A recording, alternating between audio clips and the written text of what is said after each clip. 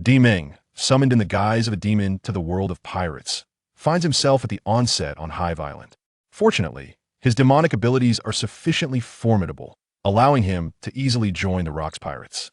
His initial skill, the creation of the elixir of immortality, grants eternal youth and life to those who partake of it.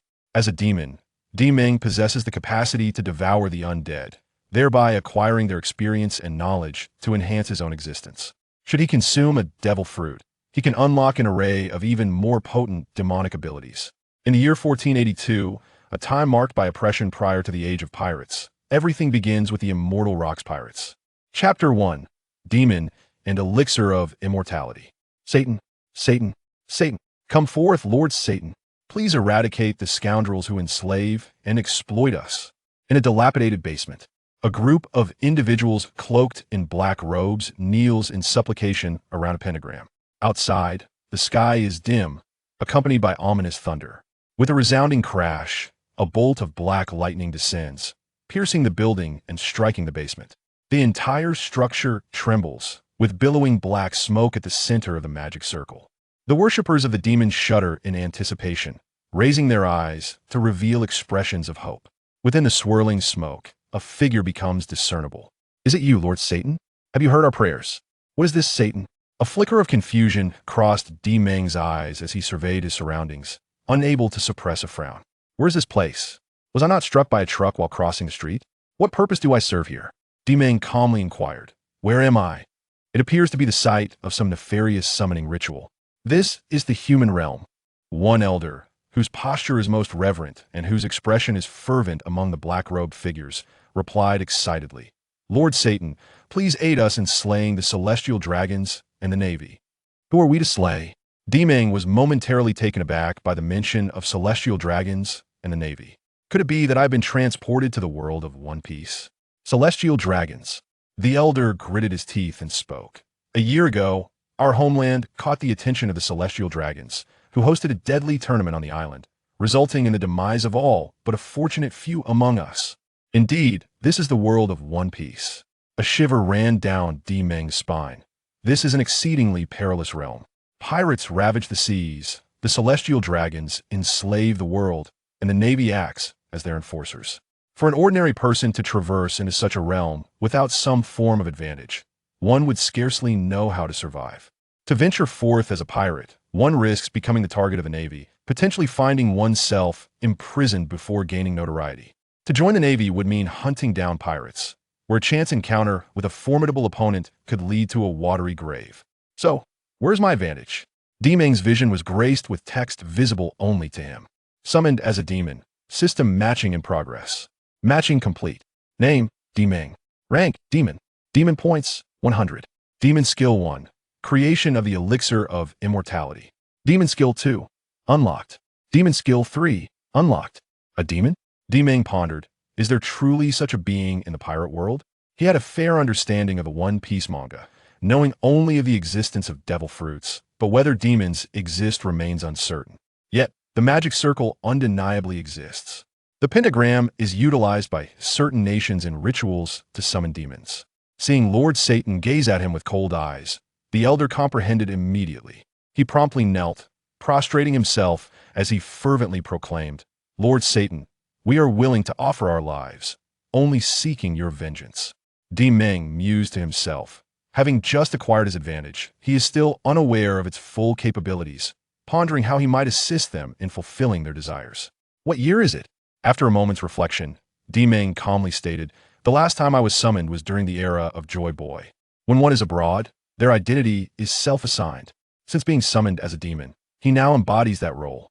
The elder promptly responded, Great Lord Satan, it is the year 1482 of the Sea Circle calendar.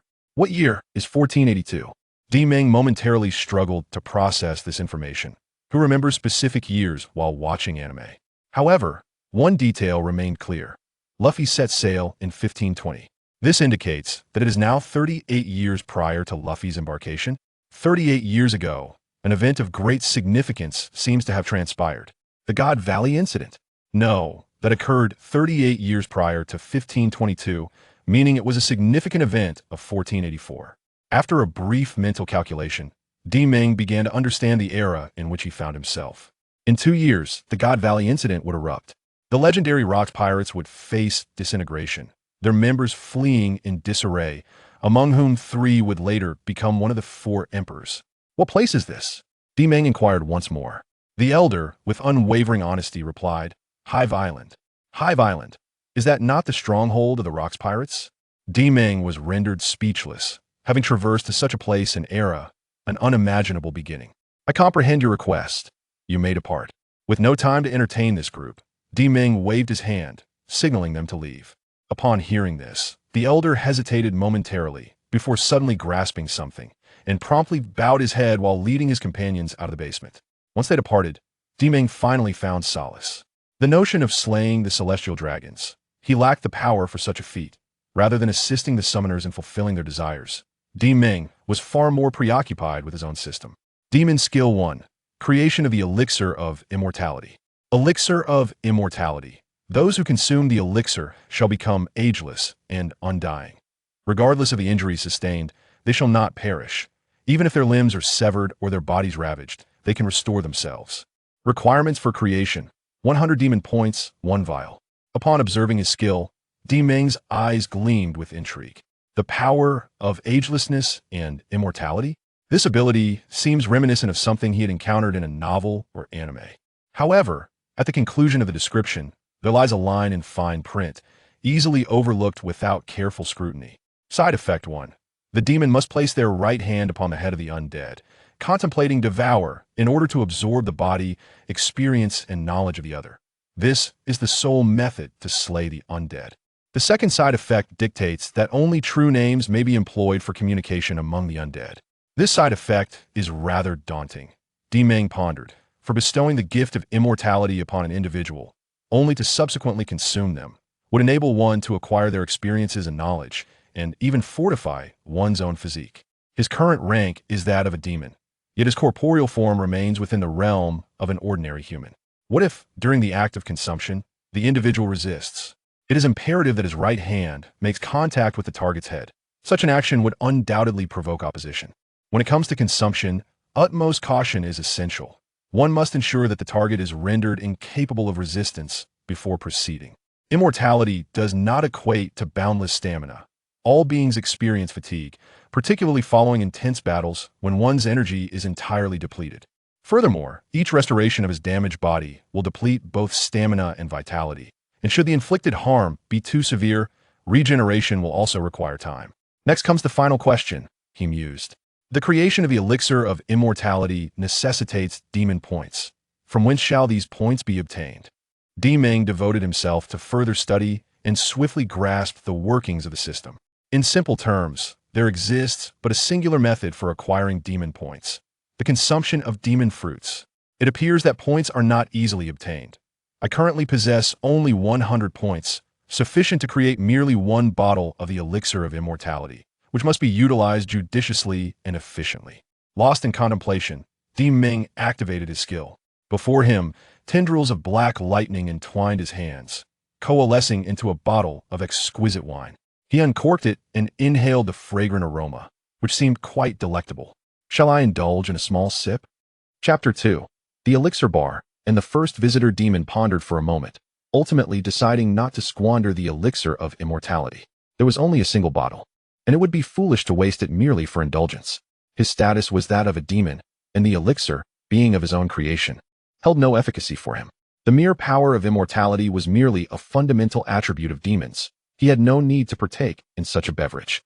A similar ability was possessed by him, who could bestow immortality upon others, and even had greater control than Dimon himself. This led Dimon to speculate. Could him also be a demon? Unfortunately, when he traversed into this world, the saga of One Piece was still ongoing, leaving him in ignorance of M's true identity and strength. While lost in thought, the previously encountered old man in the black robe returned, accompanied by a young and beautiful woman. "My lord Satan, we have prepared a sacrifice for you." The old man knelt before Dimon as he entered, presenting the woman. "This maiden is a pure virgin, the princess of our nation. We implore you to accept her, and we beseech you to avenge us." The woman, too, knelt down, her expression resolute, seemingly prepared for her fate to be devoured by the demon. Dimon found himself at a loss for words. unsure of where to begin his derision.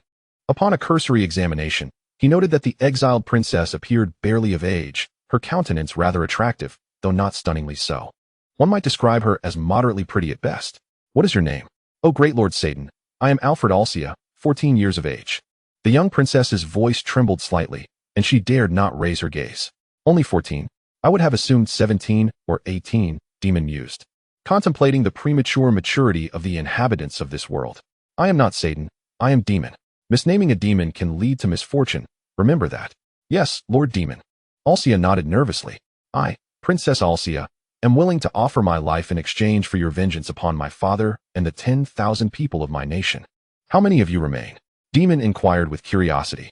The celestial dragons slaughtered an island every 3 years, and during their hunting tournaments, they would seal off entire islands with the navy. How had these people managed to escape? There are only 13 left. The old man replied with indignation. My Lord Dimon, I am Locke, the captain of the King of Tide's royal guard. I barely escaped with the princess after leading my men to protect her. The rest have perished. The navy continues to pursue us. We fled to Hive Island just to survive.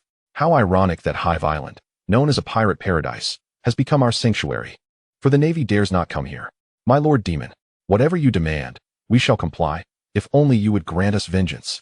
Dimon had little interest in their tragic tale. While he might not mind avenging them if he were invincible, they were ultimately just strangers to him. He possessed a modicum of sympathy, but not in excess. There is no need for a sacrifice. What peculiar misconceptions do you hold about demons? Demons do not consume humans. At least, I do not. He waved his hand dismissively. I require a tavern. It need not be large. Prepare one for me. Princess Alcia felt a subtle sense of relief. No one wished to die. The old man Locke rejoiced, for it was not the demon's demands that instilled fear, but the silence of the demon itself. As long as they served the Lord of Demons well, their hope for vengeance remained alive. Understood, my Lord Dimon. I shall prepare it immediately. Your Highness, please attend to Lord Dimon. A week later, a small tavern appeared on Hive Island, nestled in a remote corner of the island. Locke would have preferred to purchase a larger establishment, but they were devoid of funds. After a year of fleeing, all the gold and jewels they had carried had been sold, leaving them only capable of acquiring a modest abode, which they hastily converted into a tavern. As a pirate haven, Hive Island boasted numerous bars, run by descendants of pirates.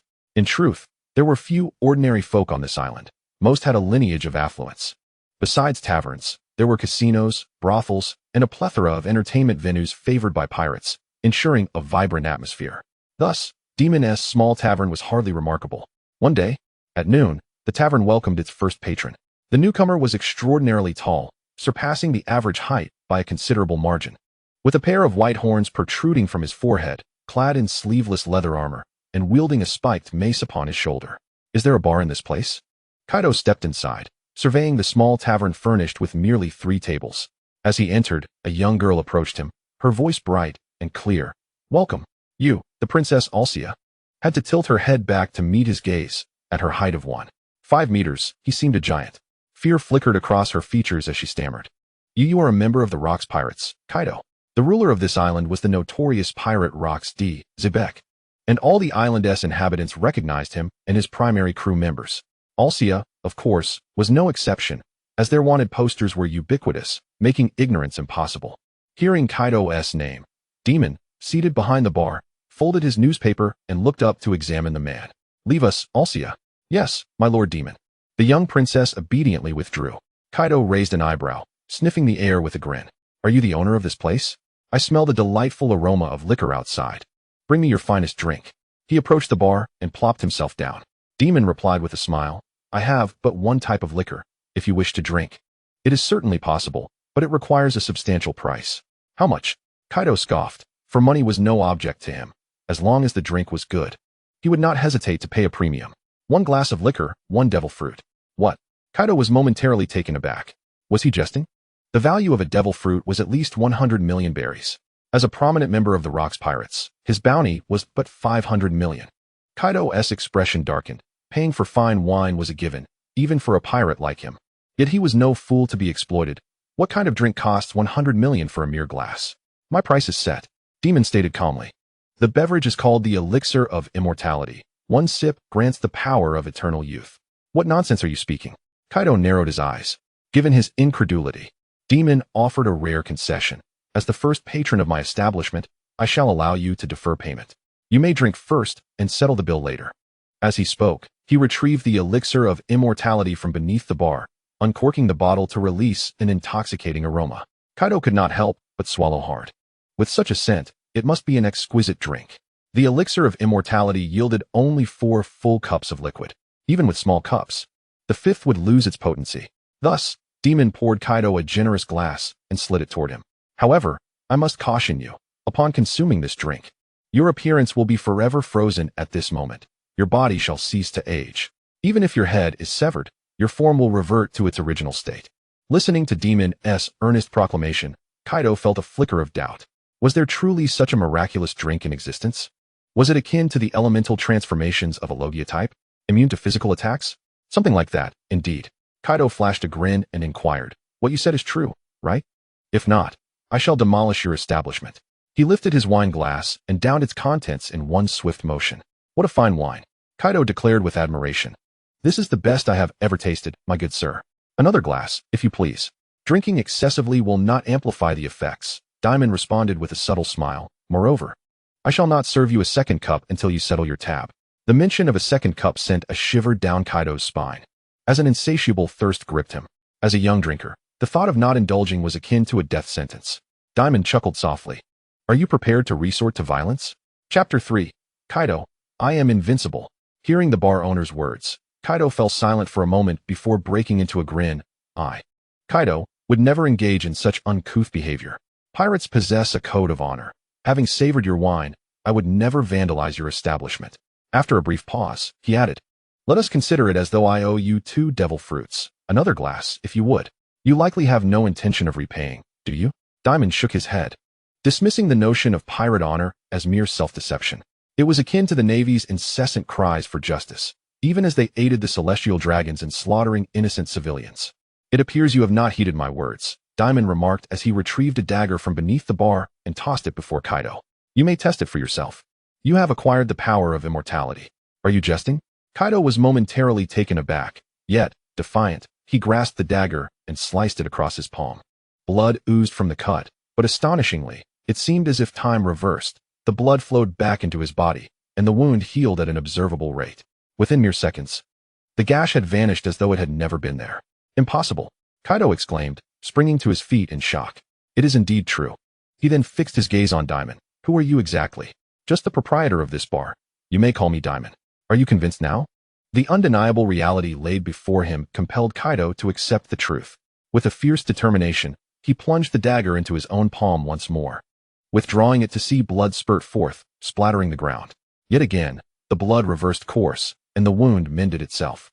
"It takes a moment longer. But the difference is negligible," Kaido deduced in astonishment. "The more severe the injury, the slower the recovery?" "Indeed," Dimon affirmed. "Even if your heart were pierced or your head severed, you would still return to life." Dimon nodded in thought, recognizing Kaido's boldness. He was willing to inflict harm upon himself merely to test the limits of his newfound abilities. The elixir of immortality, however, did not grant immunity to pain. The agony remained palpable. "Oh ho ho, this is truly an invincible power." Kaido could not contain his laughter, but then a thought struck him, and he fixed an intense stare upon Dimon. "Having drunk your wine, I want to become a landlubber, will I?" "Not at all. I have yet to consume a devil fruit. Will there be opportunities in the future?" "That is not contradictory." "Oh ho ho, thank you, good sir. I shall procure a devil fruit for you right away. Wait for my return." With an exuberant spirit, Kaido turned and burst through the door, eager to validate the extraordinary capabilities he had just acquired.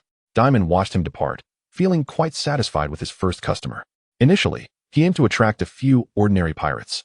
Yet he had not anticipated that Kaido would be lured in by the allure of the wine. Kaido was likely in his early 20s.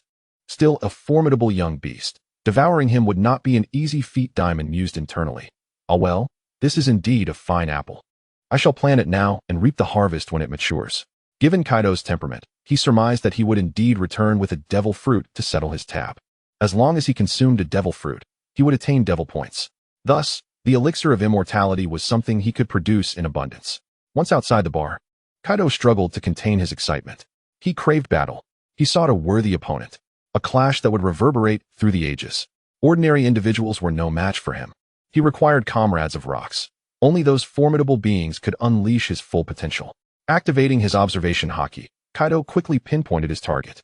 He leapt into the air, landing upon a rooftop, and with a few agile bounds, he made his way toward the intended adversary. Meanwhile, Whitebeard was leisurely strolling through the streets when he suddenly sensed a potent aura of malice approaching. Newgate. Whitebeard pivoted sharply, only to behold Kaido descending from above, wielding his kanabo imbued with armament haki, mercilessly aiming it at Whitebeard's head. Thunderbagwa, what are you doing? Whitebeard frowned, countering with a punch. Quake. Boom. The shockwave generated by the tremor fruit intercepted Kaido's strike, the violent tremors overwhelming Kaido's defenses. In an instant, Kaido was sent hurtling backward, blood spewing from his mouth.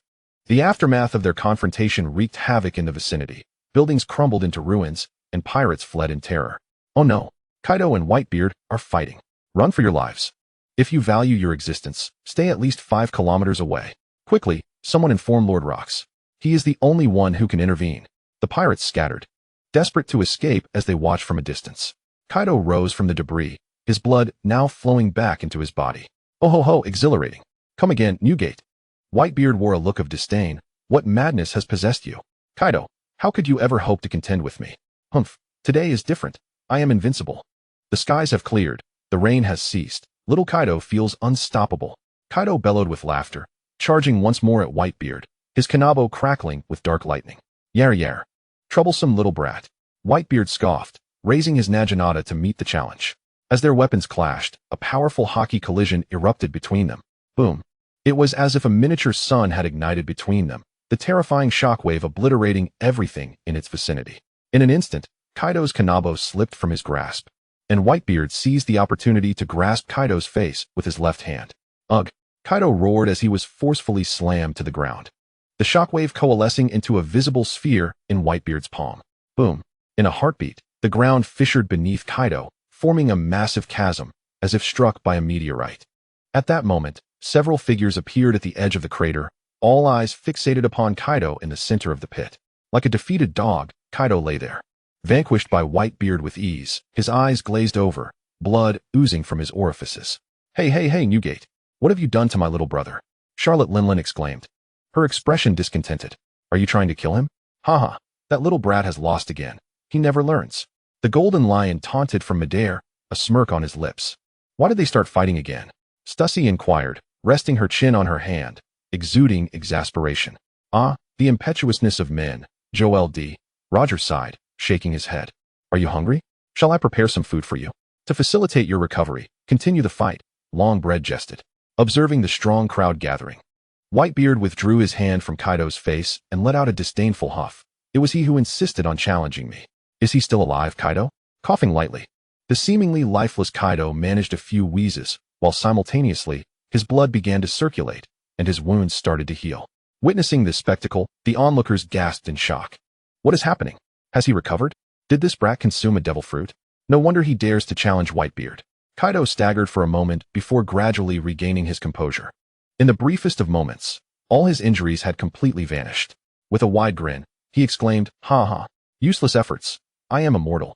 Pausing for a moment, a fierce aura erupted around him like fire, soaring into the heavens. Continue, Newgate.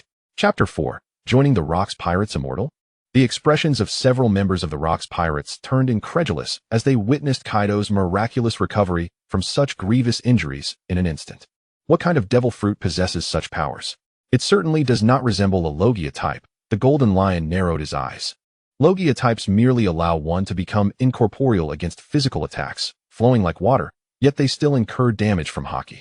I have heard of a mythical Zoan-type fruit known as the Phoenix, which bears some resemblance. Longbread stroked his chin thoughtfully. Is that so?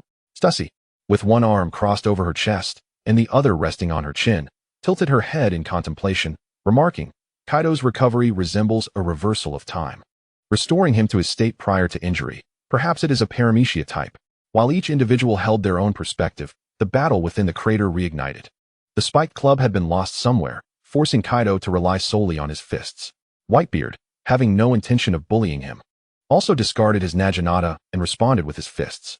The two engaged in a fierce exchange of blows, haki clashing against haki, as dark lightning radiated outward from their point of contact, resembling a vast, black spiderweb that spread in all directions.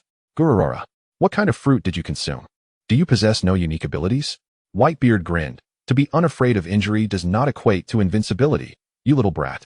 Humph, that's sufficient. With that, the two launched a flurry of punches at each other. Kaido's fists moved at an astonishing speed, creating an illusion of multiple arms appearing instantaneously. Bang, bang, bang. A series of rapid punches struck Whitebeard's chest, only managing to push him back a mere step. Ugh! Suddenly, Whitebeard roared, his right fist enveloped in Conqueror's haki, breaking through Kaido's guard and landing a powerful uppercut that struck Kaido's chin from afar. Boom!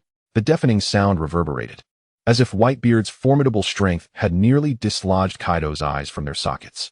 The latter was sent soaring into the sky like a cannonball. Oh, that was quite a heavy blow, Duroliosa remarked, gazing upwards at the airborne Kaido. He's just an intern.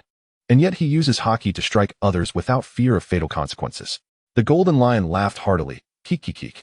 Isn't this little brat claiming to be immortal? Surely he won't die? The swirling Conqueror's haki wouldn't be an issue. It remained a mystery where this little brat's confidence to provoke Newgate originated. Longbread shook his head disapprovingly.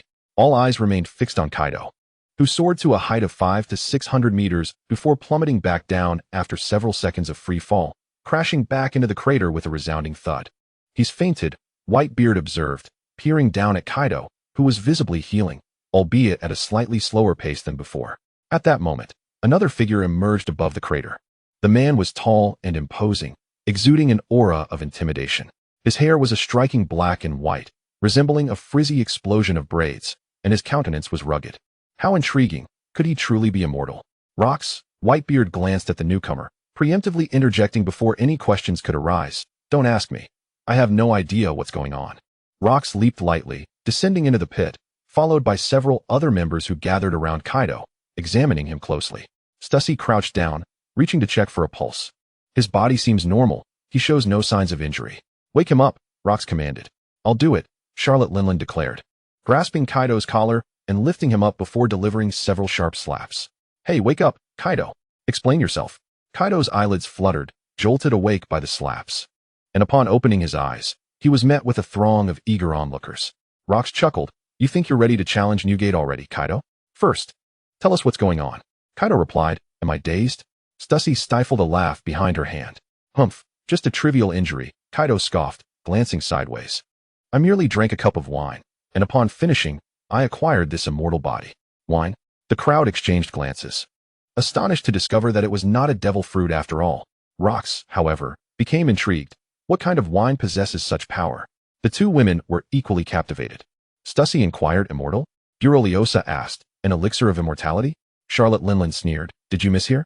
It's not just immortality. The crucial part is being unkillable. You, who pop out children like popcorn, could never understand the struggles of a woman's youth. Duroliosa shot her a disdainful look. Stussy lost interest in the argument and pressed. Where is this wine, you little brat? The wine is called Elixir of Immortality, found at a newly opened tavern. At the mention of the Elixir of Immortality, Kaido felt his craving for alcohol rise, though he lamented its exorbitant price. Take me there, Rocks said, his interest piqued.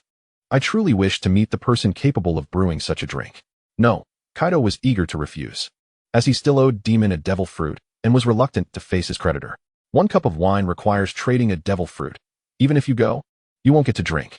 Kaido grinned, suddenly struck by a brilliant idea. I could take you there, but first, you need to procure a devil fruit for me. You little brat. Stussy's eyes narrowed dangerously. In turn, Duroliosa squinted suspiciously. Kaido was met with a punch from Charlotte Linland. A cacophony of blows ensued, as the Golden Lion and others joined in the fray. After all, he couldn't die. In the blink of an eye, he would recover, allowing them to strike freely. At the elixir bar, the Princess of Sound was busy polishing tables and chairs. Despite the lack of patrons, the young girl felt restless if she did not keep herself occupied. Dimon sat behind the bar, perusing a newspaper filled with past news. He had certainly heard the commotion outside and presumed it was Kaido, emboldened, engaging in a brawl with others. Ho ho ho, boss, I'm back. The familiar laughter echoed as Kaido pushed open the butterfly door and stepped into the bar. Hey Kaido. Alcia gasped in surprise, quickly stepping aside. Dimon did not lift his head. Here for another devil fruit? You sure are swift with your actions. Kaido's smile faltered. Acquiring a devil fruit was no easy feat, my apologies, boss. But we currently do not possess a devil fruit. That was not Kaido's voice. Only then did Dimon raise his gaze, and upon seeing the stranger's face, A name instantly popped into his mind. Rocks D. Zebek, the sovereign of Hive Island.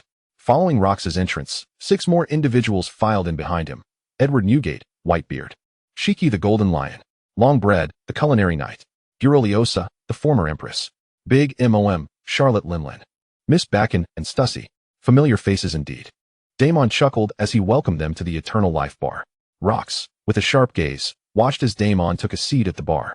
No sooner had he settled than he bluntly inquired, "Boss, would you be interested in joining our Rocks Pirates?" "Certainly." Chapter 5. The Plan to Plunder the Celestial Dragons. Dimon's sudden agreement took Rox by surprise.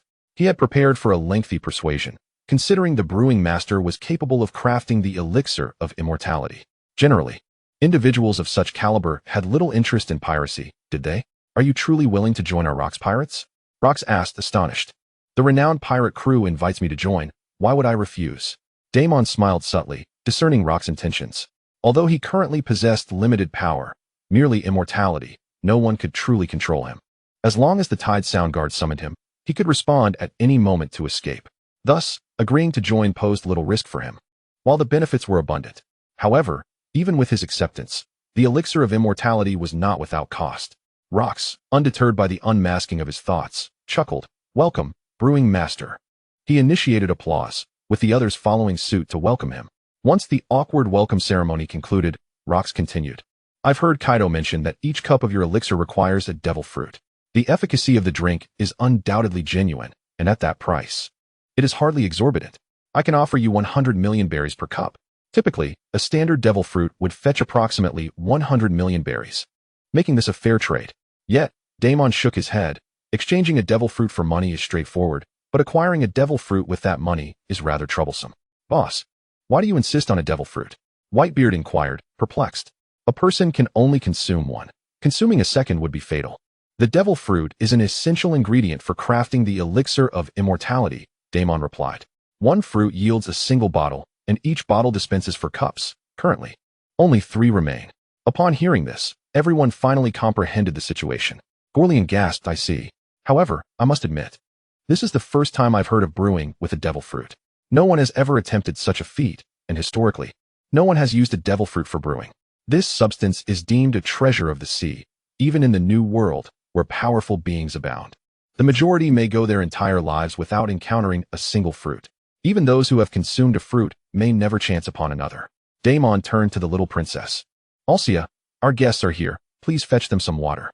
"Yes, Lord Dimon." The Tide Sound Princess hurriedly complied, pouring water for Rox and his crew.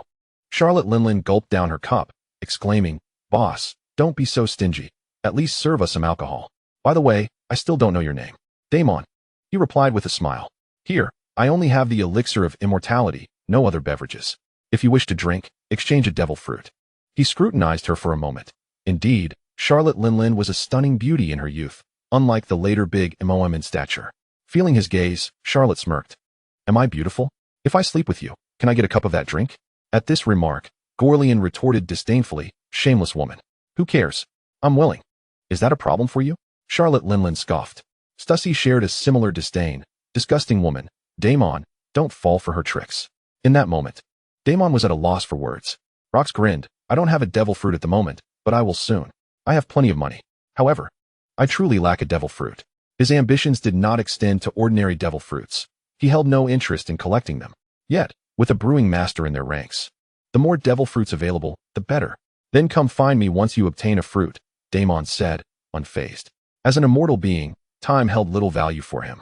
Rox extended a finger, his expression wild and manic. "Don't say that, Dimon. I have a plan. Do you know where the easiest place to acquire a devil fruit is?" "No, rather, whose hands possess the most devil fruits?" Dimon raised an eyebrow. "You plan to plunder the celestial dragons?" "Precisely," Rox exclaimed, a mad grin spreading across his face. "Those world nobles possess numerous devil fruits. As pirates, we can simply seize what we desire. The celestial dragons, descendants of the 20 royal families that founded the world government 800 years ago. Not only is it an offense to rob them, but merely encountering a celestial dragon without kneeling or daring to meet their gaze is considered great disrespect. To even brush against them could invoke the wrath of an admiral. What a brilliant idea," Dimon commended. "Go forth and seize as much as you can. I will prepare fine wines to host your return."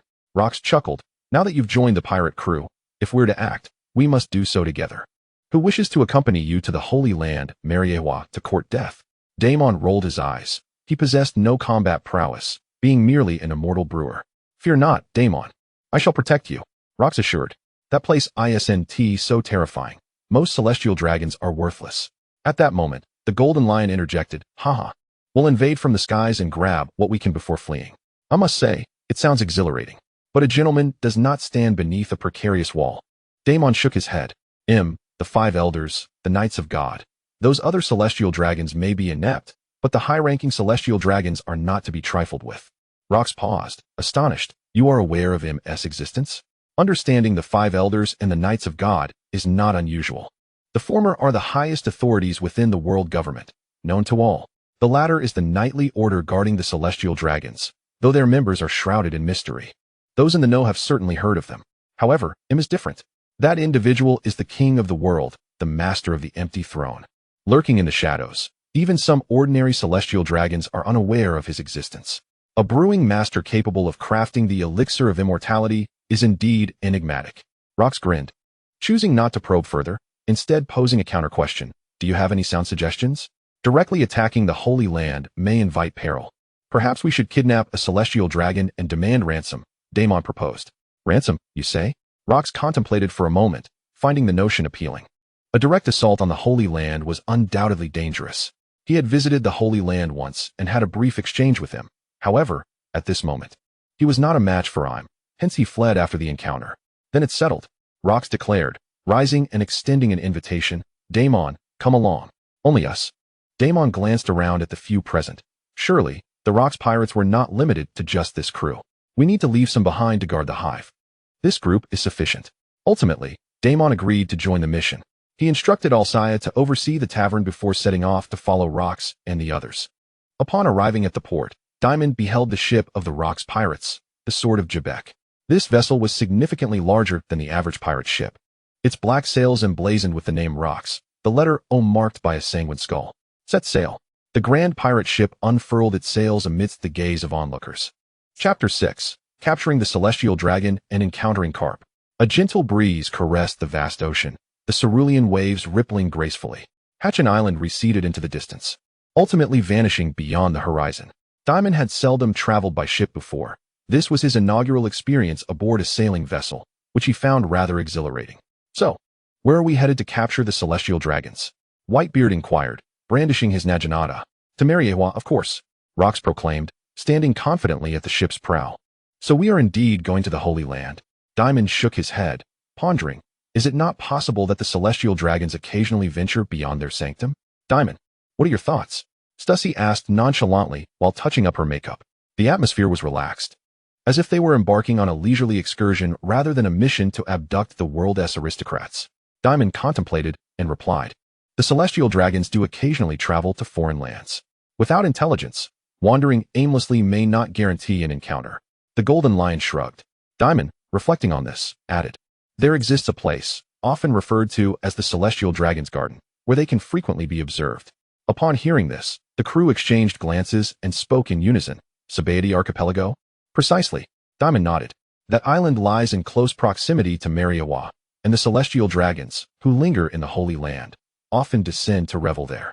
We are bound to encounter them. Garoliosa mused. Indeed, it is quite near, but the Sabaody Archipelago is also close to the Navy headquarters. If the Rocks Pirates make an appearance there, we would confront the Navy within half an hour. Dimon pointed to himself, asserting, I can go ahead. And upon spotting a celestial dragon, I shall contact you. At that moment, you can descend like divine reinforcements, capture them, and flee. Let us proceed with this plan. Rocks declared, turning his back to the crew while seated at the ship's prow. Shiki, I entrust this to you. Understood, but I demand a higher ransom. The Golden Lion grinned, slapping the deck. Snake. Boom. The Sword of Jebek trembled violently, then suddenly lifted off the surface of the water, soaring into the sky. Witnessing this spectacle, Dimon couldn't help but feel a twinge of envy. The float fruit of the Paramecia type is truly remarkable. Among the myriad of devil fruits, it was his favorite, though he would not necessarily choose it if given the opportunity to consume one. I'm feeling a bit seasick. I think I'll head to the cabin for a while, Dimon offered as an excuse to depart. Upon entering the cabin, he found a spacious area replete with various furnishings.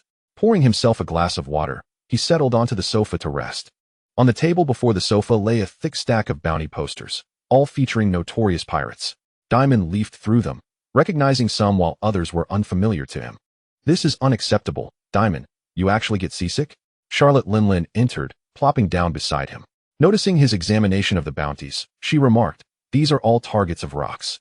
He enjoys acquiring crew members, even captains, through the Davy Back fight game. It's a sort of recruitment contest among pirates, conceived by the notorious pirate Davy Jones, whom Rocks idolizes. The losers must pledge their lifelong loyalty to the victor, including powerful members like Whitebeard and the Rocks Pirates. Dimon returned the bounty poster and glanced at Charlotte Linlin. I merely wish to rest. I do not suffer from seasickness. No sooner had he spoken than Charlotte Linlin, as if a close friend, threw her arms around him. You are far too slender. A man cannot be so frail. Dimon thought. How amusing that at 6 feet 1 inch tall, I am considered small. Yet, in comparison to Charlotte Linlin, he indeed appeared quite slight. I am a true human, unlike you. Perhaps you have some giant blood in your ancestry. I cannot say. My parents were ordinary humans who abandoned me at a tender age, Charlotte Linlin replied, leaning in closer, her tone dripping with allure.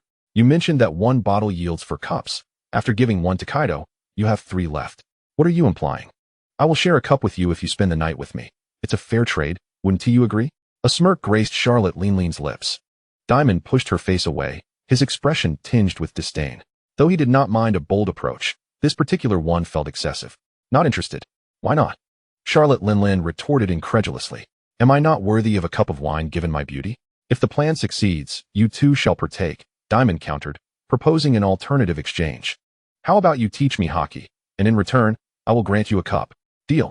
Before the word deal could escape his lips, a figure suddenly sprang forth from behind the sofa. I can teach you too, Garoliosa declared earnestly. I was once the captain of the Kuja Pirates, and our tribe has a highly systematic approach to hockey training. Charlotte Linlin glared at the intruding woman. Garoliosa, brazen hussy, I knew you would come to seduce him. Garoliosa scoffed, her gaze dripping with scorn. Don't be fooled, Dimon. She births children like popcorn. Mind your own business. Enough, it seems we must settle this with a duel. Who is afraid?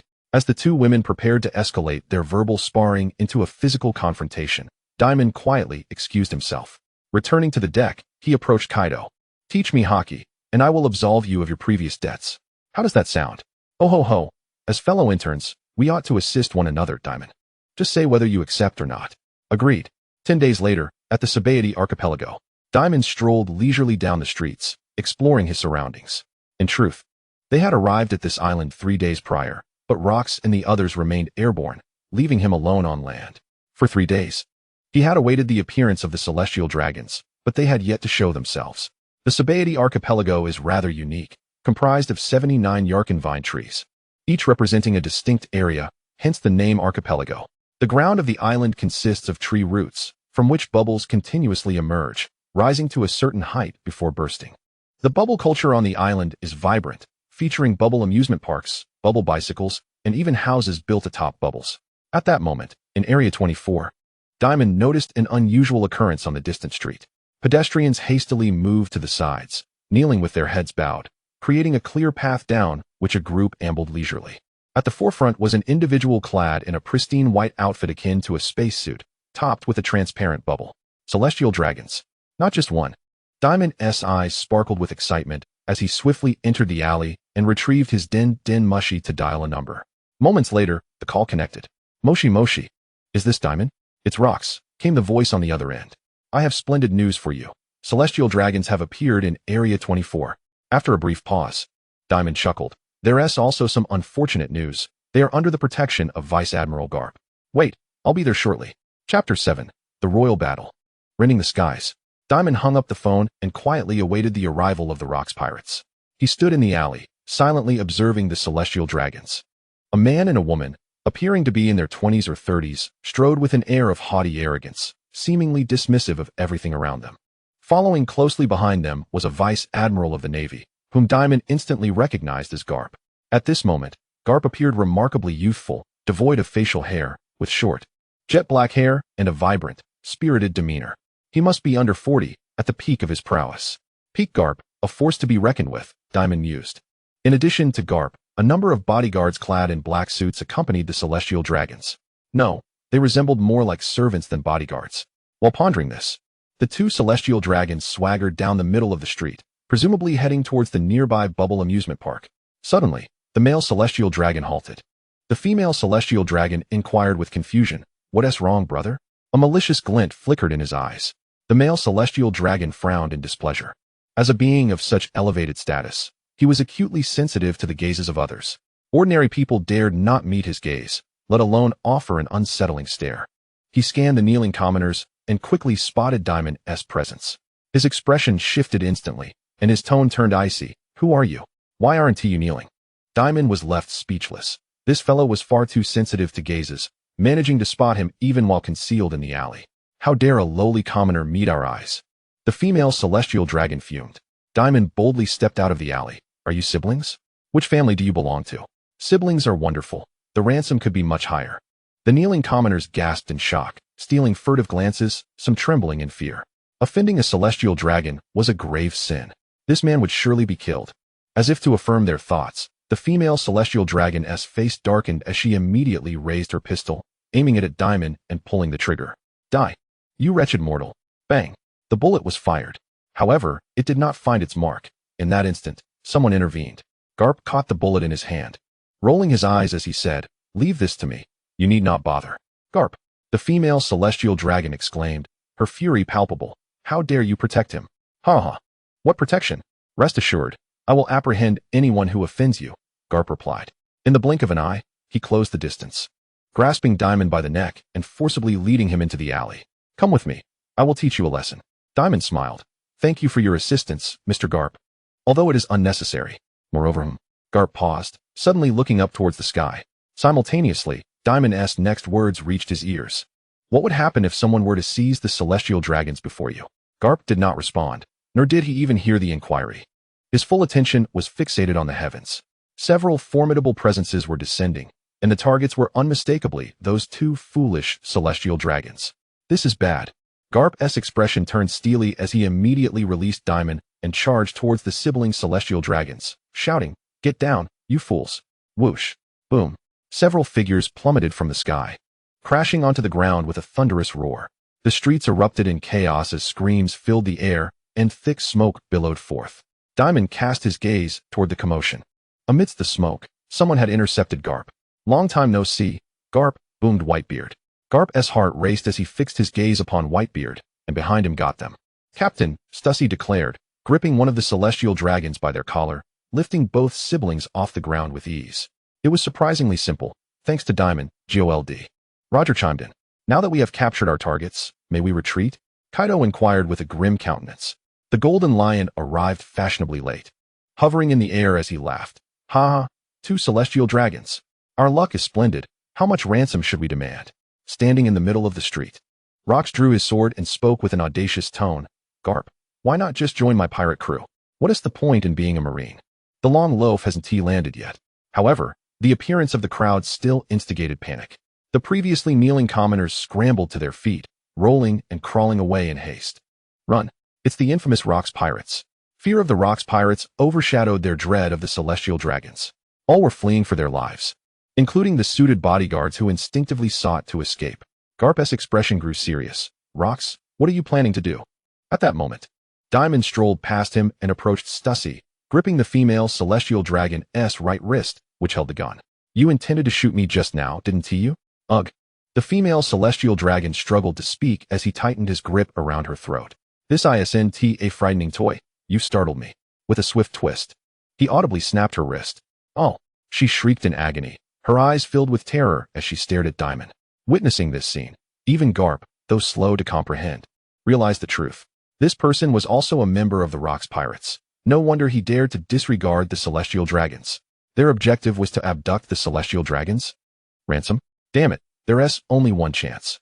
I can only attempt to save one. Garp thought to himself, not hesitating for an instant. He bent his knees slightly, and, in the next moment, surged forward.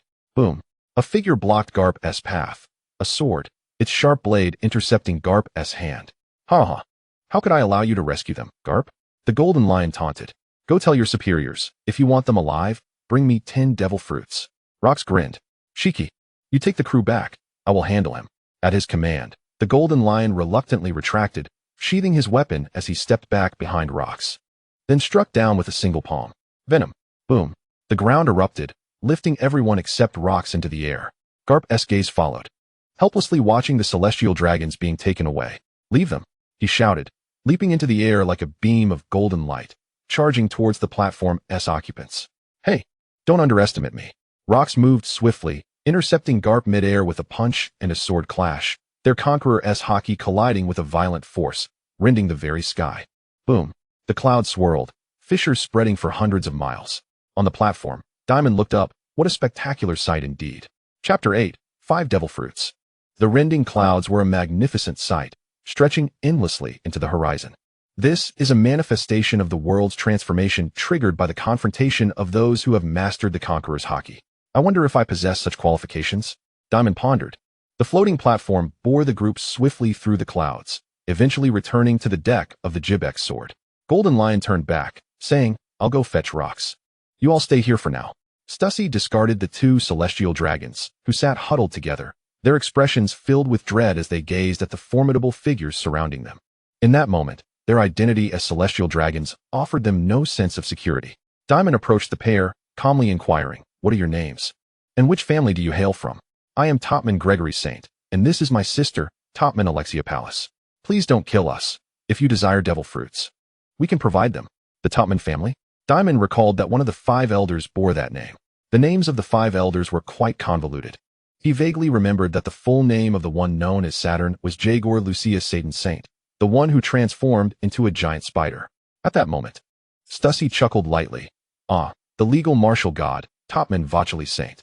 It seems our luck is quite favorable. Upon hearing this, Dimon immediately understood it was the one from Mercury, sporting a handlebar mustache, who transformed into a large warthog. You must have a den mushy on you, right? Duroliosa pointed at them, as the serpent coiled around her arm slithered toward the 2 celestial dragons. The pair trembled in fear, paralyzed and unable to move, allowing the snake to search them. Moments later, the serpent emerged from the male celestial dragon's pocket, clutching a den mushy. Charlotte Lingling narrowed her eyes and threatened, Make the call. Contact your elders and prepare the ransom. Meanwhile, a tremendous roar resonated from below, the aftermath of the clash between 2 king-level powerhouses reverberating even to the clouds above. Dimon refrained from further involvement, instead walking to the ship's edge to survey the tumult below. Unfortunately, the clouds obscured his view. He could only see a vast ocean of clouds, unable to witness the battle beneath. The intense rumbling continued, and with each wave of Conqueror's haki, an ordinary person would likely have long since succumbed to unconsciousness. Dimon, however, remained unfazed. The residual energy had no effect on him due to his demonic stature. A few days prior, Kaido had taught him about haki, and although he had attempted to learn, he had not achieved significant results in such a short time. Suddenly, 2 figures broke through the clouds and landed on the deck. Rocks sheathed his blade and swiftly commanded, We must retreat. A stalemate with Garp 1T yield results. And the Navy headquarters reinforcements will be arriving shortly. This is troublesome. At the same time, on the Shabandi archipelago, Area 24, Garp stood atop a pile of ruins, gazing skyward. Through the perception of observation haki, he sensed the rapidly retreating auras of Rocks and his group. We want to be able to catch up. We must contact the higher-ups first. Meanwhile, less than half an hour's journey from the Shabandi archipelago, at the Navy headquarters, on the top floor of the fortress-like headquarters building. In the marshal's office, Steelbone Kong glared at the den mushy, shouting, Are you an idiot, Garp? How could you allow them to abduct a celestial dragon right before your eyes? Garp's resigned voice came through the receiver. What could I do? That's half of the Rocks Pirates. Rocks, that bastard again. Kong lamented, rubbing his forehead in pain. A decade ago, he killed an admiral at the World Conference. And that position is still vacant. That despicable scoundrel is now targeting the celestial dragons. What shall we do next? Garp sighed. They're demanding a ransom of 10 devil fruits. 10 devil fruits. Kong gasped. Where am I to procure that many? If the Navy had such resources, they would have already been used to reward promising newcomers. This is beyond my control. I will contact the government and see what they say. After hanging up the den mushy, Kong promptly dialed the number for the 5 elders. Upon connection, he was about to explain when a cold snort interrupted him. This is a grave blunder on your part, Navy. Kong, you bear the responsibility. Vacheli Saint. Kong paused, recognizing the voice, and replied apologetically, It appears you already know. Humph.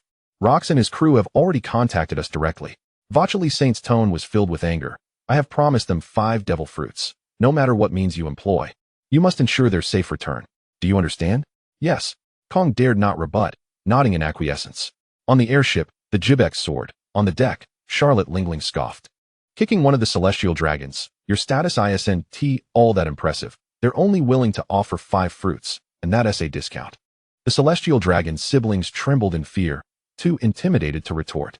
Dimon also felt that the world government was being rather stingy. The celestial dragons surely possessed more devil fruits. They were even willing to use devil fruits to feed slaves, yet the ransom offered was merely 5. Rox, however, was unfazed and instead expressed interest. They offer half. We shall offer half in return, and when the time comes, we can take their legs back. Haha, splendid idea. Golden Lion wholeheartedly agreed. Whitebeard, uninterested in the matter, remained silent, but Stussy interjected, there's no need to take their legs. Trading for just one person and leaving another isn't a bad deal. Listening to the conversation of these ruthless individuals, the celestial dragon's siblings were nearly paralyzed with fear. Dimon felt compelled to intervene, stating, allow me to voice a fair perspective. Everyone turned their attention to him. Dimon continued, there is a principle of lending and repaying. We must maintain our credibility. If we return them this time, negotiating the next capture will be much easier. Do you even hear what you're saying? Is this your idea of fairness? Kaido thought to himself. As the group continued to discuss the current ransom, while Dimon was already contemplating the next opportunity. However, he found it amusing. That makes sense. Celestial dragons are valuable resources.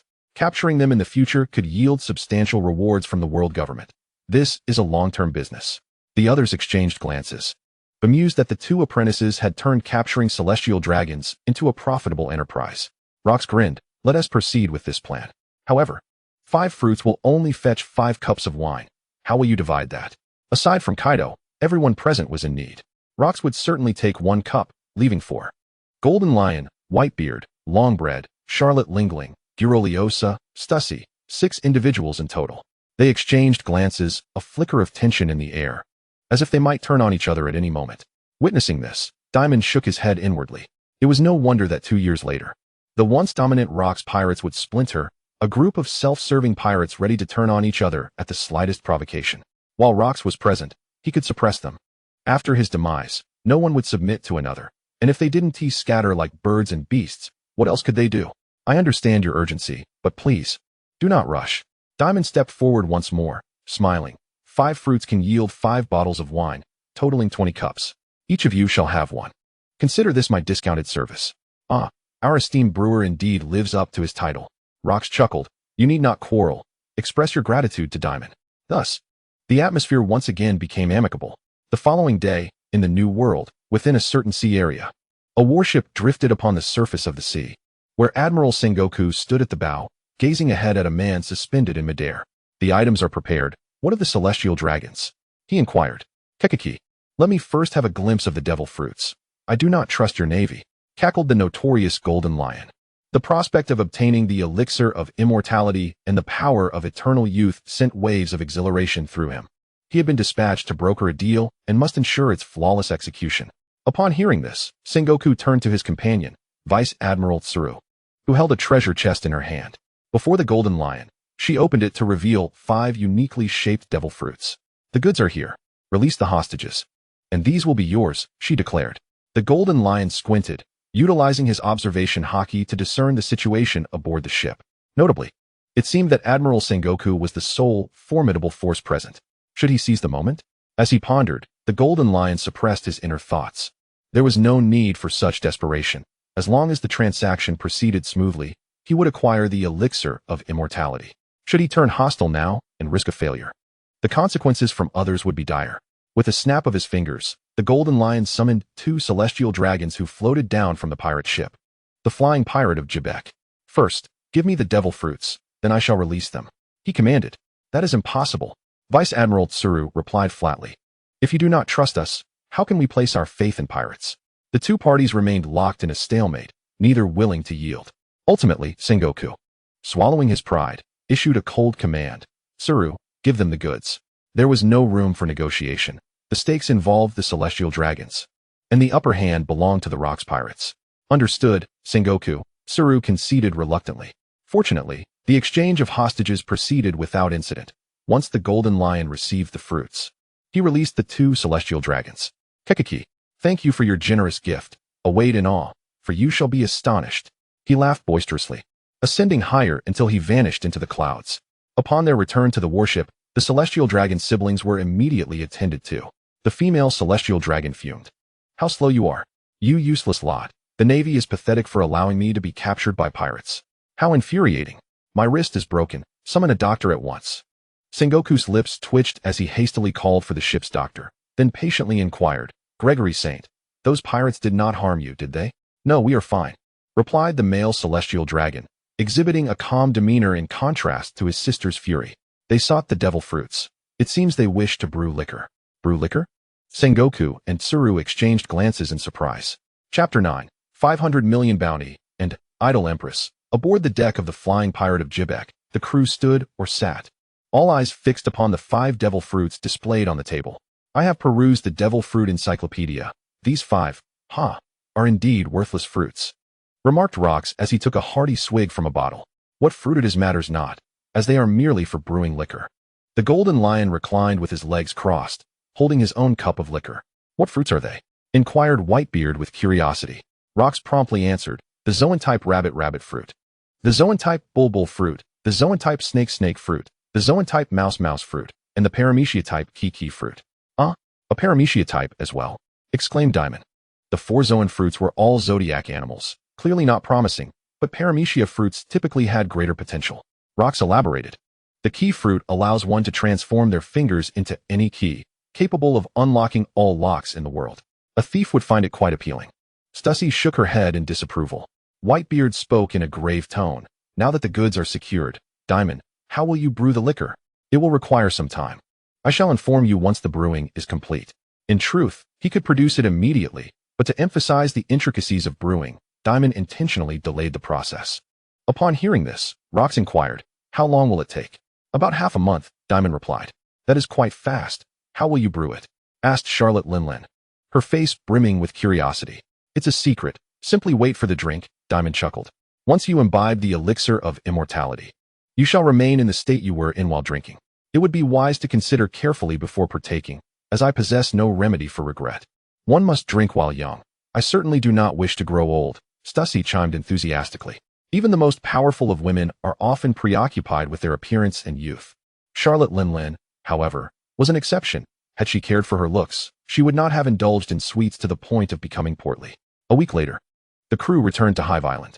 The 5 devil fruits were handed over to Dimon, who was a remarkably magnanimous pirate, trusting his crew without suspicion. He confidently entrusted the fruits to Dimon, unbothered by the thought of him fleeing with the spoils. Dimon, of course, had no intention of fleeing, as he would continue to rely on the Rocks Pirates for future devil fruit collections.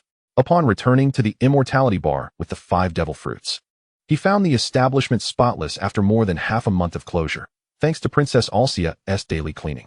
Master Dimon. Upon seeing him return, the energetic Princess Alcia rushed forward to greet him. What brings you such joy? I saw the newspaper, Master Dimon. You captured celestial dragons. And now the news has spread throughout Hive Island. Suddenly recalling something, she hurried behind the bar to retrieve a newspaper, from which she extracted a wanted poster. Master Dimon, your bounty. I'm wanted and you're so pleased? Dimon shot her a bemused glance, taking the wanted poster and grimacing further upon reading it. Brewer Dimon, member of the Rocks Pirates. Extremely wicked.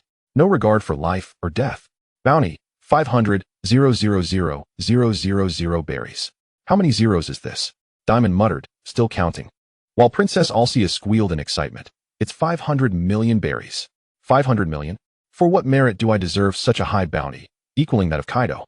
Dimon internally complained as he scrutinized his wanted poster, growing increasingly discontent. When was this photo taken? It seems to have been snapped during my encounter with the celestial dragons, with half of Carp's figure visible in the background. The photographer had done something noteworthy. He hadn't even noticed being captured on film. Dimon returned the wanted poster to Alcia. Just discard it. What? No. I want to hang it up, she exclaimed. Suit yourself. The bounty figure was undoubtedly inaccurate. Who receives a first bounty of 500 million? Dimon pondered that perhaps it was due to his act of snapping the arm of the female celestial dragon, leading to this excessive bounty in retaliation.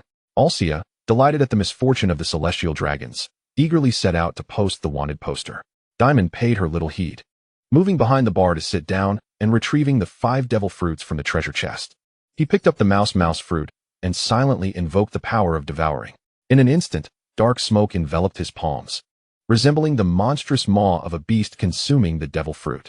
As the fruit vanished, the black smoke flowed into his hands.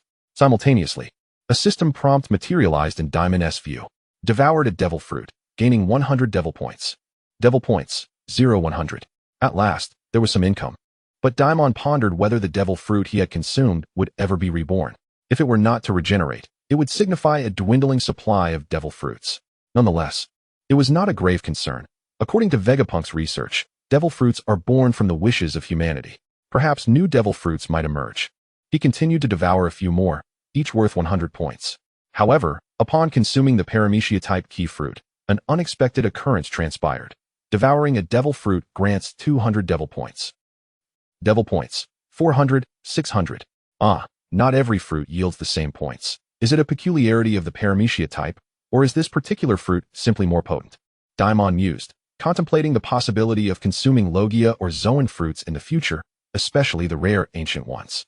With 600 points accumulated, he could craft 6 bottles of elixir of immortality, totaling 24 cups, and combined with the 3 he had left, it meant he could create 27 undead beings.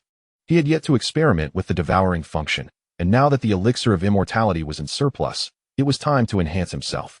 As for unlocking new devil skills, that required 1,000 devil points, which he currently lacked, so he set that aside for the moment. Next, he needed to identify a target for devouring. He would not disturb the members of the Rocks Pirates just yet. In his thoughts, Dimon concocted a bottle of elixir of immortality. Devil points, 600, 500. Half a month swiftly passed. During this time, the Golden Lion visited the elixir bar daily, inquiring about the brewing progress. Dimon found him somewhat bothersome, as he could only respond with vague assurances of its coming along. Until one fateful morning, right as the bar opened, the Golden Lion burst in, exclaiming loudly, "Dimon, has the wine matured yet?" Soon, Dimon replied with a weary tone. Hearing this, the Golden Lion's spirits plummeted as he lamented, "It's truly difficult to procure a drink from you. Forget it, I'll go to Shaki's bar for a taste." Wait. Dimon grabbed him. Shaki's bar? You don't know? The Golden Lion replied in surprise, "The Idol Empress runs that bar. You could say you are in the same business." "I know Shaki, the captain of the Kuja Pirates. Is that her?" Dimon recalled. "That was 2 years ago. The current captain of the Kuja Pirates is someone else." Dimon truly did not know. When he watched the anime, he could hardly remember such details clearly. He was well aware of the Kuja Pirates, having heard of their illustrious 4 generations of empresses, each a renowned beauty. The first, Gold, Roger, now a member of the Rocks Pirates. The second, Shaki, celebrated as the idol of the seas, with fans worldwide. The third, Toritoma, the current empress and captain. And the fourth, Boa Hancock, destined to be the world's most beautiful woman, yet to be born. An idol?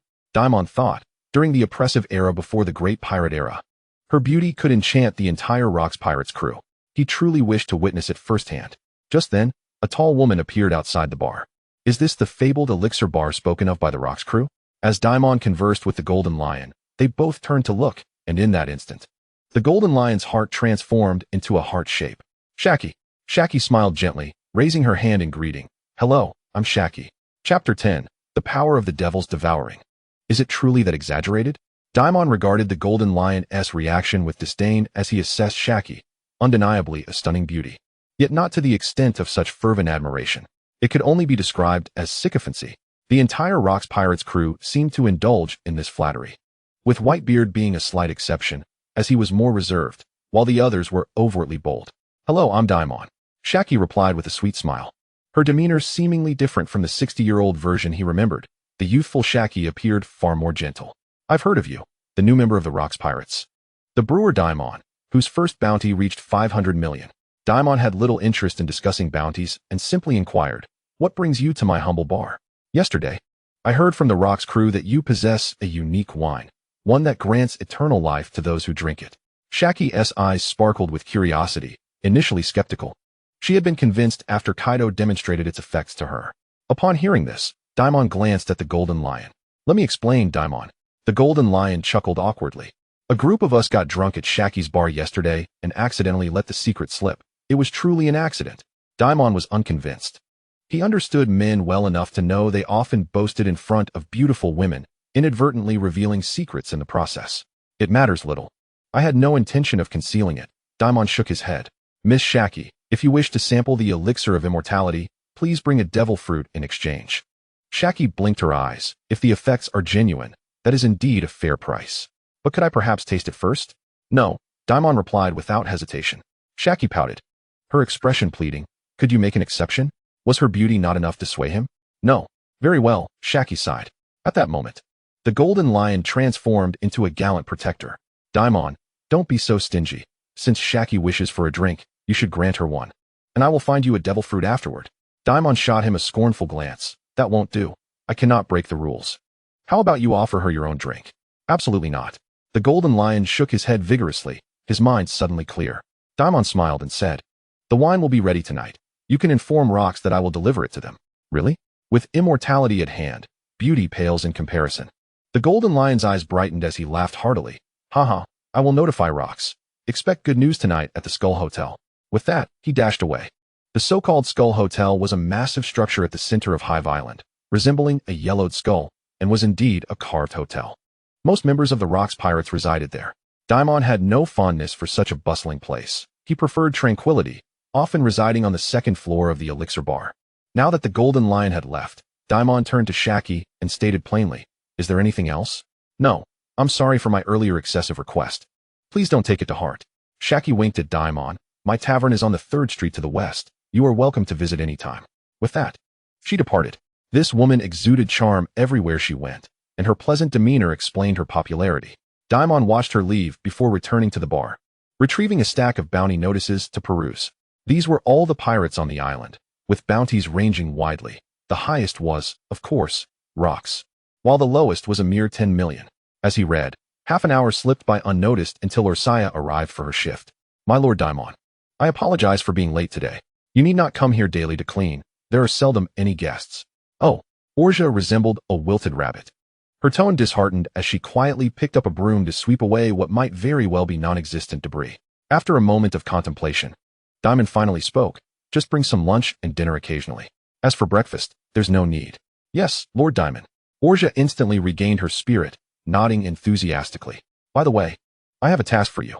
Dimon extracted a wanted poster from a stack and handed it to her. Deliver this to Locke and have them apprehend this individual. Then confine him to the basement. Grandpa Locke. Orja took the bounty notice and scrutinized it carefully. The severed limb Monroe, a cadre of the Hell Pirates. Notorious and ruthless. Life or death is inconsequential. Bounty, 55,000,000 berries.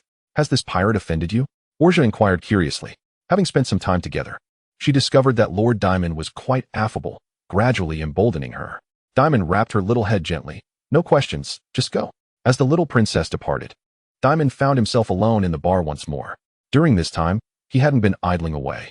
He had collected a significant number of wanted posters of bounty criminals on the island. His intention, naturally, was to devour.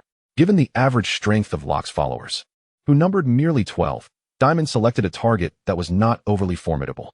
A bounty of 55 million berries was just right to test the waters and gauge the extent of the demon's devouring power.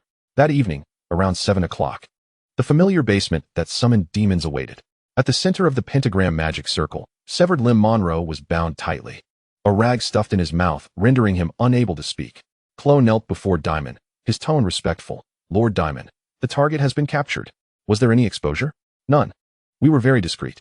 There are numerous pirates on this island, and every day someone dies or goes missing. It raises no suspicion.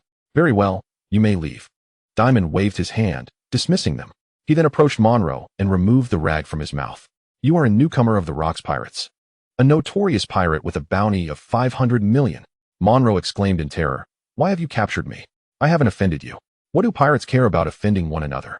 Dimon raised his hand, dark electric sparks crackling, and a vial of eternal wine materialized in his palm. He poured a glass and presented the cup filled with crimson liquid to Monroe. Drink. Ordinary people seldom have the opportunity to partake. The value of a single glass is equivalent to that of a devil fruit.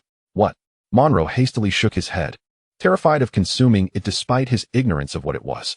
Dimon firmly grasped his chin and forced the concoction down his throat, without granting Monroe a chance to resist. He pressed his hand against the man's forehead. "Devour," he intoned inwardly. In the next moment, Monroe's entire body began to contort as if turning to dust, being absorbed by Dimon piece by piece. Terror flickered in Monroe's eyes as he struggled to survive, but he was securely bound and powerless to resist the unfolding events. Ultimately, he vanished entirely, not even leaving behind his garments. It was as if he had never existed at all. Dimon exhaled slowly, eyes closed as he silently assimilated the experiences and knowledge he had absorbed. Monroe's combat experience, naval wisdom, and all that he had traversed from the West Sea to this place became part of Dimon. So this is the power of a demon's devouring ability, he mused, slowly opening his eyes, feeling an overwhelming calm within. Erasing a pirate without leaving a trace, everything transformed into nourishment, augmenting his own strength. Dimon clenched his fist, reflecting. A significant enhancement with no apparent side effects, although digestion will require some time. Chapter 11. Harold, the Giant King approaches. After devouring Monroe, Dimon's physical attributes, grip strength, endurance, speed, and explosive power, had all ascended to a new echelon. He could now contend with 100 versions of himself from merely a minute prior. Furthermore, Monroe's observation haki was now at Dimon's command. Regrettably, this individual lacked armament haki, being merely a bounty of 55 million, and Dimon was unconcerned. What he lacked, the next target would possess. It was time to deliver the wine. Departing, Dimon soon encountered Old Man Locke entering to address the aftermath, only to be taken aback by Monroe's absence. Gone. Locke furrowed his brow deeply. He had been stationed outside, and the basement had no other exits. Hence, there could be only one conclusion. Dimon had consumed him. Chloe felt no fear. Instead, he was invigorated. A demon consuming humans is what a demon does. As long as Lord Dimon is with us, our title-sound kingdom shall inevitably take revenge on the celestial dragons. At the Skull Hotel, in the banquet hall atop the building, Dimon arrived bearing 2 bottles of eternal wine, finding the main members of the Rocks Pirates already gathered. "You've finally arrived, Dimon. We've been waiting for you." Rocks laughed heartily, rising to introduce him to the others. "This is our new member, the Brewmaster Dimon." Instantly, numerous scrutinizing gazes fell upon Dimon. He too surveyed them, noting that apart from Captain Rocks, there were 14 core members. Half of them he had previously encountered, while the remaining few were unfamiliar faces. "You are the fabled newcomer?" inquired a man with light purple hair lounging on a sofa, drinking heartily. Clearly a pirate with a penchant for alcohol. "I am John." Dimon nodded in acknowledgement and turned to the others. "I am Wang Ji. Fierce. Marlin. Call me Babel, newcomer. Kilbasta. Rocks mentioned you have a remarkable wine. Is this what you hold?" Each of them was a formidable pirate, and Dimon recognized their wanted posters. Among them, the one with the lowest bounty was the intern Kaido, sharing the same 500 million as him. "Pleasure to meet you all," Dimon smiled slightly, responding politely before approaching the long table in the banquet hall. He selected 7 glass cups and poured the eternal wine into them. As he poured, the others gathered around. Rocks gazed at the blood-red liquid. "Is this the eternal wine? This cup is mine." Charlotte Linlin unabashedly seized a glass and gulped it down. The Golden Lion was equally swift, snatching a cup and drinking it in one go. Subsequently, Whitebeard, Giroliu, Stussy, and Longbread also joined in the fray. "This flavor is exquisite." Longbread, known as the Gourmet Knight, merely took a sip, his eyes widening in astonishment. "Every cell in my body is jubilant. Ah, it's 1,000 times better than Shaki's wine. Is it truly that extraordinary?" Dimon found himself curious, having never tasted it himself. Suddenly, a blade pierced through Longbread's chest from behind, blood gushing from the wound. "That hurts, you bastard." Longbread turned, glaring at his assailant. The Golden Lion drew his longsword, only to witness blood reversing its course as wounds swiftly healed. A grin spread across his face. "Ha ha ha, merely testing the effects. If you wish to try, feel free to cut yourself." In response to the provocation, the Longbread immediately unsheathed his blade. "Enough, you 2 fools," Locke scoffed, accustomed to the brawls that erupted among his crew members.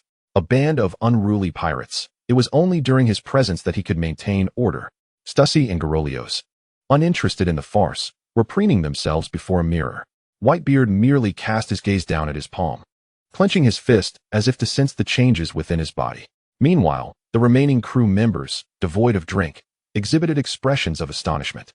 An immortal body, pierced through, yet capable of instant recovery. The few exchanged glances, collectively locking their sights on the last cup of liquor upon the table. However, none dared to seize it. Locks reached for the final cup and drained it in one gulp. "How does it feel?" Dimon inquired with a smile. observing the newly born immortal, who, in his eyes, was prime fodder. Just as Longbread had remarked, every cell in his body was rejoicing. Remarkable, Dimon, to concoct such a beverage from a devil fruit. You are nothing short of a genius. Locks laughed heartily, feeling the transformation within himself. As the last cup was consumed, the remaining crew could no longer remain still. John sniffed the air, the rich aroma of the liquor making his throat twitch. Glancing at the bottle in his hand, he suddenly found it lacking in appeal. Dimon, do you have more? Excluding us wouldn't be fair. We are comrades. Wang Ji's gaze was equally fervent. Indeed, there must be more, right? Dimon chuckled lightly. 1 cup. 1 devil fruit. If you can procure the fruit, drink as much as you desire. The mention of the devil fruit sparked a fierce glint in their eyes. As enlightenment dawned upon them, no wonder recently they had gone to capture celestial dragons. Observing this, Locke snorted disdainfully, his tone stern. If you wish to drink, be prepared with the devil fruit. No one lays a hand on Dimon, or I shall slay them. The captain's command, even when veiled as a threat, was evidently effective. Marlin lit a cigar, chuckling. Surely, there are no fools among us. Though we are pirates, we treat our brewers with kindness. It's merely a devil fruit. Just go and snatch one. Then I wish you luck. Dimon was pleased to see this. Having these individuals assist in gathering was far swifter than undertaking the search himself.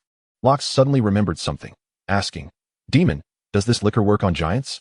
It is effective for all living beings, Dimon affirmed with a nod. Giants are no different. Is that so? Splendid.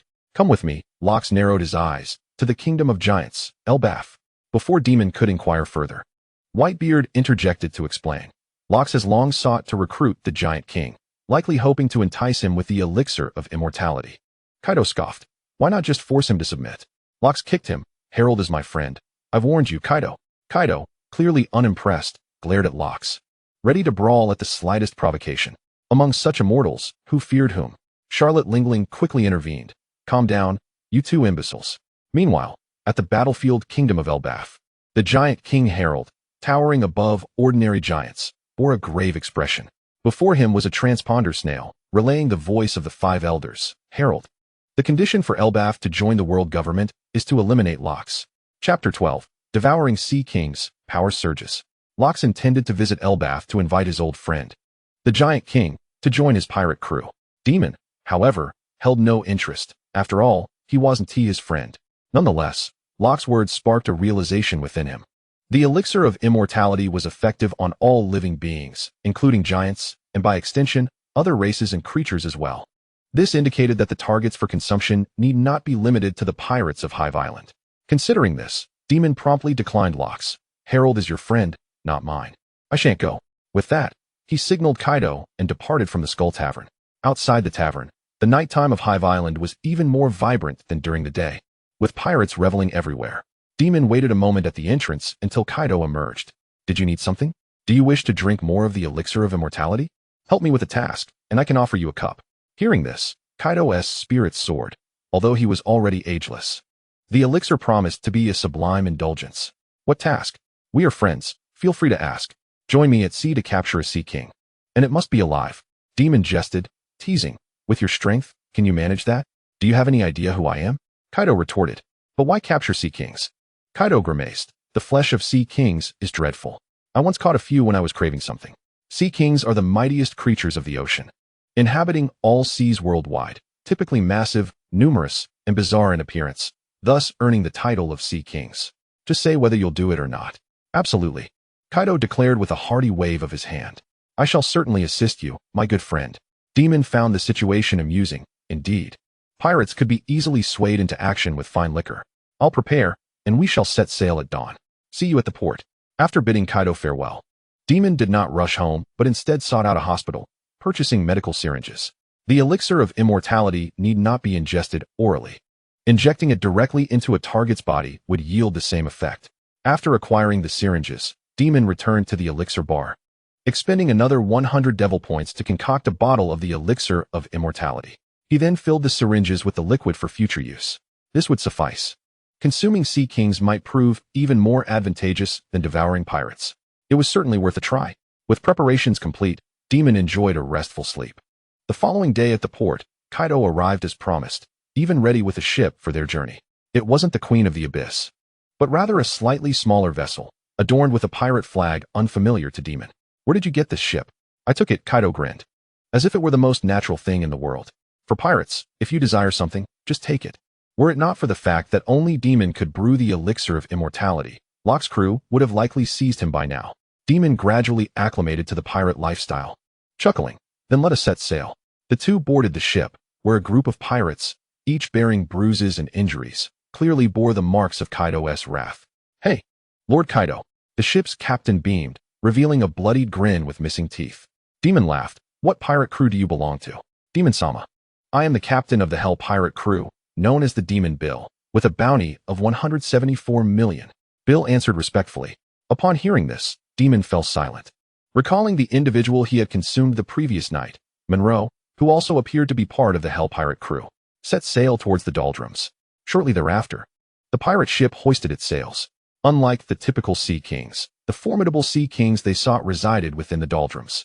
After 2 days of navigation, as the vessel approached the doldrums, Captain Bill declared he could not venture any further. Lord Dimon, Lord Kaido, if we proceed, we will intrude upon the lair of the Sea Kings. Once inside, escape is impossible, for there is no wind. Bill clung to Kaido's pant leg, beseeching. We truly cannot go on.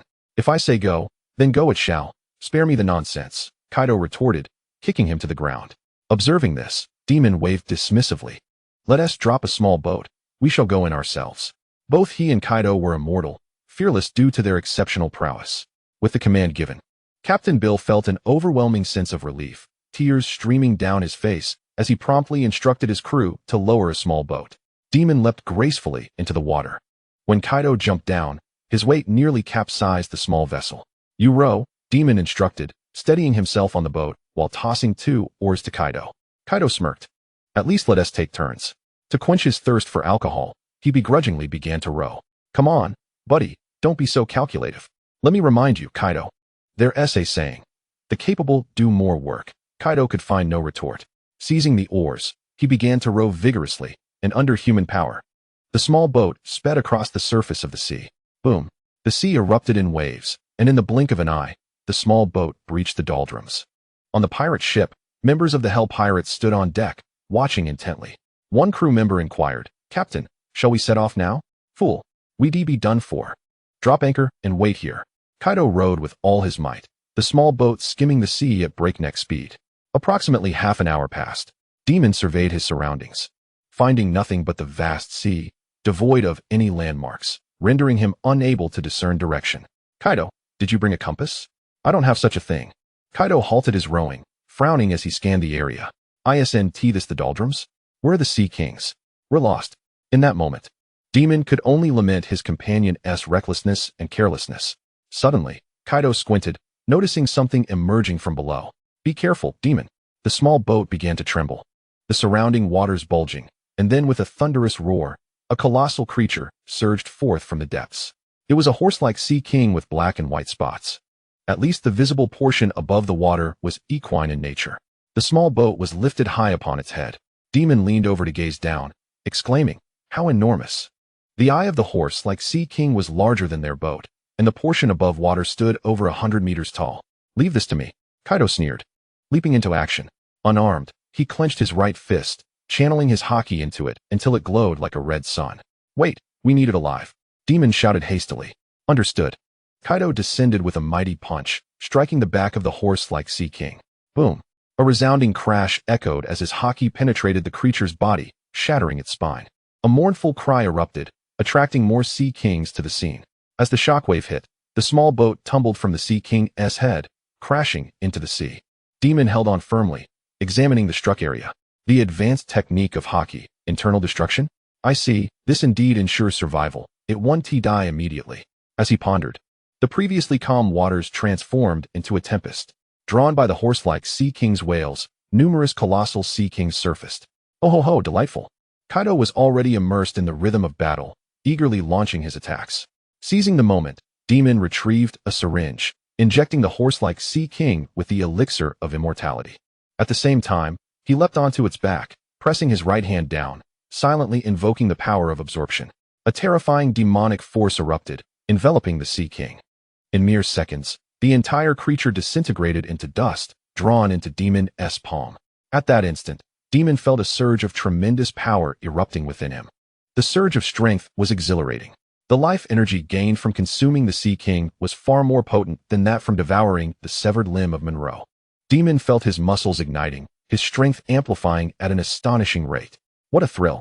The overwhelming vitality nearly catalyzed Dimon's awakening of Haki.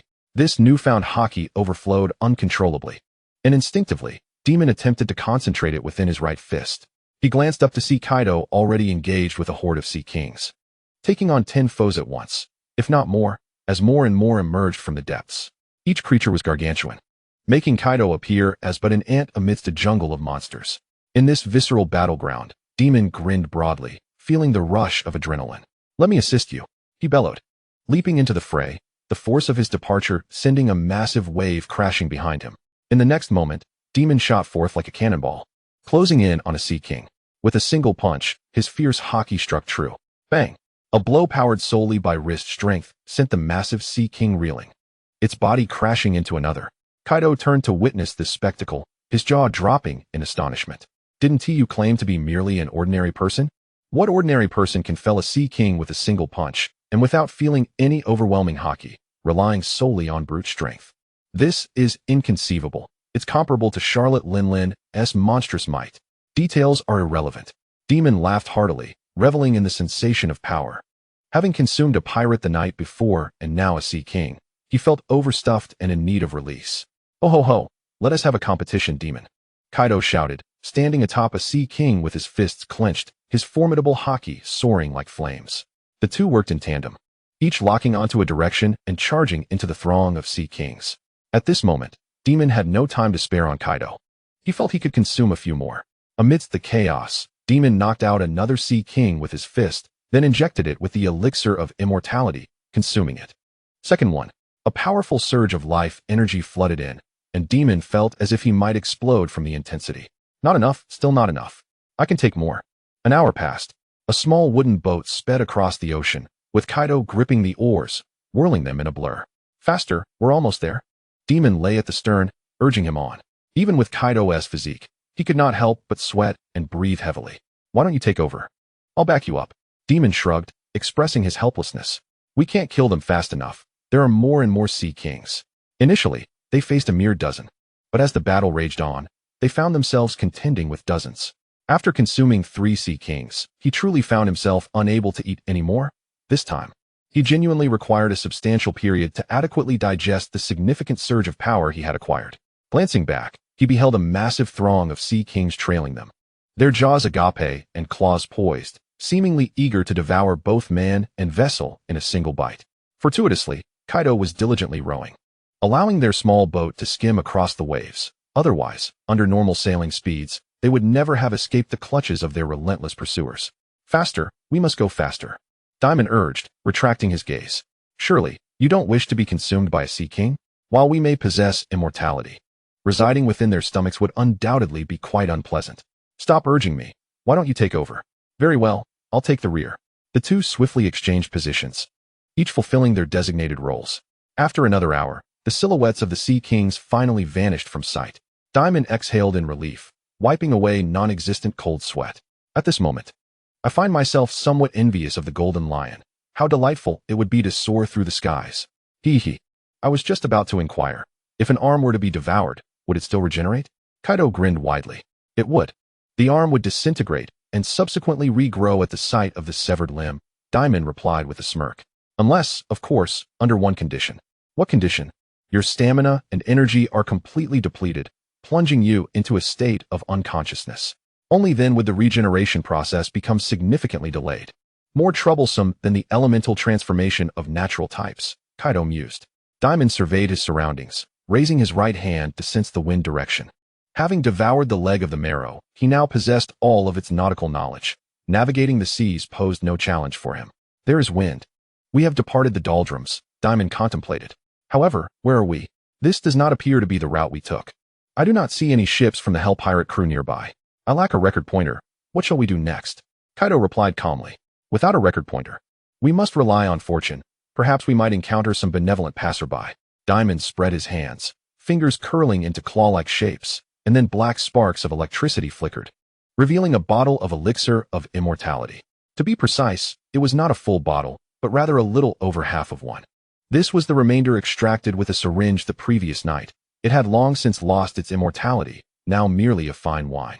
What ability is this? Are you an ability user? Kaido exclaimed in astonishment. This is my secret weapon. Dimon chuckled softly, pouring the wine into 2 cups, filling them perfectly. One for each of us. Kaido, uninterested in further inquiries, was exhilarated by the sight of the elixir and eagerly accepted a cup, drinking deeply with a sound of satisfaction. What exquisite wine! With the presence of fine wine, all else became inconsequential. As the two savored the beverage, they drifted upon the sea, awaiting the arrival of fate. Days later, Kaido lay on the small boat, snoring soundly, while Dimon languidly leaned against the stern, gazing up at the azure sky. Suddenly, Dimon's ears perked up. His observation Haki sensed a presence to the right front. Wake up, Kaido, something's amiss. Meanwhile, approximately a kilometer away, a warship bearing the flag of the world government was cruising slowly. On the lookout, a lookout officer rubbed his eyes, vaguely spotting a small boat nearby, seemingly occupied by someone. Yet, in the blink of an eye, the figure vanished. Am I seeing things? But what is a small boat doing in such a place? He muttered to himself. At that moment, a replacement crew member ascended the mast. It's time for the noon shift. You can go eat now. Finally, time for a meal. The lookout officer promptly handed over his duties, adding, by the way, I just saw a small boat at 2 o'clock. Got it. I'll keep an eye out.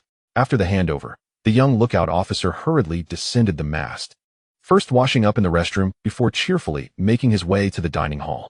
Inside the dining hall, there were only 2 individuals. One was tall and horned, while the other appeared somewhat familiar. Who are you? The young lookout officer stepped closer, and as he approached, his expression shifted to one of terror. Low lock. Thud. Dimon delivered a resounding slap to the man's jaw, knocking him unconscious. What are you shouting for? Does that allow anyone to eat in peace? He remarked casually before resuming his long-awaited meal. Chapter 14. Acquiring a little brother named Jinx. After drifting at sea for several days, Dimon fared well, but Kaido was ravenous. He incessantly grabbed bread and fruit from the table, stuffing his mouth, devouring them with the ferocity of a tempest. Aren't you hungry? Kaido mumbled through a mouthful of food. I'm fine, Dimon replied, peeling a banana leisurely. Our luck is remarkable. We managed to encounter a kindred spirit in just a few days. In the vast expanse of the ocean, to fortuitously encounter a passing ship was akin to winning the lottery. Kaido grinned broadly. This is a world government vessel. They must be intelligence operatives. CP organization? How do you know this? Dimon queried, taken aback. The full name of the CP organization is Cypherpol, the intelligence agency directly under the world government, engaged in various clandestine activities. Upon discussing this matter, Kaido's expression soured. I was once captured by the world government. I've been aboard such ships numerous times. Dimon realized why Kaido was so adept. Having accompanied him made the infiltration effortless. He recalled that Kaido had once been the strongest warrior of a certain nation, sold to the world government by a king eager to attend a world conference as a representative of 50 nations. During transport, Kaido had attempted to escape multiple times, only to return due to hunger, sneaking aboard to eat. Thus, he became a fugitive, initially with a bounty of 70 million berries. Surely, the CP organization must be transporting something valuable? Dimon's curiosity piqued. He declared, you continue eating. I will seek out the treasure. With that, he rose from the dining table and boldly began to search the ship. Just as he exited the dining hall, he encountered a man in a tailored suit in the corridor. The two locked eyes, and the suited man froze in surprise. Who are you? You look somewhat unfamiliar. You don't recognize me? I am Dimon. Dimon. Who is this Dimon aboard the ship? The suited man frowned in concentration, suddenly recalling a recent news story. His expression shifting dramatically. You are the winemaker. Before he could finish, Dimon struck like lightning, seizing the man by the throat and lifting him off the ground. Do not be alarmed. I merely wish to ask you, who is aboard this ship? It's CP4. Where's the treasure aboard? Dimon inquired further. For example, the devil fruit? The suited man's face turned beet red as he struggled to respond. There's no such thing. We are merely transporting a person. No devil fruit. Dimon felt a twinge of disappointment. It seemed even fortune had its limits. Encountering a kindred spirit in just a few days was already extraordinary luck. What sort of individual? A celestial dragon slave? No, just a child. Hearing this, Dimon's interest was piqued. A child being transported by the CP organization was certainly no ordinary child. He released his grip and commanded, take me to sea. The suited man clutched his throat, gasping for air, his eyes filled with fear. Gritting his teeth, he suddenly turned and fled in the opposite direction from Dimon. Shave. Dimon found himself momentarily stunned, yet he adeptly wielded the Navy's six style and was surprisingly swift in his escape. Dismissing the notion of pursuit, after all, this was the vast sea, where could one possibly flee? Activating his observation haki, the power of hearing, he soon discerned a unique but faint presence. The target lay on the lower deck. Without hesitation, Dimon advanced towards the target, effortlessly dispatching everyone he encountered with a single blow. It was as if he traversed an uninhabited realm, clearing obstacles with ease. After incapacitating a dozen or so individuals, he finally arrived before a prison cell. Inside, a child was shackled to the wall with iron chains. He possessed brown skin, silver-white hair, and a distinctive pattern on his forehead. Most notably, a pair of black wings sprouted from his back. A Lunarian? A flicker of surprise crossed Dimon's eyes. Hey kid, what's your name? Abel, appearing frail, lifted his head slightly, his blurred vision revealing a shadowy figure. Abel, you are. His voice was equally weak. Dimon mused inwardly. Indeed. This was none other than Kaido's future subordinate, the Ember Calamity, who seemed to be merely 8 or 9 years old and had already been captured by the world government. Dimon reached out to grip the iron bars, forcefully tearing a gaping hole. He stepped into the cell, standing before Abel. The child gazed up at him, bewildered, and asked, with bare hands, "Are you a monster?" Referring to one's savior as a monster was rather impolite. He ought to call him Lord Dimon. Dimon crouched down and performed a demonstration of tearing apart the iron chains. With several sharp snaps, the chains binding Abel were effortlessly twisted apart. Having consumed 3 sea kings, his strength was nothing short of extraordinary. Such ordinary shackles posed no challenge to him. Abel stood in a daze, unable to comprehend that he had been rescued. What are you still doing? Dimon urged, tilting his chin. He exited the cell. With a thud, Abel knelt on both knees, bowing his head. Thank you for saving me, Lord Dimon. Back in the dining hall, Kaido was still eating. Upon noticing Dimon returning with a child in tow, he paused in surprise. Who is this little brat? A Lunarian, just recruited. This is Kaido. We are the Rocks Pirates, Dimon replied, resuming his seat and grabbing an apple to take a bite. Unfortunately, there were no devil fruits aboard this ship. Abel merely stood, politely greeting, Lord Kaido, my name is Abel. Even he had heard of the notorious Rocks Pirates, today's most formidable pirate crew, known throughout the New World. The Lunarians, a legendary race, Kaido mused, surveying the boy. It was said they once resided on the Red Line. Was this ship transporting one of them? I felt pity and decided to rescue him, Dimon stated casually. Just then, the dining hall door was kicked open, and a group of armed soldiers stormed in, led by several CP4 agents. Among them was the suited man whom Dimon had previously grasped by the throat. It's him, the Rocks Pirates bartender. The suited man's expression changed drastically. And Kaido too. He gasped, frantically shouting, open fire. Quickly, gunfire erupted in a torrential barrage, pouring forth a wave of bullets in mere seconds. Abel immediately folded his wings to shield himself. The majority of the bullets were aimed at Kaido and Dimon. After a moment, the gunfire ceased. Trash, get lost. Kaido's gaze sharpened, and in an instant, a wave of Conqueror's haki erupted, sweeping through the invading soldiers, who collapsed one after another, rolling their eyes back in unconsciousness. Witnessing this spectacle, Abel was astonished. Was this truly the legendary Rocks Pirates? Dimon sighed in exasperation. Why did you knock them out? Who is going to steer the ship now? At this rate, the entire vessel is doomed. Chapter 15, 3 Women, 1 Show. Dimon rose and approached the suited man, lifting him effortlessly. Even CP4 agents struggled to maintain consciousness in the face of Kaido's Conqueror's haki. With 2 sharp slaps, the suited man jolted awake, his eyes widening as he beheld Dimon's face, causing his lips to quiver in fear. And no, please don't kill me. Big brother, I surrender. Who is your big brother? I ask, you answer, Dimon grinned, revealing a disarmingly benevolent smile. What is the destination of this ship? Punk Hazard. A secret research base under the world government, the suited man hastily replied, revealing no hint of concealment. This was a notorious figure from the Rocks Pirates, whose initial notoriety stemmed from capturing celestial dragons, earning an alarming bounty of 500 million. Dimon was familiar with Punk Hazard. It had later transformed into an island of ice and fire due to the battle of 2 marine admirals. Change the course to Hive Island. Surely you have a permanent pointer aboard, he stated nonchalantly. Yes, we have some. The suited man chuckled nervously, since we often undertake various missions. There are many permanent pointers on the ship. A permanent pointer, unlike a log pose, would always point to a specific island. It was an essential tool for navigating the Grand Line. Very well, you've preserved your life. Now wake a few of your comrades and steer the ship to Hive Island. Dimon nodded in satisfaction. Yes, right away. The suited man, feeling as if he had been granted a reprieve, promptly woke several companions and obediently went to steer the ship. 3 days later, on the battleship's deck, Dimon and Kaido engaged in an arm wrestling contest, neither utilizing haki, relying solely on sheer arm strength. Suddenly, with a resounding crash, the box supporting their elbows succumbed to the immense pressure, shattering into fragments. Drawl Dimon chuckled. Who said it was a draw? I won. No, the box broke. Which means it's a draw, Kaido retorted defiantly, turning to a third party. Abel, it's a draw, right? Lord Kaido, Lord Dimon.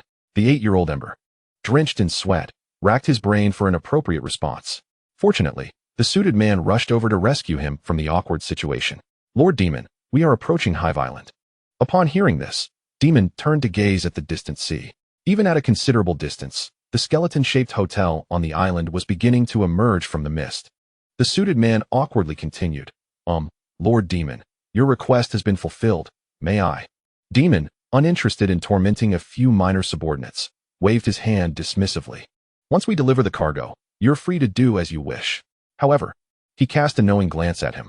Losing a crucial experimental subject will not be overlooked by the world government. You might as well defect. The suited man felt a jolt of fear. This was a reality he dreaded facing. Having failed the mission to escort the Lunarian boy, he sensed he would soon be incarcerated. Yet, he dared not direct his resentment towards Dimon, who could have anticipated encountering members of the Rocks Pirates. Damn it, this is pure calamity. In the midst of his turmoil, the battleship finally arrived at the port of Hive Island. The pirates at the dock were startled to see a world government vessel approaching, but then recalled that this was Hive Island and thought, what is there to fear? Thus, a horde of pirates gathered menacingly. Upon seeing Dimon and Kaido disembark, their demeanor shifted instantly, becoming as docile as kittens. Lord Dimon, Lord Kaido, you've even captured a warship truly worthy of the Rocks Pirates. Hooray! Long live the Rocks Pirates. Disregarding the jesters, Dimon felt no inclination to engage. Kaido, stretching his stiff neck, suggested, how about we grab a drink? At Shaki's tavern. I've yet to visit. It would be a fine opportunity to see it. Dimon recalled the woman, Shaki, and after a moment's contemplation, consented. Abel, keep up. Yes. My Lord Dimon, Abel responded, hastily trailing behind, his eyes darting around in curious fascination at the legendary pirate haven, Hachinosu. Meanwhile, the previously docile sheep transformed instantly into ferocious pirates. This warship belongs to the beast pirates. No, it's mine. Then let us fight. Whoever wins takes it. A fray erupted among the pirates. The government agents on deck exchanged nervous glances, and the suited man shouted urgently, set sail at once. Do you wish to perish? Shaki's tavern was renowned on Hachinosu, often lauded as the island's treasure. A long queue formed at the entrance, with pirates patiently standing in line, orderly and disciplined. There was a unique rule. No fighting was permitted within the tavern, and should a scuffle arise, it must be taken at least a kilometer away. Thus, this tavern became a favored haunt for many formidable pirates, a place where they could convene peacefully. Upon Dimon's arrival, he was astounded. Truly, this was the era of oppression. These pirates were thoroughly subdued. Sycophants, all of them. However, standing in line was an impossibility, with such a lengthy queue. One might not gain entry until nightfall. Inside the tavern, Gold, Roger sat at the bar, admiring his reflection in a small makeup mirror with an air of vanity. Ah, Shaki, though you enjoy greater popularity now, the tide shall turn in a few years, he proclaimed with unrestrained pride. Shaki, clad in an apron and balancing a tray, couldn't he help but chuckle at the former captain's self-absorption. Indeed envious, she had previously sought out the brewer, only to be dismayed that he seemed utterly indifferent to her beauty. A single devil fruit could be traded for a cup of the elixir of immortality. But acquiring such a fruit was no simple feat. Stussy, with a finger poised at her lips, mused, it's quite perplexing. Could it be he simply doesn't favor women? Despite her reluctance to admit it, Shaki's beauty was unparalleled, and every pirate on Hachinosu was her admirer. Speaking ill of someone behind their back was most impolite. Just then, a voice echoed from the entrance. The three turned in unison, and upon seeing Dimon, Shaki's eyes brightened, her lips curving into a smile. I've said nothing disparaging about you, Dimon. It was Stussy. Stussy shot her a sidelong glance. Dimon, Kaido, where have you two been these past few days? We haven't seen you. Just out and about, Dimon replied nonchalantly, surveying the tavern's ambience, which was far more spacious than his own. Each table was occupied, leaving only a few spots open at the bar. Dimon promptly settled at the bar, choosing a seat to the right of Stussy, while Kaido plopped down beside him, immediately demanding, "Shaki, bring over a barrel of ale." Certainly, Shaki was no delicate flower. She was the former captain of the Kuja Pirates, a notorious pirate perpetually pursued by Garp. Bending down to retrieve a barrel from behind the bar, she then turned to Dimon with a smile. "What would you like to drink?" "As a first-time guest, today's on the house. A margarita for me, and a glass of water for him." Dimon pointed at Abel, the 8-year-old boy too young for alcohol. He then inquired, "Is it just the two of you? What of Rocks and the others?" "They've gone to Elbaf," Shaki replied. "Gold." Roger suddenly chuckled. "By the way, Dimon, as a newcomer, you might not know, but Rocks was once quite enamored with Shaki." Shaki handed the margarita to Dimon and poured a glass of water for Abel. "Here you go, little brother." "Thank you, sister," Abel expressed gratefully. Dimon was well aware of this history, yet could not resist retorting, "Once? He gave up when he couldn't win her over." Stussy teased. "It seems he has taken a liking to another woman recently, but I have no idea who," Shaki added, leaning against the bar, her chin resting on her hand. "In fact, they might already be expecting a child." "What?" Kaido exclaimed in astonishment. Dimon's expression grew complex. As the saying goes, 3 women create quite a spectacle. And these 3 were certainly no exception. But has Blackbeard been born yet? Chapter 16, Dimon's Devil Form. The news of Rock's impending fatherhood left Kaido utterly astounded. "Do you know who?" "Which woman?" "I'm not certain. He mentioned it in passing while drinking here, and that was half a year ago," Shaki replied, her focus primarily on Dimon. "How does my brew compare to yours?" Dimon savored the margarita Shaki had crafted. It was a traditional cocktail he had enjoyed before crossing over. "Quite good." Kaido, clearly unable to tolerate such praise, scoffed. "Not even a drop compares to the elixir of immortality." "What about your emotional intelligence, Kaido?" Dimon thought, pondering if this brutish man possessed such a trait. Yet Shaki chuckled softly. "Is that so? If your drink is truly that delectable, I find myself increasingly eager to try it. Prepare a devil fruit, and you are always welcome to visit me," Dimon replied with a smile. However, obtaining a devil fruit was no simple task. Shaki sighed. "It's not like the days when I was captain. I must now tend to this tavern." Dimon offered her a suggestion. "The pirates of this island are all your fans. Can't you enlist their help in finding one?" Shaki's eyes brightened. "What a splendid idea." "Thank you, Dimon." Gold. Roger rolled her eyes. "Tone it down. Your charm is ineffective on him, right, Dimon?" Dimon did not respond. He was neither gay nor disinterested in women, yet the distinction between liking women and sycophants was clear. Spending an entire day at Shaki's tavern, he had to admit that the company of several beautiful women made for an engaging experience. Through the gossip of the 3 women, Dimon gleaned much about the past of the Rocks Pirates. For instance, the first members to join included Whitebeard and Shiki. Kaido was recruited by Whitebeard, establishing a good rapport between them. There was also Charlotte Lin, whose childbirth was often likened to popcorn by Gold. Roger. She now had several children. The future vice-emperor of the Charlotte family, Charlotte Kakuri, was now 8 years old, the same age as Abel. As night fell, and they returned to the Tavern of Immortality, Dimon turned to Abel, saying, "You are now safe. You may go wherever you wish." "Lord Dimon, I wish to follow you," Abel declared, clenching his fists. "I aspire to become as powerful as you." Dimon raised an eyebrow. To be honest, his current strength ranked at the bottom of the pirate crew. While he might slightly surpass Kaido in sheer power, he was far behind in haki. Devouring sea kings could only enhance his physique, not elevate his haki.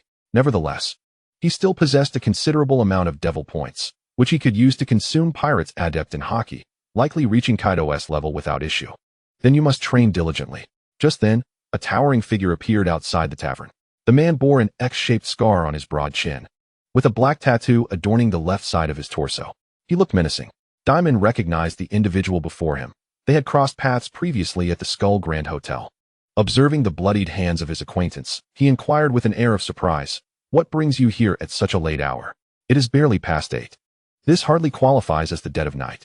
The man, whose face bore an expression of cold indifference, remained unamused. With his right hand stained crimson, he presented a treasure chest. "As per our agreement, a devil fruit and a cup of the elixir of immortality." Upon hearing this, Dimon's face brightened with a smile. He accepted the chest and opened it, revealing indeed a devil fruit inside. "What sort of fruit is this?" he asked. "I know not. It's a mystery," came the curt reply. Dimon, however, was unperturbed. Any devil fruit would suffice. "Wait here. I shall fetch your drink." He entrusted the chest to Abel for safekeeping and made his way behind the bar. utilizing the bar as concealment. He expended 100 devil points to conjure a bottle of the elixir of immortality. Devil points, 400,300. Here, Dimon poured a generous glass and handed it to the man.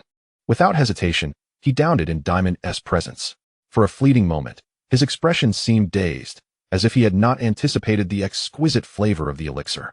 A fine drink, he remarked in a tone devoid of enthusiasm. Thank you for your hospitality. Farewell. With that, he departed as swiftly as he had arrived. His movements sharp and decisive. Abel returned the treasure chest to Dimon, inquiring, Lord Dimon, is that individual also a member of the Rocks Pirates? Indeed. One of the core members, Dimon replied, gesturing dismissively. There are vacant rooms on the second floor. Choose one and make it tidy. Understood. Abel immediately ascended the stairs. Dimon settled into a chair and retrieved the devil fruit from the chest. Without a moment's hesitation, he resolutely consumed it. Consumed a devil fruit, gained 800 devil points.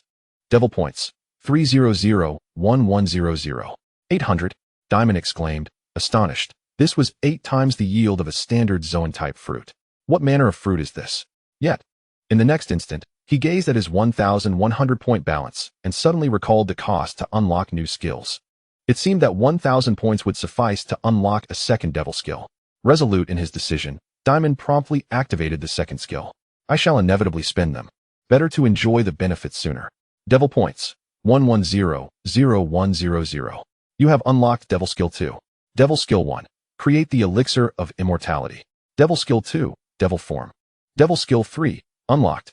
Devil Skill 4. Unlocked. Previously, there had been no Skill 4, yet now, upon unlocking the second, an additional skill manifested. Dimon closed his eyes.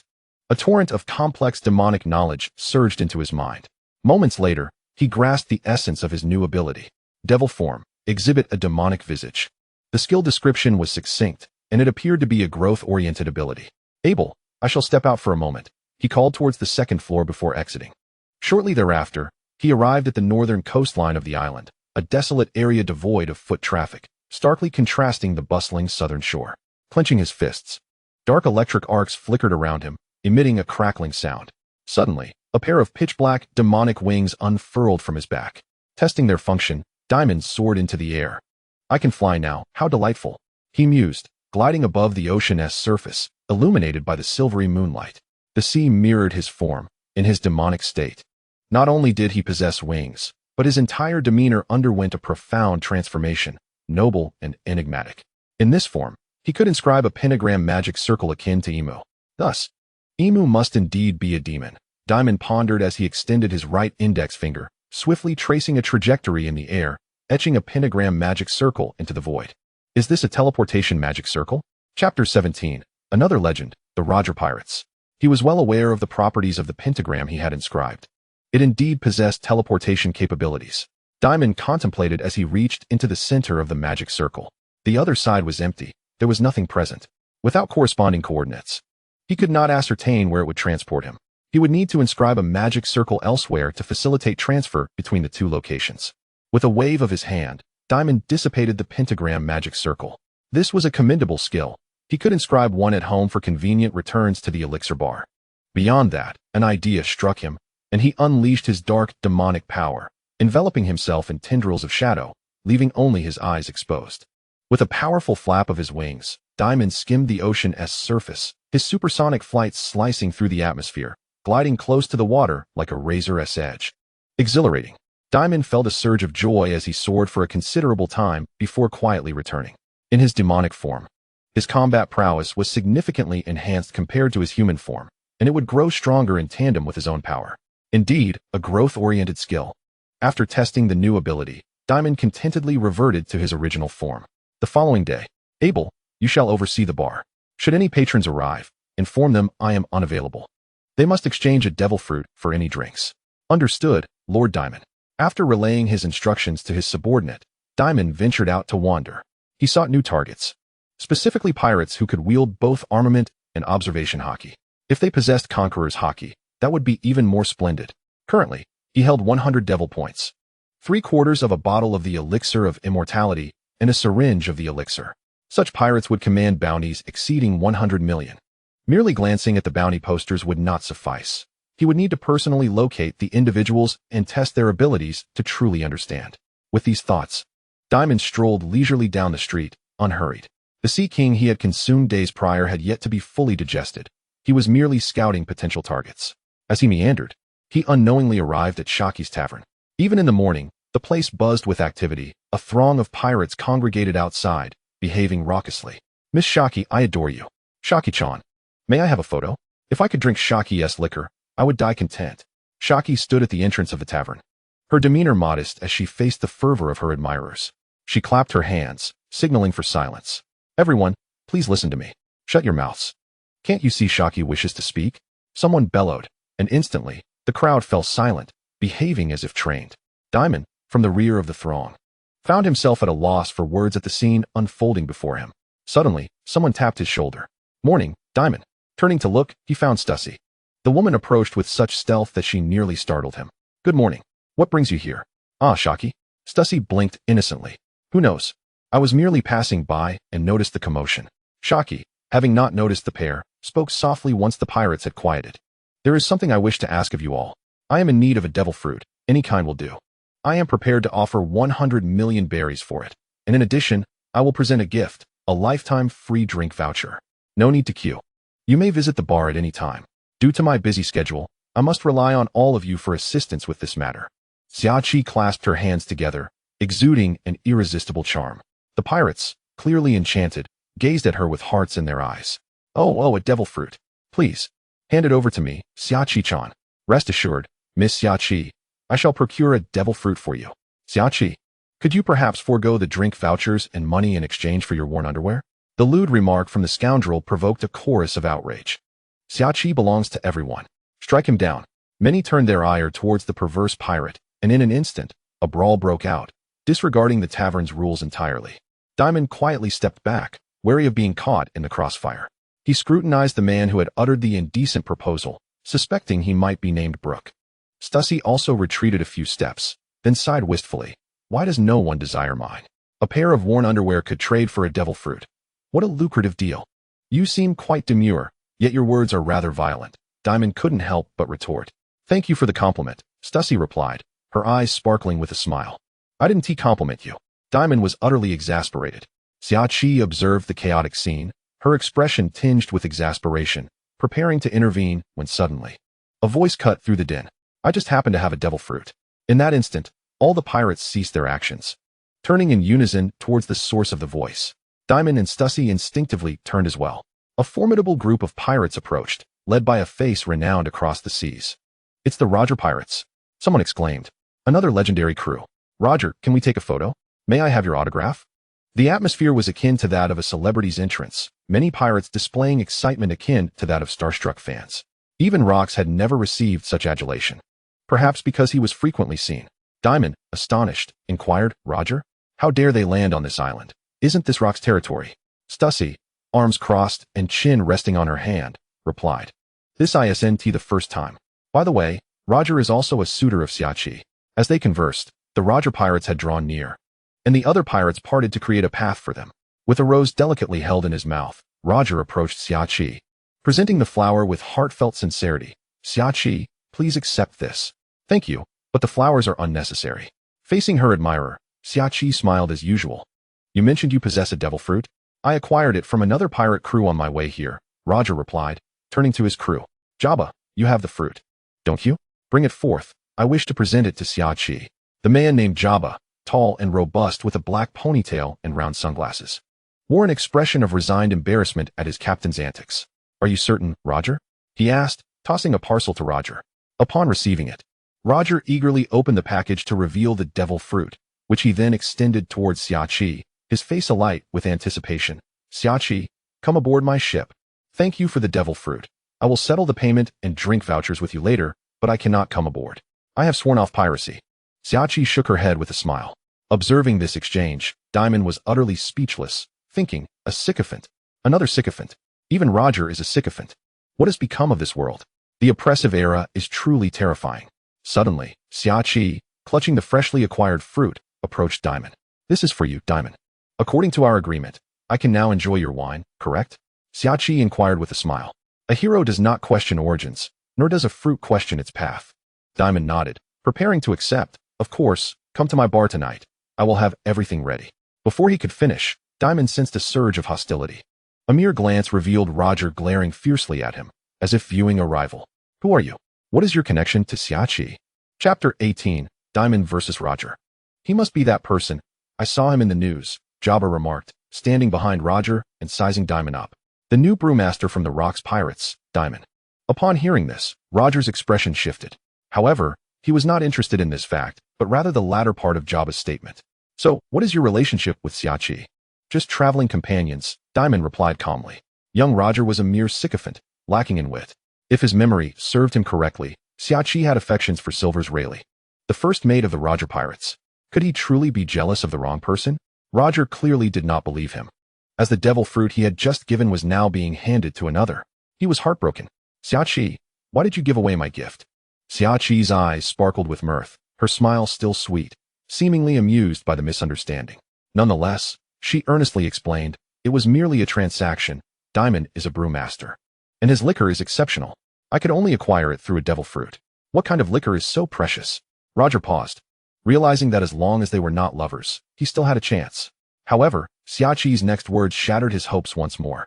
By the way, Roger, hasn't he really arrived? Roger's lips twitched as he reluctantly answered. He didn't want to come ashore. He's on the ship. He doesn't wish to see me? Xiachi's expression faltered, a hint of melancholy in her gaze. Now, Dimon was left to ponder the complexities of their relationships. You love her, she loves him, and he is his good friend. What a tragic love story. Wait, what about Ace? Dimon suddenly realized a troubling thought. Was it that Roger had pursued Xiachi, only to be spurned, and then sought a woman in the South Blue to marry and have children with in despair? As he reveled in these thoughts, Xiachi's breathing grew rapid, her face flushed. Stussie's expression shifted, and she quickly supported Xiachi. What is wrong with you? I feel unwell. Xiachi gasped, her breathing becoming increasingly erratic, before she suddenly collapsed. Xiachi, Xiachi-chan, Miss Xiachi. The surrounding pirates were alarmed and rushed to her side. Dimon was momentarily stunned, wondering, is this the love sickness from Amazon Lily? As if validating his suspicion, Stussie's face turned grave as she stated, it's the love sickness from Amazon Lily. Even GOLD, Roger had suffered from it. Roger, witnessing the commotion, was bewildered. What illness? What should we do? Where is the doctor? Since it was an ailment. The solution seemed simple. Dimon stepped forward. Stussie, carry her back to the tavern. A sip of my brew will suffice. The undead cannot perish even when their heads are severed. A mere case of love sickness is inconsequential. With Xiachi having just gifted him a devil fruit, he would utilize it for this very drink. While the others were unaware of the elixir of immortality, Stussie immediately understood, her eyes lighting up. Right. I know what to do. Everyone, please make way. She swiftly carried Xiachi back to the tavern and placed her on a bed in the lounge. Roger attempted to follow, but was halted by Stussie. You all cannot enter. Dimon entered the lounge, and Roger, dissatisfied, exclaimed, why can he go in? I'm here to save her. Do you want to step in instead? Dimon retorted impatiently. Stussie could not suppress a chuckle before feigning seriousness as she closed the door. She then turned and inquired, where's the liquor? Dimon was not one to waste words. With a mere gesture, dark bolts of electricity flickered, and 3 to 4 bottles of the elixir of immortality materialized instantly. Seeing this, Stussie gasped in astonishment, covering her mouth. You possess abilities? What kind of power is this? The power of brewing, Dimon replied dismissively, walking to the bedside to pour a glass. Lift her upper body. Stussie immediately complied, gripping Shaki's chin to slightly pry her mouth open. Dimon poured the elixir into her mouth, all the while scrutinizing the woman's face. To be honest, he did not find her allure to be so profound as to captivate even the likes of Rocks, Roger, the Golden Lion, or Whitebeard. All done. After finishing the drink, Dimon stowed away the remaining half bottle. Is she all right? Stussie inquired.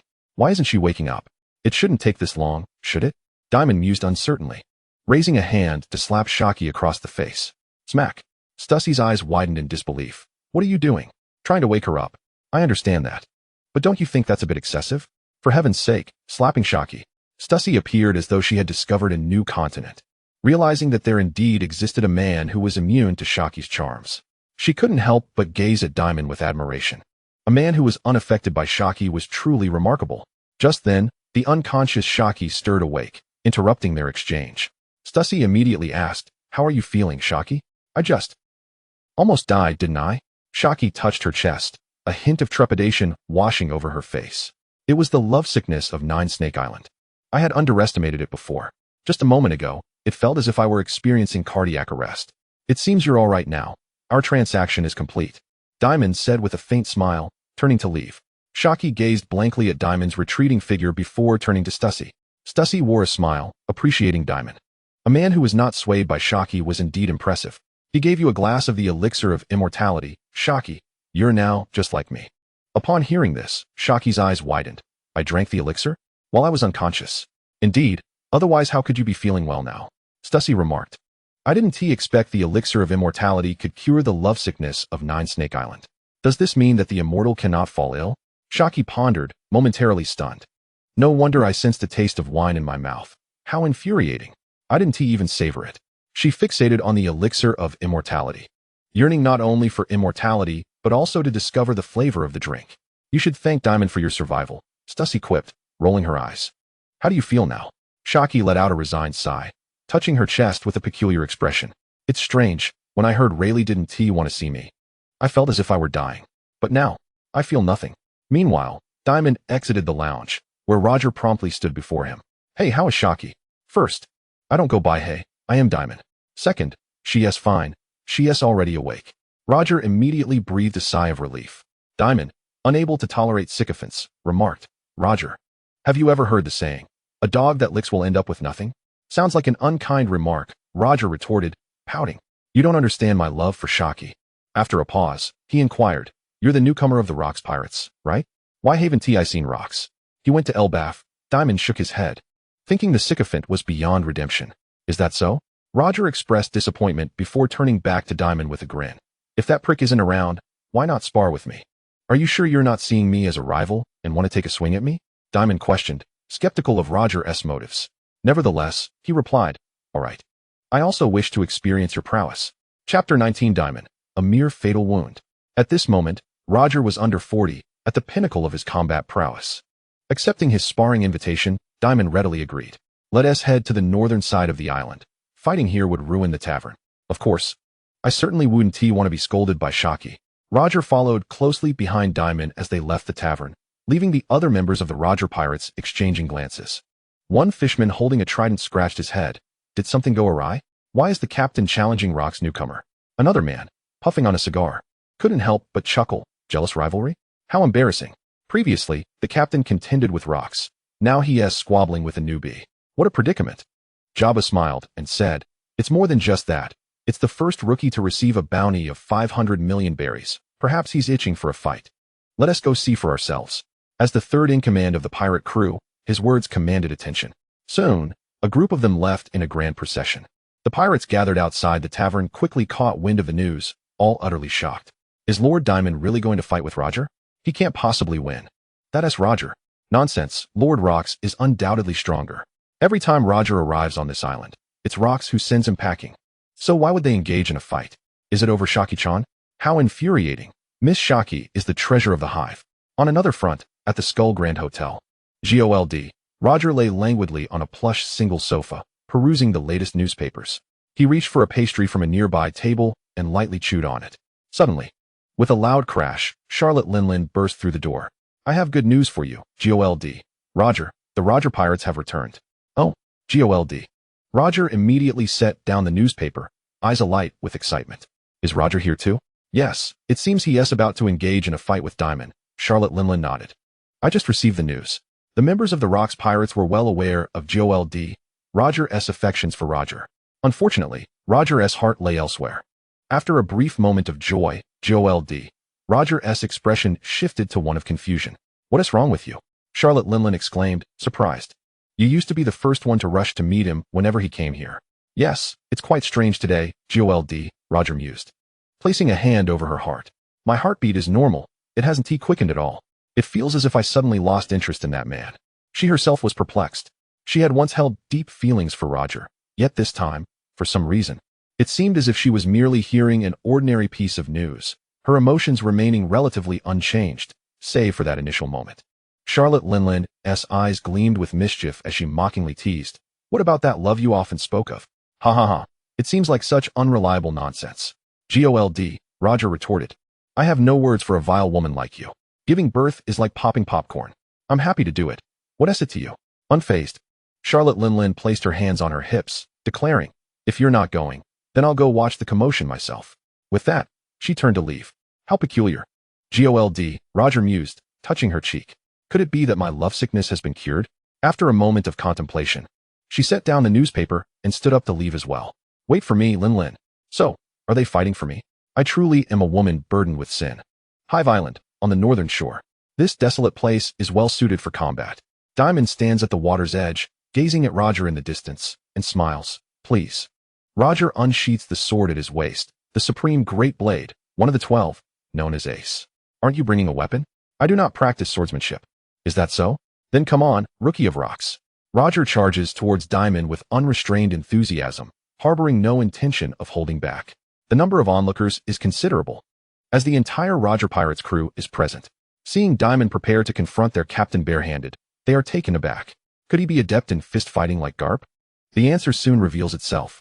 As Roger closes the distance, he sweeps his sword with a mighty strike. Heavenly avoidance. The sword's energy cuts through the air like a rainbow. Faced with this terrifying force, Dimon clenches his fists, enveloping himself in haki to shield his front. Yet, Roger's blade slices through with the ease of cutting tofu, severing both of Dimon's hands in an instant. In that moment, blood splatters.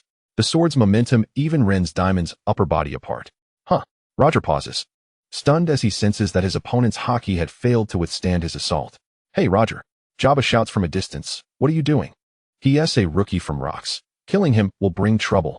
Roger turns back, exclaiming in exasperation, how was I to know he was so fragile? Had I known? Before he can finish, he notices Jabba, and the other's expressions shift dramatically. Captain, behind you. Someone warns loudly. Roger's gaze sharpens. As his advanced observation haki glimpses a few seconds into the future. In his vision, he sees himself being struck away by a fist. And the owner of that fist is none other than the seemingly deceased Dimon. What? Roger spins around, raising his blade to defend. In that fleeting moment, a black fist surges forth, crashing against his weapon. In a hasty defense, Roger is sent staggering back several dozen meters, his feet carving long grooves in the sand. He looks up, staring incredulously at Dimon. You're not dead? No, you're unharmed? What harm could come to me from a mere fatal wound? Dimon flexes his wrist, chuckling lightly. Your attack was so swift that I didn't even have time to feel the pain.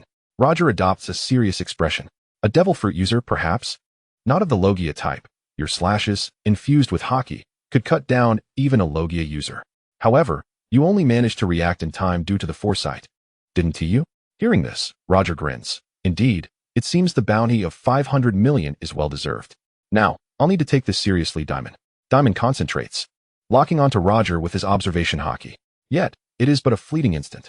Roger leaps across the distance, his speed akin to teleportation, and as he closes in, he sweeps his blade, Ace, infused with Conqueror-S haki. Black-red crescent slash. This time, Dimon is prepared. He maximizes his haki, focusing it entirely on the point of impact. Boom. In the next moment, Dimon is sent flying by the strike, his form hurtling off the island. The sea tears apart beneath him, waves crashing on either side. Such speed and power, it can only be deemed a king-level blow. Dimon coughs up blood, which swiftly flows back into his body. Given his current strength, he stands no chance against a king-level opponent, often facing instant annihilation. On the shore, the crew of the Roger Pirates shakes their heads. He is indeed no match for the captain. What nonsense are you talking? Of course, he is no match for the captain. No, wait. Jabba frowns, his gaze fixed on the flying Dimon. Suddenly, boom. A surge of inky, thread-like power erupts, resembling black flames rising from the distant sea. What is that? Roger's expression shifts to one of astonishment, and as he utilizes his observation haki to foresee the future, his face pales. He abruptly looks upwards. In that instant, a shadow flits by, a figure suspended in the air, with a pair of obsidian wings casting a shadow over the sunlight. Dimon's expression remains calm. It seems I have no choice. I can't fight you in my humanoid form. As those words leave his lips, a beam of black light descends from above. Roger quickly raises his blade to defend. Boom. A fist imbued with demonic power crashes against Ace, instantly fracturing the sand beneath Roger's feet and creating a massive crater spanning 100 meters. What is this? A mythical Zoan? Roger exclaims in shock. Chapter 20. A frustrated Roger. Roger fixates on Dimon's stance. He is undoubtedly a Zoan type, and not just any ordinary Zoan. Having had his hands severed in one blow, he is now fully restored. Such a unique ability can only belong to a mythical Zoan. Indeed, I am a Zoan-type user of a mythical fruit. Dimon, naturally, does not feel the need to clarify this misunderstanding. He flaps his wings and ascends higher. Surveying Roger from above, Roger laughs heartily. Now this is more like it. Being dispatched in an instant would be far too dull. With that, he bends his knees and suddenly propels himself upwards, leaping to a height of over 100 meters, his sword slicing diagonally from the lower left to the upper right. Dimon, unfazed, flaps his wings and shifts his position midair. As he dodges the strike, he positions himself beside Roger and delivers a swift kick, his shoe crashing against Roger's cheek. Down you go. The kick, infused with demonic power, sends Roger crashing to the ground with a thunderous impact. Witnessing this, the trident-wielding fishman is momentarily dumbfounded. A flying devil fruit user is truly insufferable. Jabba gazes up at Dimon, remarking, "He reminds me of the golden lion.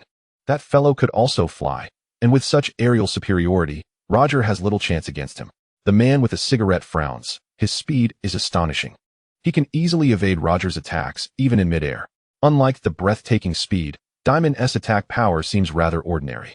Rising from the ground, Roger clasps his face, laughing heartily as he challenges. "That didn't hurt at all, rookie." "Oh really?" Dimon hovers in the air, a smirk playing on his lips. "What do you intend to do about it? How about this?" Roger raises his hand and slashes with his sword, unleashing a wave of sword energy like cannonballs. Dimon shifts his form, effortlessly evading the assault. However, in the next moment, a multitude of sword energies surge forth like an endless curtain.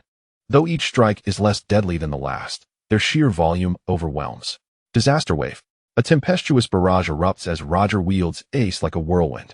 Dimon can dodge once, twice, 5 times, 10 times, but each of Roger's attacks is foreseen, each one anticipating his movements. In midair, a shadow sways rapidly, yet ultimately, he is struck by the sword energy. Dimon covers his arms with haki and punches through the sword energy. After breaking through, the next wave of sword energy arrives, forcing him to alternate his defenses. Suddenly, Roger launches himself again, reappearing behind Dimon. "Ha ha ha, down you go?" Taking advantage of Dimon's distraction with the sword energy, Roger grips the hilt of his sword and slams the back of the blade down onto Dimon's back. "Not so fast, you won't escape either." Dimon braced himself against the blow, blood spurting from his mouth as he fell, yet his right hand suddenly detached, fingers splayed, clutching Roger's face with a vice-like grip. What? Roger was taken aback. Could he really separate his body? In the next instant, a force akin to that of a giant surged forth, the detached hand hurling him towards the ground like a sack of sand. Whoosh! 2 figures plummeted from above, crashing into the sand pit with a resounding thud. Instantly, dust and debris filled the air. The members of the Roger Pirates, witnessing the spectacle, were left speechless. Is this even possible? What kind of mythical beast is this? Capable of rapid healing, flight, and limb separation, all while exhibiting remarkable speed. Aside from slightly mediocre attack prowess, it was far too comprehensive. Yet, for someone like Roger, such an opponent posed a considerable challenge. The onlookers felt utterly bewildered, ultimately resorting to a singular conclusion: monster. As the dust settled in the pit, Roger, clutching his face, rose to his feet. Upon looking up, he spotted Dimon standing a short distance away, his severed arm having mysteriously returned to him. In response, Roger casually tossed Ace aside, grinning widely. "This is quite troublesome. How about this? You can't fly, and I won't use my sword. Let's settle this like gentlemen, with our fists." At these words, Dimon chuckled. What audacity this man has. He can fly, placing him nearly invincible, yet he dares to relinquish his advantage. Truly, he lacks the decorum befitting a king-level warrior. However, very well, let's add one more condition. You cannot use Conqueror's Haki. Deal. Without hesitation, Roger agreed, already charging towards Dimon. Dimon stepped forward to meet him, gradually increasing his pace until he transitioned from walking to running, dark power swirling around his right fist like silk. In the next moment, the two were close enough to unleash their fists at each other's faces. Just then, a female voice rang out from the spectator stands. "Stop fighting." Suddenly, both fists halted midair. Dimon and Roger turned in unison to see Gloriosa. "Stop fighting over me. You can coexist peacefully." What is this woman saying? Dimon wore a perplexed expression, while Roger's bewilderment lasted merely a second. Shortly after, their fists swung once more. "Dimon, take this punch. The victor will be me, Roger." Bang! Their fists collided with each other's faces, one utilizing dark powers while the other employed advanced armament haki. In the next moment, both were pushed back half a step. But after absorbing the impact, they frantically resumed their assault, fists striking flesh with relentless force. Bang, bang, bang, bang. Gloriosa sighed deeply, covering her face. Are you still going to fight? Is it really over me? Could it possibly have nothing to do with me? Charlotte, lingling, hands on her hips, could no longer tolerate the woman's narcissism. Who will win? Gloriosa seemed oblivious, gazing at the two brawling men, pondering, what if the winner proposes to me? Should I accept? As a reward for the victor, I suppose I must. Charlotte Lingling's fists clenched, speaking bluntly, Dimon will undoubtedly win. He is unkillable. Noon. At Shaki's tavern. Ha ha. Not bad at all, Dimon. You managed to exchange blows with me, truly deserving of your first bounty of 500 million. At the bar, Roger and Dimon embraced camaraderie. Drinking heartily, Dimon cast a calm glance at him. What do you mean by exchanging blows? It was I who won. No, it was I who won. My fist struck you 373 times.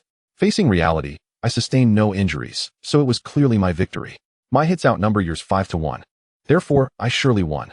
Roger found himself at a loss against Dimon, turning his gaze towards Shaki behind the bar, seeking assistance.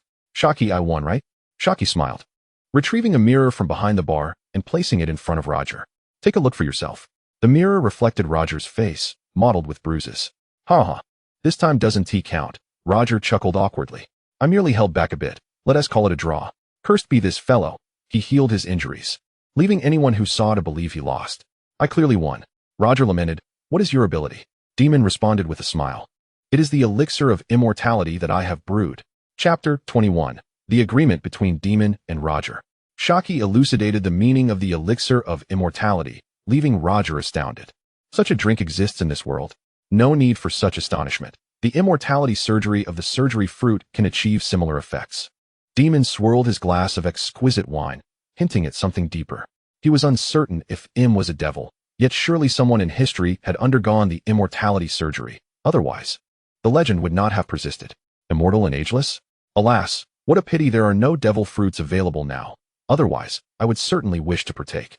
Roger, being a fellow lover of fine wine, found it hard to resist, especially considering the tremendous benefits it promised.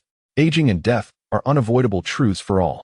History boasts countless formidable figures, each basking in glory for decades, only to return to dust when their time comes.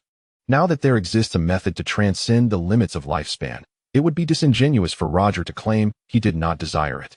However, he still considered himself relatively young and did not feel an immediate urgency. Once you find the fruit, you are always welcome to come and taste. Dimon smiled, shifting the conversation. By the way, I heard your Roger pirates are searching for the endpoint of the Grand Line. You mean Mercury Island? Roger nodded. He was indeed in search of that destination. The rumored Mercury Island seemed to have never been reached by anyone. If he could find that island, the Roger pirates would ascend to the pinnacle of all pirate crews, undoubtedly surpassing rocks. No, since Mercury Island has a name, it implies that someone must have reached it and named it so. Otherwise, the legend would not have endured. Dimon, aware of the narrative, understood that Mercury Island was not the ultimate island. Before Roger became Pirate King, he did indeed find Mercury Island, but upon reaching it, the record pointer became chaotic due to a unique magnetic field, indicating that an unknown island lay ahead. That place would be the true final destination. Laftadel, Roger named it. According to my investigations over the years, finding the genuine final island requires special means. Investigations over the years? Roger's heart stirred. This fellow, Dimon. No. Dimon possessed the power of immortality, appearing to be a young man in his 20s, but who truly knows his real age. With the knowledge of brewing the elixir of immortality, he might very well be an ancient being who has survived through the ages. This thought made Roger's expression somewhat nuanced. During their previous sparring, he had intentionally held back, and perhaps to this ancient being, he appeared somewhat naive and overconfident. Perhaps this fellow had been holding back even more. Cough, cough, Dimon. What is your method? Roger cleared his throat, concealing his inner awkwardness. Dimon, unable to fathom Roger's inner thoughts, raised a finger and said, There's one condition. I also wish to see the final island. When you go, remember to take me along. No problem. We are already friends. Roger readily agreed. Listening to the conversation between the two, Xiachi couldn't help but chuckle to herself. The camaraderie among men truly is peculiar. As a brawl can forge friendships. The historical text, a solid, square stone tablet, is remarkably indestructible. Dimon promptly elaborated. There are more than 30 such stones scattered across the globe. Upon hearing this, Roger nodded in astonishment. I believe I have seen the object you describe, though I cannot decipher the inscriptions upon it. Do not rush. Allow me to finish, Dimon continued. Among these stones, for our red, also referred to as historical markers. Only by gathering all 4 markers and following the coordinates inscribed upon them can one locate the true final island. What? Such a notion exists? Xiaoqi queried in surprise. These artifacts cannot be naturally occurring. They must have been deliberately prepared by someone. What purpose could there be in pointing to the final island? That remains unknown to me, Dimon replied, shaking his head without divulging further details. Roger, filled with excitement, leaped to his feet, exclaiming, if this intelligence is accurate, then the elusive island is almost within our grasp. Is this truly the case, Dimon? Visit Mercury Island, and you will discover for yourself. It cannot possibly be the final island. Excellent. Roger nodded, resolutely patting Dimon on the shoulder with a hearty laugh. Once I locate those stones, I shall seek you out. Farewell, my friend. And Xiaoqi, I take my leave. With that, he hurriedly departed with his crew. Dimon admired his decisiveness, contemplating whether to caution him regarding the deciphering of ancient texts, but ultimately decided against it. Roger would find a way. Why not inform Rocks of this? Stussy interjected, her eyes widening. Wouldn't he that risk the Roger pirates beating us to it? Dimon shot her a glance, his ambitions far grander. He sought to overthrow the celestial dragons and reign as the king of the world. To recruit the giant King Harold was precisely his aim. Shaking his head, Dimon finished his drink and placed down 100,000 berries. I have matters to attend to. Thank you for your hospitality, Xiaoqi. With that, he too took his leave. Dimon had not forgotten his purpose, to scout for targets to devour. Once he departed, Buroliosa finally seized the opportunity to interject, addressing Xiaoqi. Why not pay Rayleigh a visit at the port? There is no longer a need. My longing has subsided, Xiaoqi replied with a smile. Buroliosa appeared somewhat dazed. Xiaoqi's longing has vanished? Stussy remarked. It must be the elixir of immortality. It can cure even such afflictions. Indeed, Buroliosa murmured. No wonder I suddenly felt indifferent towards Roger. The source of it all was the elixir of immortality, eternal life, free from misfortune and illness? Charlotte Lingling mocked the two, exclaiming, the longing affliction of your Nine-Snake Island truly is a strange malady. In sickness, one loves with fervor, and in absence, one suffers. Yet once cured, the object of affection is forgotten entirely. What a heartless woman! Buroliosa found herself at a loss for words. Xiaoqi's delicate fingers gently tapped her cheek, lost in contemplation. So, the root of it all is a virus at play? Devour a devil fruit. Gain 100 devil points. Devil points, 200. Having exited Xiaoqi's tavern, Dimon swiftly consumed the spoils of his recent endeavor. The result was merely a paltry 100 points from a worthless fruit, likely an ordinary zootype. It was time to identify targets. He needed to enhance his haki. Dimon felt at ease. Through his encounter with Roger, he had gained a clearer understanding of his current strength. In his human form, he was no match for a king-level opponent, destined only to be swiftly defeated. Activating his devil form would allow him to exchange a few blows, and relying on his flight and immortality, evading a king-level adversary would not be difficult. Of course, defeating Roger was out of the question. His offensive power lacked the requisite strength. In the days that followed, Dimon focused on digesting the powers he had absorbed while scouting for targets on the island. Pirates with bounties exceeding 100 million and possessing dual-color haki were not uncommon on Hive Island. However, before he could put his plans into action, Rocks and his crew returned, and the Golden Lion brought him news. Rocks and Harold had engaged in a cataclysmic battle on Elbaf, resulting in a stalemate and the severing of their friendship. Chapter 22. 2 years later, the God Valley incident erupted. Since breaking ties with Harold, Rocks had become increasingly morose. Dimon learned from the Golden Lion that the giant King Harold, incited by the world government, was willing to kill Rocks in exchange for Elbaf's allegiance to the world government. One could hardly know how to evaluate such a situation. Who would believe such a thing? Yet from another perspective, Harold likely wished to distance himself from the infamous pirate. This friendship was more a unilateral acknowledgement from Rocks. Dimon chose not to involve himself. It was of no concern to him. Time flew by, and 2 years passed in the blink of an eye. On Hive Island, within a casino, a figure was hurled from the establishment, crashing to the ground in a bloody heap. Passers-by gazed in shock at the scene. Wasn't this the Blade Demon Monos who had just arrived on the island a few days prior? Captain of the Blade Pirates, a bounty of 210 million berries. A user of the quick/fruit. Had he been beaten in just a few days? The jeers erupted, and a crowd gathered to gawk at the spectacle. On Hive Island, pirate brawls were a daily occurrence, but to see an over 100 million bounty pirate being soundly thrashed was indeed a rarity. Cough. Damn it. What grudge do I hold against you? Manos coughed up blood, glaring ominously at the casino's entrance. A strikingly handsome young man stepped forth, standing before the fallen Manos. His gaze as calm as still water. Do I need a reason to strike you? Manos, consumed by rage, retaliated fiercely. Gasps erupted from the onlookers. It's Lord Dimon. How dare he provoke someone from the Rocks Pirates on this island? He was truly courting death. Ah, Lord Dimon, look this way, over here. Upon hearing the screams, Dimon cast his eyes over, his expression stiffening momentarily. He had initially thought he had encountered an enthusiastic female admirer, only to realize it was a crossdresser. You are the bartender of the Rocks Pirates? Manos's pupils constricted in horror. I have behaved myself since landing on this island. How have I offended you? You haven't. I merely find you displeasing, Dimon retorted, lifting his right foot, haki enveloping the sole, and kicked toward Manos. With a resounding crash, Manos's head was driven into the ground, rendering him unconscious. Dimon bent down, seizing the man's collar, and began to walk away. The spectators exchanged confused glances. Had Dimon just made an enemy? Was the individual emerging from the casino attempting to evade responsibility? Who could say? In recent months, it had become a common sight to witness Dimon dealing with newly arrived pirates. Ah, Lord Dimon is so handsome. Be quiet, crossdresser. I might just kill you. Elsewhere. Dimon dragged Manos to the very basement where he had been summoned initially.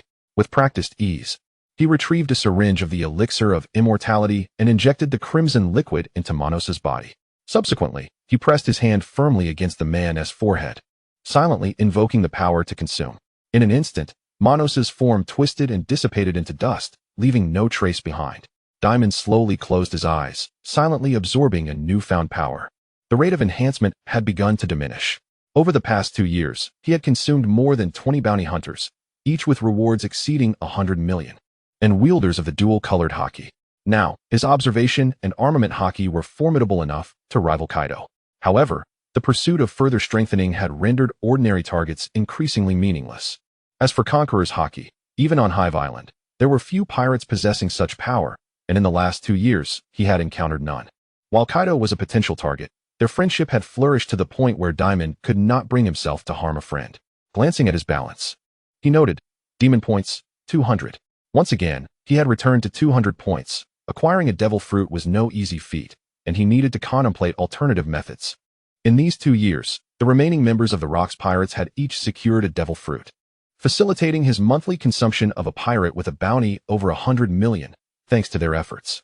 Now, this group had all obtained the power of immortality, and no one remained to assist him in the quest for more devil fruits. As for the Roger Pirates, they had not returned to Hive Island in the past 2 years. The last news he had heard of them was from the previous year when they landed on Mercury Island, causing quite a stir. Never mind, after all, I have achieved immortality, and a leisurely existence is not without its charm. Perhaps I shall seek out Shaki for a drink. Rejecting the notion of competition, Dimon tidied his spirits and departed the basement, heading towards Shaki's tavern. As he walked through the streets, the scenery of Hive Island had long become familiar to him. Having lived here for 2 years, he found it somewhat tiresome. The Rocks Pirates occasionally set sail to plunder other nations, but he found himself disinterested in partaking. Dimon. Suddenly, Kaido called out to him from behind. Dimon turned around. What is it? I was just about to go for a drink. Care to join? I've been looking for you. Something significant has occurred. Come quickly. Rocks is mustering forces to advance toward God Valley. Kaido's expression was grave. God Valley. Dimon was momentarily taken aback. This year marked the 1484th year of the Sea Circle. Had the God Valley incident finally erupted? What major event? I don't know. It was told to me by Lin Lan. In any case, let's gather first. Thus, the two set off toward the Skull Hotel, where they found all members of the Rocks Pirates assembled in the banquet hall on the top floor. Rocks lounged comfortably on a single sofa, drinking heartily from a bottle. Dimon, Kaido, you finally made it. Stussy greeted them.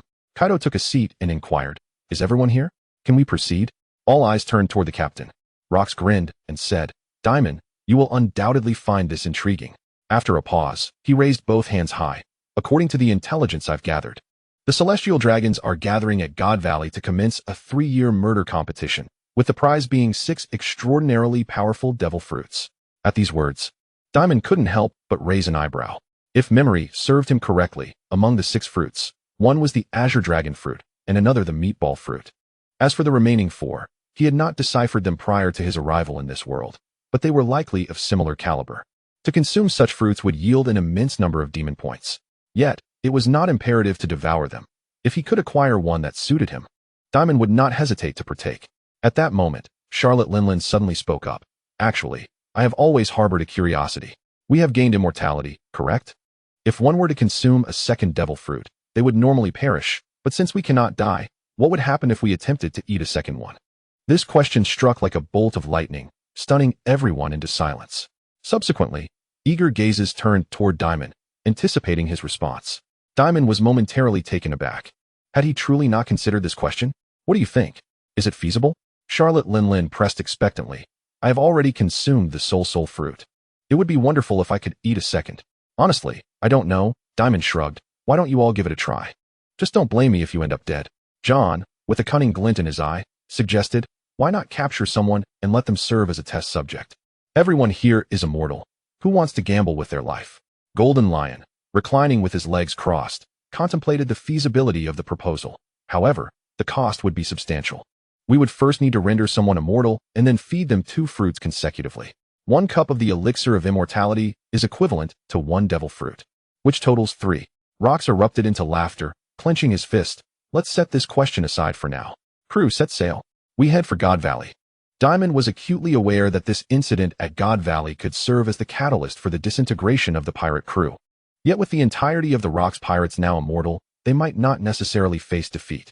Of course, shortly thereafter, at the port, all members of the Rocks Pirates embarked aboard the ship Jibek's Sword, setting their course for God Valley. By the way, where exactly is God Valley? On deck, Wang Ji, inebriated, inquired. The West Sea. Chapter 23, Invasion of God Valley. The Grand Line and the Red Line intersect, dividing the world's oceans into 4 parts. Among them, the waters flanking the New World are the North Sea and the West Sea. For ordinary individuals, traversing from the New World to the West Sea posed significant challenges. Yet for the Rocks Pirates, it was a trivial endeavor.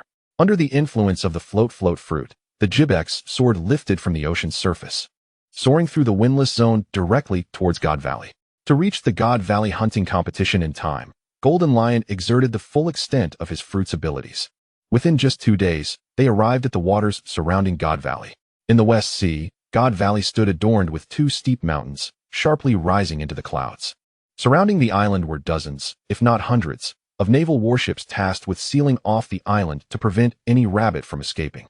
The hunting competition would last 3 weeks.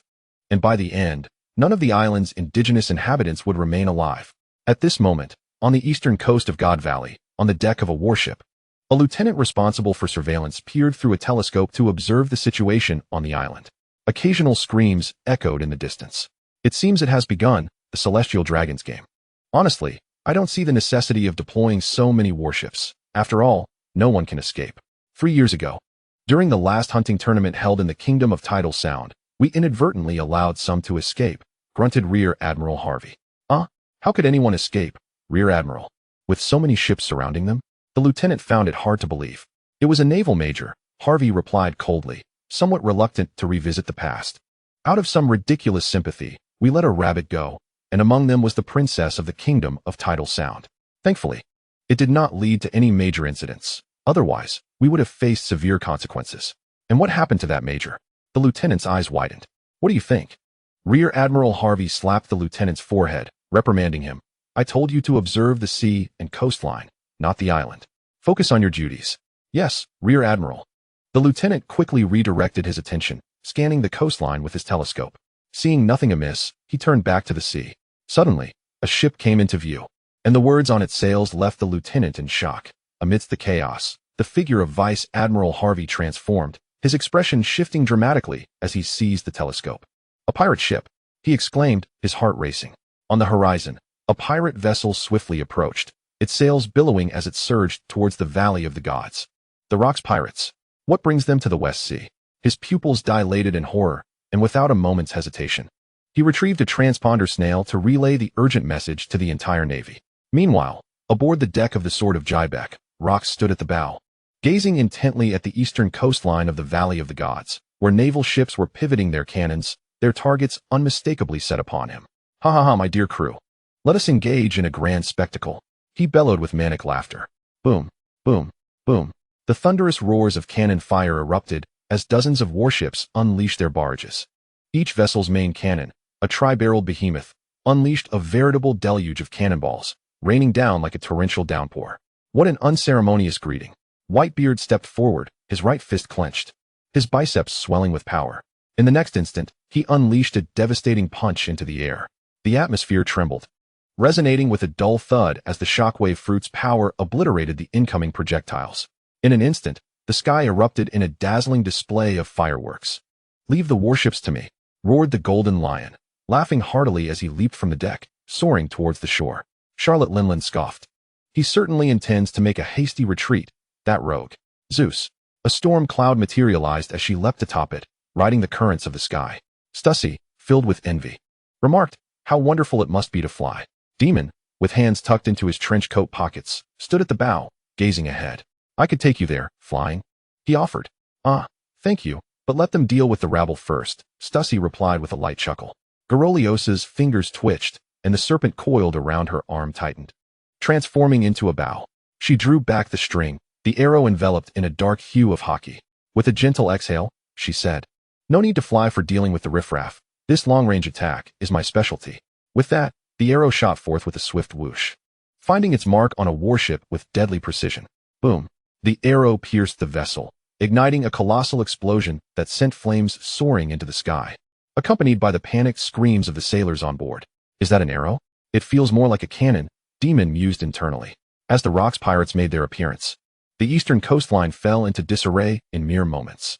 Meanwhile, within the Valley of the Gods, a group of shackled prisoners sprinted for their lives, fear driving them to press on even when they stumbled, scrambling forward as if pursued by an unseen terror. Suddenly, a flash of steel cut through the air.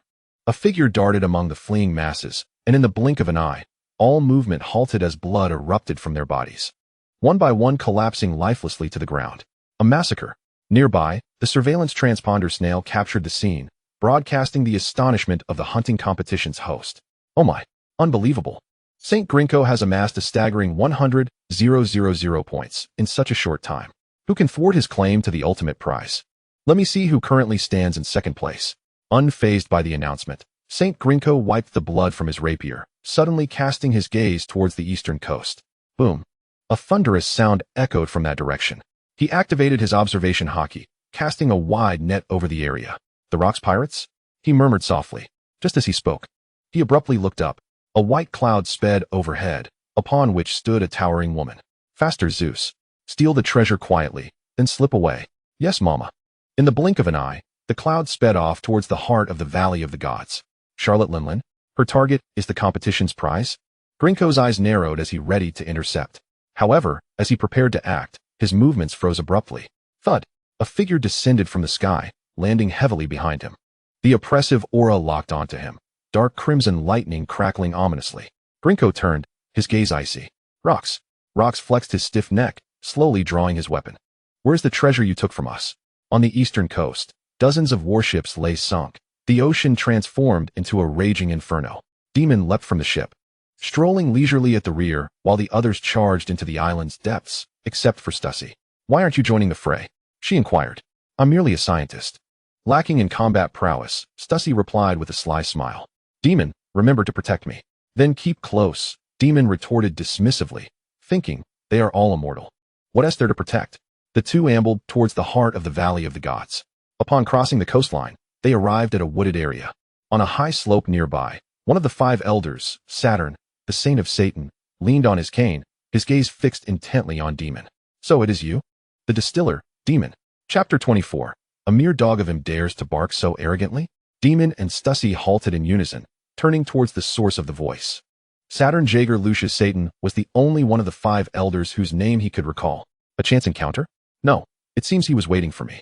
Dimon chuckled softly. Good afternoon, old man Saturn. Stussy stepped back a pace, positioning herself protectively in front of Dimon, silently observing Saturn. Saturn huffed, his gaze sweeping past Dimon before fixing a fierce glare on Stussy. His eyes glowed with a crimson light. In the next instant, thud, an invisible force struck Stussy's head, sending her crashing backward. Dimon turned to see her face battered and bruised. The spilled blood seemed to possess a life of its own, returning to her as her wounds healed instantaneously. Stussy stood, clutching her face, glaring furiously at Dimon. What happened to protecting me? That hurt. Dimon shrugged. How was I to protect you from a deadly gaze? Although he understood the ability of the killer eyes, he had ample opportunity to save her. However, considering she couldn't die, he decided to let her endure the pain, curious to see the technique's potency. One couldn't deny, that move was rather impressive. Could I learn it by devouring Satan? Stussy, evidently not placated, weakly punched Dimon before glaring angrily at the old Saturn on the slope. You old geezer. You ruined my makeup. For her, pain was bearable, but her meticulously prepared appearance was sacrosanct. Do you have any idea how long it takes to do my makeup? Saturn maintained a calm demeanor, merely narrowing his eyes and observing, inwardly reflecting. Just as the intel suggested, an immortal being. Dimon paid Stussy no mind, striding towards the slope. His right hand clenched, transforming into a shade of darkness. Dimon, regardless of your intentions for invading here with the Rocks Pirates, I can offer you the identity of a celestial dragon and a place in the Knights of God. What say you? Saturn spoke coolly, having come specifically for recruitment. Dimon's figure shifted, closing in with lightning speed, and then he unleashed a powerful punch that struck Saturn squarely in the face. Such lack of sincerity, old man. Bang! The heavy blow compressed Saturn's entire visage. With advanced armament hockey, the internal damage was catastrophic. Satan's face contorted, resembling a deflated balloon as he was violently propelled backward, crashing through several trees before ricocheting off the ground and finally halting against a rock wall. Well done, Dimon. Stussy clapped enthusiastically, providing ample emotional support. So cool. Hit him hard. Ignoring him, Dimon continued his advance towards Saturn. If you wish to recruit me, first demonstrate your sincerity with 10 devil fruits. You wretched creature. Satan, bloodied but rising, swiftly healed his wounds.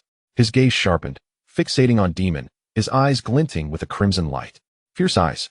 Dimon tilted his head slightly, evading the imminent attack while darting closer to Satan like a cheetah, then sweeping his leg in a horizontal kick. Bang! With immense force, the kick shattered Satan's cane, striking him like a steel whip. Satan was once again sent flying, his large form resembling a painting as he hung against the distant rock wall.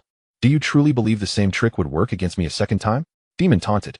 The attack from Saturn's fierce eyes followed his line of sight, with a red light preceding it. As long as he was aware of such intelligence, avoiding it was a mere formality. Infuriated by the relentless beatings, Satan's rage boiled over. Dark electric sparks crackled around him as his body began to swell, 6 spider legs sprouting from his lower half, and his upper body enveloped in a cloud of black flames. In the blink of an eye, Satan revealed his hybrid form, towering over Dimon. It is said that the wine you brew is the elixir of immortality, granting the drinker eternal life and power. This ability is indeed what we seek. However, do not become too arrogant, little brat.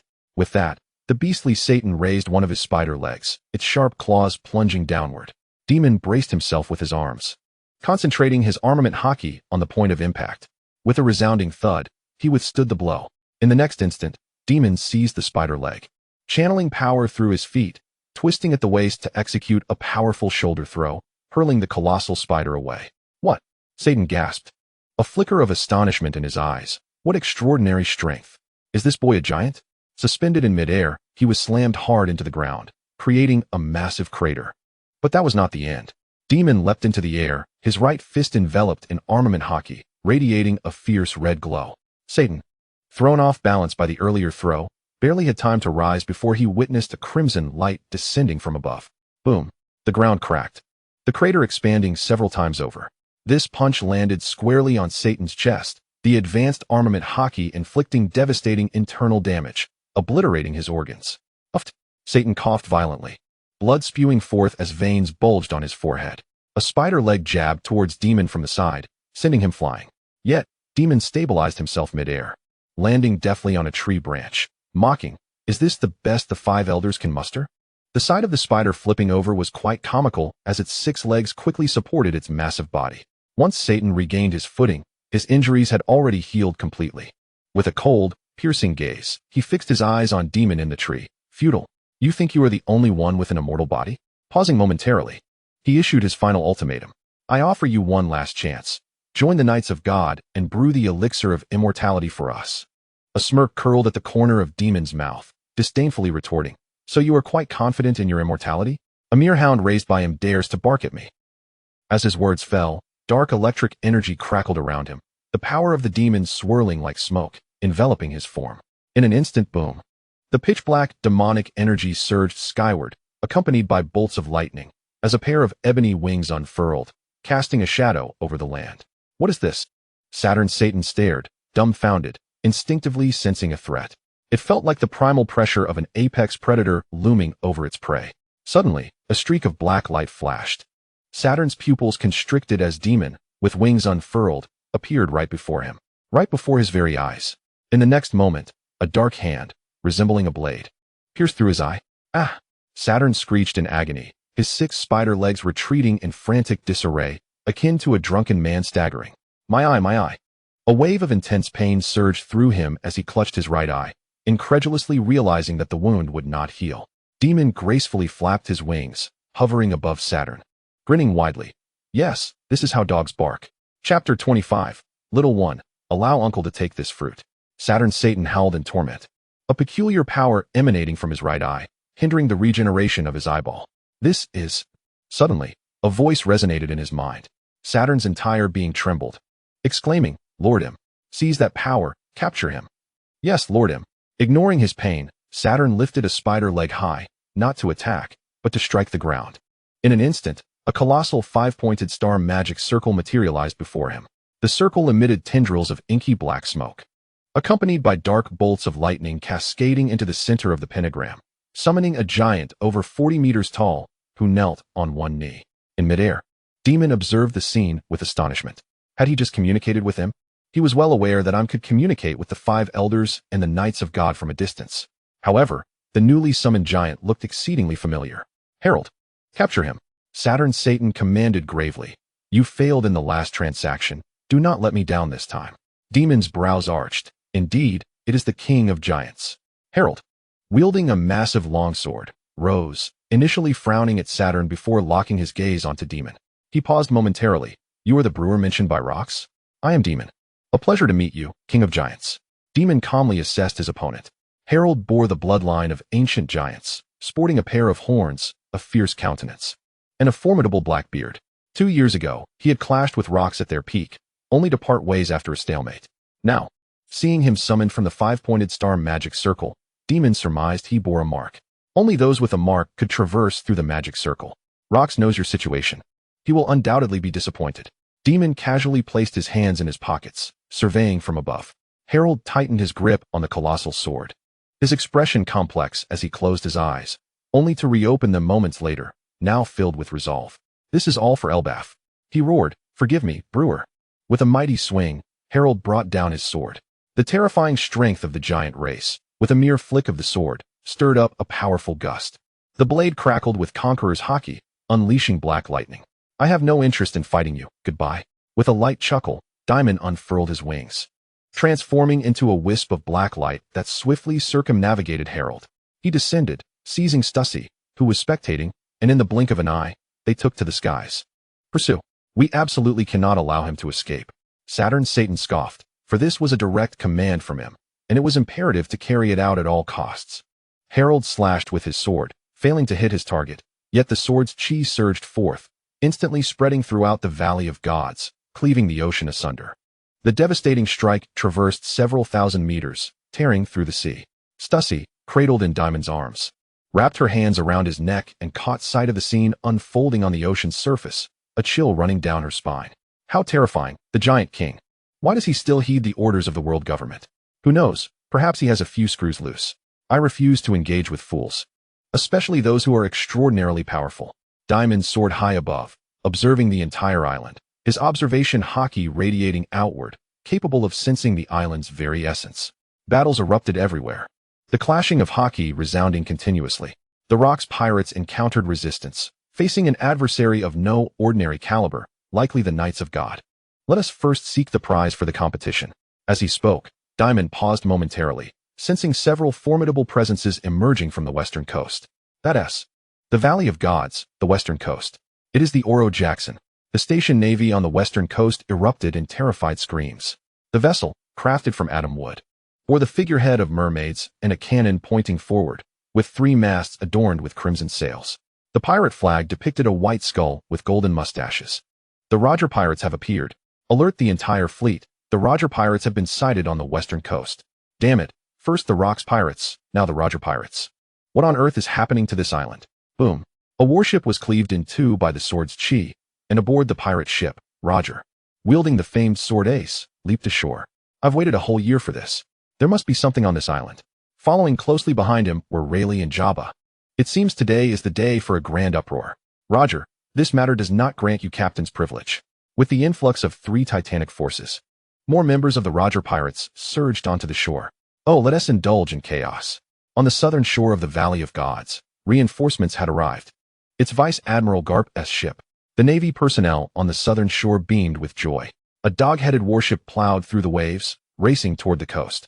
At the bow, Garp could hardly wait for the ship to dock. He leaped into the air, shouting, "Where is he? Tell me quickly, where's Roger?" In the dense woods above the Valley of Gods, Dimon retracted his haki, concealing his presence. Everyone's here, it truly is lively. He glanced back, noticing the giant King Harold still in pursuit.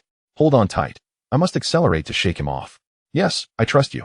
As soon as the words left his mouth, Dimon's demonic wings flapped vigorously, lowering his altitude as he plunged into the forest, flying just above the ground. Meanwhile, in the heart of the Valley of Gods, nestled between 2 steep mountains resembling cleaved blades, the celestial dragons near the podium had fled, leaving behind 6 unattended treasure chests. 2 children cautiously emerged from the rear. One had a large face and an exceptionally massive deep purple afro. Ivankov swiftly hoisted 2 treasure chests and urged the somewhat dazed boy behind him. Hurry, Kuma. Carry away the chests. Oh, okay. Kuma, towering in stature, obediently shouldered the remaining 4 chests. The air was filled with the sounds of explosions, and occasionally, the overwhelming presence of conquerors' haki swept past. Ivankov shivered. We need to find a safe place. Our plan is to obtain the pawpaw fruit. With it, we can escape. Follow me. The 2 children, clutching the treasure chests, stealthily fled and soon discovered a small storage room for miscellaneous items. They set down the chests, and one of them opened one. This is the mythical Zoan blue dragon fruit, the strongest of the Zoan fruits. Ivankov exclaimed in delight. What about yours? Kuma also retrieved a pink, paw-shaped fruit from the chest. Yes, that's the pawpaw fruit. We'll each eat one. Don't be afraid. Even if we turn into a duck, it's our only hope of escape. Kuma nodded. The 2 opened their mouths, ready to consume the fruits when, with a loud bang, a towering figure burst through the door. Charlotte Linlin seized Ivankov, effortlessly snatching the blue dragon fruit. Such things are not meant for little brats like you. I must thank you for bringing it to me. It's a member of the Rocks Pirates. Ivankov's expression changed, and he shouted at the stunned Kuma, "Run. What are you waiting for?" Kuma snapped back to reality, gritting his teeth, and turned to flee. Eat it. Survive. Ivankov shouted. Abandoning his friend to escape alone, Kuma shut his eyes in anguish, bringing the pawpaw fruit to his mouth. However, in that instant, a hand grasped his wrist, halting his movement. Kuma opened his eyes in a panic to see a man and a woman before him, the man being the one holding him. Dimon smiled and said, "Little one, let Uncle take that fruit. I will ensure your safe departure." Chapter 26. The ultimate fruit secured. Want to catch me? How laughable. Kuma stared blankly at the pawpaw fruit in his hand, now taken by the man before him. No, give it back. Without it, I can't save everyone. Realizing the gravity of the situation, Kuma lunged at Dimon. Dimon held the pawpaw fruit in one hand, while firmly pressing Kuma's head down with the other. Rest assured, I will escort you safely off this island. As for this fruit, it's best left with your uncle. Stussy burst into laughter. A creepy uncle stealing candy from a child? What are you laughing at? Dimon shot her a glare, then turned to Charlotte Linlin, who was still gripping Ivankov. Release him. Linlin, what about the other fruits? They're all here, in the chests. Charlotte Linlin loosened her grip and opened the remaining 4 treasure chests, revealing a trove of devil fruits. I recognize the blue dragon and pawpaw. What are these for? Dimon stepped forward, examining them closely. These must be exceptional fruits to be placed alongside the blue dragon and pawpaw as prizes. They surely are not ordinary. You'll have to ask Rocks about that. Charlotte Linlin shook her head, admitting she had not seen a fruit encyclopedia either. Let us secure them for now and discuss later. Dimon rummaged through the storage room, retrieving a piece of cloth to wrap the pawpaw fruit and the other 4 fruits securely. He then stood and asked, "How do you plan to handle the blue dragon fruit? Give it to Kaido? It cannot be given freely. He must owe me a favor. Do as you wish with it. I will escort these children away." With the objective in hand, He signaled for Ivankov to lead the way. Can we trust you? Ivankov hesitated but realized there was no better option. The fruits had been seized, and he had to take a gamble. He took Kuma by the hand and led the way forward. Stussy did not follow, merely watching Dimon depart. Charlotte Linlin teased, "Why aren't you sticking to Whitebeard? Have you changed targets?" In the midst of their conversation, Stussy replied with a playful smile, "Why not explore where Dimon is?" Charlotte Linlin, however, seemed exasperated. As the two companions set off, a sudden gunshot pierced the air, and a bullet struck Stussy in the temple, causing her to collapse. "Who was that?" Charlotte Linlin hissed, momentarily halting her steps. With her observation hockey, she swiftly pinpointed the assailant's location, approximately 10 kilometers away on a rocky outcrop to their right. A young girl, cheekily sticking out her tongue and wielding a sniper rifle, chuckled, "Bullseye. But is she really immortal?" Stussy, with a bullet wound in her forehead, slowly rose, her injury healing before their eyes. "I am truly incensed. Why is it always me that gets shot?" Stussy's eyes darkened. It must be the Knights of God. Those wretched scientists. Meanwhile, Dimon had followed Ivankov to a cave where numerous individuals, all slaves of the celestial dragons, were concealed, targets of the current hunting competition. "Brother Ivankov." "It's Kuma." A petite girl with faint freckles stepped forward from the crowd. "He is, from the Rocks Pirates." "I apologize, Ginny, the plan has failed." Ivankov offered an apology, then rallied the group, "But I promise to ensure your safe passage." "Pirates? The Rocks Pirates. Can we trust him?" The slaves looked anxiously at Dimon. However, Dimon was assessing Ginny. He recalled her tragic past. Though she appeared unremarkable now, she would blossom into a stunning beauty, only to be abducted by the celestial dragons and forced to bear Bonnie, suffering from a grave illness in the process. "Your trust is irrelevant. Assisting you is merely a convenience," Dimon declared, joining his index and middle fingers to draw a massive pentagram magic circle upon the ground. "If you wish to escape, step inside. This is a teleportation magic circle." Ginny gasped, "A magic circle? What is that?" "No more questions, little girl. Im's magic circles have many restrictions, unlike his. I only require coordinates to teleport, whether it be people or objects." Dimon, not wishing to waste time, herded the 30-odd individuals in the cave into the magic circle.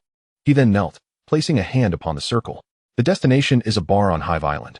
Once you arrive, do as you please. Teleport."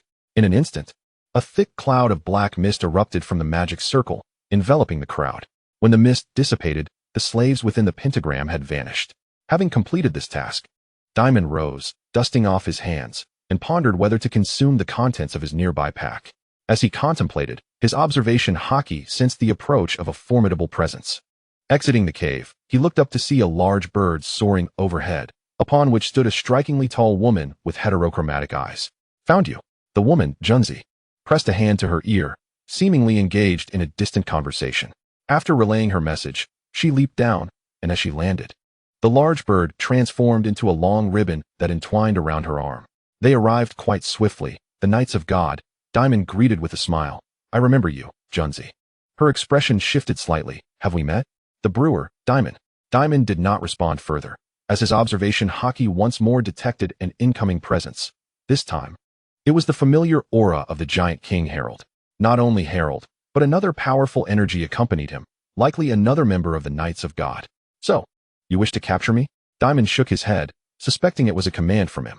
During his previous battle with Saturn, he had employed his demonic powers to counter the opponent's immortality, which him had likely witnessed, recognizing Dimon's exceptional abilities. "Dimon, you could become one of us and attain the status of a celestial dragon, a position others would covet in vain. Why do you refuse?"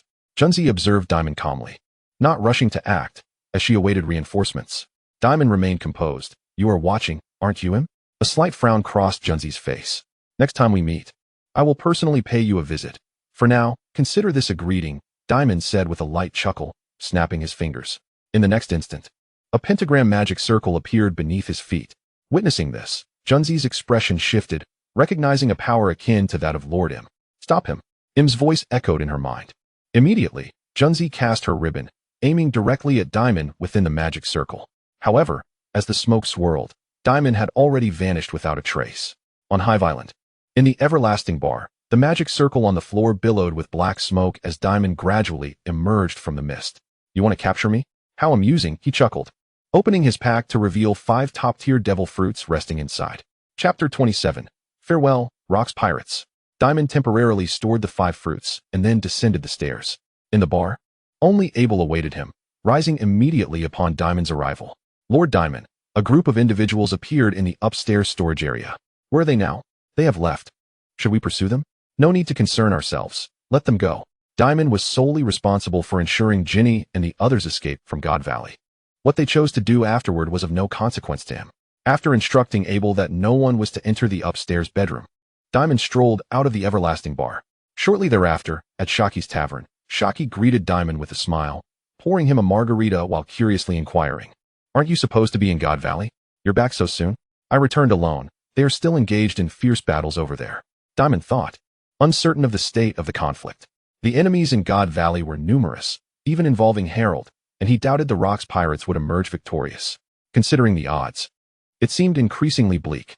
With over 10 Knights of God, Elder Star Saturn, the giant King Harold, and Vice Admiral Garp, merely these forces posed a significant challenge. If the situation deteriorated, the remaining 4 Elder Stars could intervene at any moment. It was even possible that Im himself might descend. What could be so important in God Valley that warrants your entire force's deployment? Shaki blinked. 6 top-tier devil fruits. Dimon mused for a moment before adding, "That is merely the surface-level explanation. Rocks must be seeking something there." "What kind of something?" "What follows is merely my conjecture. Consider it a tale. The crux lies with Saturn. Saturn's title is Scientific Defense God of War. Generally speaking, Elder Stars seldom venture to the lower realms. His presence there indicates that something significant is hidden within God Valley, something related to technology that would pique Im's interest. Consequently, the answer becomes apparent. Have you heard of ancient weapons? Ancient weapons? Shaki pondered, her interest piqued. I've heard of them. Legendary superweapons possessing the power to destroy the world. I suspect one of the 3 ancient weapons, Uranus, is concealed in God Valley, which is why the celestial dragons chose that island to host a deadly competition. Dimon swirled his glass and chuckled. Once we have cleared out all the natives, they can leisurely search for that item. Why not Poseidon or Hades? Shaki inquired. Her brow furrowed in surprise. Naturally, it is because I am aware of the whereabouts of the other 2. Poseidon is the mermaid princess, White Star, who is yet to be born, while Hades lies dormant within the land of Wano, encased in a colossal warship. After a moment's contemplation, Dimon suddenly declared, Shaki, the Rocks Pirates are likely to disband, and this island will become perilous. You might want to consider fleeing. Huh. Shaki was momentarily taken aback. 3 days later, news broke like a thunderclap across Hive Island, gracing the pages of the World Economic News and reverberating throughout the globe. The once mighty Rocks Pirates had suffered defeat in God Valley, leading to their disintegration. The reports stated that the naval hero Garp had allied with the legendary Roger Pirates to vanquish the Rocks Pirates. The Rocks Pirates have been dismantled? Is this some kind of joke? Have all those monsters truly been defeated? Impossible, absolutely impossible. I saw the great Dimon just yesterday strolling through the red light district. Perhaps it was an internal conflict? Their teamwork has always been non-existent. What is that in the sky? A dragon? The Azure Dragon. The pirates on Hive Island were incredulous at the downfall of the Rocks Pirates. Amid the chaos, a magnificent azure dragon descended, capturing countless gazes. At Shaki's bar, unlike any other day, the tavern was closed to patrons. Dimon pushed the door open and glanced around at the few familiar faces at the bar, raising an eyebrow. Is it just you lot who returned? Charlotte Linlin, sipping her drink, caught sight of Dimon and replied with a hint of exasperation, There's a traitor. Who is the traitor? Dimon counted the heads present. Kaido, Shiki, Whitebeard, Stussy, Gorosei, Longbread, and Charlotte Linlin. Merely 7 individuals. What about Rocks? Captured, Whitebeard replied, also nursing a drink. That fool was ambushed during his battle with Harold and ultimately overwhelmed. The traitor is Silver Axe. Shiki interjected, his expression sour. Silver Axe is ruthless. Dimon, having had little interaction with him, recalled vividly that this individual had once gifted him a devil fruit worth 800 points. Silver Axe was originally a member of the world government. He joined the Rocks Pirates to infiltrate, Gorosei elucidated. Dimon took a seat and inquired, what about the others? No idea. They either fled or were defeated while still on the island, Kaido stated calmly, arms crossed. After consuming the Azure Dragon fruit, I escaped with those you see before you. A margarita, please. Dimon ordered a drink and continued. So, what do you intend to do next? Rescue those in prison? The moment those words left his lips, subtle glances converged upon him. Stussy stifled a laugh. Dimon, you are truly kind-hearted. Shiki scoffed, who wants to save him? Let that fool Rocks languish in prison. Ha ha ha. With that, he was the first to rise and depart. The Rocks Pirates have come to an end. I intend to establish my own crew. Who wishes to join me? Clearly, no one paid him any mind. Shiki turned to invite Dimon. Dimon, you'll join me, right? No farewell for you. Shiki's lips twitched. At least give me a contact number. Perhaps I might seek you out for a transaction involving the elixir of immortality. With business on the horizon, Dimon finally provided a contact number. Satisfied, Shiki departed, wearing a look of contentment. Charlotte Linlin patted Kaido on the shoulder, grinning widely. I want to create a nation where all races can live as equals. Kaido, will you assist me? I have no desire to, Kaido replied with disdain. You owe me a favor. Do you not recall who gifted you the Azure Dragon fruit? Charlotte Linlin retorted angrily. I will repay that favor. But joining your crew is out of the question, Kaido steadfastly refused. Charlotte Linlin then turned to Dimon. Dimon, come join me. Let us have a child who can inherit your brewing talents. A shiver ran down Dimon's spine, and he hastily waved his hands. Spare me. I am frightened of you. With that, he tossed her a piece of paper bearing his contact number. No farewell for you. What a heartless man, Charlotte Linlin exclaimed as she departed, followed closely by Longbread, who said nothing. The Bigmon Pirates were founded by the two of them. After being defeated by Rocks, they had joined the Rocks Pirates. Now that the Rocks Pirates had disbanded, it was time to resurrect the glory of the Bigmon Pirates. Observing this, Gorosei turned to Shaki and proposed, Shaki, our infatuation has faded. We ought to return to Amazon Lily. I feel a bit guilty for leaving the Kuja Pirates in the care of Toritoma. Indeed, with the protection of the Rocks Pirates gone, Hive Island is no longer safe. Shaki concurred, nodding. She winked at Dimon. I will search for devil fruits to trade for your elixir of immortality. Please provide me with a contact number. Here. Dimon tossed her a piece of paper. He had anticipated this, having sensed the potential demise of the Rocks Pirates 3 days ago. Now, it had come to pass. However, it mattered little to him. He had surpassed the initial stages of his development and had become a formidable force upon the seas. Cheers, I'll have one last drink before I depart. Whitebeard raised his glass in a toast with the remaining few, then stood to declare, I can no longer tolerate that fool Rocks. The crew I wish to build must be like family. Dimon, you. Before he could extend an invitation, Dimon preemptively declined. Whitebeard chuckled, I wasn't inviting you. You are a troublesome character. 3 days prior, Dimon had returned early. How had he accomplished that?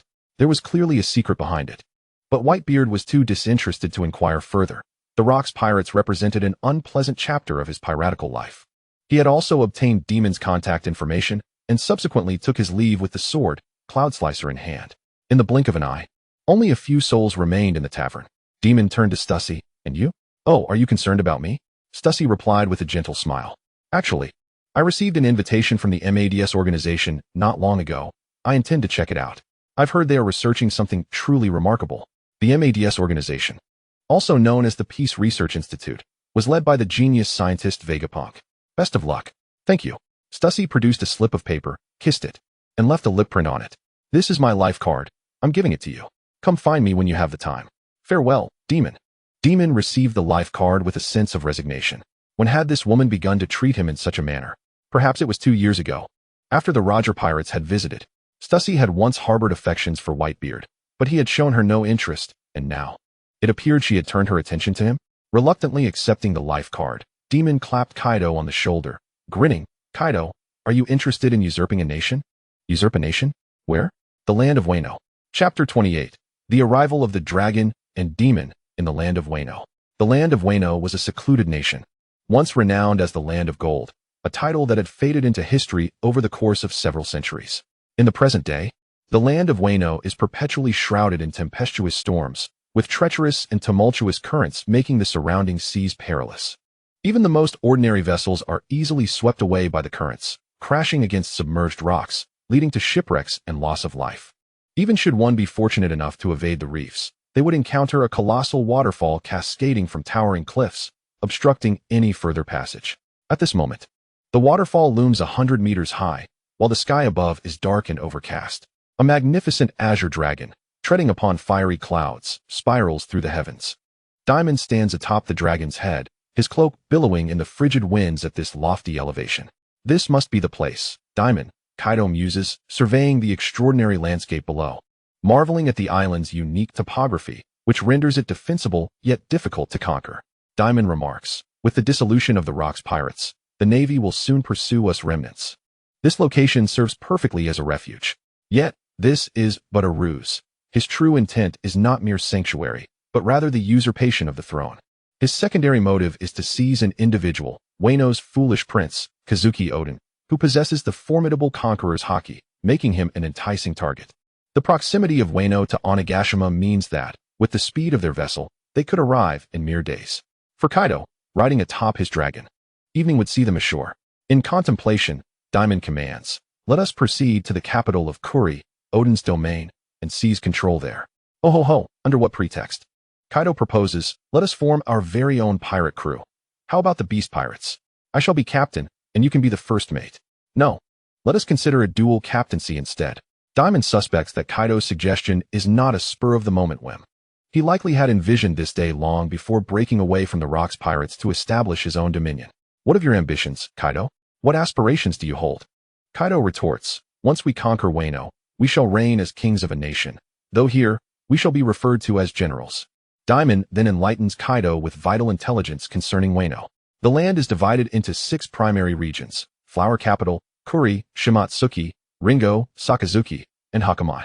Notably, the Flower Capital is the royal seat, home to the shogun's residence. Then why not target the Flower Capital instead of Kuri? Kaido inquires. The current lord of Kuri is Kazuki Odin, the son of the shogun, and his strength is formidable. We must eliminate him first. Accustomed to following Dimon's lead without question, Kaido accelerates towards Kuri. Once a lawless territory within Wano, Kuri was plagued by mountain bandits and nefarious factions. 2 years prior, the shogun's son, Kazuki Odin, traversed this land and, within a single day, vanquished all malevolence, subduing the entire region. He united the talents of Kuri and, with the assistance of several loyal retainers, reformed the area, restoring peace and order. He taught former criminals agricultural and construction techniques, cultivating farmland for sustenance and overseeing the development of local infrastructure, earning the adoration of the populace. The citizens spontaneously erected a castle in his honor, naming it Odin Castle. As evening descends upon Odin Castle, within the dining hall, the people of Wano prefer to sit on the floor, gathering around low tables laden with food and sake. Yet, Kazuki Odin finds little appetite. Resting his elbow on his knee and cradling his chin in his hand, he gazes vacantly into the courtyard. How dreadfully dull. Why must I bear the title of daimyo? What say you, Kinemon? The samurai known as Kinemon responds with resignation. My lord Odin, your father, Shoyaki the shogun, has recognized your achievements in Kuri.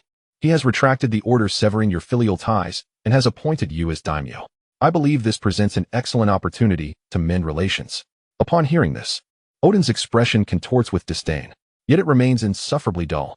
I have traversed all of Wano, and what I yearn for most is to leave this country and set sail to explore the seas. That is utterly out of the question, my lord Odin. Kinemon hastily interjects. What shall become of Kuri if you depart? It is already on the right path. My absence would make little difference. For you and the retainers handle the mundane affairs of governance. Rising, Odin gathers his hands within his sleeves and approaches the railing outside the dining hall. Gazing toward the shores of Kuri, I read that during the era of the sword god Ryuma, pirates frequently invaded from the open seas. Yet here I am, having never encountered a single pirate in my life. Kinemon follows, his head filled with worry. Is it not fortunate that no pirates have assailed us, my lord? Not at all. If pirates were to come, I could join them in leaving. After all, I lack any nautical skills.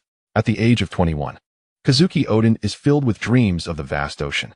Kinemon is at a loss for words, lamenting the unreliability of his lord, who whimsically yearns to become a pirate. Just then, ominous clouds gather in the sky above Kuri Castle, visible even in the darkness of night. With a resounding rumble, a thunderous roar echoes from within the clouds, where an immense creature stirs. It shall rain, Kinemon remarks, looking upward with delight. It has been quite some time since we had rain. This is most timely for our rice fields. My lord Odin, no, that is not rain. It is a dragon, Odin exclaims, his face alight with excitement as he perceives 2 extraordinarily powerful auras within the clouds. Another rumble of thunder illuminates the night sky, and in that fleeting brightness, even Kinemon discerns something unusual.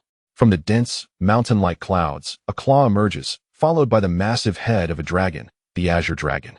Upon its head stands a figure. What is that? Kinemon gasps in astonishment. A dragon.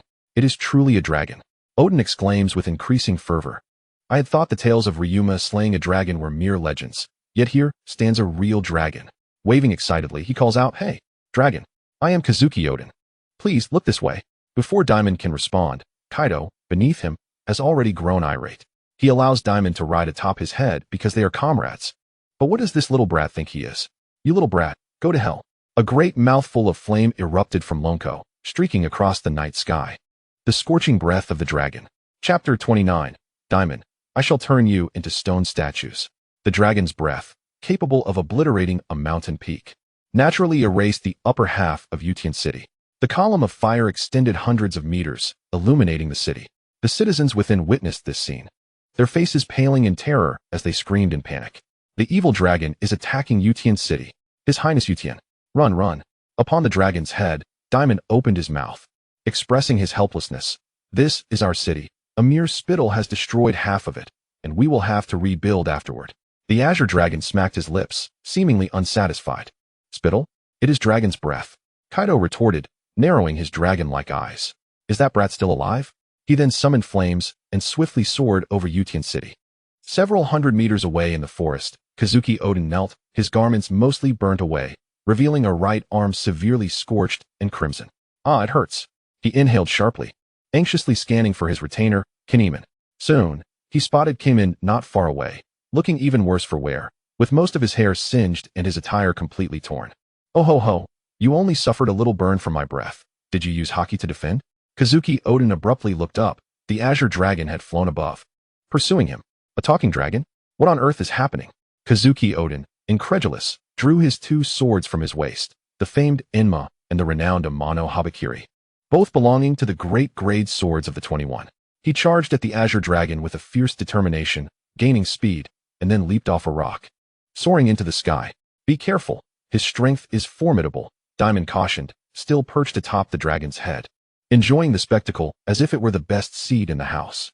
Kaido, dismissive of the impending counterattack, was brimming with confidence after recently acquiring the azure dragon fruit. Bad wind. He unleashed a torrent of slicing wind blades, akin to a weasel strike. Kazuki Oden crossed his arms defensively as he soared into the sky, enveloped in a powerful coating of haki, staring down the approaching wind blades. What? Kaido exclaimed, astonished. In the next moment, Kazuki Oden shot through the night sky like a meteor, colliding with the azure dragon. Oden's two-sword style, Peach Blossom 10 strikes. The cross-slashing sword energy cleaved through the dragon's scales, a terrifying strike tearing into the dragon's form. Ugh! The azure dragon Kaido howled in pain, blood gushing like a fountain as he plummeted from the sky, crashing heavily into the forest below. Huff! Huff! Kazuki Oden landed nearby, breathing heavily as he gazed at the dragon he had felled. Upon closer inspection, his pupils dilated. The massive azure dragon swiftly shrank, transforming into a towering figure of 7 meters. The cross-shaped wound on his chest was visibly healing, and the blood scattered around was flowing back into him. What on earth is happening? Kazuki Oden stammered, astonished. The dragon had turned into a human. No, there was another person. He looked up to see the man who had been atop the dragon, now with a pair of black wings sprouting from his back, standing in midair, calmly gazing down. I've told you, this individual is not weak. Do you need my assistance? That was merely a moment of carelessness. Do not intervene, and I shall sever his head.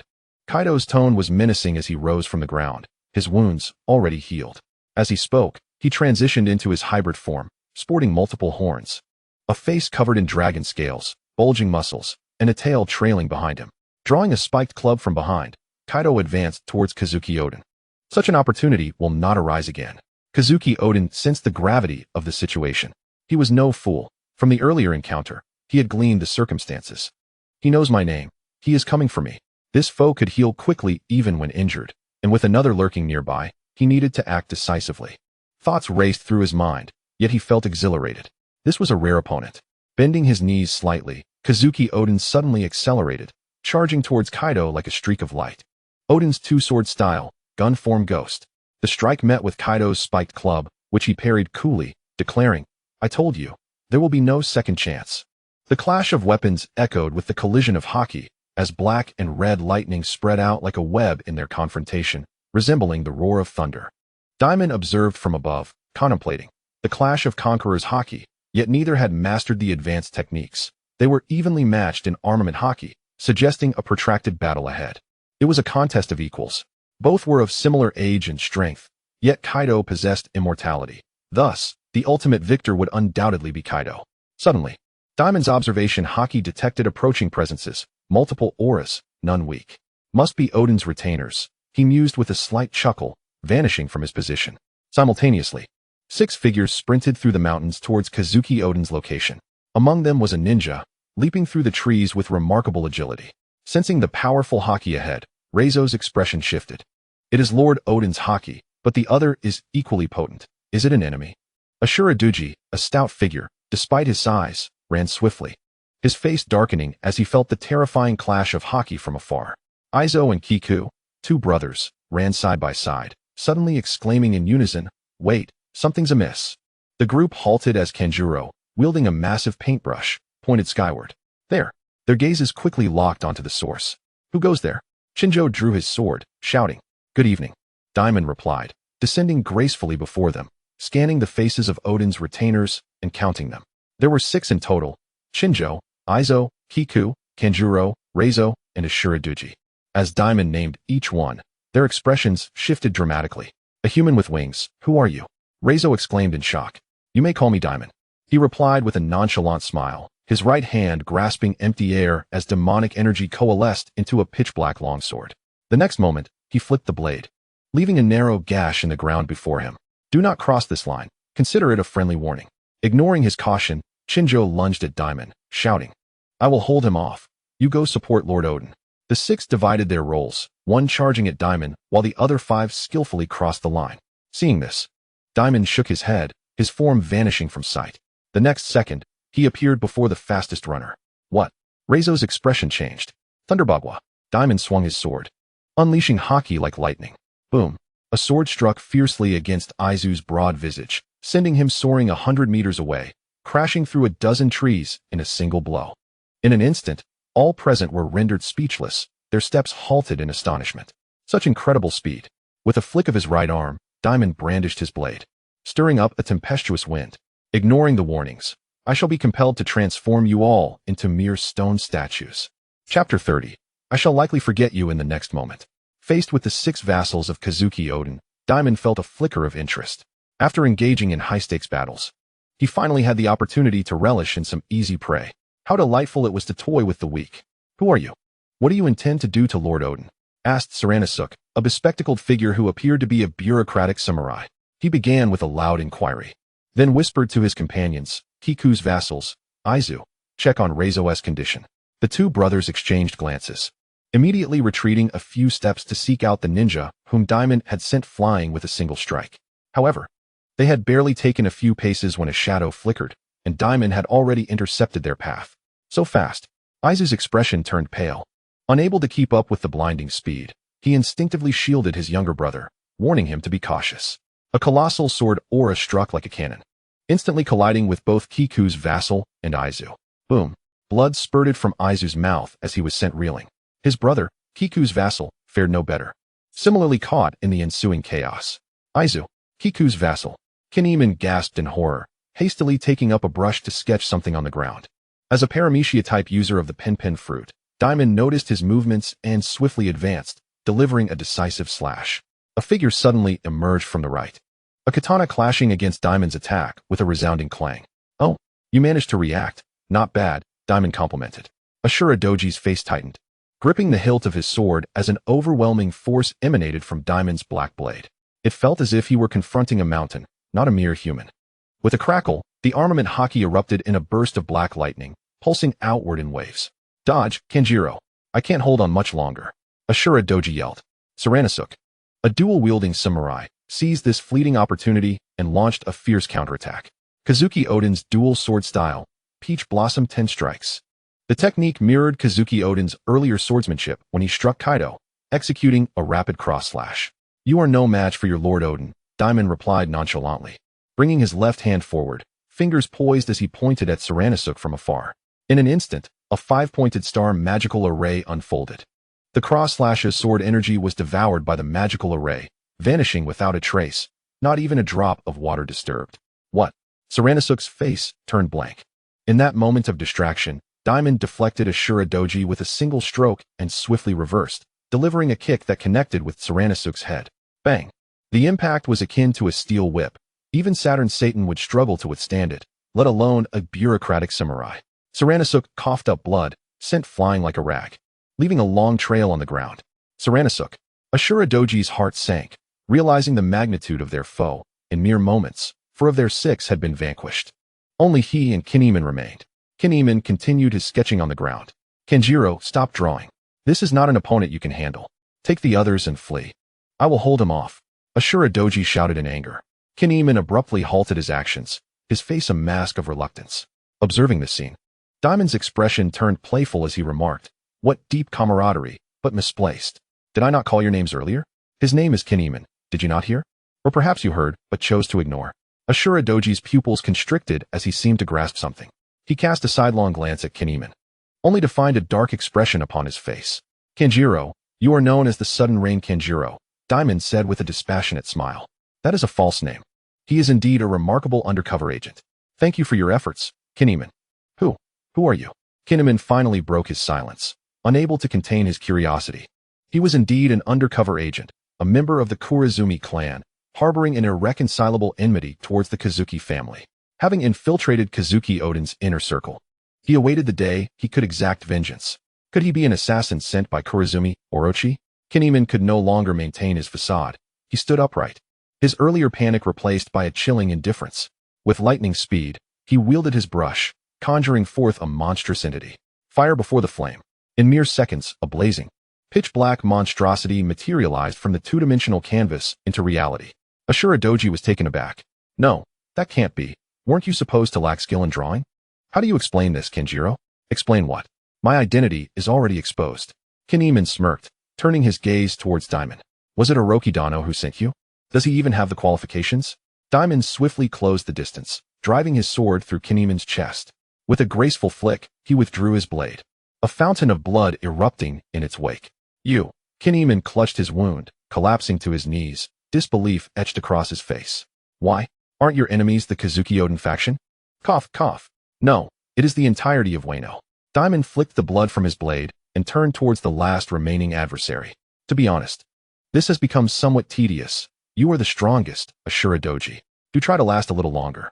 Ashura Doji was utterly bewildered, the series of reversals overwhelming his mind. Yet, witnessing Dimon charging towards him rendered further contemplation futile. "I will win. I am Ashura Doji," he shouted defiantly, charging forward.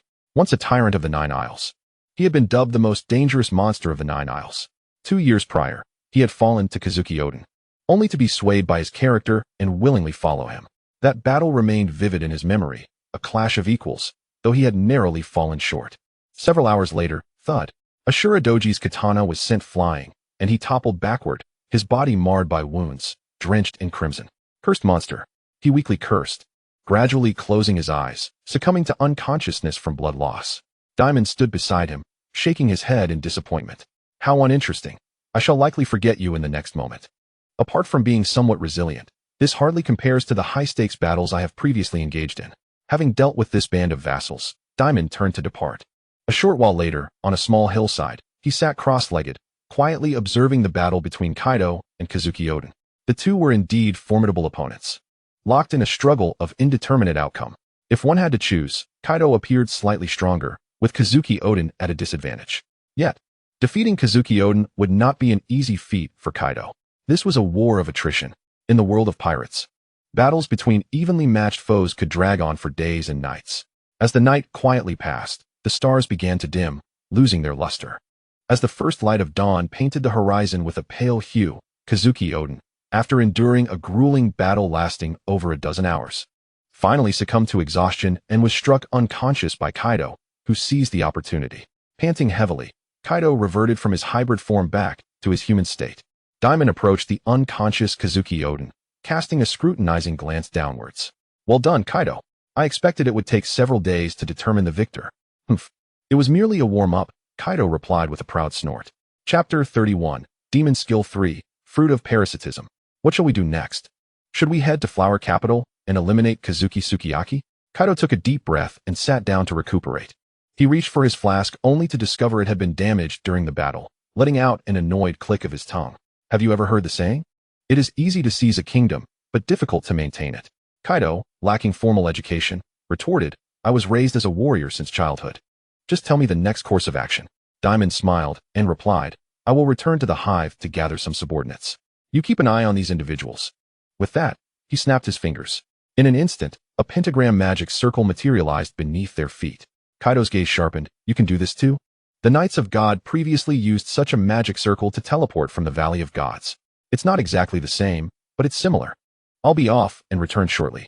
As the words left his lips, a shroud of black mist enveloped Dimon, and he vanished in the blink of an eye. The pentagram magic circle remained on the ground. After observing it for a moment, Kaido nodded in realization. This was how he had returned from the Valley of Gods. Having spent over 2 years with Dimon, he increasingly found the man to be enigmatic. Considering Dimon's ageless existence, it was plausible that he was an ancient being who had lived through the ages. At Hive Island, Eternal Life Bar, on the second floor, the pentagram magic circle emitted wisps of black smoke, and Dimon quietly materialized. He first retrieved 5 top-tier devil fruits from the storage cabinet, then descended to the bar. The establishment was desolate, devoid of patrons. Upon seeing Dimon, Abel immediately rose to greet him. Lord Dimon, please summon Orsaya and the others. I need everyone here. Currently, he had no available subordinates aside from Abel and the remnants of the Tide Sound Kingdom's guard. Abel asked no questions and dutifully complied. Once Abel departed, Dimon arranged the 5 devil fruits on the table. One was a paramecia-type meatball fruit, while the nature of the other 4 was unknown. It was unfortunate that Rox had been captured, leaving him without the opportunity to inquire about the devil fruit compendium. After a moment's contemplation, Dimon picked up 1 fruit and quietly chanted the word devour. Devoured a devil fruit, gained 1,000 devil points. A system notification floated before him, confirming his thoughts. Truly, it was a prize from the Valley of Gods. A single top-tier fruit surpassed 10 worthless Zoan fruits. Without hesitation, he devoured the remaining 3, leaving only the meatball fruit. Devoured a devil fruit, gained 1,000 devil points. Devoured a devil fruit, gained 1,000 devil points. Devoured a devil fruit, gained 1,000 devil points. Devil points, 4,200. Rich overnight. A smile crept onto Dimon's lips. His efforts in procuring these fruits from the Valley of Gods had not been in vain. Well, it seemed that it wasn't too arduous after all. He had seized them quite effortlessly. Previously, unlocking Skill 2 required 1,000 points. For Skill 3. Without a moment's pause, Dimon decisively chose to illuminate Skill 3, for money is meant to be spent, and hoarding it bears no fruit. Devil points, 4,200 to 2,200. An expenditure of 2,000 points revealed the description of Skill 3. Name, Dimon. Position, Demon. Devil points, 2,200. Devil Skill 1, create Eternal Life Wine. Devil Skill 2, Demon Form. Devil Skill 3, Fruit of Parasitism. Devil Skill 4, unlocked. Devil Skill 5, unlocked. Fruit of Parasitism. What is this? Dimon opened the detailed description of the skill, and upon reading, he found himself momentarily stunned. Fruit of Parasitism creates a devil fruit, once consumed by another. The consumer's perceptions are observed by the demon. Upon the consumer's awakening of the devil fruit, the demon's consciousness is activated, allowing the target to be transformed into a demon servant. The demon servant will obey the demon's commands. Creation cost, any devil fruit, 300 devil points. And a fragment of the demon's consciousness. The demon mentioned in the description must refer to me, Dimon mused, gazing at the remaining meatball fruit. Why not give it a try? Resolute in his decision, Dimon grasped the meatball fruit and activated the Fruit of Parasitism skill. It felt as though a fragment of his soul was infused within the meatball fruit. Subsequently, he expended 300 devil points to initiate a subtle transformation. Originally, the meatball fruit was spherical, covered in variously sized round protrusions, and its overall hue was a pale pink, resembling a mound of stacked meatballs. After the skill's transformation, dark speckles emerged amidst the light pink, hardly discernible without close inspection. This is the result?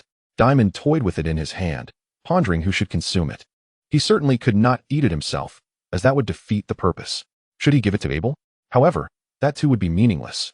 The unique aspect of the Fruit of Parasitism lies in the fact that once consumed, the individual awakens the fruit, thus transforming into his subordinate. Abel already followed his orders. Eating it would merely be a waste. After some thought, a name flashed through Dimon's mind. Bartolomeo should still be on this island. In the original narrative, he was the one who consumed this fruit, which could unleash its full potential in him. With a little effort, he might just awaken. It's worth a shot.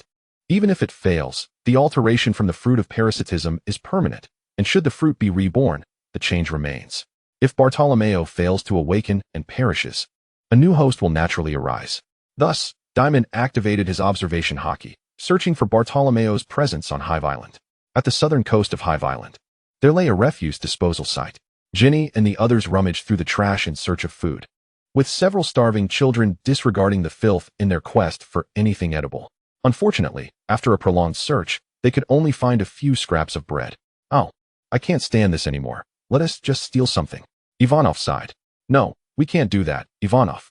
This is Pirate Island. If we get caught stealing, we'll definitely be killed. Ginny shook her head. How about we go to that bar? The one with the man named Dimon. He seems quite friendly and keeps his word. Ivanov suggested helplessly. That man is dangerous, Ginny replied, a hint of fear creeping into her tone. Just then, a light chuckle broke the tension. What makes you think I'm dangerous, little girl? Ginny jumped, turning to see Dimon and immediately covering her mouth. I'm sorry. I didn't mean to talk behind your back. It's all right. Here, take this money. Dimon retrieved a stack of 1,000,000 berries and tossed it to Ginny, then turned his attention to the dazed Kuma, smiling as he spoke. I previously took your devil fruit. Now, I shall return it to you. Upon seeing the meatball fruit being thrown his way, Kuma instinctively caught it. Ivankov's eyes widened in disbelief. Are you truly giving it back to us? This is the meatball fruit, hey ha.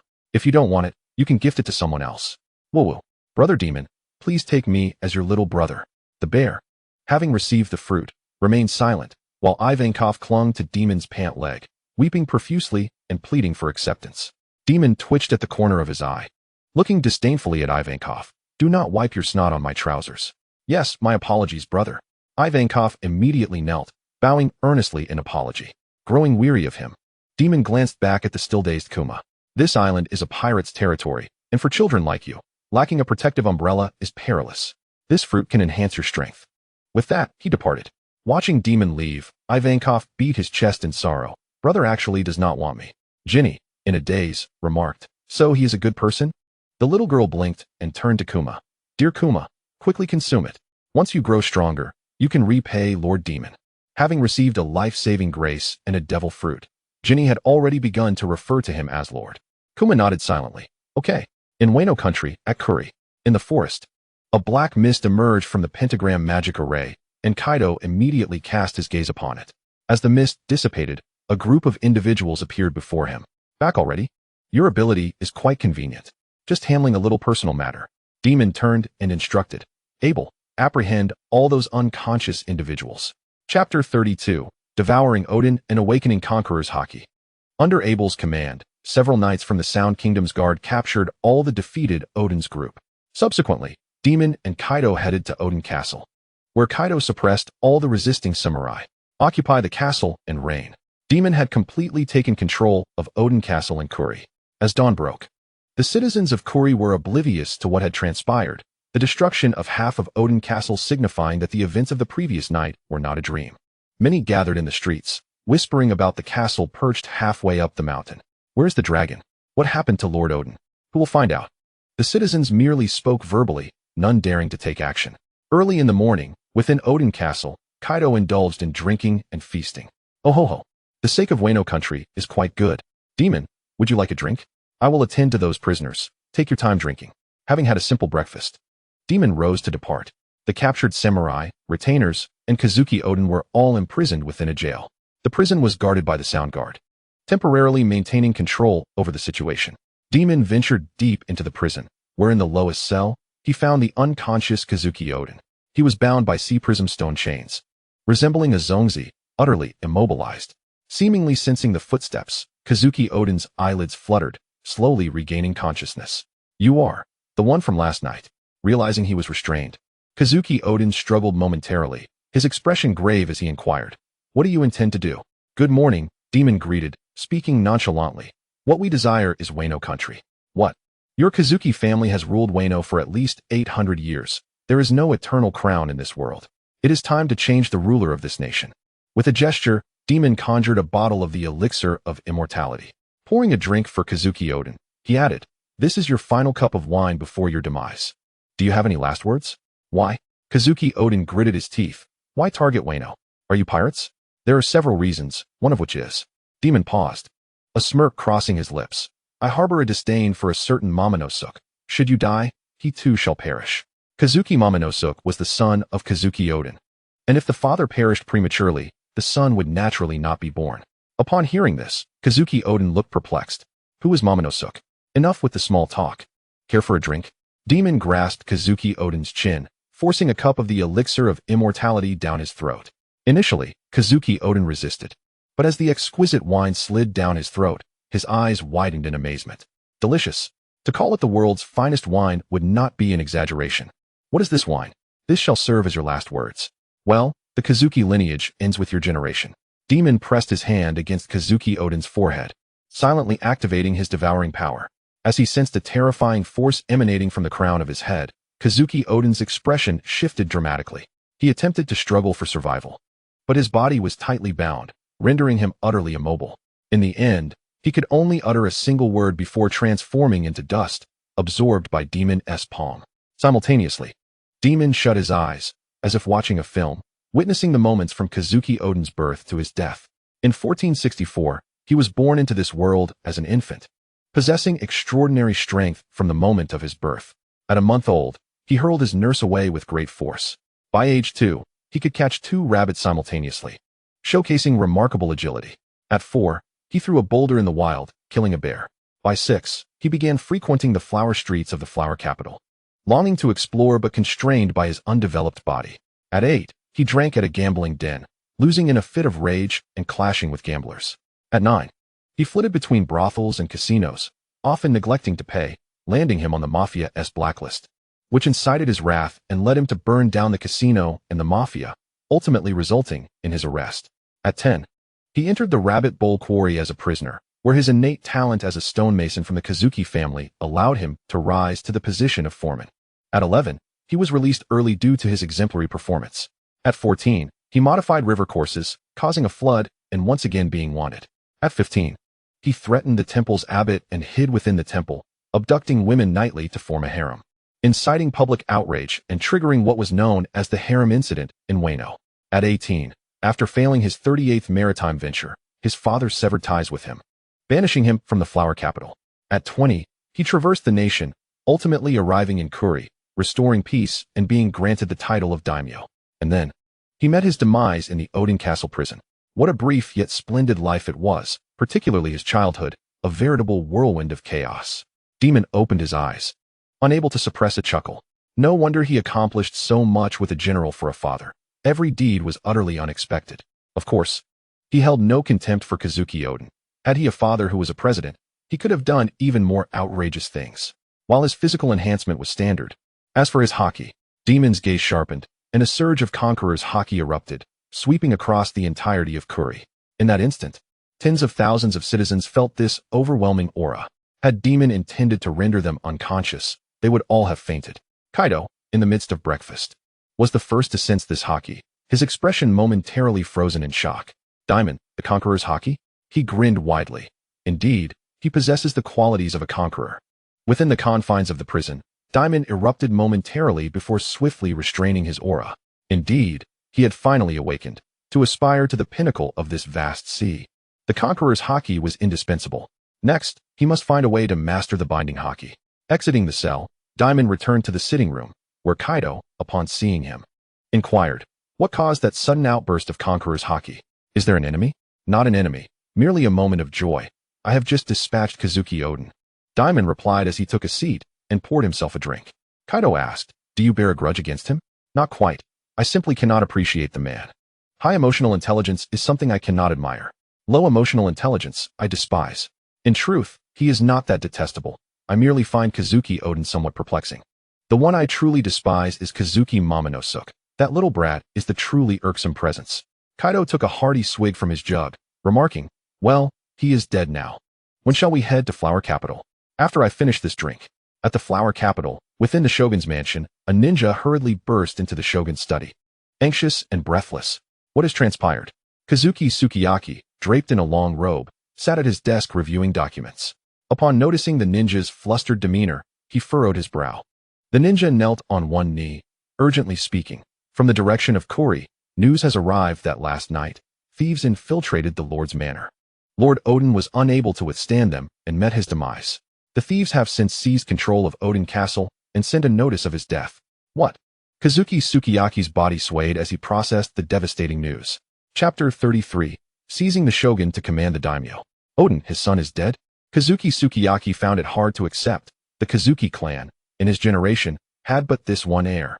Although Kazuki Oden had been a rebellious child, a veritable little demon. His recent actions indicated significant growth. For this reason, Kazuki Sukiyaki had appointed him as the daimyo of Kuri, beginning to groom him for the responsibilities of state affairs. Hoping he would one day succeed to the position of shogun. Who could it be? Who was responsible? Kazuki Sukiyaki seethed with rage, his lips quivering. It's the pirates. They are in the reception room. The ninja cautiously responded. With a swift motion, Kazuki Sukiyaki drew a katana from the rack behind him and stormed out of the study. His demeanor fierce. Upon entering the reception room, he indeed encountered two individuals. One was tall, seated in a manner that made him appear significantly larger than average. The other stood, adorned with two swords at his waist, evidently a warrior. Those swords you bear. Kazuki Sukiyaki's pupils constricted. Those two swords were Enma and Aim no Habakiri. Oden's blades. Is this what you mean? Dimon responded nonchalantly. Having slain Kazuki Oden, the two legendary swords naturally belonged to him now. Kaido, with his jug still in hand and slightly inebriated, gazed at Kazuki Sukiyaki, grinning broadly. So this fellow is the shogun? Dimon, did you kill him? Use your muscle-bound brain. Killing him would merely incite a nationwide rebellion, Dimon retorted with a sidelong glance. Have you heard the phrase? Seize the shogun to command the daimyo. It's evident you've never read a book. Kaido's expression darkened. So what should we do? Capture him. Their casual exchange left Kazuki Sukiyaki's face contorted with anger. Attack. With that command, the hidden Kazuki retainers surged into action. This elite ninja faction, directly under the shogun's command, was comprised of the finest warriors, adept in stealth, assassination, and protection. Ninjas emerged from behind the folding screens, while others descended from the ceiling like divine warriors. Some even thrust their blades up from beneath the floorboards. A dozen ninjas, united in purpose, unleashed a coordinated assault upon Dimon and Kaido. Scum, begone. Kaido scoffed, his gaze sharpening, as his conqueror's haki erupted, sending a powerful shockwave rippling outward. Dimon, however, showed no inclination to evade, allowing one ninja to stealthily strike from behind, plunging a blade into his chest. That stings a bit. Was that aimed at my heart? He looked down to see the ninja's blade protruding from his torso, blood streaming forth. Casually turning his head, Dimon regarded the assailant with a smirk. Too bad you missed by 0.5 centimeters. You need to practice more. The attacking ninja, half of his face obscured by a black mask, exhibited disbelief in his exposed eyes. He withdrew his blade and quickly retreated. Meanwhile, the blood from Dimon's chest flowed backward, instantly restoring him to his former state. This spectacle left the assailant wide-eyed and trembling, muttering, What a monster! Why won't he die? Ignoring the devoted ninjas, Kaido stood, grasping Kazuki Sukiyaki's head and lifting him off the ground. The shogun cried out in pain, feeling as though his skull would shatter. What do you want from us? Dimon replied coolly. Immediately summon the daimyo from the other regions to the flower capital. There's no need for Kuri. The daimyo of Kuri has already been slain by me. The flower capital is the core area directly governed by the shogun among the 6 regions of Wano, while Kuri is the territory of Kazuki Oden. The remaining 4 regions are each guarded by formidable daimyo. The specifics of their identities and names had largely faded from Dimon's memory. However, this was of little consequence. As long as they arrived, he would ensnare them all. Just as Dongjua had once seized the emperor to command the lords, so too could he. If all else failed, he would simply eliminate them. In this world where power lay with oneself, even the slightest resistance was negligible. That day, 4 secret edicts were dispatched from the shogun's mansion to the 4 major regions, Shimotsuki, Udon, Ringo, and Hakamai. The following day, these edicts reached the respective daimyo's manors. In the Hakamai region, the ruling family was the Shimotsuki clan, and the current daimyo was Shimotsuki Yasui. At this moment, within the edict chamber, Black Snake brought in tea, carefully standing behind Shimotsuki Yasui to observe the contents of the secret edict. The shogun has summoned us. What could this be about? Shimotsuki Yasui pondered, frowning in confusion after reading the edict. Unless the shogun called for it, it was generally uncommon for a daimyo to enter the flower capital without reason, and a summons typically signified a significant event. For instance, the shogun might be on his deathbed, preparing to pass the mantle to the next generation, requiring the daimyo as witnesses. However, given that Sukiyaki was still relatively young and in good health, coupled with the language of this edict being markedly different from previous summons, it seemed as though Shogun Kazuki Sukiyaki was seeking help. Black Snake, prepare. I must make a trip to the flower capital. Yes, my lord. Black Snake nodded in acknowledgement. As he exited the edict chamber, he was intercepted by a middle-aged woman, responsible for various household chores within the manor, such as laundry. Black Snake, Kazuki Odin is dead. What? Black Snake gasped, quickly covering his mouth. Realizing the significance of the edict just received from the flower capital, he promptly relayed the news to her. The middle-aged woman chuckled ominously. It's the pirates from the outside, remnants of the Rocks Pirates. After a brief pause, he continued, although this deviates from our initial plan, the opportunity has arisen. Odin, you must make a trip to the flower capital. The two exchanged hushed whispers, and moments later, Korazumi Orochi excitedly departed to prepare for the journey.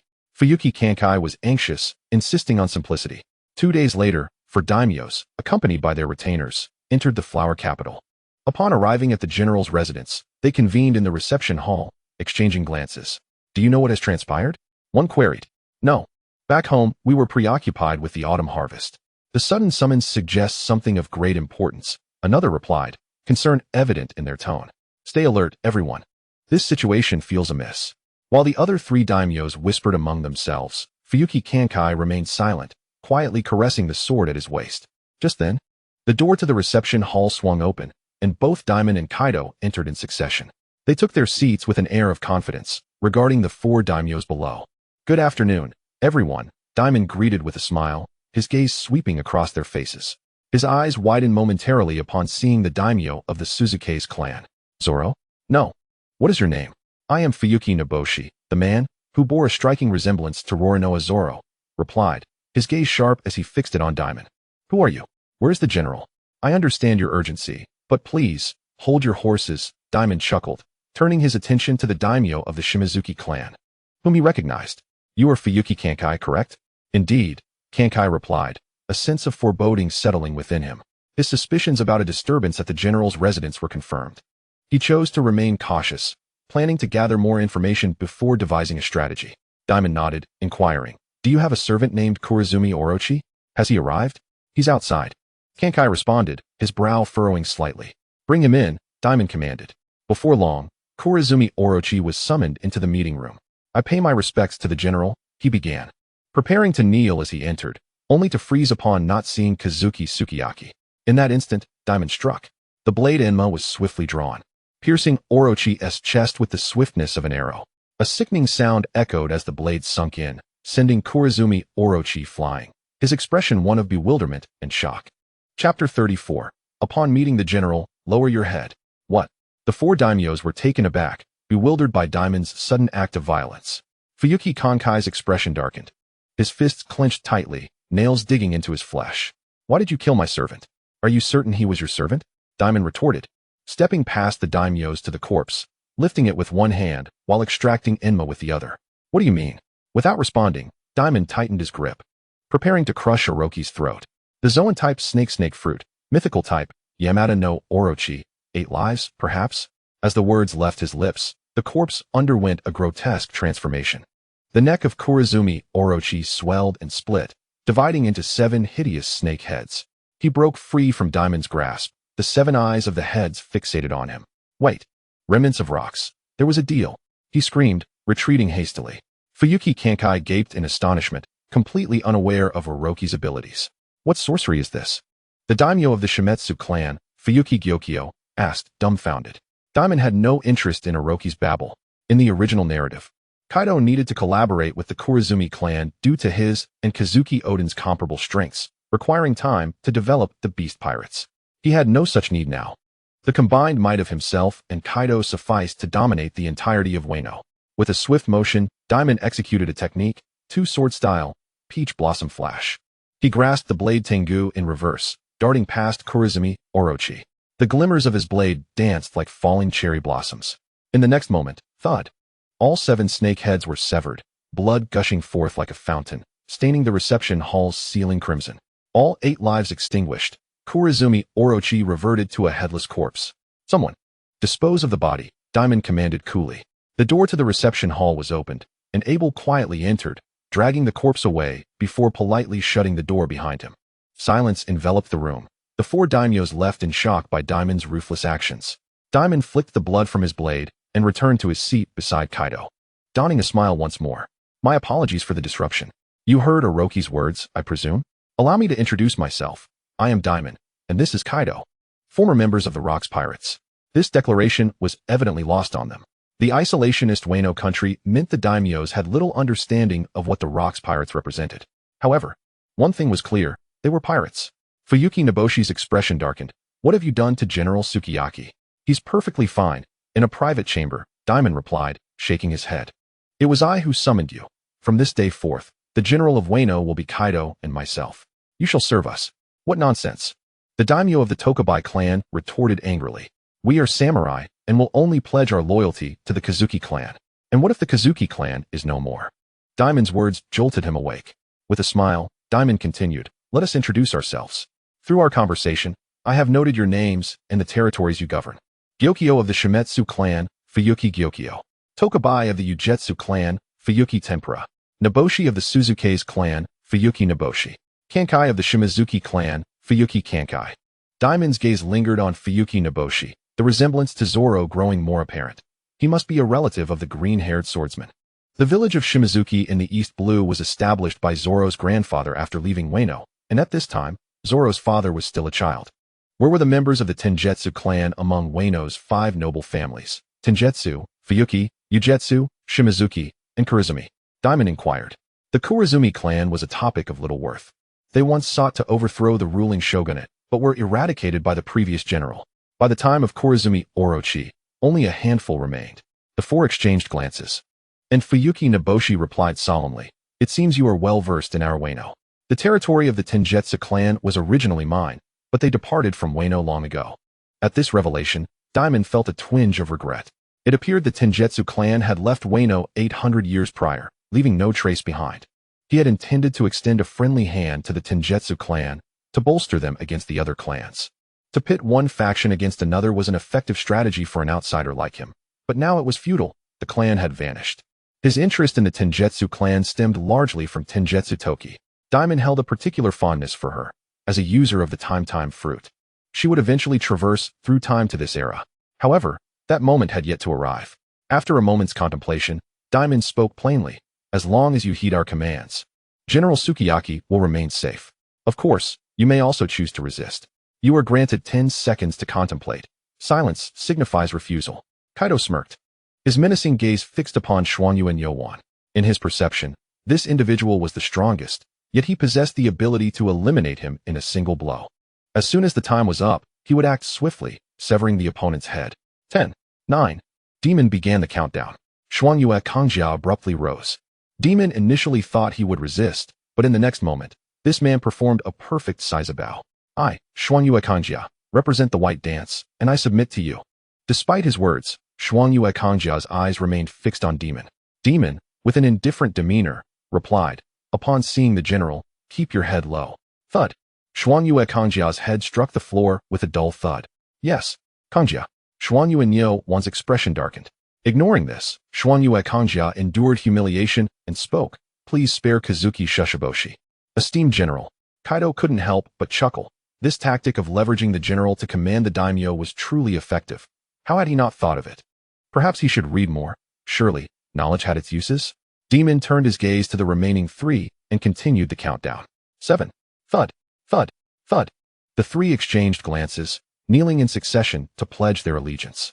We salute the 2 generals. Only then did Dimon nod, his tone flat, rise. An announcement will be made to the nation in a few days. However, if any insurrection arises within your territories, for every occurrence, I shall sever one of Kazuki Shushiboshi's arms. Once the arms are gone, it will be the legs, after the legs, the skin, and once the skin is gone, I shall chop him into pieces. Rest assured, he shall not perish. I guarantee he will remain alive.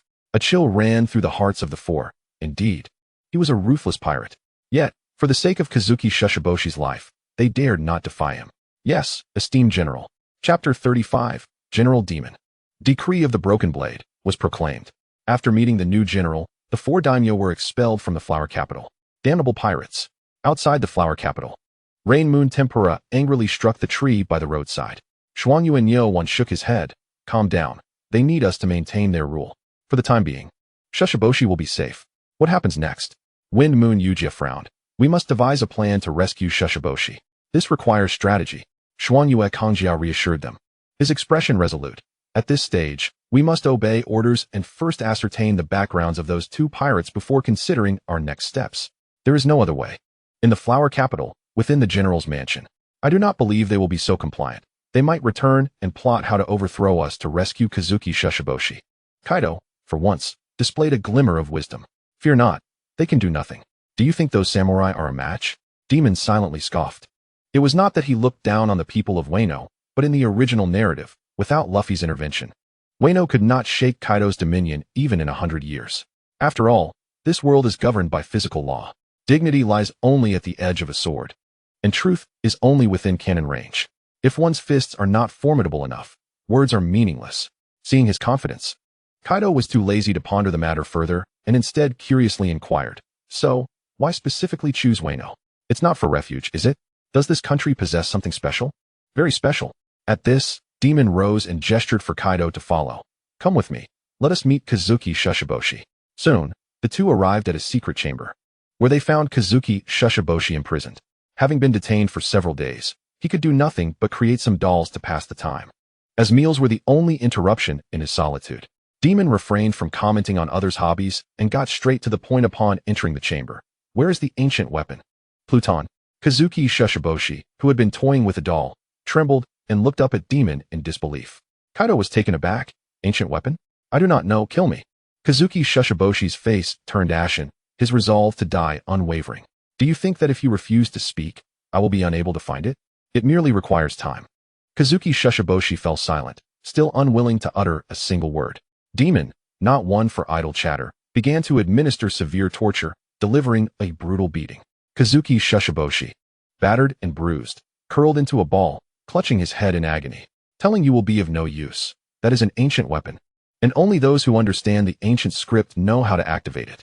This script is a legacy passed down through generations of the Kazuki clan. Even if you kill me, I will not divulge it. Still a tough nut to crack." A smirk played at Demon's lips. "Apologies, but I possess a modicum of understanding concerning ancient scripts." He had absorbed the knowledge of Kazuki Oden, and everything Oden knew was now within his grasp. "Impossible." Kazuki Shushiboshi shook his head repeatedly, utterly unconvinced. Dimon had no interest in a debate. Since he was unwilling to talk, he would send someone to search for it.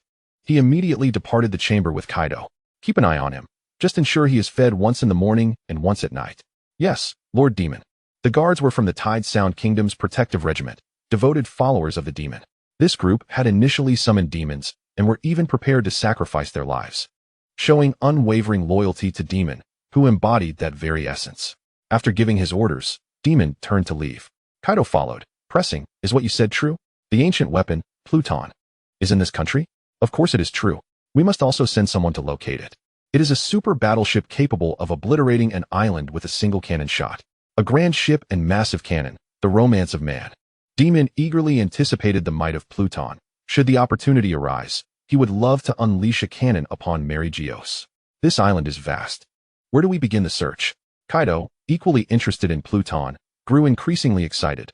"Dimon, we need subordinates. We should indeed form a pirate crew and recruit some people. I have a rough idea of its location. To the north of the flower capital, there is a mountain named Fudozen. It should be hidden within the mountain. There is also a landmark inscription. We should retrieve that as well." Dimon pondered. Excavating the mountain would require substantial manpower, and the laborers from Wano would suffice. This country was abundant in samurai, perfectly suited for the task of hard labor. A week later, the general's mansion issued a decree announcing to the world, "The former general, Kazuki Shushiboshi, has fallen ill and retires. The position of general will be succeeded by Dimon." Dimon had initially intended to bestow a general title upon Kaido as well, but Kaido showed no interest, as he was preoccupied with the idea of assembling his own pirate crew. Once the decree was issued, it quickly spread throughout the nation. In other regions, the news would take a day to reach them, but the flower capital received it almost immediately. Citizens filled the streets, exchanging glances, eager to ask, "Who is Dimon? Kazuki Shushiboshi has fallen ill?" "Impossible. I saw Shushiboshi just the other day at the brothel. I was there. No, something must be wrong. Even if Shushiboshi were to retire, shouldn't he the successor be Kazuki Oden? That brat once abducted my daughter. Him becoming general would be a nightmare. It has come to my attention that recently, a new figure has assumed the title of shogun in the land of Wano, a change that may have already transpired. The majority of the populace has responded with indifference, merely considering it a fleeting spectacle. As members of the subjugated class, the identity of the shogun matters little to the samurai. However, a faction remains restless, those loyal to the Kazuki clan, who have gathered before the shogunate's residence to demand answers. During this time, entry and exit from the shogunate's estate have been strictly prohibited, leaving the citizens of Flower Capital oblivious to the events transpiring within. At this moment, in the dining hall, Dimon, under the attentive care of a throng of maidens, indulges in the quotidian luxuries befitting a feudal aristocrat. To his side, Captain Rock reports, "My Lord Dimon, a contingent of samurai has assembled outside, demanding to see Kazuki Sukiyaki." Dimon, now the shogun, shows no interest in governance, delegating all responsibilities to the elderly Rock. The crowd is rather large, Rock murmurs, at least several hundred samurai, each armed with a blade. This indeed poses a dilemma. The absence of sufficient subordinates is troublesome. After a moment's contemplation, Dimon commands, "Go find Kaido and ask him to suppress these samurai, apprehending them all to serve as laborers in the mines." Pausing, he adds, "Furthermore, I shall decree a new law, the Blade Abolition Edict. From this point forth, no samurai shall bear arms within the Flower Capital. Any individual found in possession of concealed weaponry shall be prosecuted as a traitor. Governing a nation is no trivial matter. It is but a jest." Dimon is utterly unconcerned with the fate of Wano. To him, it is merely a playground. "Now go, and should you succeed in this endeavor, I shall bestow upon you the gift of immortality." Chapter 36. Together, a mass of dung. Apart, a sky full of stars. While Dimon and Kaido stir the pot in Wano, the outside world remains equally tumultuous. The Rocks Pirates have disbanded, yet their remnants roam the seas like beasts released from their cages. At Marine Headquarters, Marineford, a bastion of unyielding naval strength, within a conference room on the top floor, the then Marine Admiral, Steel-Boned Sora, gazes at the intelligence report in his hands, his expression one of exasperation. Seated alongside him are the upper echelons of the Navy. Had Dimon been present, he would have recognized several among them: Admiral Sengoku, Vice Admiral Zephyr, Vice Admiral Garp, and Vice Admiral Tsuru. The remnants of the Rocks Pirates have begun to run amok, particularly the infamous Golden Lion, who has established the flying pirate crew, presenting a truly formidable challenge.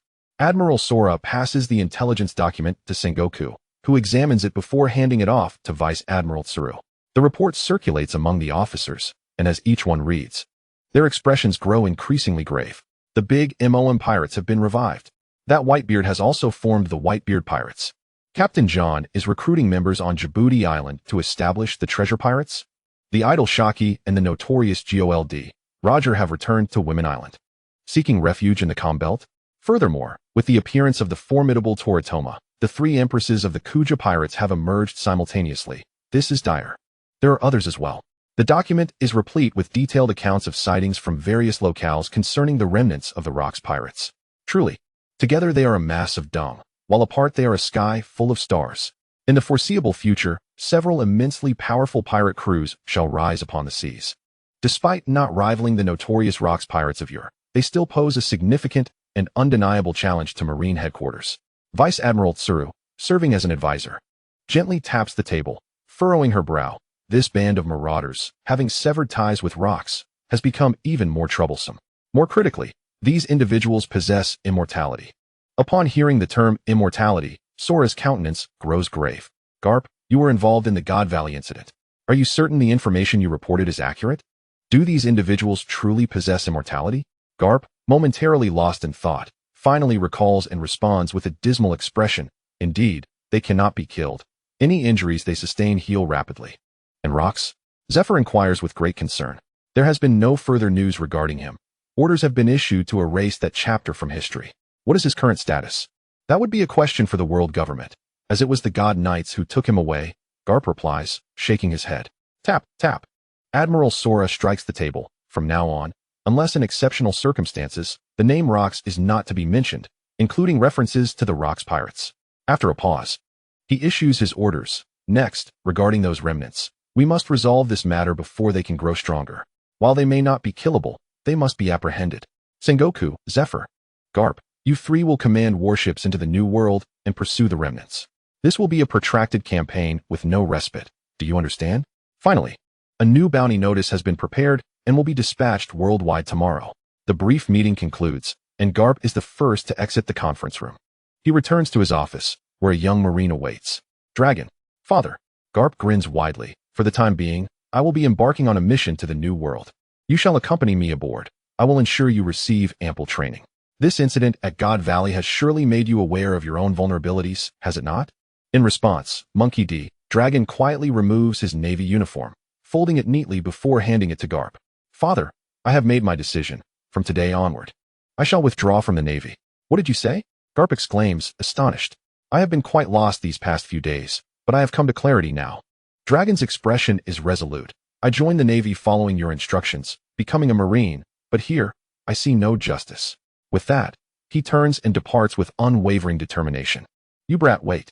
Garp attempts to intervene, but feels unqualified to do so. In Wano, within the Shogun's residence, Dimon and Kaido sit facing each other, flanked by flamboyantly dressed geishas who pour them drinks. Other women perform music and dance to entertain the esteemed figures. Dimon appears languid, casting a glance that beckons a courtesan, who delicately approaches to massage his weary shoulders with her gentle, fragile hands. The monotony of the Shogun's life is indeed tiresome. Kaido, however, shows little interest, drinking heavily instead. The samurai have been subdued and sent to the mines as laborers, Dimon remarks. The overseers are all locals of Wano. I do not trust them. So, Kaido, you wish to form a pirate crew? Dimon interjects. Do as you please. Where do you intend to recruit pirates? Kaido grins, to the hive. However, I believe Rock's methods are flawed. Rock's used the Davy-back fight to absorb other pirate crews, forcibly taking their crew members. While this approach may rapidly expand one's influence, it simultaneously breeds complications. Members, bound by oaths of loyalty, harbor resentment towards one another, resulting in a toxic atmosphere within the crew, and even instances of betrayal. I intend to host a martial arts tournament among pirates at the Hive, with the reward being the elixir of immortality. Only the strongest shall be permitted to join my crew. Those who excel will likely emerge as captains, and their subordinate pirate crews shall join as well. Dimon gazes at Kaido in surprise. This fellow, brimming with ambition, has suddenly gained acumen. That place is currently under the Navy's watchful eye. Be cautious. Do not get caught. I would rather not have to rescue you, came the jest. Oh ho ho, we are indeed great brothers. If you happen to be apprehended, remember to come to my aid. Kaido chuckled, and with that, he rose and transformed into an azure dragon, soaring out of the window. Dimon shook his head, returning to the monotonous existence of a general. Days passed in this manner, and although he was not entirely idle, he managed to accomplish a few tasks. Dimon established the True Selection Corps, with Abel appointed as the leader, directly answering to the general. This so-called True Selection Corps was granted the authority to wield blades within the Flower Capital, functioning akin to a police force, dedicated to managing the city and addressing crime. Their primary mission at present was the enforcement of the Sword Abolition Decree. Subsequently, Dimon also recruited the ninja faction known as the Anawabanshu, who, upon learning of the general's immortality, willingly pledged their allegiance. As for daily affairs, they were entrusted to the elderly Locke, and only significant issues warranted Dimon's direct involvement. Thus, the Flower Capital maintained an outward semblance of tranquility, preserving its dominion. On one such day, Abel delivered a newspaper bearing news. Lord Dimon, this is from Lord Kaido. Where is he? He has departed once again. Dimon opened the paper to reveal a stack of freshly printed wanted posters. The first among them featured Kaido, labeled as Kaido of the 100 Beasts, described as ruthless and merciless, with a bounty of 944. 5 million berries. Flipping to the next page, he was taken aback to find himself depicted, Dimon the Brewer, similarly characterized as ruthless and merciless, with a bounty of 1.066 billion berries. As he continued to peruse, the subsequent pages revealed remnants of the Rocks Pirates, with the bounty of the Golden Lion exceeding 3 billion berries. Dimon could not help but scoff at the absurdity of it all. Yet, more concerning than the bounties were the contents of the news. These remnants had begun to stir trouble at sea, each forming their own pirate crews, their powers rapidly swelling. Truly, they were a lump of filth gathered together, now scattered like stars across the sky. Chapter 37, Dimon vs. Admiral Sengoku. While the remnants wreaked havoc in the outside world, Dimon had no desire to involve himself. With those fools drawing the attention of the Navy and the world government, he seized the opportunity to excavate ancient weapons in secret. Soon, he would astonish the world. A month later, Kaido returned to the Hive, accompanied by several hundred pirates. His pirate martial arts tournament on Hive Island had been a resounding success, and news of the elixir of immortality spread like wildfire. Pirates yearning for eternal life clamored to participate, ultimately resulting in one crew standing out, successfully joining the 100 Beasts Pirates. Among them was a newcomer boasting a bounty exceeding 200 million. Dimon generously bestowed upon him a cup of the elixir of immortality. Having amassed a considerable amount of demonic points, he had not sought a devil fruit from Kaido, if he were to insist. The 100 Beasts Pirates held a share of original stock in his name, a sound investment indeed. With a fresh batch of obedient pirates joining, Dimon promptly intensified the excavation efforts. Under his directive, the True Selection Corps continually utilized the Sword Abolition Decree to apprehend samurai in the Flower Capital, sending them all to excavate the mountains. 5 years later, in the year 1489 of the Sea Circle, for the immortal, time was inconsequential, and Dimon felt no passage of time. The power of the years left no trace upon his visage. Under his rule, Wano did not languish in darkness, nor did it flourish, except for the samurai. In the present-day Flower Capital, no samurai dared to walk the streets.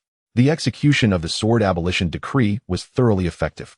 Anyone bold enough to hide a blade could not escape the scrutiny of the Onawabenshu ninjas, followed swiftly by the action of the True Selection Corps, conducting raids and searches. After a series of coordinated actions, all captured samurai were sent to Toyama. Naturally, there had been attempts at resistance, but under the vast disparity of strength, such efforts proved futile. Amidst the grueling labor of the cattle-like samurai, Dimon finally received promising news. The ancient weapons had been located. More precisely, a man-made passage was discovered within Toyama, leading directly to the depths of the mountain. Dimon promptly instructed Obito to seal the passage and shared the good news with Kaido. They then proceeded to the depths of Toyama together. Descending a spiral staircase for what felt like an eternity, Kaido remarked, 5 years of excavation have yielded a significant project. Who could have carved this passage? Perhaps the ancient people of Wano, Dimon speculated. Ancient Wano? This current Wano was constructed later. The ancient Wano was vastly larger, encompassing dozens of times the area.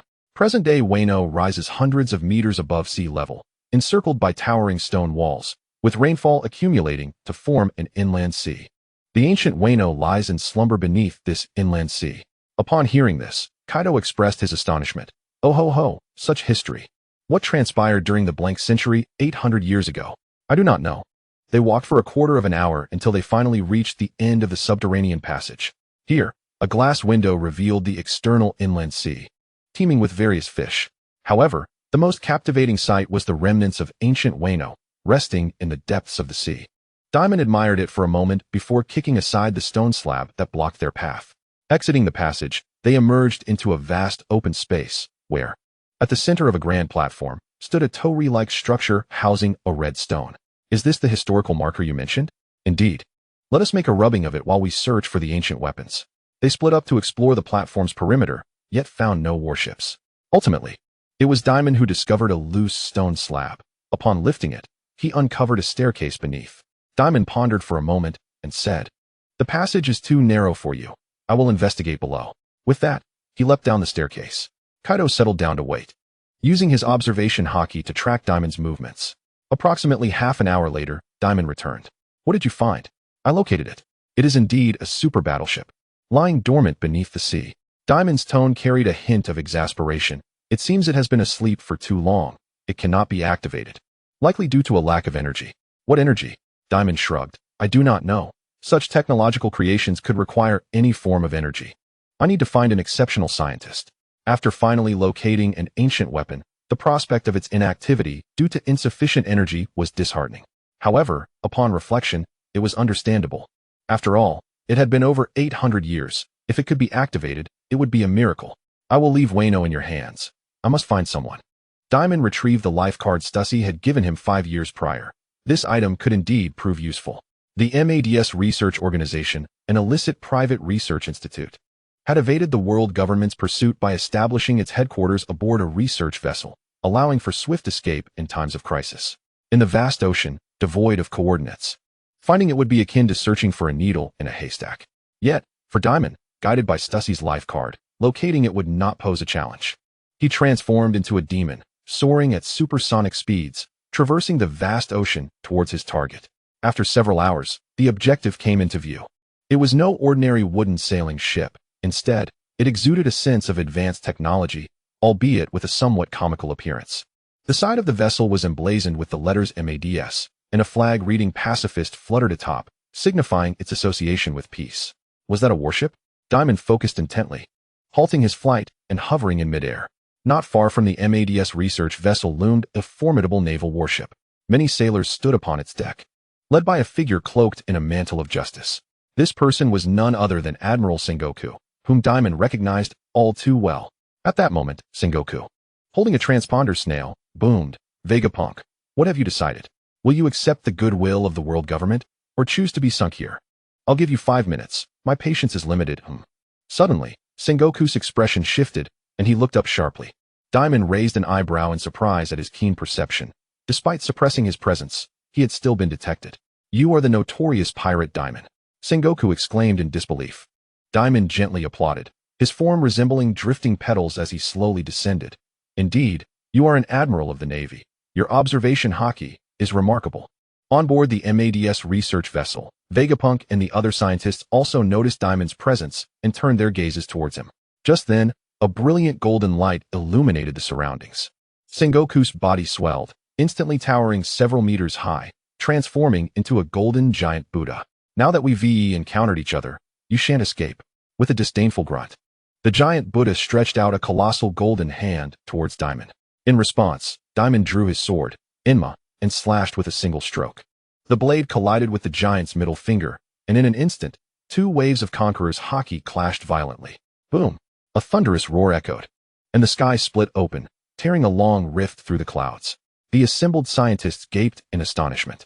The sky is splitting apart? Chapter 38, A Deal with the Navy. The Strategic Mind. The terrifying clash of haki rent the heavens asunder. The sight of the clouds pouring in sent shivers down the spines of all present. Black and red lightning surged outward, engulfing the surroundings, and the mere aftershock left many sailors on the warship dazed. Thud, thud. Under the command hierarchy, sailors fell one after another, rolling their eyes in unconsciousness. Sengoku's expression shifted. "You possess the qualities of Conqueror's haki. This complicates matters." Previous intelligence had failed to mention this. Dimon's displayed combat prowess far exceeded expectations. "Is it strange that I possess Conqueror's haki?" Dimon smirked, a hint of amusement in his voice. "After all, isn't this our first meeting? The so-called strategic mind. Are you truly certain you wish to engage me here?" At his words, the expression on the golden Buddha's face hardened slightly. His opponent could fly, while he had to consider the warship beneath him and the multitude of sailors. No matter how one looked at it, he was at an absolute disadvantage. The radiance of the golden Buddha faded gradually, and in the blink of an eye, he reverted to his human form. Sengoku suddenly donned a faint smile. "Just a greeting, Dimon. I underestimated you. You are far more formidable than described in the reports." Pausing, he continued, "While others rampage across these waters, you have remained silent for 5 long years. What brings you back into the light?" "Just passing through, merely a greeting," came Dimon's reply, echoing Sengoku's own words. He hovered effortlessly in midair, exuding an air of nonchalance.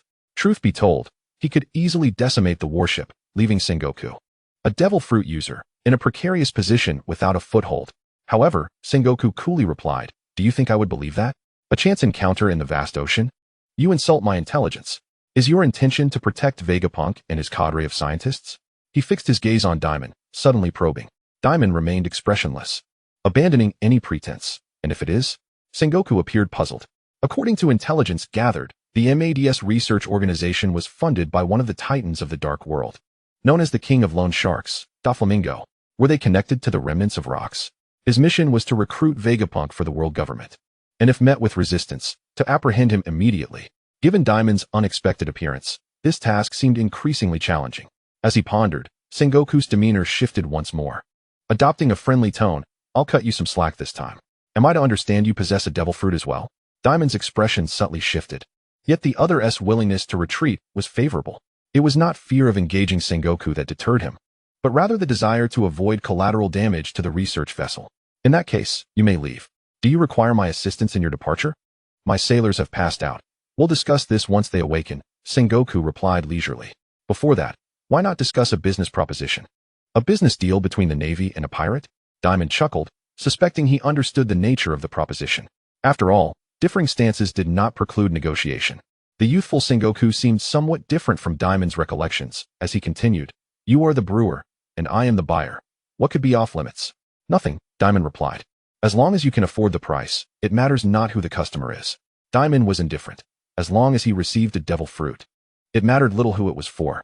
Consuming the liquor would transform them into his chattel, and perhaps one day, he would have the opportunity to consume them as nourishment.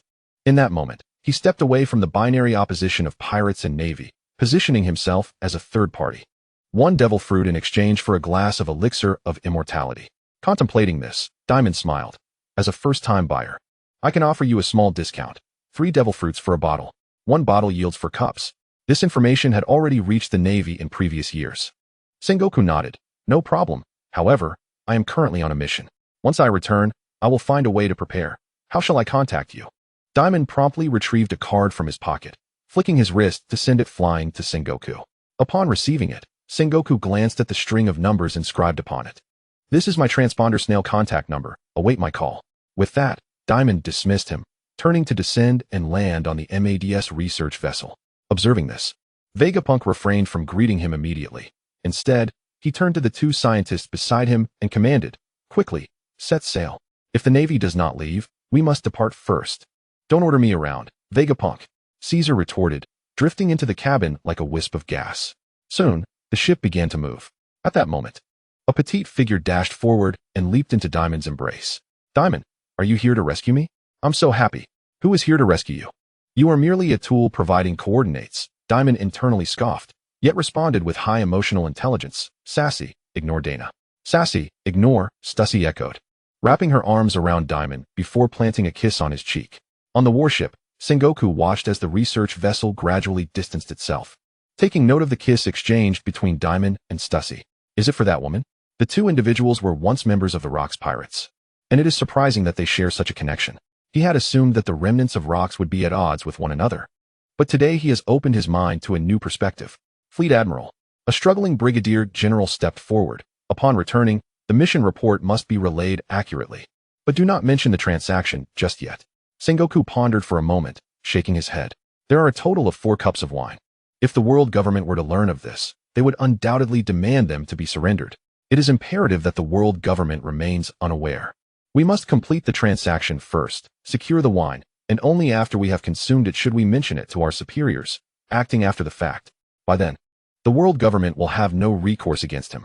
Of course, the marshal must also be involved. Benefits should be shared and burdens borne collectively. As for the remaining 2 cups, Carp, Saru, and Zifa came to Sengoku's mind, and he felt a slight headache. Bring me the den mushi. Yes, sir. The brigadier general returned to the cabin to fetch a den mushi. Sengoku dialed a number, and moments later, the voice of Admiral Kong resonated on the other end. What is it? An emergency communication? Admiral Kong, I unexpectedly encountered the brewer Dimon at sea. What? Steelbone Kong exclaimed in astonishment, quickly asking, were you not undertaking a special mission from above? It failed, but that is of little consequence. Sengoku chuckled. I have negotiated a transaction with Dimon for 3 devil fruits, and I hope you can report to the Gorosei to request their assistance under the guise of nurturing new talents for the Navy. At that moment, a glint of brilliance sparkled in Sengoku's eyes. Chapter 39. The Trials of Wano's Beast. The MADS research vessel is a steamship, a rare sight in the current era. Having forsaken sails for steam power, the vessel is equipped with paddle wheels on either side, driven by steam to propel it forward, splashing water with the rotating blades. Dimon was not at all surprised by the emergence of steamships in the pirate world. Not only steamships, but icebreakers and submarines also existed. As they watched the military ship disappear beyond the horizon, Vegapunk and his companions finally breathed a sigh of relief. It was then that he found the time to express his gratitude to Dimon.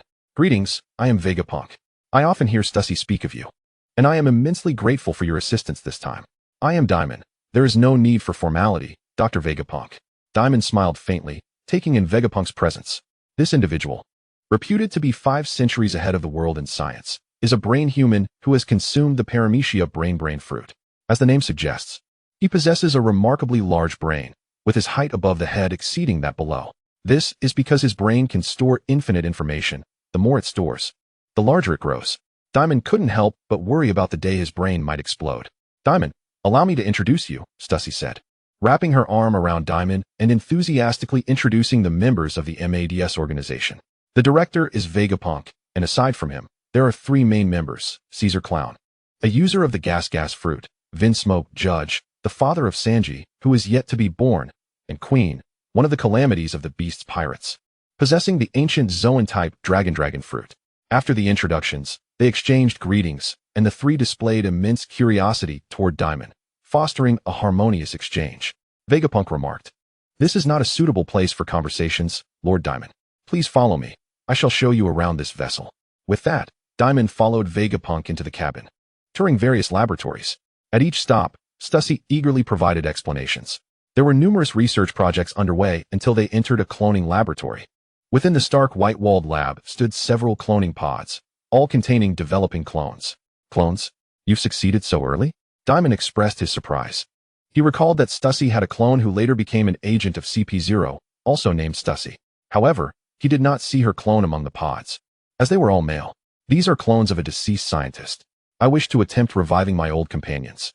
But there is a lack of memory extraction and preservation methods." Vegapunk calmly revealed the astonishing truth. Then, his gaze sharpened as he looked at Dimon. After Stussy joined, "I also attempted to clone her, but it failed. The immortal cells seem impossible to replicate." "How fascinating. Immortal cells?" Vegapunk exclaimed, his expression filled with wonder. Stussy chuckled softly, covering her mouth. "Since joining here, my research project has focused on exploring immortal cells. Have you made any progress?" Dimon inquired curiously. Stussy shook her head. The revelation that the immortal could not be cloned was somewhat surprising, yet not entirely unexpected for Dimon. After touring the various laboratories, Dimon arrived in the lounge, where he sat down to state his purpose. "In truth, I have come to ask for your assistance, Dr. Vegapunk. Lord Dimon, you helped us fend off the Navy. In return, I shall assist you." Vegapunk nodded, pouring himself a cup of coffee and adding copious amounts of sugar. Stussy poured a glass of wine for Dimon and sat beside him. Vegapunk discovered the lineage factor, and the world government learned of it, making us their targets. "We have been pursued by Sengoku for quite some time. Were it not for you, we would have been captured. Ah, by the way, the lineage factor is also known as the blueprint of life." She began to earnestly educate him, speaking as if there were an unending stream of information to share. Dimon sipped his drink while listening to her explanation, feeling a flow of knowledge wash over him, yet leaving no lasting impression. "Are you even listening?" Stussy pouted in annoyance. "I cannot comprehend," Dimon replied, casting her a sideways glance before turning to Vegapunk. "Doctor, I have discovered the ancient weapon Pluton in Wano, it currently." "An ancient weapon?" Caesar and Queen exclaimed in unison, their curiosity piqued. Vegapunk was momentarily taken aback. "I have heard of the 3 ancient weapons capable of destroying the world, and Pluton is rumored to be a super battleship.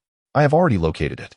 Dimon nodded, adding, "However, to activate it, a certain energy source is required, and I hope you can assist me with this issue." Upon hearing this, Vegapunk's expression became conflicted. "What are your requests?" Dimon asked. Vegapunk fell silent, devoted to peaceful research. He was aware that the emergence of an ancient weapon would usher in conflict. Yet, as a scientist, he was equally curious about the ancient weapon itself. "It is the pinnacle of ancient technology." "Ha ha ha, Mr. Dimon. If Vegapunk will not assist you, I shall." Caesar grinned widely. "I am no less capable than Vegapunk." Queen nodded enthusiastically. "Allow me to see your battleship." Judge stood up in excitement, exclaiming, "Please, let me join you, Mr. Dimon." As the 3 individuals succumbed to the allure of ancient weaponry, Vegapunk reluctantly acquiesced. "I accept your commission. I shall devise a solution to the energy dilemma, though I cannot guarantee success with absolute certainty. Moreover, considerable research funding will be required." Dimon, with a beaming smile, reassured him, "Rest assured, Dr. Vegapunk. I am now a general of Wano, and the treasury of an entire nation will support your research. Money is not an issue, merely a trifling burden for Wano's beasts of burden." Upon hearing his words, the crowd appeared somewhat bewildered. Stussy blinked. "No wonder we haven't heard from you in years." "Wano, you say? It is rumored to be a mysterious land of warriors, the birthplace of Sea Prism Stone. Let us depart. I wish to see it for myself." Dimon set sail from Wano and located the MADS research vessel in a mere few hours.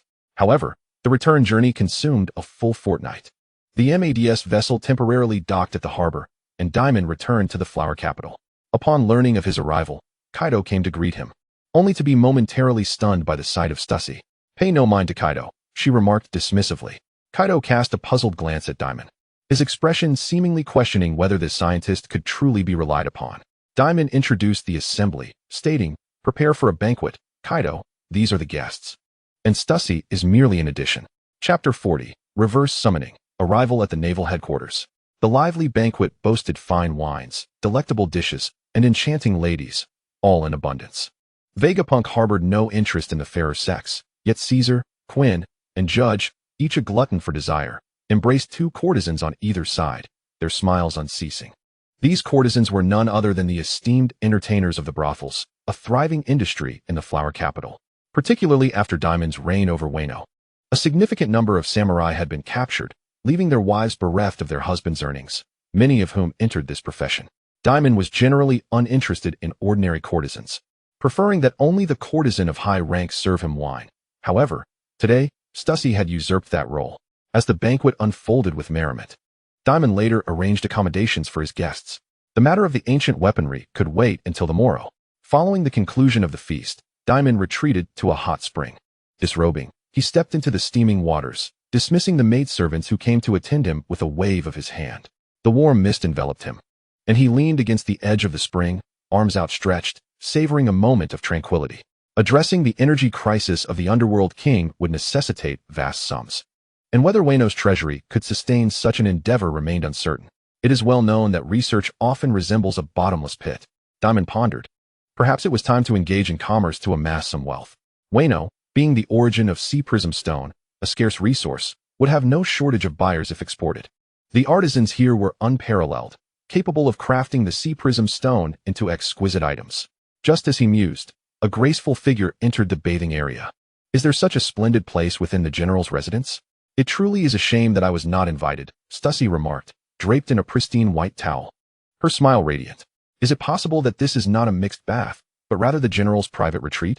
Dimon quipped. What does it matter? I too relish a soak in the hot springs, she replied, approaching the edge of the water, testing the temperature with her porcelain foot. She then entered the pool and leisurely made her way to Dimon's side. Not one to dismiss such an unexpected boon, Dimon promptly summoned a maidservant to bring forth a platter of fruits and milk. The night passed in silence. The following day, upon awakening, Dimon found Stussy absent, instead discovering her kneeling at the vanity, applying her makeup. Good morning, he greeted with a smile, pleased with the softness of the spring. It is quite late. I envy your ability to sleep so soundly. Stussy admired her reflection in the mirror, urging him, get up. I wish to see the Underworld King's battleship. Are you even allowed to roam today? Dimon inquired, astonished. Humph, have you forgotten that I am an immortal? My injuries have already healed, Stussy declared proudly as she pulled Dimon from his slumber. It was then that Dimon realized a grave concern. The elixir of immortality bestows eternal youth and life, which would cause its bearer to remain in the state of being at the moment of consumption. Did this mean Stussy would have to endure injuries each time? Oh well, it was not he who would suffer. Once dressed, the two departed together, soon joining Vegapunk and the others for breakfast. Judge and his companions appeared quite content, their faces flushed with satisfaction at Dimon's hospitality. By midday, the group set forth towards Mount Fuji, where they encountered the Underworld King's battleship nestled deep within the mountain. Several scientists buzzed with excitement, eager to explore. Meanwhile, at the naval headquarters in Marineford, within the Admiral's office, here are the 3 fruits you requested. Admiral Akainu gestured towards the 3 devil fruits on the desk. Are you certain this isn't some sort of trap? This isn't a one-time transaction, Admiral Sengoku, the wise strategist, interjected. As long as that individual desires more devil fruits, trading with us becomes an efficient strategy. Sounds rather mercantile. What could he possibly want with so many devil fruits? For brewing purposes, according to the intel, Sengoku mused. Perhaps he intends to forge a legion of superhumans. Akainu scoffed. No matter how exceptional the fruits, their efficacy hinges on the user. Mere quantity holds no significance. He harbored concerns regarding the world government's reaction, yet no one could refuse the allure of immortality. Over the past 5 years, the Navy had relentlessly pursued that group of renegades, yet each one was a being of immortality, and the more they encountered them, the more they envied their existence. Now, an opportunity lay before them, and Vice Admiral Steelbone Akainu hesitated little. You shall make contact. We must determine the venue for the trade ourselves. It would be troublesome if it were a trap. Understood. Sengoku promptly retrieved a note inscribed with numbers and dialed the corresponding digits. A moment later, the transponder snail connected, and Dimon's voice resonated within the office. Moshi Moshi. Who is this? It is I, Sengoku. Ah, it is you. Are the items prepared? Indeed. I shall dictate the location of the trade, as this is our first transaction. It would be prudent to avoid any unpleasantness. Sengoku emphasized that it was the first, suggesting there would be a second and third. He was confident that Dimon would not refuse, as the latter would surely comprehend his apprehensions. However, There is no need for such formality, Dimon replied. As soon as his words fell, Sengoku abruptly lowered his gaze to the note in his hand. The paper suddenly erupted with dark lightning, plumes of black smoke ascending. In the next instant, the smoke swirled above the desk, swiftly forming a pentagram magical array. What? Sengoku and Akainu both paled. At the center of the magic circle, a shadow materialized, and as the inky smoke dissipated, Dimon emerged before them. Good afternoon, gentlemen. Is this your ability? Sengoku's expression darkened. You tampered with the note. What tampering? Merely a little trickery. I call it reverse summoning, Dimon replied lightly, landing gracefully within the Admiral's office, a playful smile upon his face. Steel-bone Akainu stared intently at Dimon, the pair of pitch-black wings on his back strikingly visible. You are of the Lunaria race. Abel belonged to the Lunaria, possessing a similar pair of black wings, yet their wings differed entirely.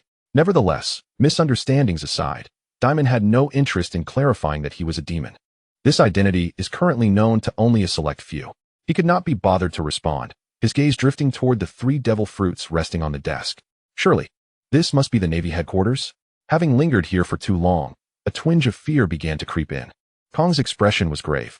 I fail to see what you find frightening. You possess remarkable courage to brazenly appear in a place like this. Dimon chuckled softly, sauntering over to the sofa where he settled comfortably, crossing his legs before casually plucking an apple from the fruit basket and taking a bite. Enough with the idle chatter. Let us proceed with the transaction. Observing Dimon as if he had returned to his own home, the Navy Admiral and Fleet Admiral exchanged silent glances. To take action and apprehend him here? Such a thought flitted through their minds, only to be swiftly discarded. Kong nodded toward Sengoku, who then retrieved the 3 devil fruits and placed them on the sofa. What of the wine? Dimon raised his hand, conjuring a pristine bottle of elixir of immortality, and then inquired, if I offer you a small discount, might you provide me with a little something in return, say, a devil fruit encyclopedia? Chapter 41, A Lone Battle Against the Navy Headquarters. The devil fruit encyclopedia, while indeed rare, was merely an ordinary catalog to the Fleet Admiral. Here you go. I happen to have one on hand. However, it is incomplete, documenting only about 300 types of devil fruits. Kong retrieved an ancient, thickly bound illustrated catalog from a drawer and casually tossed it to Dimon. Thank you, how kind of you. Dimon accepted it with delight, relieved that his mother would no longer worry about his inability to distinguish between devil fruits. Although incomplete, 300 varieties would suffice for his needs. Thus, Dimon handed the elixir of immortality to Sengoku. Upon receiving it, Sengoku made no further moves and dutifully pushed the 3 devil fruits toward Dimon. The transaction is complete. You may leave, Sengoku declared, effectively ushering Dimon out. After all, this was a clandestine exchange. Having a notorious pirate linger in the Admiral's office could lead to absurd tales circulating. How cruel to dismiss me so abruptly. What harm is there in letting me linger a bit longer? Dimon idly perused the encyclopedia, showing no urgency to depart. With a snap of his fingers, a small magical array appeared on the desk, and in an instant, both the encyclopedia and the 3 devil fruits were teleported away. What do you intend to do? Sengoku's demeanor shifted to one of vigilance. Do not be alarmed. Allow me to take a guess. Dimon rose, discarding the apple core into the trash bin, and said with a playful smirk, the 3 devil fruits you possess were undoubtedly provided by the world government, correct? And if they were, do you truly care about their origin? Admiral Kong retorted with an air of nonchalance. As an honest vintner, I would be pleased to offer you a post-sale service. Dimon teased, let us engage in a battle right here, when the world government inquires. You can confidently inform them that the devil fruits were seized by the notorious pirate Dimon.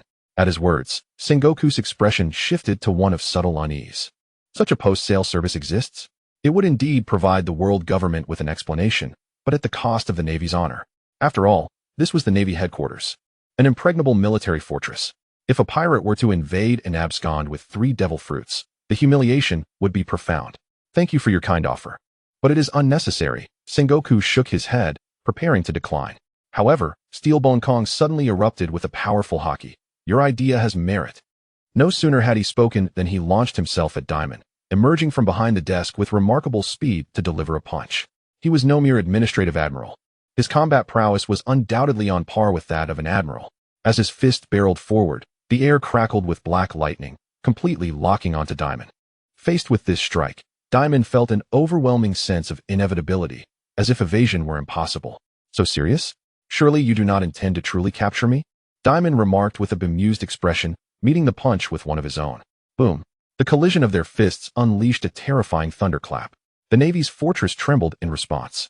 At that moment, numerous sailors on the island looked up, drawn to the commotion emanating from the top of the fortress. A shadow soared into the air, hovering aloft. A pair of ebony wings glistening in the midday sun. "You cannot escape, Dimon," Steelbone Kong pursued, leaping toward him for another strike. Simultaneously, Sengoku understood the Admiral's intent. Since they were to feign a confrontation, why not make it more authentic, while also testing this person's strength? He stored the elixir of immortality and transformed into a colossal golden Buddha. Shockwave. Confronted by two adversaries of Admiral-level strength, Dimon remained composed as he drew two renowned blades. He first blocked Steelbone Kong's attack before the massive golden hand descended like an avalanche, unleashing a powerful shockwave. Boom. With a single strike, Dimon was sent plummeting from the sky, and as his feet touched the ground, the earth within 100 meters shattered and splintered around him. It is the Fleet Admiral and Admiral Sengoku. Why is the notorious pirate Dimon at the headquarters? A pirate invasion? Impossible. Is he seeking death? Countless sailors gasped in astonishment at the scene unfolding before them. Near the crescent-shaped bay, Vice Admiral Tsuru, preparing to board a ship, turned to witness the spectacle, momentarily dumbfounded. Beside her stood a young female sailor, approximately 18 or 19 years old, with long, fair legs adorned with a spider tattoo. She muttered in disbelief. "How can there be a pirate? This is the Navy headquarters. Vice Admiral Tsuru, join me in providing support." Tsuru immediately abandoned her task and rushed toward the battlefield. Observing this, Gion tightened her grip on the hilt of her beloved sword and swiftly followed suit. Meanwhile, in the plaza before the headquarters fortress, Dimon stood calmly. His gaze fixed skyward as two figures, one large and one small, descended before him. Truly, the strength of the Navy Fleet Admiral and Admiral was commendable. Dimon offered his opponents a compliment, full of nonchalance. In the brief time that had elapsed, reinforcements had arrived. Thud, thud, thud. Several giant vice admirals descended from above, landing beside Sengoku. Following them were a dozen or so Navy vice admirals, each arriving in quick succession. Suddenly, Dimon's observation Haki detected an impending ambush from behind. Cleansing impact. Vice Admiral Tsuru struck toward Dimon's back. Just as her attack seemed poised to succeed, Dimon shifted, evading the blow while simultaneously grasping her wrist. Cleansing fruit? He glanced at Vice Admiral Tsuru, who appeared to be around 40 years of age. At that moment, a lithe figure rapidly approached. Release Vice Admiral Tsuru. Gion brandished her sword, executing a lightning-fast draw. The mighty blade, Kinpyra, aimed for Dimon's right wrist with lethal precision. In the face of this onslaught, Dimon merely extended his left index finger. Clang. Gion's blade was deflected. Her pupils dilated in shock as she exclaimed, "How is this possible? What is impossible?" "Young lady, the world is vast," Dimon chuckled lightly. First throwing aside the grasp he had on Vice Admiral Tsuru, before swiftly turning and delivering a ruthless kick to Gion's abdomen. Bang! The 17 or 18-year-old young female sailor was sent flying from the force of the blow. As for the magnificent sword Kinpyra in her hand, it slipped from her grasp, spinning through the air, only to be seized by Dimon. A fine blade indeed. Despite being encircled by numerous foes, Dimon remained composed, admiring his prize. Upon raising his gaze, he noticed an increasing number of Marines converging upon him, each armed and with dark muzzles of their guns already trained on him from a distance. In any case, it was time to clear the area. Dimon's eyes narrowed, and a black-red lightning bolt surged forth. The sky, unbeknownst to him, had become shrouded in ominous clouds, obscuring the midday sun. Crackle! A terrifying wave of Conqueror's Haki radiated from him, sweeping outward. Those with even the slightest wavering willpower collapsed one after another. The advancing Marines fell like autumn wheat before a merciless scythe. Admiral Sengoku, he bellowed sternly, do not approach unless you are a colonel or above. You cannot withstand this Conqueror's Haki. In the blink of an eye, the scene had become significantly clearer. Dimon, in a calm tone, declared, "Come on, bring it on. I shall single-handedly take on the Marine headquarters." With that, he assumed a fighting stance and lunged skyward. Dual-wielding the swords, he unleashed the Peach Orchard White Dragon. His swift strikes, imbued with Conqueror's Haki, flashed forth with the power capable of leveling a mountain. Chapter 42, The Undying's Experiment with the Fruit. That's a slash. Avoid it. Sengoku shouted, pushing his palms forward with great force, causing a blinding golden light to burst forth. Dimon's slash met the hands of the great Buddha, yet it was blocked with formidable strength. The Zoan-type mythical beast fruit, Buddha form, possessed impressive defensive capabilities. Dimon observed intently. His sword energy had not directly contacted the great Buddha's hands, but rather, the two waves of Conqueror's haki collided in the air. It was as if a tenfold typhoon had been unleashed from the ground, sending several giant vice admirals hurtling away. What kind of battle is this? Vice Admiral Guion gasped. Clutching her injured abdomen, no one below the rank of Vice Admiral can intervene. In such a clash of titans, numbers held no significance.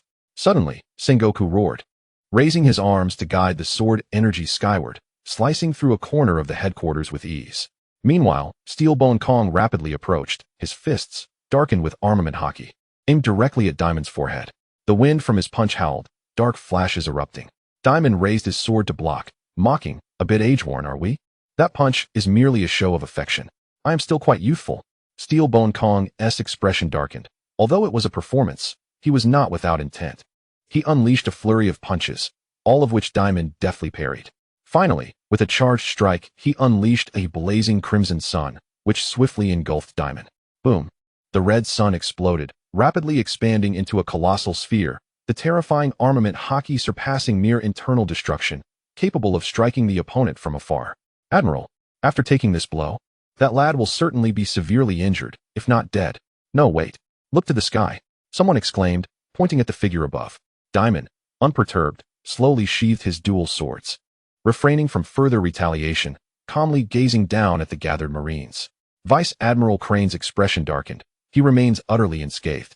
While the remnants of rocks possess immortality, he shows no signs of injury whatsoever. Faced with Steelbone Kong's charged punch, he had perfectly blocked it.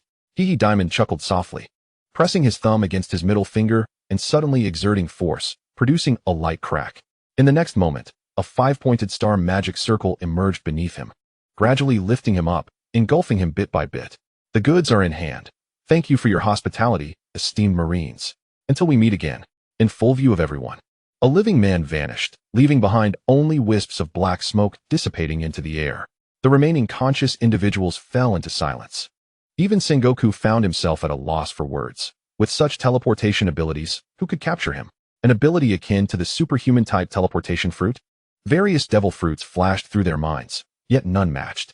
"Admiral." A vice admiral stepped forward. "All is well." Steelbone Kong waved his hand dismissively. "It is merely a few stolen devil fruits. No casualties is a stroke of luck." With that, he turned to leave. Sengoku immediately ordered, "Clear the battlefield and summon the medical team to treat the wounded." "Yes, Admiral Sengoku." Soon, the Marines began to clear the battlefield, while Sengoku quietly departed for the Admiral's office. "Where are the goods?" "Here." Sengoku retrieved the elixir of immortality, uncorking it to pour 2 cups, the deep red liquid exuding a rich aroma that, even just by inhaling, brought a sense of soul-refreshing bliss. Kong examined it for a moment and whispered, "Could there be a trap? After all, it is something to be ingested. It would be troublesome if it were poisoned." Sengoku shook his head. "No, he is quite trustworthy. He even offered after-sales service, clearly wishing for a long-term transaction with us." "Admiral, I shall drink first." With that, he lifted a cup and drank it in one gulp. "How is it?" Even those who do not enjoy alcohol would deem it the best in the world. Sengoku marveled, declaring the elixir of immortality to be the most unique and exquisite liquor he had ever tasted. Kong retorted, "I did not inquire about the flavor of the wine. Let us see if it truly grants immortality." In Wano country, the Shogun's mansion, the magic circle on the floor flickered with dark light as a figure silently emerged from the black mist. The two of them working together could be quite troublesome. Dimon shook his head. He feared no individual in a one-on-one confrontation, and in a prolonged battle, victory would undoubtedly be his. Sitting cross-legged, he picked up the devil fruit encyclopedia beside him, comparing it against the 3 recently acquired devil fruits. Zoan-type human fruit, superhuman-type fragrance fruit, Zoan-type dragon fruit, ancient species, toothless pterosaur form. An ancient species?" Dimon exclaimed, astonished as he held the toothless pterosaur fruit in his palm, scrutinizing it. Comparing it with the encyclopedia, it indeed confirmed the ancient species. In the original storyline, this fruit was consumed by Abel. Now, it had fallen into his hands, perfectly suited for his younger brother. Besides the toothless pterosaur, the human fruit was also quite special. This fruit was consumed by Chopper, categorized as a civilian form within the myriad of human fruits. As for the superhuman-type fragrance fruit, its description in the encyclopedia was rather mundane, relying on released fragrances for combat, with different scents having varying effects. This too could be considered a decent fruit. Naturally, Dimon had no interest in consuming it, nor did he wish to devour it. He was not in need of devil points at the moment, and he was still quite far from unlocking the next skill. Thus, he decided to experiment with it. With this in mind, Dimon summoned Abel. Lord Dimon, did you call for me? This ancient species fruit is for you. If you do not consume it, remember to return it. Dimon tossed the toothless pterosaur fruit to him. Now go fetch a prisoner, one of Kazuki Odin's retainers, the one named Kinman. Abel caught the fruit, momentarily dazed by the unexpected gift. Quickly, yes. Kinman and the other prisoners had already been transferred from Kuri to the Flower Capital's prison, in just a matter of minutes. Abel returned, escorting him. Bow down, you detestable pirate. Kinman was kicked down by Abel, immediately falling to his knees, but his eyes burned with hatred. Dimon, dismissive of the situation, lifted a goblet of the elixir of life and forcibly poured it down his throat. Cough, cough. What the hell did you feed me? Kinman spluttered, momentarily stunned. Delicious, exquisite wine. Is this a final indulgence before my execution? The ensuing moments were truly captivating. Dimon smiled and remarked, you possess the powers of a paramecia-type devil fruit, yet you seem to consider it sorcery. What are your intentions? What do you want? Kinman retorted, a hint of anxiety creeping into his voice. Relax, take a deep breath. It will be over soon, Dimon said as he forced a human fruit into Kinman's mouth, simultaneously explaining, there's a saying in the seas that one can consume only one devil fruit in a lifetime. Consuming a second would lead to one's demise. I'm merely testing this theory on you, if you don't mind. I do mind. I mind greatly. You damn scoundrel. What are you planning to do to me? Kinman stammered, speechless, as he inadvertently swallowed the entire devil fruit. Then he froze. Dimon stepped back a few paces, quietly observing the subject's reaction. Would he explode? Or would he acquire a second power? Chapter 43 Free Points. Dimon watched in silence as Kinman exhibited no changes. They stared at each other, the atmosphere thick with tension. After a long pause, Kinman exclaimed, this tastes terrible, truly dreadful. He suddenly stuck out his tongue and retched onto the floor. The taste of the devil fruit was notoriously unpleasant. Although Dimon had never tasted it himself, those who had all concurred on its foulness. No explosion. Have you perhaps gained a second ability? Dimon began to feel a flicker of anticipation. Humph, why should I answer your questions? If you wish to kill me, then do so. Kinman lifted his head defiantly and huffed. Dimon couldn't help but chuckle. Loyalty is a rare and admirable trait. To be honest, I don't harbor any dislike for you. Among the Red Scabbards, Kinman was unwaveringly loyal to Kazuki Odin and had continued to protect Momonosuke after their lord's death. His contributions to the restoration of the Kazuki clan were considerable. Despite their opposing stances, Dimon found no contempt for such a devoted retainer. However, that loyalty was not leverage for provocation. With a shift in tone, Dimon cheerfully stated, you have companions in the prison, don't you? At this, Kinman's expression changed. Don't you dare harm them. If you have grievances, direct them at me. Then answer my questions honestly. Kinman raised his arms, both shackled with seastone cuffs, restricting his powers. Abel, remove his shackles. Sir Dimon, the keys are not with me. They are at the warlord's office.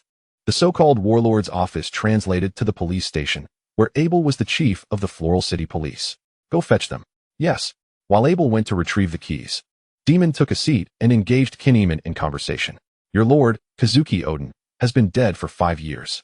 If you and your fellow retainers seek freedom, how about pledging your allegiance to me? Who would pledge allegiance to a pirate, you fool? What if I told you I could resurrect Kazuki Odin? What? Kinman was immediately taken aback, his face a mask of shock. If anyone else had made such a claim, he would have dismissed it. The notion of resurrecting the dead was preposterous. Is it true? Kinman's expression twisted in contemplation. If it were genuine, aligning with a pirate wouldn't be too great a burden, all for the sake of Lord Odin. I'm just teasing you. Dimon laughed heartily. You truly are steadfast, swayed by a mere illusion of resurrection. Cursed pirate. Kinman's face flushed with indignation. The man's character was insufferably vile. The wine I gave you grants eternal life. Dimon smiled knowingly. Eternal life? Kinman's mind reeled. You believe me now? Dimon raised an eyebrow. You. Kinman's lips twitched in frustration, choosing to ignore him. This time, I speak the truth. Dimon's lips curled into a smirk. Thus, you shall remain eternally imprisoned, unable to die even if you wish to. The thought of languishing in a dark, dreary cell chilled Kinman's heart. Immortality within the confines of a prison was an insidious torment.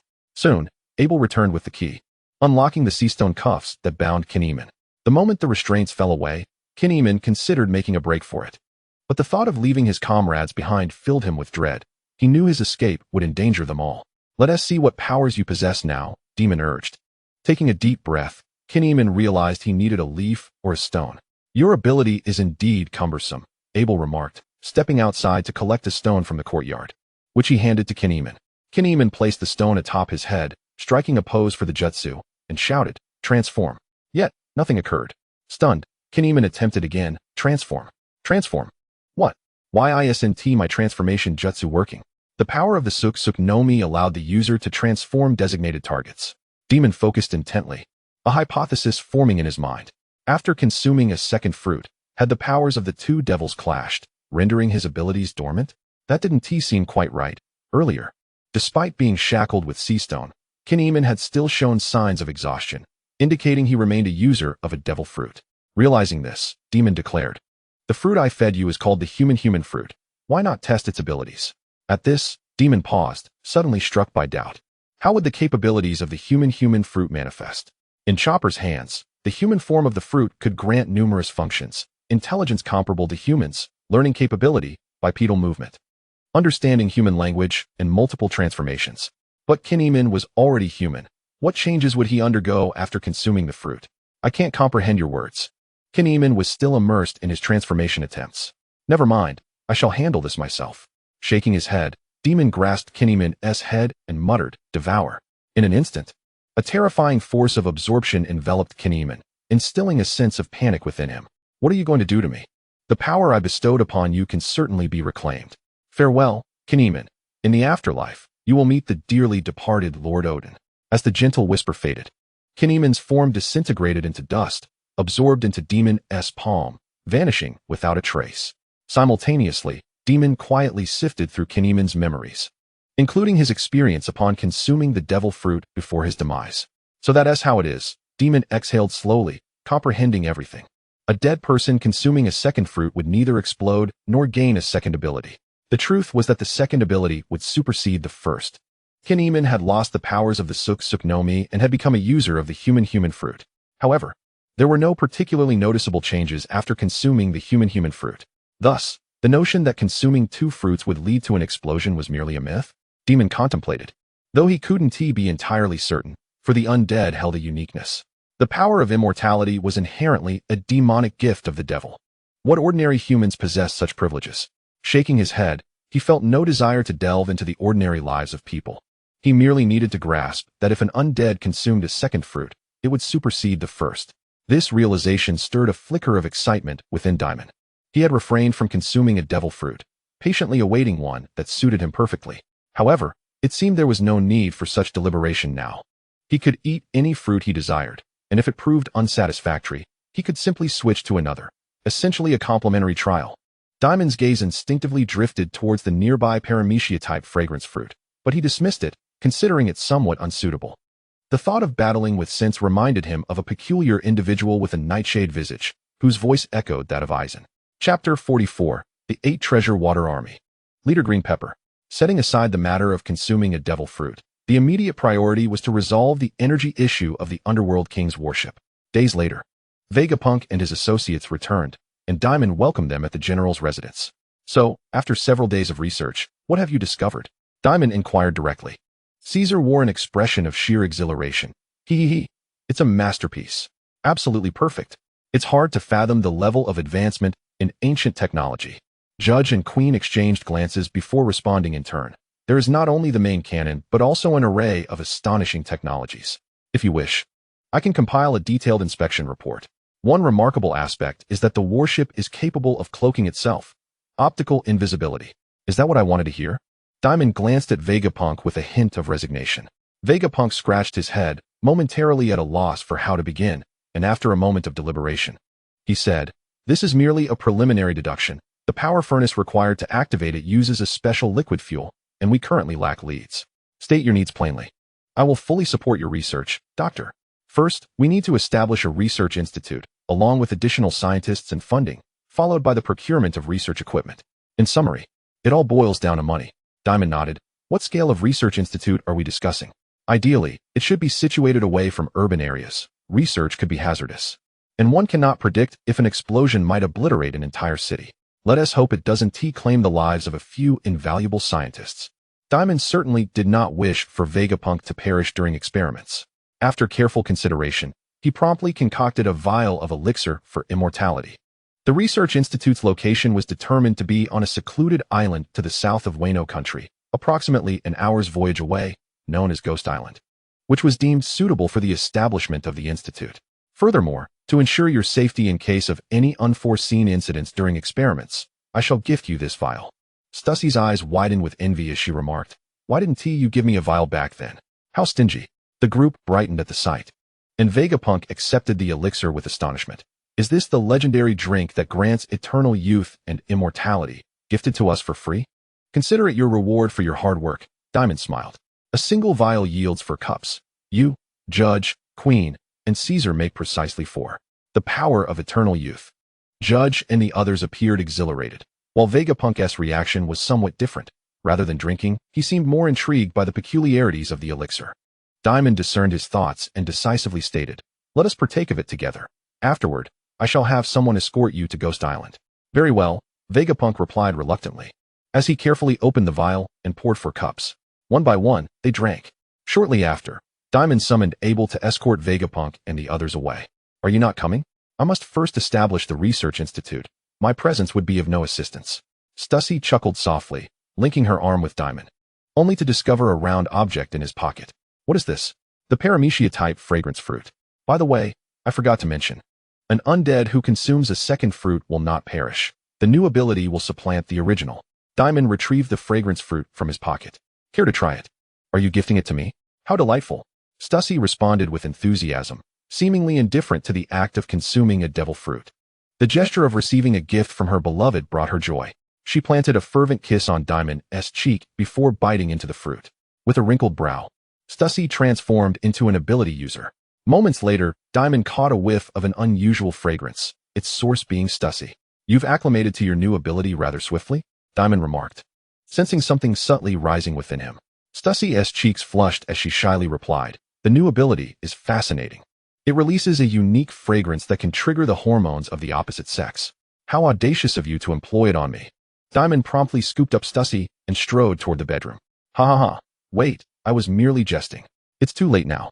Let us just call it the Viagra fruit." Several hours later, as he emerged from the bedroom, Dimon silently mused to himself. Women were merely the spice of life. He was far more concerned with matters of finance. Wano country was not a member of the world government, and its currency was not berry, but rather platinum, gold, and silver, oval-shaped coins, also referred to as hankin, divided into large and small denominations. It was only natural for Wano, once celebrated as the land of gold, to utilize precious metals like gold as currency. Why not consider issuing paper currency? Dimon pondered, stroking his chin, but ultimately dismissed the idea. It seemed too complicated. A true man should act simply and decisively. Just raise taxes. A little hardship for the livestock of Wano country. Merely raising taxes was insufficient. The quarry and rabbit bowl needed to be expanded, and more stonemasons recruited to produce additional sea prism stones. Finally, there was the issue of buyers. Dimon was reluctant to sell to the world government, as it would bolster his enemies. The world government would acquire sea prism stones from him and turn them against him. Although a substantial influx of sea prism stones into the market would inevitably attract the world government's interest, it was a situation beyond his control. At the very least, he could not sell directly to them, who would purchase sea prism stones in large quantities. Dimon lamented, feeling somewhat exasperated. No wonder in the original storyline, Kaido, after establishing numerous weapon factories in Wano, entrusted the weapons to Don Quixote Doflamingo, using him as a middleman to sell them globally. Doflamingo was indeed capable. He had a knack for making money. What Dimon currently lacked was such a little brother. That guy is still just a child, right? He is probably still at the Holy Land, serving the celestial dragons. With this thought, Dimon resolved to make a trip to the Holy Land. Possessing the ability to teleport, he had no reason to fear. If he wished to leave, Im could not stop him. He intended to pay Doflamingo a visit, and perhaps seize some devil fruits in the process. Having settled on his course of action, Dimon activated his observation haki and detected Kaido's presence. Kaido was located on the outskirts of Flower City, training alone. Dimon approached him and informed him of his impending journey. Subsequently, he transformed into a demon, flapping his wings with a thunderous beat, vanishing like a streak of black lightning into the sky. In a certain maritime region of the New World, a pirate ship glided slowly across the undulating azure waves. On the deck, a A pirate spent 100 berries to purchase a newspaper from a newsbird. Upon reading it, he was instantly filled with exuberance. Lord Green Pepper, he has appeared. The news of that man has made it to the paper. What? The man known as the leader, with a uniquely conical head, is nicknamed Green Pepper. As a pirate, the bounty stands at an astonishing 542 million berries. Green Pepper hastily snatched the newspaper, his eyes fixated on the headline that spoke of the individual he had longed for. The mysterious brewer Dimon storms the Navy headquarters alone. The article meticulously detailed the confrontation between Dimon and the fleet admiral, as well as Admiral Sengoku, where he valiantly faced two foes, seizing several devil fruits before departing with remarkable composure. It was unclear who penned such an article, as it extolled Dimon with extravagant praise, even employing the perplexing phrase "the birth of a new king." So, this incident occurred a few days prior? Green Pepper scratched his conical head, sighing. Finding this person will indeed prove to be quite the challenge. At that moment, one of his subordinates pointed towards the distant sky. Master Green Pepper, there's a black streak in the heavens. What black streak? Green Pepper looked up and, as expected, beheld a dark line stretching across the sky. He narrowed his eyes, activating his observation haki, and immediately sensed the presence of another. It was a person. They were heading straight for him. Boom. The black light made a sharp angle in midair, abruptly descending and hovering before the ship. The shockwave from the high-speed impact nearly capsized the pirate vessel. Are you using observation haki to spy on me? Dimon hovered in the air, surveying the crew on deck, and was taken aback. With that distinctive head shape, you must be the pillar of the 8 Treasure Water Army, the leader Green Pepper. Chapter 45. Infiltrating the Holy Land. Dimon, I am your father. Green Pepper rubbed his eyes, glanced back at the newspaper, then looked up at Dimon. It's uncanny. This person resembles the Dimon from the news to a T. In fact, it's identical. Green Pepper spat. Identical? It's the very person. You are the brewer Dimon. I have been searching for you for quite some time. Searching for me? Indeed. Green Pepper immediately elaborated. 5 years ago, Kaido held a pirate martial arts tournament on Hive Island, with the ultimate prize being a cup of a beverage said to grant immortality. The elixir of life. That must be your creation, correct? So, he sought the elixir of life. Dimon understood, and then heard Green Pepper burst into laughter. The news spread rapidly across these seas. Countless individuals set sail in pursuit of you, harboring dreams of immortality. Do you know what pirates call your elixir of life? The great treasure. Pirates pursue treasures, seeking power, wealth, and fame. Now, there's an additional dream, eternal life. Has the elixir of life become the great treasure? Dimon's expression turned peculiar. Could this be considered the prelude to the era of great pirates? Raising a hand to halt Green Pepper's continued prattle, he stated, You desire the elixir of life. Are you aware of the terms? What terms? Green Pepper paused, then dismissively replied, Just name your price. I've accumulated quite a fortune over these years as a pirate. Speaking of money, Dimon suddenly recalled something. Green Pepper had buried a vast fortune beneath an iceberg, which only his conical head could breach the ice surface. With this thought, Dimon couldn't help but chuckle. 1 devil fruit in exchange for a cup of the elixir of life, and in addition, you must offer all your personal wealth. Green Pepper furrowed his brow. All my wealth. Yet, in comparison to immortality, mere wealth could be relinquished at any time. My treasures are hidden in an utterly secret location. I can take you there, and you can have it all. Green Pepper crossed his arms, proclaiming proudly, Although I lack a devil fruit, if those treasures were converted to money, I could buy 100 fruits. Dimon was taken aback. If I may inquire, what is the estimated value of your treasures? 10 billion berries. Upon hearing this, Dimon instantly comprehended. No wonder, after Green Pepper's head was dented by a punch from Garp, he harbored a profound hatred for him, extending even to his grandson, Luffy. If it were him, he would wish to annihilate Garp's entire family. This was a staggering wealth of 10 billion berries. Who would refuse such a fortune presented before them? Simultaneously, Dimon recalled the Sky Island, where gold was abundant enough to craft a ship. Perhaps he could collect some to take home. Indeed, encountering me is your fortune. Let us exchange all your wealth for immortality. Green Pepper smiled warmly. Come aboard, Dimon, and I shall have the chef prepare exquisite cuisine from the land of flowers to properly entertain you. Let us set aside the hospitality for now. Where exactly are your treasures hidden? On an icy island in the Sea of Paradise, within the first half of the Grand Line. That's quite a distance. Traveling by ship could take nearly a month. However, I could simply fly there with you, but that would be quite exhausting. I prefer not to tire myself. Thus, he retrieved a folded piece of paper from his pocket and sent it flying to Green Pepper. Once you arrive at the location, call the number on this paper, and I shall come. Then, Until we meet again. Leaving behind a means of contact, Dimon flapped his wings and soared away. Encountering Green Pepper was an unexpected delight. Yet Dimon did not forget his original purpose. He did not rush his journey but instead timed it precisely. When he arrived at the Holy Land, Mariewa, it was the dead of night. Taking advantage of the thick darkness, Dimon concealed his presence, silently descending upon this town known as the Divine Realm, home to the celestial dragons. The houses here bore no peculiarities, merely larger than average residences. Even at this late hour, soldiers patrolled the streets, safeguarding the sanctity of the Holy Land. Dimon landed atop a mansion, casting his gaze towards a distant castle. That was Panga City, the headquarters of the world government, the epicenter of ultimate authority in the world. The 5 elders, and others resided within that castle. From such a distance, even with my suppressed presence, it seems they have not detected me. Retracting his gaze, Dimon opened a skylight and entered the villa beneath him, slightly releasing his observation haki. He immediately sensed a dozen distinct presences within the house, their breathing calm and rhythmic, all in a deep slumber. Among them was a couple, sleeping together in the same bed. Dimon casually pushed the door open and entered, closing it behind him. Utilizing the moonlight streaming through the window, Dimon scrutinized the slumbering pair.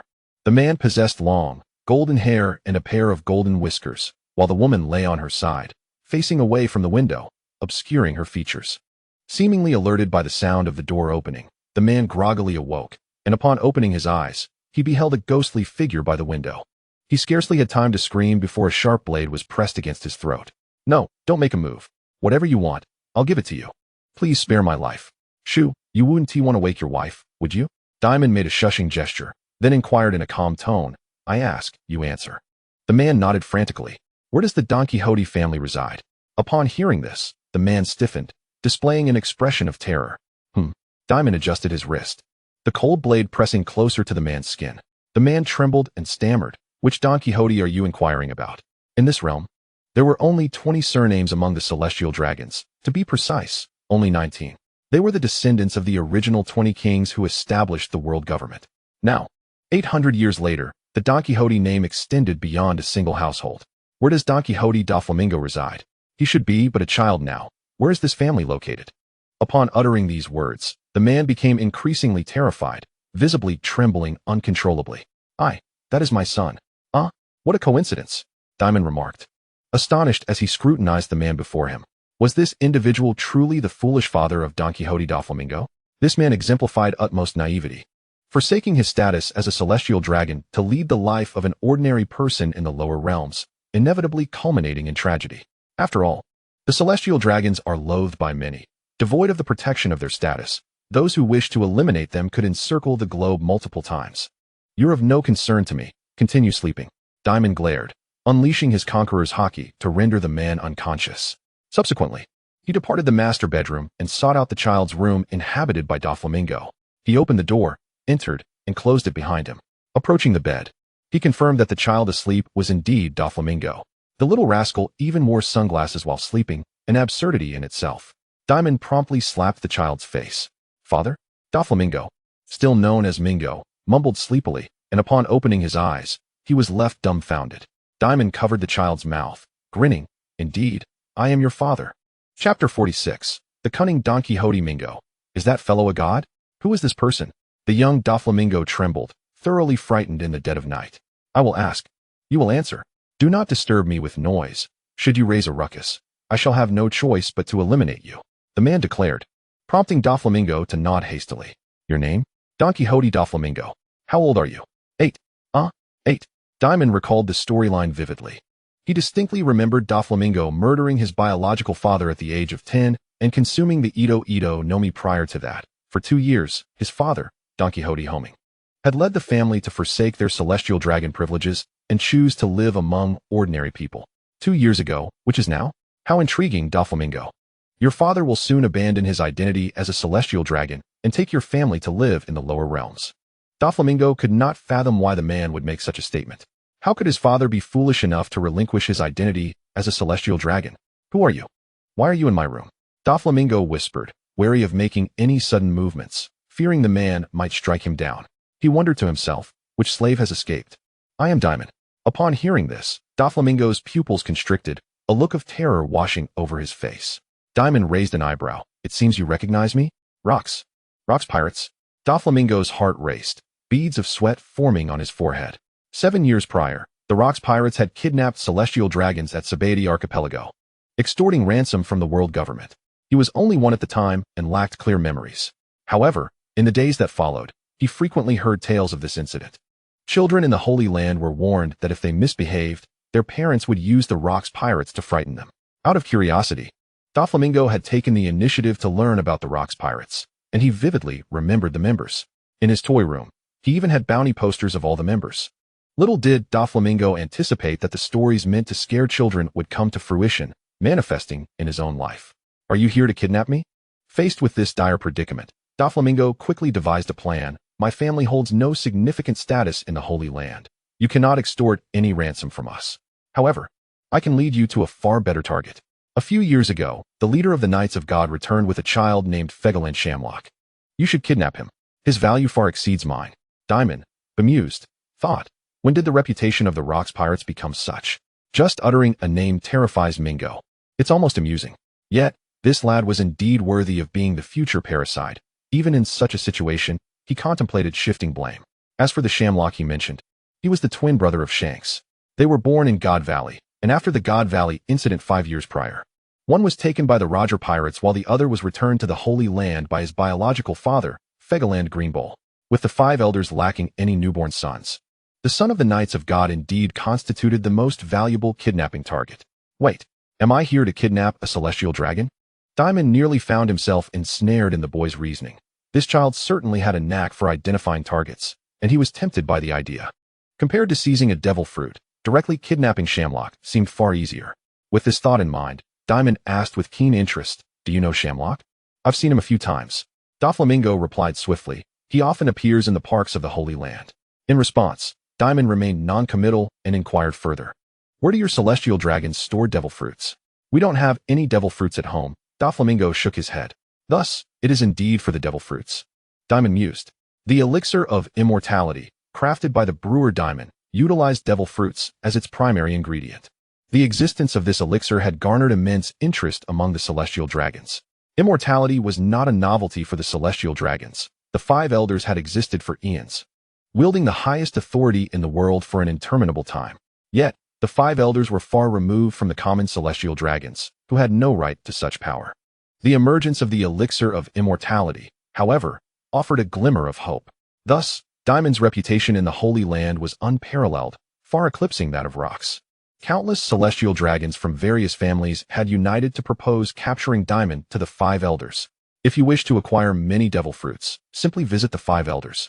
They will assuredly agree to your becoming a celestial dragon. Ha ha ha. What do you understand, little brat? Dimon had no interest in elucidating matters to a child. Continuing his inquiries, do you know which families possess devil fruits? I do not know. I am but a child. My father may be aware. In a bid to preserve his life, Doflamingo invoked his father. After a pause, he quickly added, as fellow celestial dragons, our family's status varies. We are merely an ordinary celestial dragon family. If someone in the family becomes a member of the Knights of God, their status would rise significantly.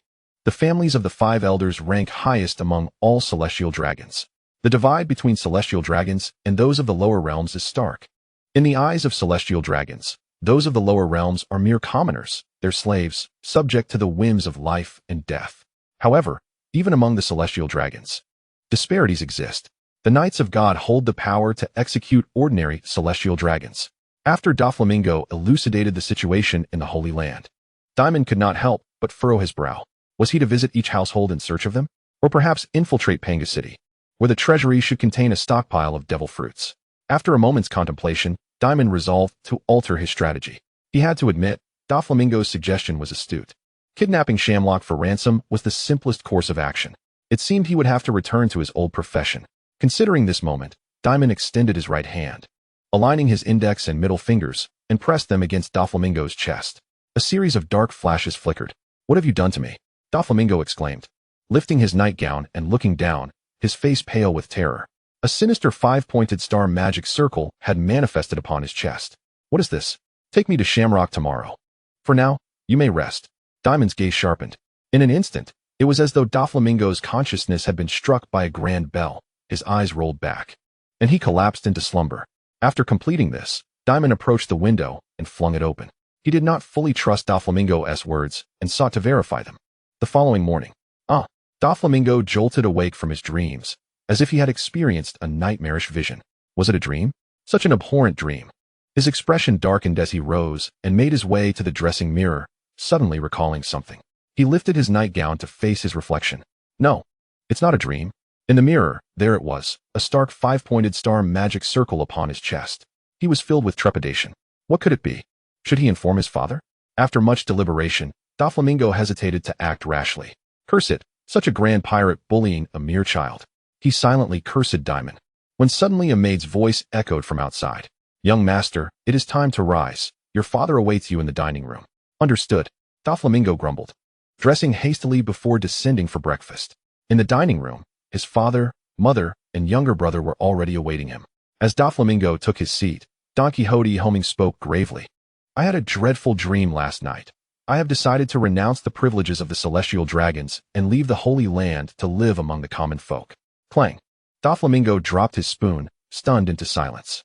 Doflamingo, your father will soon abandon his identity as a celestial dragon and take you all to live among the commoners. The words Dimon had spoken the night before echoed in his mind. Was that fellow a deity? How could he possibly know? Chapter 47. We, the Great Pirates. Delight in bullying the young. Why, father? Doflamingo protested vehemently, reluctant to leave the Holy Land. He turned to his mother for support. Her gentle smile reassured him. Homing's decision must have its reasons. Rosinante, with his long hair obscuring his eyes, remained silent, a timid and quiet child. Homing affectionately ruffled Doflamingo's hair, smiling. Life in the lower world will surely be more fulfilling than in the Holy Land, not in terms of material wealth, but in the depth of one's soul. You will. Doflamingo swatted his father's hand away, unable to distinguish between fear and anger. The psychological impact of Dimon's visit lingered heavily, now compounded by the unsettling news of his father's intentions to forsake their status. I refuse, Doflamingo shouted in defiance. His appetite vanished as he stormed out of the dining room. His mother called, worry etched upon her face. He'll come to understand, she hoped. While Homing shook his head, I will expedite the necessary arrangements and liquidate some assets. His mother stroked Rosinante's head, smiling. Life in the lower world? How delightful it will be. Wouldn't you agree, Rosinante? Yes, mother, Rosinante replied softly, burying his head in his plate as he continued to savor the exquisite meal. In the toy room, cursed be this fate. Why must we leave the Holy Land? Doflamingo raged, kicking his cherished toy across the room. A maid knocked at the door. Young master, the madam has sent breakfast for you. Go away. Doflamingo shouted through the door, and after a curt acknowledgement from outside, silence enveloped the room. Clenching his fists tightly, Doflamingo took a deep breath and lifted his shirt once more. The five-pointed star magic circle remained, an enigma he could not wash away. Was it a curse? A manifestation of some devil fruit's power? It is a magic circle. A mocking voice interrupted, startling Doflamingo. He spun around to find Dimon standing there, causing him to stumble and fall to the floor in fright. He anxiously glanced at the door and then at the window, both securely shut. How did you get in here? I simply walked in. Dimon surveyed the toy room, picking up a blue demon mask from the pile of toys and slowly donning it. Your father has already left to make arrangements. Soon, you will no longer be a celestial dragon. Am I not correct? Dimon mused with a smirk, initially speaking offhandedly, unaware that Homing would promptly act upon the fright he instilled the previous night. How do you know? Can you foresee the future? I merely happen to know. You do not wish to leave the Holy Land? Dimon spoke slowly. I can assist you. At these words, Doflamingo's eyes flickered, revealing a glimmer of interest. What must I do? First, kneel and bow your head to me. Acknowledge me as your elder brother. What? Kneel before a pirate? Doflamingo trembled. As a celestial dragon, a descendant of deities, how could he bow to a mere human? Hurry up. Dimon pressed the boy's head down, forcing him to submit. Curse it. I cannot resist. Doflamingo gritted his teeth. You, a legendary pirate, bullying a mere child. Do you not feel shame? We great pirates relish the act of bullying little brats. Particularly those celestial dragon children like you, Dimon grinned. Now call me Big Brother. Big Brother. Doflamingo reluctantly complied, recognizing that as a child, he had no means to resist an adult, especially one as infamous as Dimon. But then he thought, at least this would ensure his safety. Big Brother, how do I prevent my father from leaving? Once you've done it once, the second time comes easily, Dimon replied, sensing Doflamingo's burden lifting as he sought to preserve his identity as a celestial dragon. It's simple. We shall capture Shamrock, and chaos will ensue in the Holy Land. Your father will be unable to leave under such circumstances. Is that feasible? Doflamingo questioned, though he had no better alternatives. Shamrock will appear in the park at noon. We can ambush him there, though he will be surrounded by bodyguards. No matter. Just lead the way. With that, Dimon seized Doflamingo and leaped out the window. But this is the 3rd floor. Doflamingo yelped, but upon landing safely, he exhaled in relief. Dimon set him down. Now, if we encounter anyone, just say that I am your slave. Understood. Not long after their departure, a poised woman in the villa approached the toy room with a breakfast tray, knocking on the door. Doff, be sure to eat your breakfast. It will help you grow strong. After a moment of silence, Doflamingo's mother opened the door, only to find the room empty. Doff, in the Holy Land, at the park. Dimon followed closely behind Doflamingo, pausing beneath the shade of a tree. By 8 or 9 in the morning, the park was already bustling with people.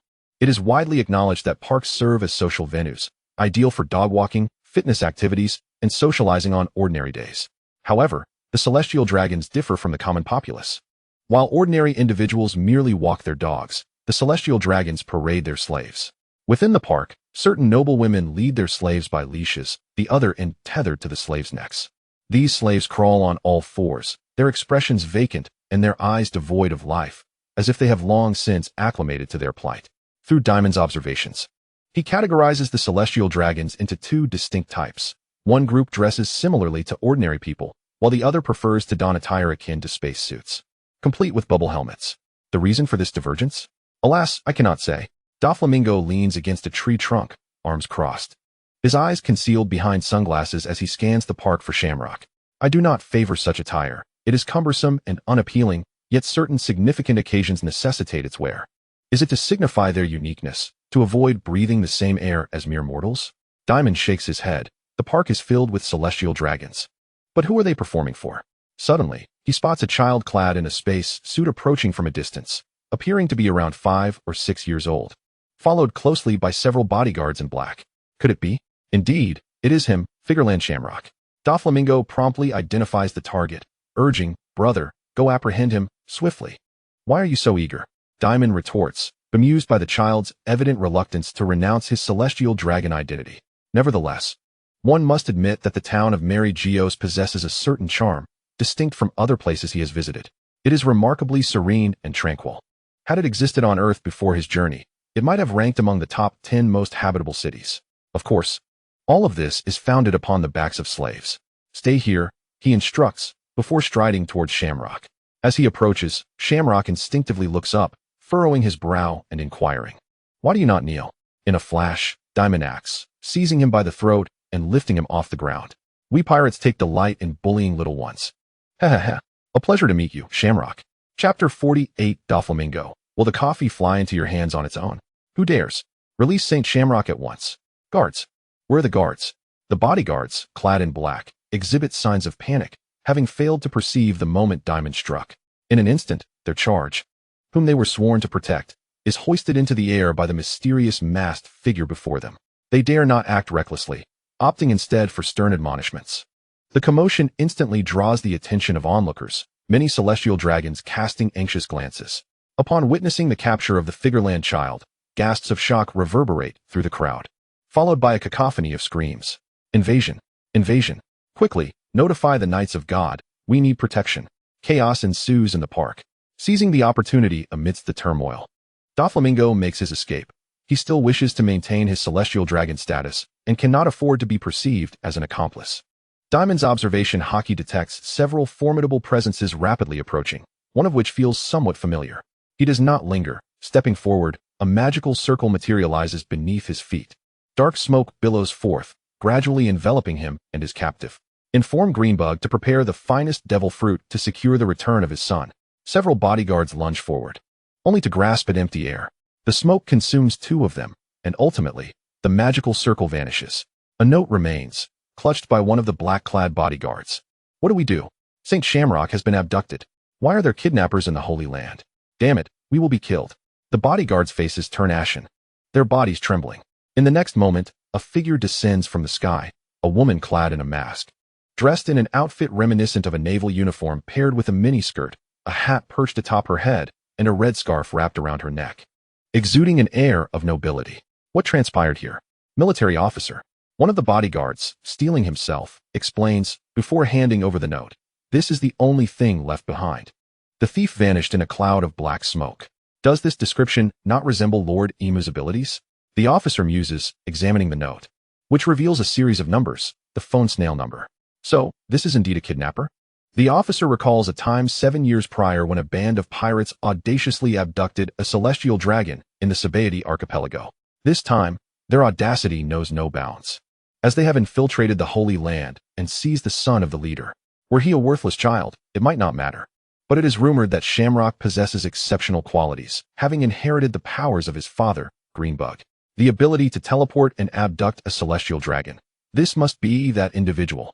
In Wano country, within the Shogun's estate, Dimon stands at the center of a pentagram magic circle, casting the 5-year-old boy onto the ground. Who are you? Why have you captured me? Shamrock gazes up at the blue-skinned masked man, trembling in fear. Be quiet, little one. If your father is willing to show sincerity, I shall return you. As he speaks, Dimon summons Abel, instructing him to keep a vigilant watch over the young boy. In the Holy Land of Mary Geos. The kidnapping incident that transpired near noon sends shockwaves throughout the city, leaving the celestial dragons in a state of unease. Upon learning of his son's abduction while on a mission, Saint Greenbug hastens back to the Holy Land. In the Grand Chamber of Panga City, where power is wielded, the 5 elders, representing the pinnacle of global authority, regard the indignant Greenbug with solemn expressions, rendered momentarily speechless. The expansive room feels cavernous, with only 3 sofas present. 4 of the elders are seated, while the 5th, the elder with the goat beard, stands alone. Who is responsible? Greenbug demands once more. How could a person be captured in the Holy Land? The 5 elders exchange glances, after which the blonde elder hands over a note. According to the explanation provided by your son's bodyguards, although the assailant wore a blue demon mask, it is likely that it is that person, the remnants of the Rocks Pirates. The brewer, Dimon. You should be familiar with him. He possesses abilities akin to those of Lord Imu. Greenbug, sporting a moon-shaped hairstyle, opens the note to find the phone snail number inscribed upon it. After a moment of silence, he inquires, what are his demands? The finest devil fruits, replies Saturn Satan, stroking his right eye, which had been blinded by the assailant but has since healed with Lord Imu's assistance. Yet, while the wound has mended, the pain of that moment lingers in his memory. Greenbug's expression darkens. The competition held in God Valley has depleted our stock of those premier devil fruits. Ordinary devil fruits may suffice, but the top-tiered ones, either Logia or mythical Zoan types, are not in limitless supply, even for the world government. You possess the number. You may contact him directly, the elder from Venus remarks nonchalantly. Doflamingo, where did you scamper off to this morning?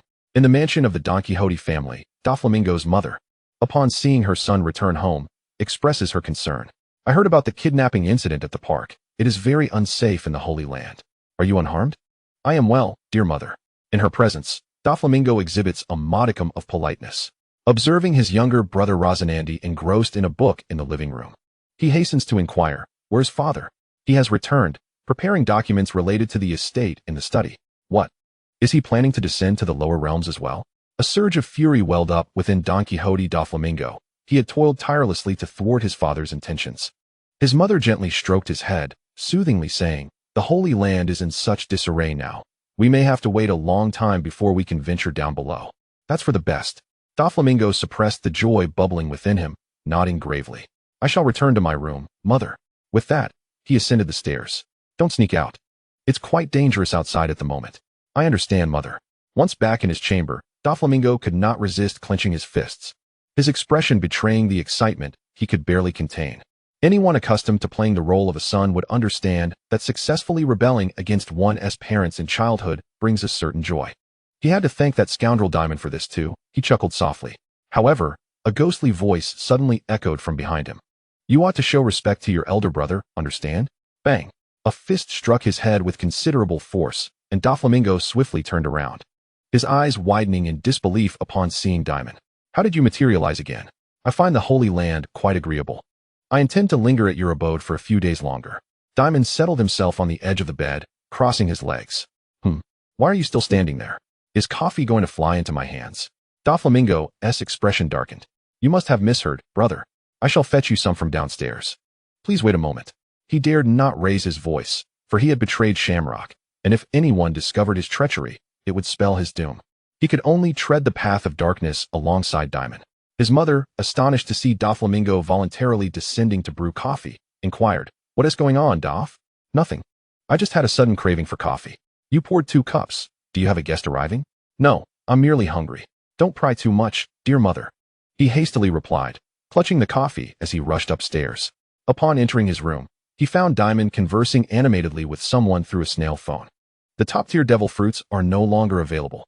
The snail vividly conveyed the furious expression of the person on the other end.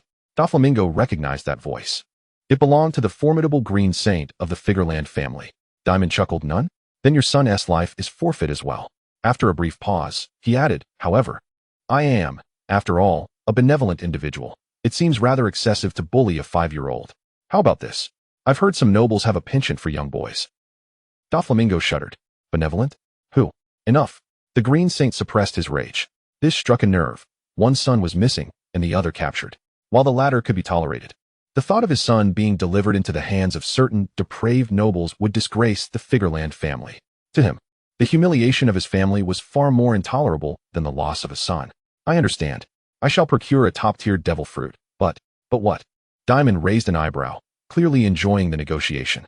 "You are well aware of the events that transpired at God Valley. As participants, you must realize we no longer possess any mythical Zoan or Logia-type devil fruits."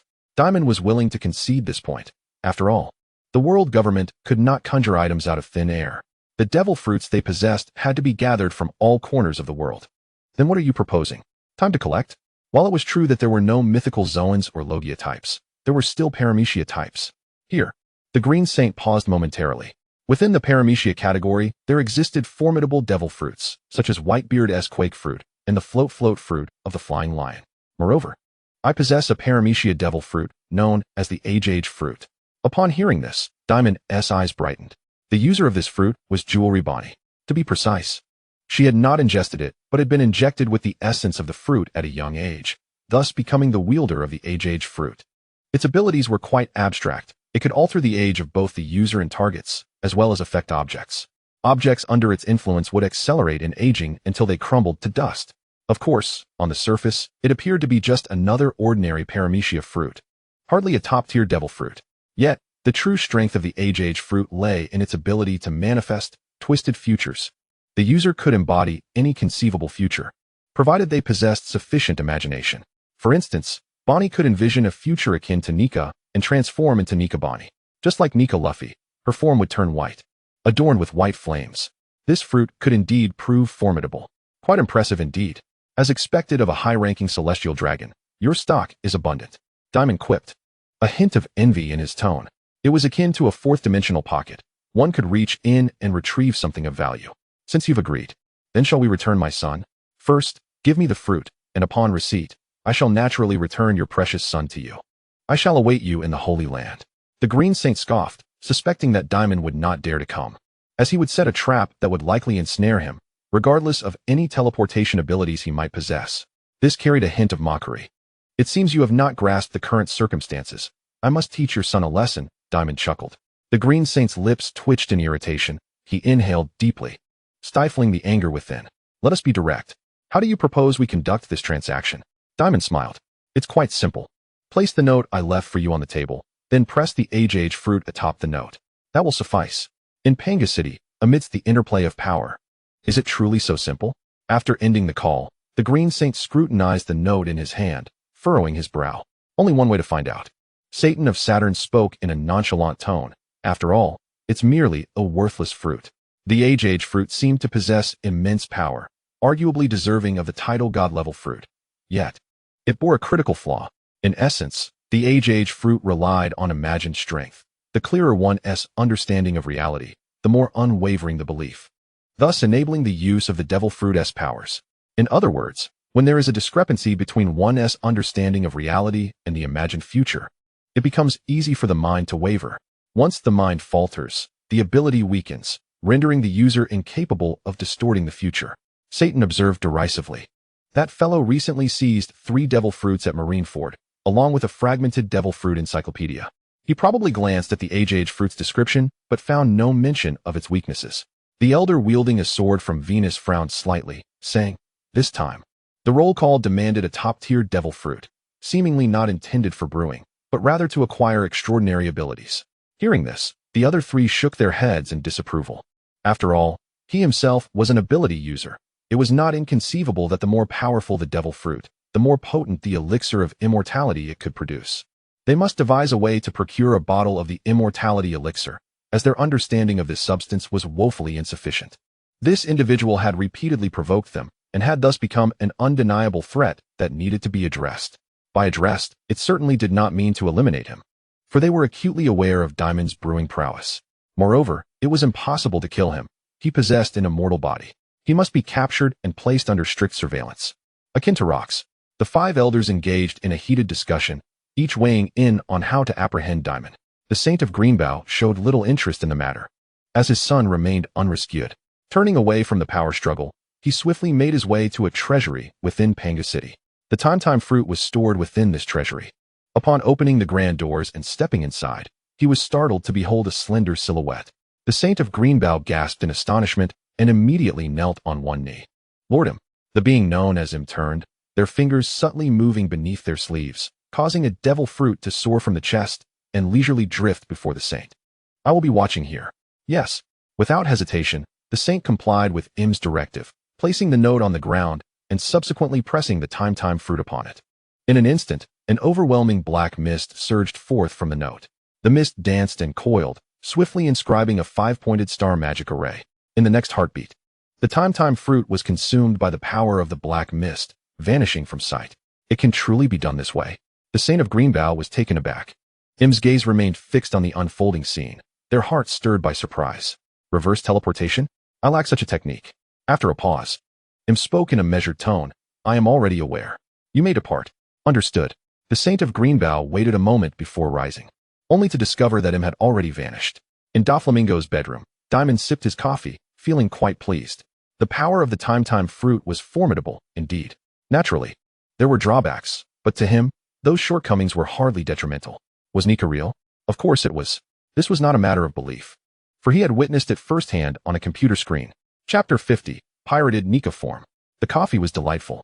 Dimon praised the brew brought by Doflamingo. The daily indulgences of the celestial dragons were of the finest quality, and coffee was no exception. As long as you are satisfied, brother.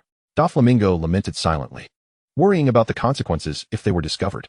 Just then, a knock echoed through the room. Doflamingo? The voice belonged to his mother. Doflamingo's heart raced. He swiftly turned to face the door and whispered urgently, Brother, you need to hide. If my mother finds out, we're done for. The captor of Shamrock. The infamous pirate Dimon, hiding in his room. If word got out, Doflamingo could easily envision the calamity that would befall his family. Keep in mind, the Knights of God possessed the authority to execute celestial dragons. Brother? Not receiving a reply, Doflamingo grew frantic. He turned only to find that Dimon had vanished, leaving behind only a steaming cup of coffee. Doflamingo, are you in there? Mother is coming in. With a creak, the door swung open, revealing Doflamingo's mother. Her expression tinged with confusion. My dear mother, who were you just speaking to? She noticed 2 cups of coffee, both showing signs of having been consumed, and smiled warmly. It seems you had a friend over. A friend? Doflamingo thought bitterly. That was a kidnapper, albeit one he was complicit with. No, I was merely talking to myself. Really? Then who drank the coffee? I did, Doflamingo replied, fabricating a clumsy lie, knowing his mother would not delve deeper. She smiled gently. Lunch is ready. Come eat on time. All right. Yes, mother. In Wano country, within the general's estate, at the center of a magic array, Dimon looked down to find a devil fruit lying quietly before him. He retrieved an old devil fruit encyclopedia and, comparing it to the fruit's appearance, confirmed it to be the Paramecia type time fruit. Without hesitation, he took a bite. Indeed, it was quite unpalatable, bitter, even, ranking among the top 10 most distasteful foods he had ever tasted. Dimon frowned. One bite sufficed, and he had no desire to savor any further. As long as the first bite was consumed, the remainder would lose its efficacy. This bore a resemblance to the immortality elixir. Once 4 cups were poured from a single bottle, it would lose its immortal qualities, becoming merely a fine wine. Let me test the ability. Dimon closed his eyes, absorbing the newly acquired power as if it were innate, grasping how to activate the time fruit's abilities. Yet a question arose in his mind. Am I not already immortal? Can I still alter my age? With a flicker of curiosity, Dimon attempted to activate the ability. aging his appearance by 50 years. In the next moment, his visage visibly aged, his skin grew wrinkled, and his back became slightly stooped, transforming him into a 70-year-old man in the blink of an eye. Approaching a mirror to inspect himself, Dimon was taken aback. He opened his mouth, revealing teeth that remained bright and white. He then cut his palm with a knife, and the wound healed almost instantaneously. After several experiments, Dimon began to comprehend. It was merely a superficial transformation, unable to affect his inherent immortality. Moreover, this change was temporary. Once the ability was undone, he would revert to his original state. With a thought, Dimon returned to his youthful appearance of 20 years. Altering age was not the crux of the matter. It was merely an embellishment. The true power lay in distorting the future. Nika's future. Dimon's gaze sharpened as he envisioned himself as the sun god Nika. As a fated fruit within the Pirate King narrative, the Nika fruit undoubtedly held a divine status among devil fruits. This fruit would autonomously choose its master. Destined to select Monkey D. Luffy, who had successfully awakened the Nika form. Yet at this moment, that future was distorted by Dimon. Before him in the mirror, his hair instantaneously turned white, and not only that, his entire attire was tinged with a pale hue. A pure white flame emanated from him. This was the awakened form of a Zoan-type user. Remarkable. Dimon's lips curled into a smile. However, without the drums of liberation, could it truly be deemed a counterfeit? When Luffy's Nika form was activated, the heartbeat transformed into the sound of the drums of liberation. Yet the Nika form Dimon had activated lacked such an ability. The primary advantage of this ability was its capacity to rapidly restore stamina, allowing for an intense workout of endless sit-ups. This could be seen as a slight flaw of the Time fruit. Although it could distort the future, that future was not reality, rendering it impossible to perfectly replicate Nika's power. With another thought, Dimon released the power of the Time fruit and summoned Abel. Where is that little brat? Miss Orsaya is currently overseeing him. The once little Princess Shamilok is no longer a child. She was merely 14 during their first encounter, yet 7 years have passed, and she has now reached adulthood. At the age of 20, demons bestowed upon her the elixir of immortality, thus rendering this princess an immortal being. Bring that child to her. Yes, Lord Dimon. Abel took his leave, and shortly thereafter, Orsaya arrived at the summoning chamber with Shamilok in tow. Lord Dimon, I have brought the child. Orsaya, now significantly more beautiful, exemplified the adage that a girl transforms and blossoms as she matures. Shamilok gazed at Dimon with trepidation. Dimon, disinterested in engaging in trivial banter with a 5-year-old, lifted her and placed her at the center of the magical array. He then remarked, Your father cares for you quite a bit. He has provided a substantial ransom, so consider yourself fortunate. With that, he promptly activated the pentagram magic circle, sending her back to the Holy Land. The previous night, after incapacitating Doflamingo, he had left numerous magical array coordinates scattered throughout the Holy Land. One could say that place had transformed into his private garden, accessible at will, with the freedom to come and go as he pleased. Watching Shamilok vanish, Orsaya displayed a hint of regret. Is that how you bid him farewell? What? Do you have a fondness for children? No, Lord Dimon. That child is a celestial dragon. Is she not? Orsaya revealed a deranged smile. I was hoping you would grant me this child, so I could slice her into pieces one by one. Momentarily speechless, Dimon could not recall when this girl had morphed into a terrifying Yandere. However, considering the massacre of her nation by the celestial dragons, such animosity seemed rather justifiable. After exchanging a few words with Orsaya, Dimon departed from the general's mansion, intending to seek out Kaido for a confrontation and to test Nika's power. Presently, Kaido's Beast Pirate stronghold was situated in the Flower Capital. Compared to the past, the number of members in the Beast Pirates had swelled significantly, now exceeding 3,000. A portion of these were foreign pirates, but a considerable number were locals from Wano who had allied themselves, becoming traders. As Dimon strolled through the streets of the Flower Capital, the citizens of Wano greeted him warmly, bowing their heads in respect. General, loyalty. Chapter 51. A stroll in the Holy Land, in search of rocks. In the northern part of the Flower Capital, the Beast Pirates base lay near the direction of Mount Fuji, almost distanced from the town. Upon arriving here, Dimon ignored the throngs of pirates and made a beeline for Kaido. Kaido, follow me. What is it? I want to show you something amusing. Intrigued by the prospect, Kaido quickly followed him as they exited the stronghold and ventured into an open, deserted area. So, what is it? Observe closely. Dimon clenched his fists, and with a thought, he transformed into the twisted future form of Nika. In an instant, he assumed a pure white appearance, with white flame clouds swirling around him. What is this? Kaido stared in awe, aside from growing wings. You can also take on this form. After a pause, he furrowed his brow and added, you look somewhat like Nika. You know Nika? Dimon replied, astonished. I've heard of him. A tale that circulated in my country about the liberator warrior Nika, which should resemble your current form. Kaido nodded. This is Nika, of course. Just a counterfeit version. Dimon chuckled. I will punch you. Try blocking it with all your might. Although unsure of Dimon's intentions, Kaido complied readily. The two often sparred, well aware of each other's combat prowess. Sparring, huh? Bring it on. Immediately, Dimon's body expanded, transforming into a towering giant. Kaido gazed up in astonishment. In comparison to the white giant, he felt like an ant on the ground. Wait, what is this? Rubber god gun. Dimon, disinterested in elaborating, replicated the technique Luffy used to defeat Kaido during his awakening. The descending fist resembled a mountain crashing down. Kaido's mouth twitched as he raised both hands to block. Boom. At the moment of impact, the earth quaked, and the deafening sound reverberated throughout the flower capital, making everyone look up in fear. An earthquake?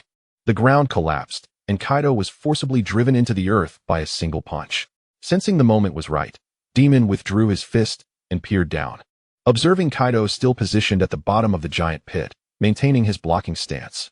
It looks terrifying. I thought you intended to shatter this island. Kaido called out. That wasn't very powerful, Dimon. You didn't use haki, that was merely raw strength. As he spoke, Dimon's Nika form dissipated, reverting him to his original self. The counterfeit Nika was not as formidable as imagined. Lacking the potency of the genuine article, the moves were merely weakened versions. There is something else fun. Watch this. Dimon free fell from the air, simultaneously raising his right fist and striking the atmosphere with great force. Shockwave. Boom. The air shattered like a spider's web, spreading across the sky, and the tremor's power rapidly surged towards Kaido. Kaido's eyes widened in disbelief. How is this possible? This is Whitebeard's. The tremor reached his feet, and in an instant, another quake ensued. The giant pit beneath Kaido fractured, and the powerful shockwave flattened the area, transforming it into ruins. It doesn't seem all that impressive. Dimon lightly landed on the shattered ground, gazing at Kaido, who was buried beneath the rubble. Kaido pushed aside the stones weighing him down and stood up, looking somewhat dazed. What on earth just happened? Why can you use Whitebeard's tremor fruit? Too weak. It's less than a fifth of Whitebeard's power. However, Dimon shook his head. If it were truly my strength, a single punch would obliterate the flower capital. The future replicated by the Sway fruit is merely a counterfeit, inferior to the original's might. This is the flaw of the Sway fruit. It relies on the power of belief. The stronger the belief, the more potent the fruit's abilities become. Yet, even having witnessed Whitebeard wield the tremor fruit firsthand, the power of the twisted future replication fell far short. Perhaps it was due to his insufficient development of the Sway fruit. After all, he had only recently consumed it. Or maybe age had dulled his imagination compared to someone like Bonnie, a child. In any case, this fruit was not as powerful as he had envisioned. It excelled merely in versatility, allowing for the imitation of various fruit abilities. So what exactly happened? Just mimicking someone else's power. What's the big deal? Dimon waved his hand dismissively and turned towards the flower capital. I'm heading back. You've worked hard, Kaido. Kaido, so? You called me out just to use me as a punching bag. The following day, Holy Land, Mariehua. Early in the morning, Doflamingo awoke, and upon opening his eyes, he was met with an eerie voice resonating in the room. Awake, little brat. Doflamingo shot up, startled, and indeed found Dimon lounging on the sofa in his room, casually flipping through a newspaper. Brother? No, who are you? Doflamingo stared in disbelief. The figure before him appeared to be around 10 years old, bearing a slight resemblance to Dimon, yet not quite identical. It's me, just a slight change in appearance. No need to make such a fuss. Dimon looked down at the newspaper. This is yesterday's newspaper. While he was abducting Shamrock, a significant event unfolded in the world. The flying pirate crew clashed with the Roger pirates in a certain region of the Grand Line. But the confrontation ceased abruptly due to the unexpected arrival of the Snake Princess pirates. Following that, the entire paper was filled with news about the world's most beautiful woman, the idol Empress Shuki. Truly, this is the era of great oppression. The likes of the Golden Lion and Roger pale in comparison, the moment Shuki appears. All attention is drawn to her. Dimon has gradually become accustomed to the prevailing style of this age, where everyone seems excessively subdued. Brother, why have you regressed to a child? Doflamingo got out of bed and obediently poured a glass of water for his elder brother. Dimon was quite pleased with his training and took a sip to soothe his throat. This appearance facilitates activities in the Holy Land. If your mother inquires, just say you're a friend. How dare you? Aren't you afraid of being exposed and caught? Doflamingo was somewhat impressed, truly audacious. To be the mastermind behind an abduction, yet boldly appear in Mariehua. He had learned yesterday afternoon that Shamrock had been released, but the matter would not simply conclude there. By the way, Doflamingo, Dimon set down the newspaper and asked, where is Rocks imprisoned after the dissolution of the Rocks Pirates? Is it in the deep-sea prison? I'm just a child. How would I know such things? Of course, he dared not say this aloud. Doflamingo shook his head repeatedly. I don't know the specifics. But I have heard that he is detained somewhere in the Holy Land. Not in the deep-sea prison, but in Mariehua? Dimon thought, somewhat surprised, though not entirely so. Rocks is immortal. Even if confined in the 6th level of the deep-sea prison, he would have countless means to escape. Now, 5 years have passed. Yet there is no news, indicating that this individual is indeed in an inescapable state. Let us go out and gather some information. Do you realize what you're saying? Doflamingo was alarmed. Did his brother not know how to fear? Chapter 52. The Child King. I've made up my mind. After yesterday's abduction incident, the Holy Land Mariehua is teeming with guards today. Patrols are ubiquitous, vigilant for any suspicious individuals. Dimon struts confidently down the street, passing right under the watchful eyes of these guards without sparing them a glance. Doflamingo is filled with trepidation, truly admiring his brother's mental fortitude. One might mistake him for a celestial dragon. Hey fool, don't stare. The captain of a patrol squad chastised his subordinate. That's a celestial dragon. Captain, I was looking at another. I certainly recognize the child of the Don Quixote family, the soldier replied, feeling aggrieved. I haven't seen the other one. The other one? The captain was at a loss for words. How could one lack such discernment? The Holy Land is vast, and with so many celestial dragons. Isn't it normal not to have seen every one of them? You're still too young. Don't focus on whether that child is clad in the celestial dragon's white attire, but rather on their demeanor and aura, the captain advised earnestly. That child is undoubtedly a celestial dragon. Such a swaggering and arrogant stance could never belong to a slave. And being seen alongside Doflamingo, they must be friends. Only another celestial dragon could befriend one. Once they were safely away from the patrol team, Dimon felt unperturbed, while Doflamingo let out a long sigh of relief. Brother, all celestial dragons have chips embedded in them. It could be troublesome if they demand chip verification. Dimon recalled this fact, as every celestial dragon possesses one. In the narrative, after the Doflamingo family descended, there were dedicated government officials to retrieve it. What is it for? Doflamingo pondered. I'm not entirely sure. Apart from confirming identity, I believe it can also be tracked, somewhat akin to the function of a life card. The life card is crafted using materials mixed with nail clippings, representing the owner's vitality. Ace once gifted one to Luffy. It is impervious to water and fire. And once torn, the fragments will direct towards each other. That is not important. Dimon redirected the conversation. Is there anyone in the Holy Land with particularly keen information? Well, Doflamingo braced himself, genuinely fearing that Dimon might instigate another major incident. If not for his guilty conscience, he could easily leverage his identity as a celestial dragon to inquire freely. However, he wished to avoid exposure and needed a more circuitous approach. The young Doflamingo bore pressures beyond his years, beads of cold sweat forming. I have an idea, brother. There's a great place. Where? Those young celestial dragons love to gather together to play slave fighting games. We could start from there. What do you mean by young celestial dragons? Aren't you one as well? Dimon shot a glance at his younger brother, who seemed to have forgotten his own identity. Lead the way. Before long, the two arrived at a rather secluded church. The church was old and abandoned, a stark contrast to the grandiose new church located in the town center. Under Doflamingo's guidance, Dimon made his way to the church's backyard. It was bustling with activity, as many young celestial dragons had congregated, forming a circle. Meanwhile, slaves, shackled in handcuffs and chains, fought desperately within the circle, with the surrounding children cheering excitedly. Take him down, Lightner. You were once the gang leader of the North Sea. Lose, and you'll starve for a month, buddy. Two young celestial dragons, evidently the slave owners, shouted boisterously. What is happening here? Dimon inquired as he approached the group. Slave fighting games, brother. I know that. I'm asking if they're gambling. Doflamingo shook his head, revealing a smile not befitting his age. Fufufu. This is about gaining renown. The winner can achieve immense prestige. Dimon, a bunch of little brats seeking fame? The likes of Roger and his band of pirates vie for the title of Pirate King, and you young celestial dragons are no different.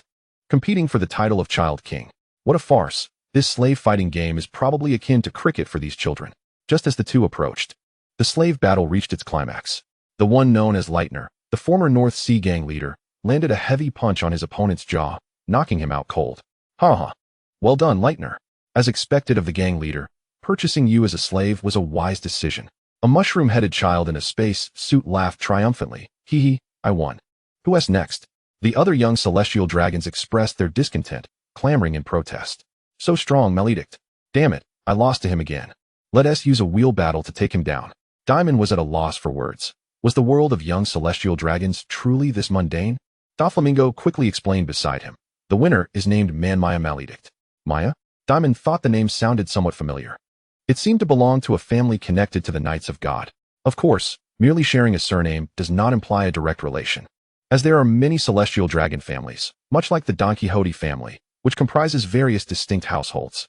Noticing Doflamingo's arrival, Maledict's eyes brightened. Isn't that Doflamingo? Have you brought a slave along? What a little brat. He glanced at Dimon, whose unfamiliar face clearly marked him as a slave. Doflamingo's expression darkened. He dared not label Dimon as a slave. This is my elder brother, named Dio. Dimon had temporarily adopted a new name. Indeed, I am Dio. My elder brother. Doflamingo nodded slightly, letting out a cold snort to assert his stance. So you are brethren? Merlydise was taken aback. Though it was evident Dimon did not resemble a slave, as he bore no shackles or collars. However, he would never apologize. So what? You haven't even brought a slave. What are you doing here? Could it be that you cannot procure a powerful slave? Hee hee. Would you like me to lend you one? His mouth was full of mockery. He too had a right to ridicule, for Doflamingo was merely from an ordinary celestial dragon family, while he hailed from the noble Manmaya family, which boasted knights of the Divine Knight Order, an entirely different echelon. Although the eldest daughter of the Manmaya clan had only exchanged a couple of words with him, it was sufficient for him to look down upon Doflamingo. Doflamingo was seething, wanting to unleash his wrath upon this arrogant little rascal. Dimon struggled to maintain his composure. Perhaps he should simply abduct this group of brats and demand a ransom from the world government? After some deliberation, he dismissed the idea. The world government was already being drained. Let the crops grow a little longer for sustainable exploitation. Need a slave? I shall provide. Dimon pushed aside the celestial dragon brats and strode to the center of the duel stage. The slave Lightner's expression shifted dramatically. Was he truly going to fight against the celestial dragon brat? Was he mad? If he were to injure the other, he would undoubtedly be killed. Yet his master, Merlydise, stared wide-eyed. Dio, though I do not know you, you intend to fight a slave? The crowd began to cheer excitedly. Fight! Hurry and fight! This is the most thrilling spectacle we've ever witnessed. Hey, Dio, if you win, I'll acknowledge you as my elder brother. The surrounding children were reveling in the chaos. Now it was Doflamingo's turn to be speechless. A grand pirate was actually contending for the title of king of the children with mere brats? Why not strive for the title of pirate king in the new world instead? I am about to strike. Dimon, devoid of any sense of shame, approached Slave Lightner and looked up at the towering gang leader. In 3 seconds, you shall be on the ground. 1 second. 2 seconds. Lightner's mouth twitched. Perhaps he would just let this brat hit him once and then fall down by design. That was the only way he could survive. Yes, that would do. As for enraging Merlydise, that was unavoidable.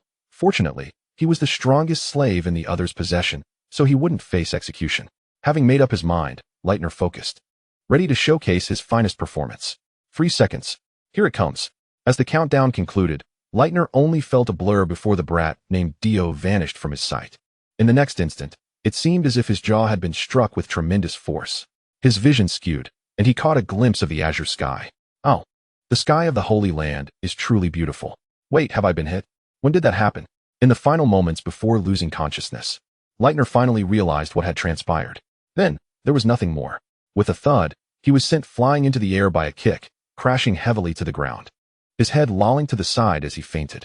In an instant, the uproar ceased, and the arena fell silent.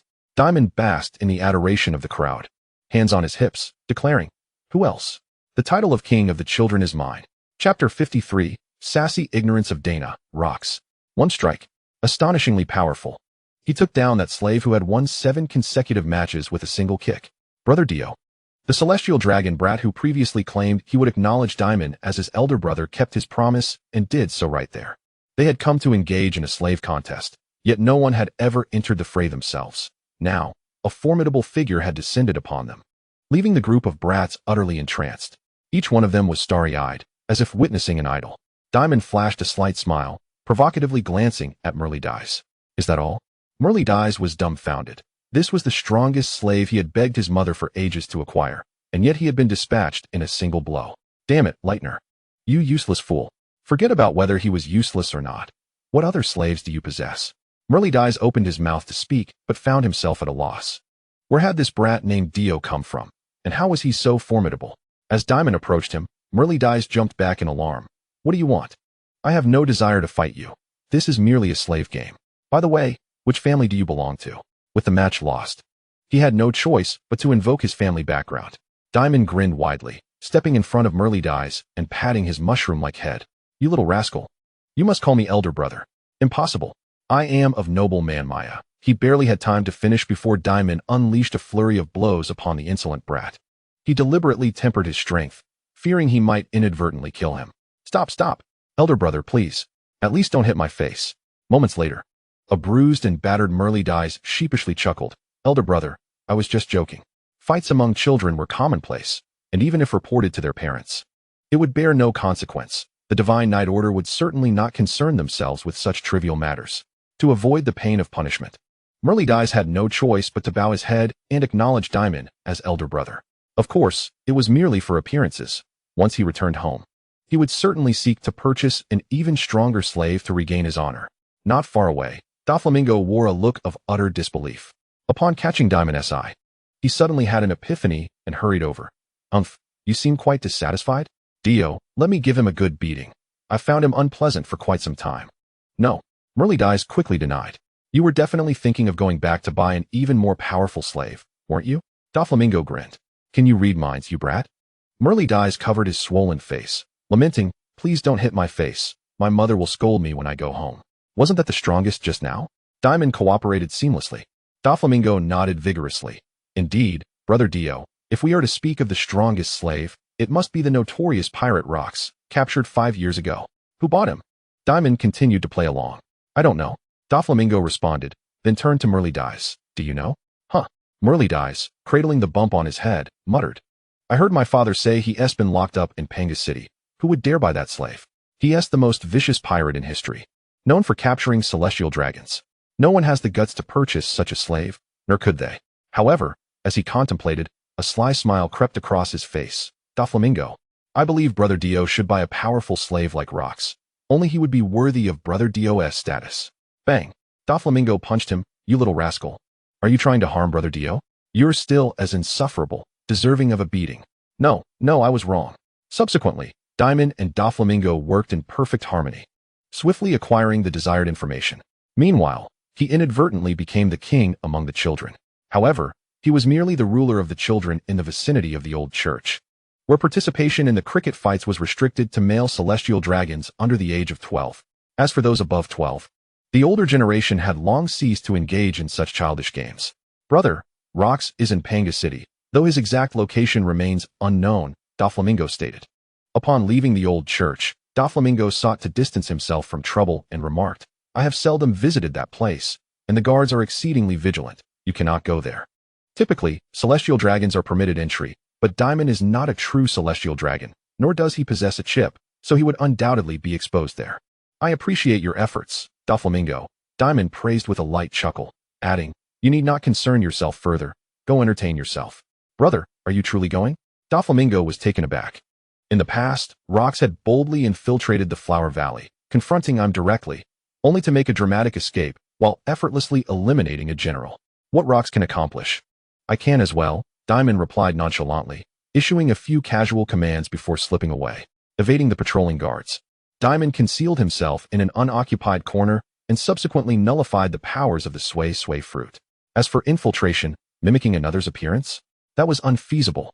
He needed to physically touch the target's face to replicate it. The mythical Zoan-type nine-tailed fox also necessitated contact with the target. After a moment of contemplation, Dimon decided upon a more straightforward approach.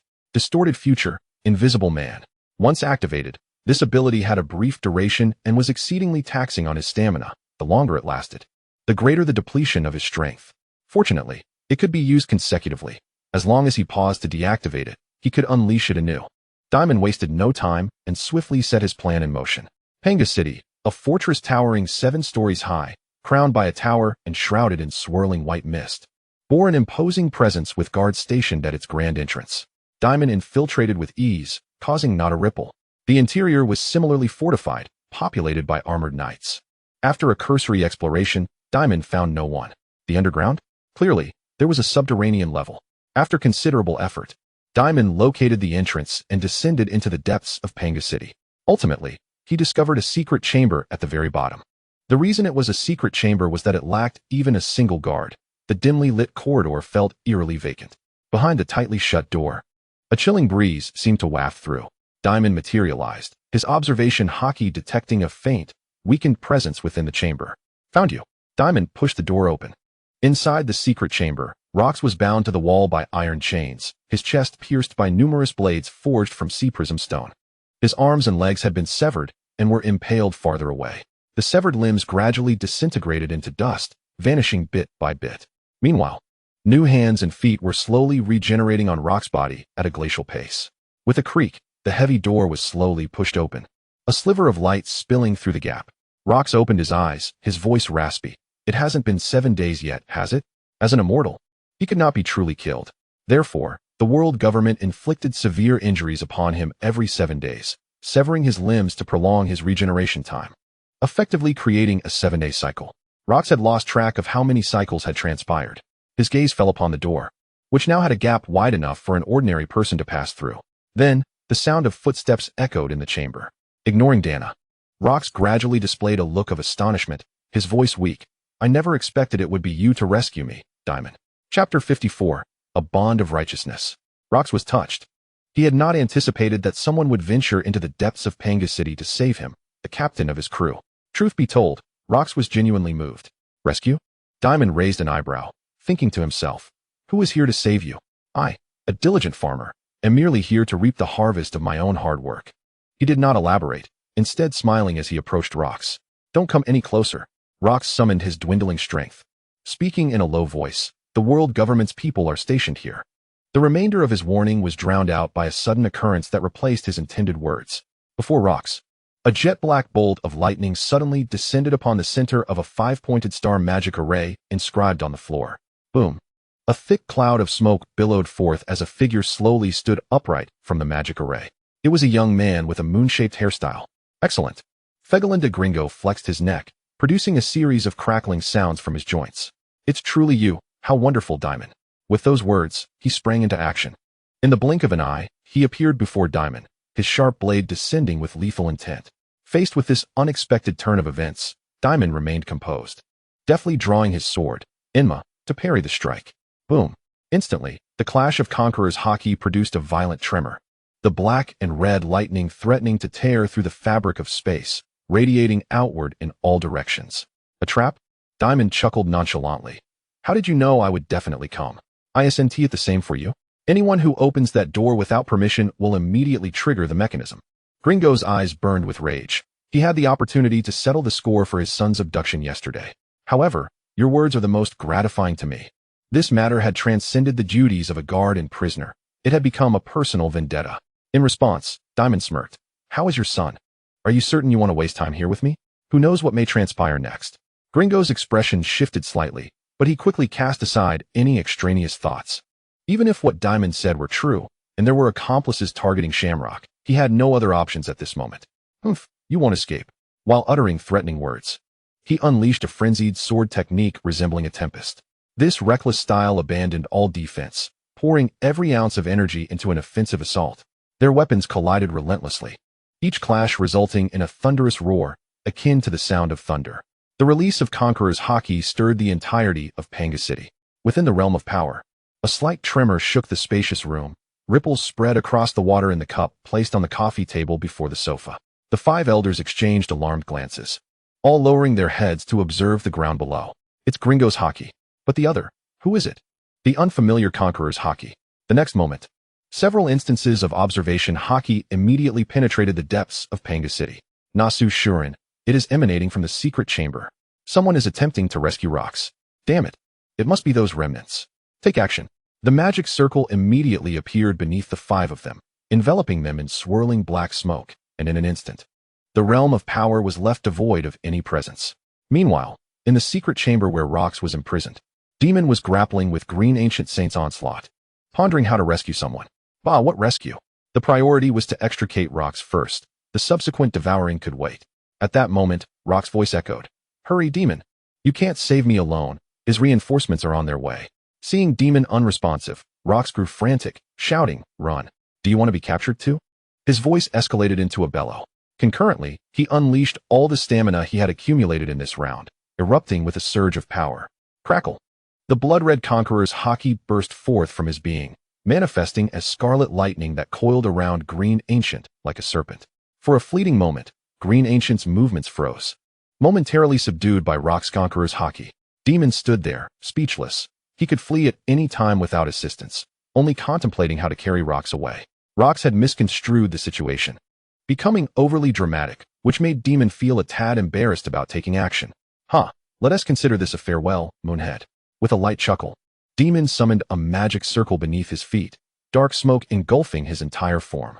Simultaneously, 5 additional magic circles appeared in the chamber, each marked with a number. The 5 elders manifested in unison. The moment they appeared, each had already begun their transformations.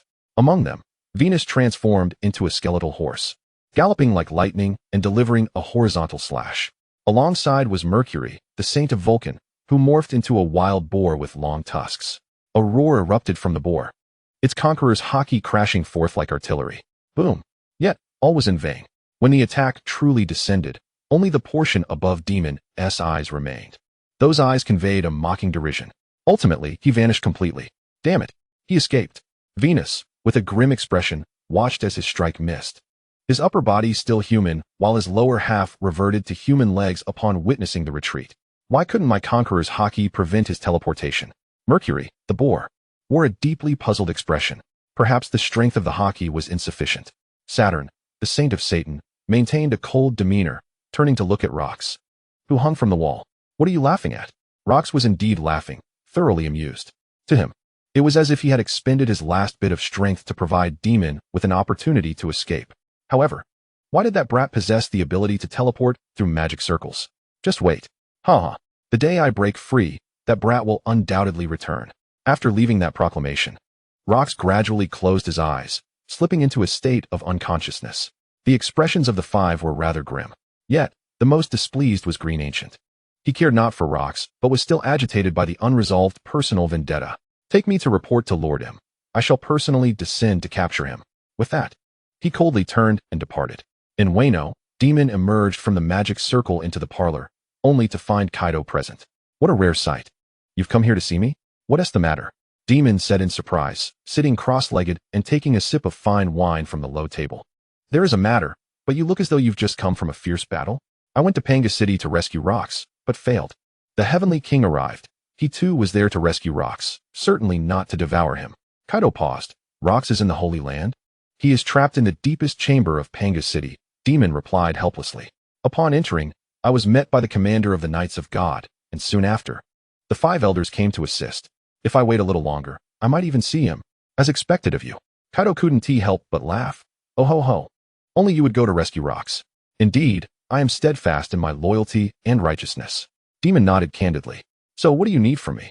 The Roger Pirates have run aground at 9 miles. Chapter 55. Roger, I gave you my beloved Shaki. At 9 miles, on the beach, the Oro Jackson pirate ship lay stranded on the sand. A throng of the Roger Pirates surrounded 3 peculiar creatures. So, you are a cat, a dog, and a pufferfish. And you two have run aground here? First mate Rayleigh stroked his chin, smiling as he inquired, what are your names? Cat Viper, Dogstorm, River Puffer. The 3 little creatures huddled together in fear. Are you from the Fur tribe? Jabba crossed his arms, scrutinizing the cat and dog, then glancing at the pufferfish. And you are from the Fishman tribe? Aren't you all a group? Dogstorm explained, my ship and Cat Vipers ran aground and were washed ashore here. River Puffer added, then I found them, and shortly thereafter, your ship also ran aground. Pausing, fear etched on his face, he pleaded, don't kill me. I'm just an innocent Kappa. No need to fear, I won't harm you. Roger laughed heartily. The other crew members felt a foreboding sense of dread. Captain, you aren't thinking of inviting them to join, are you? They're just kids, let them go. We already have 2 kids on board. They all turned to the 2 small children among them.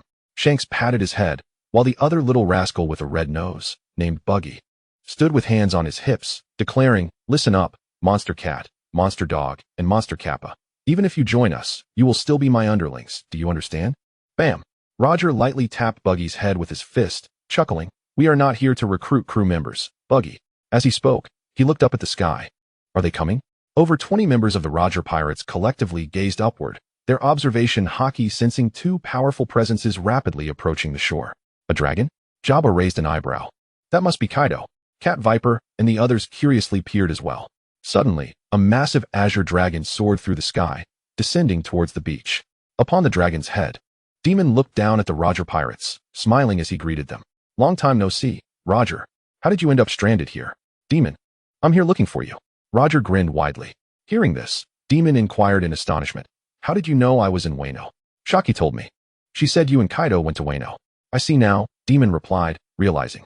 When the Rocks Pirates disbanded, he and Kaido were the last to leave, discussing their future objectives in front of Shaki and Gold, Roger. Then, he recalled the newspaper he had seen that morning at Doflamingo's. The Roger Pirates and the Flying Sky Pirates erupted in a melee, the 9 Snake Pirates suddenly appearing. So that's when you learned of it? Coming to this realization, Dimon leaped down from the dragon's head, landing before Roger. Just as he was about to speak, he noticed the trio of Cat, Dog, and Kappa. Momentarily taken aback. You two are here? Who are you? Do we know you? Cat Viper asked, his face filled with confusion. Hachinosu stammered nervously. Why yes, General. He considered himself a half-local, having been swept into Wano country with his mother during a storm at sea, and had since resided in Kuri. Naturally, he was well acquainted with the current general of Wano. Dimon found himself at a loss for words. The 3 individuals before him were originally retainers of Kazuki Odin, the famed 9 red scabbards, yet Odin had passed away 5 years prior, rendering any discussion of him moot. This is not the place for conversation. Allow me to escort you into the city, he suggested. After a moment's thought, he beckoned the 3 members of the Cat Viper crew. You 3 should join us as well. Kuri, once known as Odin Castle, had long since been renamed Beast City. Strictly speaking, Kaido was the Lord of Kuri, although he had never truly governed the area himself, delegating authority to his subordinates. At that moment, within the halls of Beast City, beautiful maidens served exquisite food and wine to the Roger Pirates. Dimon's gaze remained fixed on Shanks, a 5-year-old child who bore an uncanny resemblance to Shamrock. Truly, they were identical twins. Why do you keep staring at Shanks? Roger inquired, noticing Dimon's intense scrutiny. I saw another one at the Holy Land, Dimon replied candidly. But considering Shanks' feelings, he deemed it inappropriate to divulge more about his lineage, opting instead to be vague. Roger immediately grasped the implication and chuckled. I found this in a treasure chest. I thought it was a devil fruit. But after all these years, how did you become a general? With a smile, Dimon responded. This nation has been ruled by the inherently malevolent Kazuki clan. After my arrival, I liberated this country, and now the people of Wano live fulfilling lives. Roger remarked, While Jabba interjected, so, you usurped the power of this nation. Dimon shot him a disapproving glance. Where's your emotional intelligence? As the adults reminisced, the 5 children engaged in their own conversations. Buggy nudged Shanks with his shoulder and whispered, Shanks, that person was staring at you, and mentioned another one. Captain Roger seemed to understand right away. They must be hiding something from you. Shanks replied with exasperation, Stop bumping into me. You spilled my drink. What? You're drinking? But you're only 5. Buggy exclaimed, wide-eyed. Meanwhile, Cat Viper and Dogstorm were conversing quietly. Inherently malevolent Kazuki clan? Hey, did you hear that, Cat Viper? Shoo. Keep your voice down, of course I heard. Cat Viper scratched his head. Having traveled thousands of miles from the Furry Kingdom to witness the so-called brothers of the Kazuki clan. I know about that, Hachinosu whispered to them. The Kazuki clan is no more. What? They're gone. Then why did we come all this way? Cat Viper and Dogstorm exchanged bewildered glances. They had only heard stories from their elders about the Kazuki clan and had no tangible experience with them, merely a name without substance. Dimon overheard the children's exchange, but he was too preoccupied to address them. So what brings you to seek me? To fulfill our agreement, of course. Roger grinned, extending an invitation. The Rocks Pirates have disbanded, so why not join my ship, Dimon? Dimon was taken aback. Have you found the historical texts of the road poneglyph? Not exactly, Roger pouted. I found some ordinary historical texts, but I can't decipher them. I figured you could. After all, it was Dimon who had initially shared the secret with him, and Roger believed he could comprehend it. In truth, he had attempted to interpret ancient texts using the voice of all things, but the voices were unclear. With no other option, he sought out Dimon. Fortuitously, he had encountered the Snake Princess pirates. Otherwise, he would not have known where to find Dimon. Dimon rolled his eyes at Roger's invitation. I can understand them, but what do you mean I haven't gathered the necessary materials? Do you expect me to accompany you on your quest? I have no desire to do so. No, you do. Roger asserted with a stubborn expression. As if he had made a resolute decision. Let us make a deal. I'll give you my beloved Shaki. Dimon scoffed, you shameless scoundrel. Chapter 56, Swordsmanship and Shanks. That was the kind of person Roger was. When he found his first crewmate, he used the excuse of wanting to turn the world upside down to convince him. And somehow, Rayleigh fell for it. Now, he sought to barter his cherished Shaki with Dimon. Dimon found himself at a loss for words. Since when did Shaki belong to you? Roger chuckled. Yesterday, we encountered the Snake Princess pirates. After so many years, Shaki no longer seems to care for Rayleigh. She even kindly informed me of your whereabouts, indicating that she now favors me. What an inflated sense of self. The three great illusions of life were manifestly exemplified in you. Dimon was left speechless. However, the revelation that Shaki was suddenly indifferent towards Rayleigh surprised him. A few years back, she had been heartbroken upon hearing that Rayleigh did not wish to see her, suffering from lovesickness until she was ultimately saved by the elixir of immortality. So was it because of that? Dimon couldn't help but glance at Rayleigh. Rayleigh nodded, confirming. That is precisely the case. Now, Dimon grew increasingly curious. Did you do something inappropriate? Perhaps stay overnight in a red light district and get caught? I last saw her 10 years ago, Rayleigh replied with exasperation. She claimed her lovesickness was cured. She was merely afflicted by a virus. You didn't deny visiting the red light district? Dimon thought to himself. You, with your thick eyebrows and big eyes, have a taste for that. Huh? Yet, considering the nature of pirates, young and full of vigor, it's only natural they would seek to satisfy their needs. If he hadn't gathered a harem of women aboard his ship, God should award him a certificate of good pirate conduct. Rayleigh felt his face flush under Dimon's scrutiny and quickly changed the subject. Dimon, our ship has run aground on the shores of Kuri, and we hope you can provide us with some timber. As for the repairs, we can manage ourselves. Isn't your ship made of atom wood? Dimon countered. Atom wood is the finest timber in the world. Even Luffy's second ship was crafted from it. This tree is colossal, to an unbelievable extent, located in the kingdom of Elbaf where giants reside. The country itself is built upon this tree, illustrating its enormity. It's only the keel that's made from it. The rest is ordinary timber, Roger explained, steering the conversation back to the repairs. But Dimon, you will agree, right? No, absolutely not. Dimon decisively refused, without a hint of hesitation. No, you will agree. Refusal. Agreement. The others watched the two engage in a tug-of-war reminiscent of squabbling children, opting to lower their heads and pretend not to see. The lively banquet continued amidst the back and forth of agreement and refusal. Ultimately, Roger declared that he would not leave until Dimon acquiesced, resolutely remaining in Wano until he did. Afternoon. Dimon instructed someone to deliver timber and tools to the Roger pirates, while Rayleigh returned to 9 Mile Beach with the materials to commence the ship's repairs. Realizing that a quick resolution was unattainable, Roger prepared for a prolonged engagement, but chose not to linger excessively, opting instead to meander around 9 Mile with Jabba and others. As the nominal lord of 9 Mile, Kaido voluntarily accompanied them. Dimon suspected he was seeking a brawl. It was customary for pirates to clash with one another, and it was indeed rare for such encounters not to occur. For the moment, however, Dimon set aside these thoughts, recalling that he still possessed a rubbings of the historical text of the Red Road sign, and decided to notify Abel to bring it to him. Just as he retrieved the transponder snail, a small boy with red hair and another with a red nose approached him. Hello, my name is Shanks, and I am an intern with the Roger Pirates. Shanks politely greeted Dimon, while his companion Buggy tugged at him, whispering, Hey, Shanks, are you really going to ask? This is the legendary pirate. What if you provoke him? I am an adult. Why would I stoop to the level of a child? Dimon replied with a smile. Glancing at Buggy, I can hear everything you say, little red-nosed brat. Who are you calling a red-nose? Buggy retorted angrily, but upon seeing Dimon, he suddenly lowered his voice and pointed to Shanks, saying, He has something to ask you. Dimon surmised what Shanks was about to inquire. Indeed, Shanks posed the question that weighed heavily on his mind. Mr. Dimon, during the banquet earlier, you mentioned you had seen another at the Holy Land. What does that mean? Curious, are we? Dimon chuckled, ruffling Shanks' hair.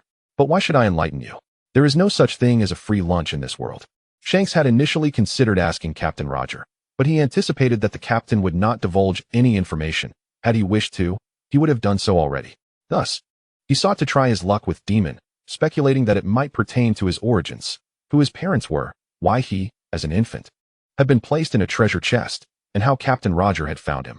Drawing a small knife from his waist, he resolutely declared, Mr. Dimon, I am a pirate. And you are a pirate. Let us settle this in true pirate fashion. Are you out of your mind? Buggy exclaimed, dumbfounded. How could you possibly compete with him? Do you even know who he is? Of course I do. He is the remnant of the former Rocks Pirates, the legendary distiller, Dimon. In these seas, no pirate is unaware of him. Shanks tightened his grip on the knife, fixing his gaze on Dimon. If possible, let us duel with swords, without using haki, as I have yet to learn it. Unbelievable. Dimon had not anticipated facing a challenge from a 5-year-old child. Unlike Mihawk, who wore a small sword around his neck, he simply extended his right index finger, inspecting his nail. Very well, if you can best me in swordsmanship, I shall share my secret. Shanks looked perplexed. You don't use a sword? Apologies, I lack a small sword, but I am proficient in the art of finger sword, which should suffice against a child. Dimon beckoned with his index finger, inviting Shanks to make the first move. Stunned, Shanks felt a surge of indignation at being underestimated. After all, it was unacceptable to rely on fingernails. Here I come. He gritted his teeth and charged at Dimon with determination. With a clang, the blade was effortlessly deflected by Dimon's fingernail, requiring no use of haki whatsoever. Undeterred, Shanks employed increasingly cunning angles, launching a flurry of attacks. Dimon yawned, settling cross-legged on the ground, resting his chin on one hand while casually waving the other, each time deftly blocking Shanks' strikes with his index fingernail. Clang, clang, clang, clang. The sounds echoed like blacksmithing. Buggy stared in disbelief. Could human fingernails be this resilient? Those were sharp daggers. How could this be happening? Shanks was disheartened, his attacks growing more frantic. On the ship, both Vice Captain Rayleigh and Captain Roger praised him as a swordsmanship prodigy. At just 5 years old, he had honed commendable skills. Yet now, why was he faced with someone who could nonchalantly deflect all his moves with mere fingernails? No way. The world could not be this vast. In that moment, young Shanks momentarily forgot about his origins, consumed by the desire to prove himself. Suddenly, Dimon allowed one of Shanks' attacks to pass by. But before Shanks could revel in his perceived success, that formidable index finger had already tapped his forehead. All right, you have lost. In that instant, the dagger halted before Dimon's chest. Shanks gasped for breath, bewildered. I lost, he admitted, feeling overwhelmed. That was quite impressive, Dimon commended, noting that Shanks, being the same age as his twin brother Shamrock, was evidently stronger. Pausing for effect, a smirk crept across his lips. Since you lost, you must face a punishment. Now, let me ponder how to discipline you, little brat, who so foolishly dared to challenge me. Upon hearing this, Shanks resignedly sheathed his weapon. Feel free to impose any punishment. I will accept it. That is what you said. Dimon laughed heartily, relishing a wicked idea. The twisted future of human modification. Lend me the power of the paramecia-type hormone fruit. In the next moment, his index fingernail sharpened, plunging sharply into Shanks' abdomen. Hey, what are you doing? Buggy shouted anxiously. Are you trying to kill Shanks? We can apologize. There is no need for this. Who said I was going to kill him? Dimon had completed his task, retracting his razor-sharp fingernail, grinning as he said, After all, I am not a devil. I am merely granting him a unique experience that ordinary people cannot fathom. Right, Shanks? Shanks. No. The young boy stood there dazed, feeling as though something had been injected into him. His blood flowed more rapidly, and his hair grew significantly longer. He began, but his voice had transformed. It was now the voice of a little girl. Shanks trembled, slowly tugging at his trousers, only to be met with despair as he realized the truth. It's gone. I'm gone. Chapter 57. Just one step away from the final island. Buggy, witnessing Shanks' despondent expression, hurriedly inquired, What do you mean it's gone, Shanks? It's gone. That part is gone. It's disappeared. What are you talking about? It's something everyone has, and mine is gone. The two children spoke over each other, their words a jumbled mess. Dimon couldn't help but burst into laughter, clutching his stomach. Ha ha ha, isn't this amusing? Buggy glared at him, indignant. What did you do to Shanks? Shanks cried out in desperation. Please, return it to me, Mr. Dimon. Oh, that's not possible. A punishment is a punishment, Dimon chuckled, struggling to contain his mirth. At these words, Shanks felt darkness envelop him, fainting from the overwhelming shock. Shanks! Don't die! Buggy exclaimed, swiftly catching Shanks, his voice filled with anguish. Who said he is dead? He merely fainted from the shock. Dimon finally managed to stifle his laughter, taking a sip from a nearby bottle of fine wine to soothe his throat. I almost choked on my laughter. Ha ha! Bullying little kids is truly entertaining. Dimon, devoid of any sense of shame, mused to himself that he was indeed a worthy child king. So what exactly have you done? Bucky glared in anger. Curious, are you? I could lend you a hand, but then you would have to change your name to Baki, Dimon replied with a sly smile, his gaze sliding from Bucky's face downward. A chill swept through Bucky's lower body, and he belatedly realized something was amiss. Is that gone? That thing. Bucky gasped in shock. You turned Shanks into a woman? Indeed, Bucky. Would you like to give it a try? Absolutely not. You despicable demon, fiend, monster. Bucky cursed repeatedly, terrified. Please, turn Shanks back. In due time, he will revert on his own. Don't you want to experience it? Some adults would leap at the chance. Dimon coaxed with a grin. No, absolutely not. I am a steadfast man. Bucky shook his head vehemently, shouldering Shanks and fleeing from the demon. How terrifying. To turn someone into a woman in an instant. Death would be preferable. The guest rooms were upstairs. Dimon called out to the retreating figure, somewhat regretful that he could not create a Bucky. It was a pity there were no transponder snails around. Otherwise, he would have recorded the moment to later show the red-haired Shanks his embarrassing childhood. The mere thought brought a smile to Dimon's face. Ah, and you three. He suddenly recalled the trio of Cat, Dog, and Kappa. The three little ones had witnessed the entire scene not far away, and upon meeting Dimon's gaze, they quickly shook their heads in fear. I'm sorry, I don't want to experience it. If I become a mother cat, just kill me. Please, General, don't joke like that. Dimon waved his hand dismissively and inquired. Cat Viper, Dogstorm, you hail from the mink tribe of Zo, correct? Yes. We traveled from the furry kingdom to meet the Kazuki clan, Cat Viper replied, exchanging glances with Dogstorm, who asked, Isn't the Kazuki clan no more? Indeed. The Kazuki clan has become a thing of the past. At this point, Dimon suddenly thought of someone, the future warlord of the sea, Gecko Moria. In the original history, he would enter Wano and clash with Kaido, ultimately facing defeat. All his crew would perish, leaving him as the sole survivor. The people of Wano, to commemorate the great hero who opposed Kaido, erected a gravestone with the name Kazuki Moria inscribed upon it. Was Moria a member of the Kazuki clan? Dimon was uncertain. It could easily be a misunderstanding. For instance, if someone asked Moria's name and the response was misheard as Kazuki, it could lead to such confusion. Of course, it was also possible that Moria was indeed part of the Kazuki clan. Ah, then our journey has been in vain? Dogstorm expressed disappointment, realizing they had endured hardships for no reason. The journey from Zo's furry kingdom to Wano was no easy feat, Dimon chuckled. So, what are your plans moving forward? Our ship is lost. Cat Viper scratched his head, pondering. Roger's Oro Jackson is merely stranded. A repair will suffice. But our vessel was completely swept away. It was just a small dinghy, gone while we were climbing the waterfall. We were washed ashore at 9 Mile Beach, where Kappa found us. As your general, I permit you to stay here, offering you work so you may slowly save up to rebuild your ship, Dimon declared benevolently. Really? Dogstorm and Cat Viper exclaimed in surprise. Thank you so much. And you as well. Dimon turned to Kappa. Serving under the general, you will no longer face discrimination because of your fishman heritage. Kappa's eyes widened in disbelief. I can join the general's ranks? He bowed deeply. Yes, general. Dimon waved his hand again, and then asked Dogstorm and Cat Viper. In your homeland, is there a rabbit named Carrot? Carrot? Dogstorm recalled for a moment, then shook his head. No recollection. General, have you been to our country? Dimon had a fondness for Carrot, a delightful rabbit. Normally a lowly rabbit, she transformed into a mature rabbit during the full moon. Truly a perfect beast-eared maiden. He yearned to take her home. However, judging by Dogstorm's response, she had likely not been born yet. I have indeed seen your country, alongside that giant elephant. But that was a long time ago. The art of language. Dogstorm interpreted seen as been to. The furry kingdom was established atop the back of a colossal elephant named Zo, which continuously roamed the ocean. Therefore, unless one happened upon it or had a member of the mink tribe as a guide, it was nearly impossible for outsiders to locate the kingdom. If memory served, there was also a red poneglyph in that land. With the one Dimon currently possessed, that made two. As for the whereabouts of the other two, Dimon only knew that one was located in Fishman Island's sea forest, alongside Joy Boy's apology letter.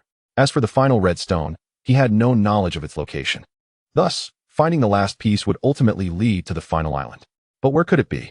First, one could rule out the world government.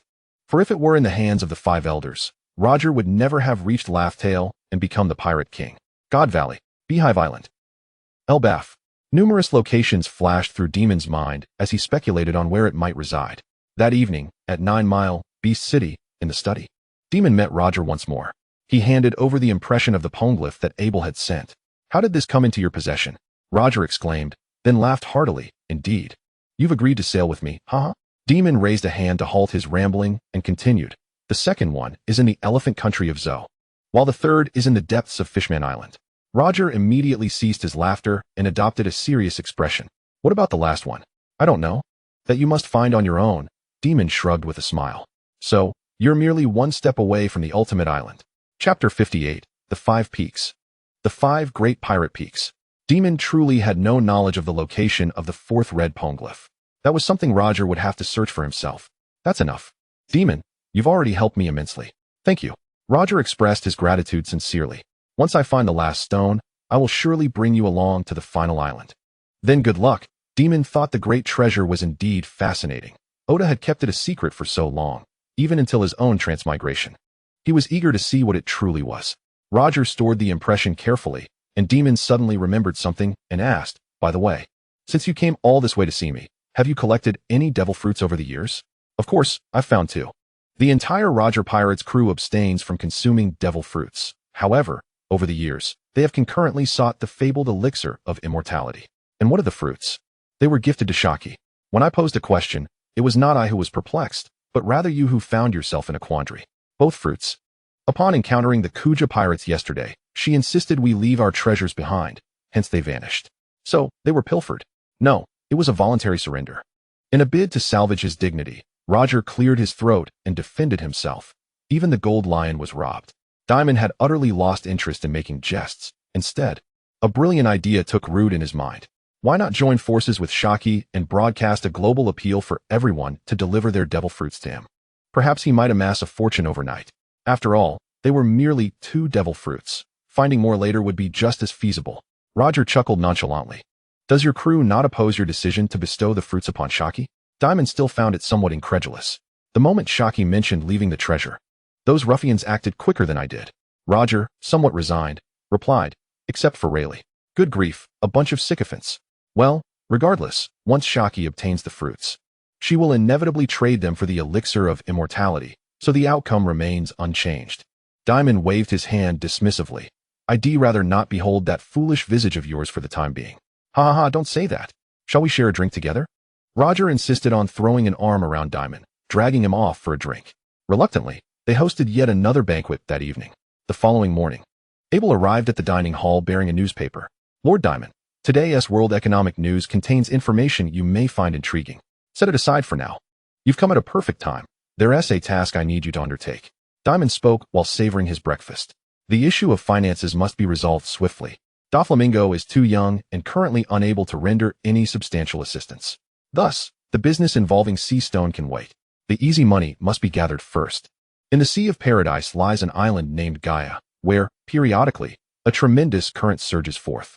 If a ship happens to encounter it, they may be fortuitously propelled to an island in the sky, towering 10,000 meters above. Of course, you needn't concern yourself with this. You can simply take flight and ascend directly to the Sky Island. Dimon produced a blank sheet of paper and handed it to Abel. Take this and contact me immediately upon your arrival. Yes, Lord Dimon. Abel asked no questions. For him, any task assigned by Dimon was to be executed without the need for understanding the reasoning behind it. As he watched Abel depart, Dimon silently contemplated. The Sky Island is rich in gold, certainly ample to support the construction of the Oni Island Research Institute and the research into the Pluto fuel. However, the pressing dilemma remains how to rescue rocks. The 5 elders and the Knights of God are manageable. Worst case, he could summon a few allies. The crux of the matter is that Im may intervene. If a power ranking existed within the pirate world, Im would undoubtedly occupy the realm of divine strength. With only Joy Boy from 800 years ago or the legendary Davy Jones potentially rivaling or equaling that power. The prowess of these 3 far surpasses that of other king-level powers, such as Rocks and Herald. Joy Boy's Conqueror's Haki could even be stored for 800 years, transcending time to be unleashed, capable of dispelling the transformation of the 5 elders and directly transporting individuals away. Such strength and expressiveness evidently exceed that of Rocks significantly. And Im, emerging victorious in the confrontation with Joy Boy, regardless of the means employed to achieve this, was at least a worthy opponent. Considering all of this, Dimon deduced that he must attain divine-level strength to forcibly breach and consume Rocks. However, by that time, whether or not he devoured Rocks may not matter to him anymore. This fellow mistakenly believes I am here to rescue him, rendering me too embarrassed to take action. There is no rush. Let me first stockpile the elixir of immortality, and then I shall descend to the deep-sea prison to consume all the prisoners on the 6th level. Currently, he possesses over 1,000 devil points, equivalent to about 40 or 50 cups of the elixir, which is somewhat insufficient. At the very least, he ought to prepare 1 or 200 cups before proceeding. Alternatively, he could first deal with individuals like Wang Ji and Silver Axe. These apples have already ripened, and their potential appears to have reached its zenith, making it feasible to harvest them. As he pondered, Dimon glanced at the newspaper that Abel had delivered. Today's news was rather intriguing. The headline read, "The 5 Peaks." The 5 pinnacle pirate crews are the Roger Pirates, the Whitebeard Pirates, the Flying Sky Pirates, the Big Mom Pirates, and an individual known as the Solitary Red, Baroque Clayfield. One individual mixed in among 4 pirate crews? Dimon raised an eyebrow, somewhat surprised. He recognized this individual, a character from a film, rumored to possess the strength to stand shoulder to shoulder with the Roger and Whitebeard Pirates single-handedly. This era is teeming with monsters of immense power, and he appears to be quite the prime target. Dimon cast a glance at the name of the journalist, and indeed, it was the notorious Morgans.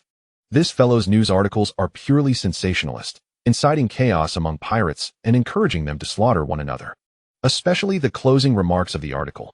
This reporter believes that these 5 individuals represent the pinnacle of piracy in the world today. Yet, one cannot forget another, whose existence transcends the 5 peaks. The legendary brewmaster capable of crafting the elixir of immortality, Dimon. This is a legend passed down from Hive Island, regarding the elixir that grants eternal life. Well, he dares to mention me. Dimon furrowed his brow, contemplating whether to pay Morgans a visit at the World Economic Headquarters to have a word with him. However, upon reflection, the world knowing about the elixir of immortality is not necessarily a bad thing.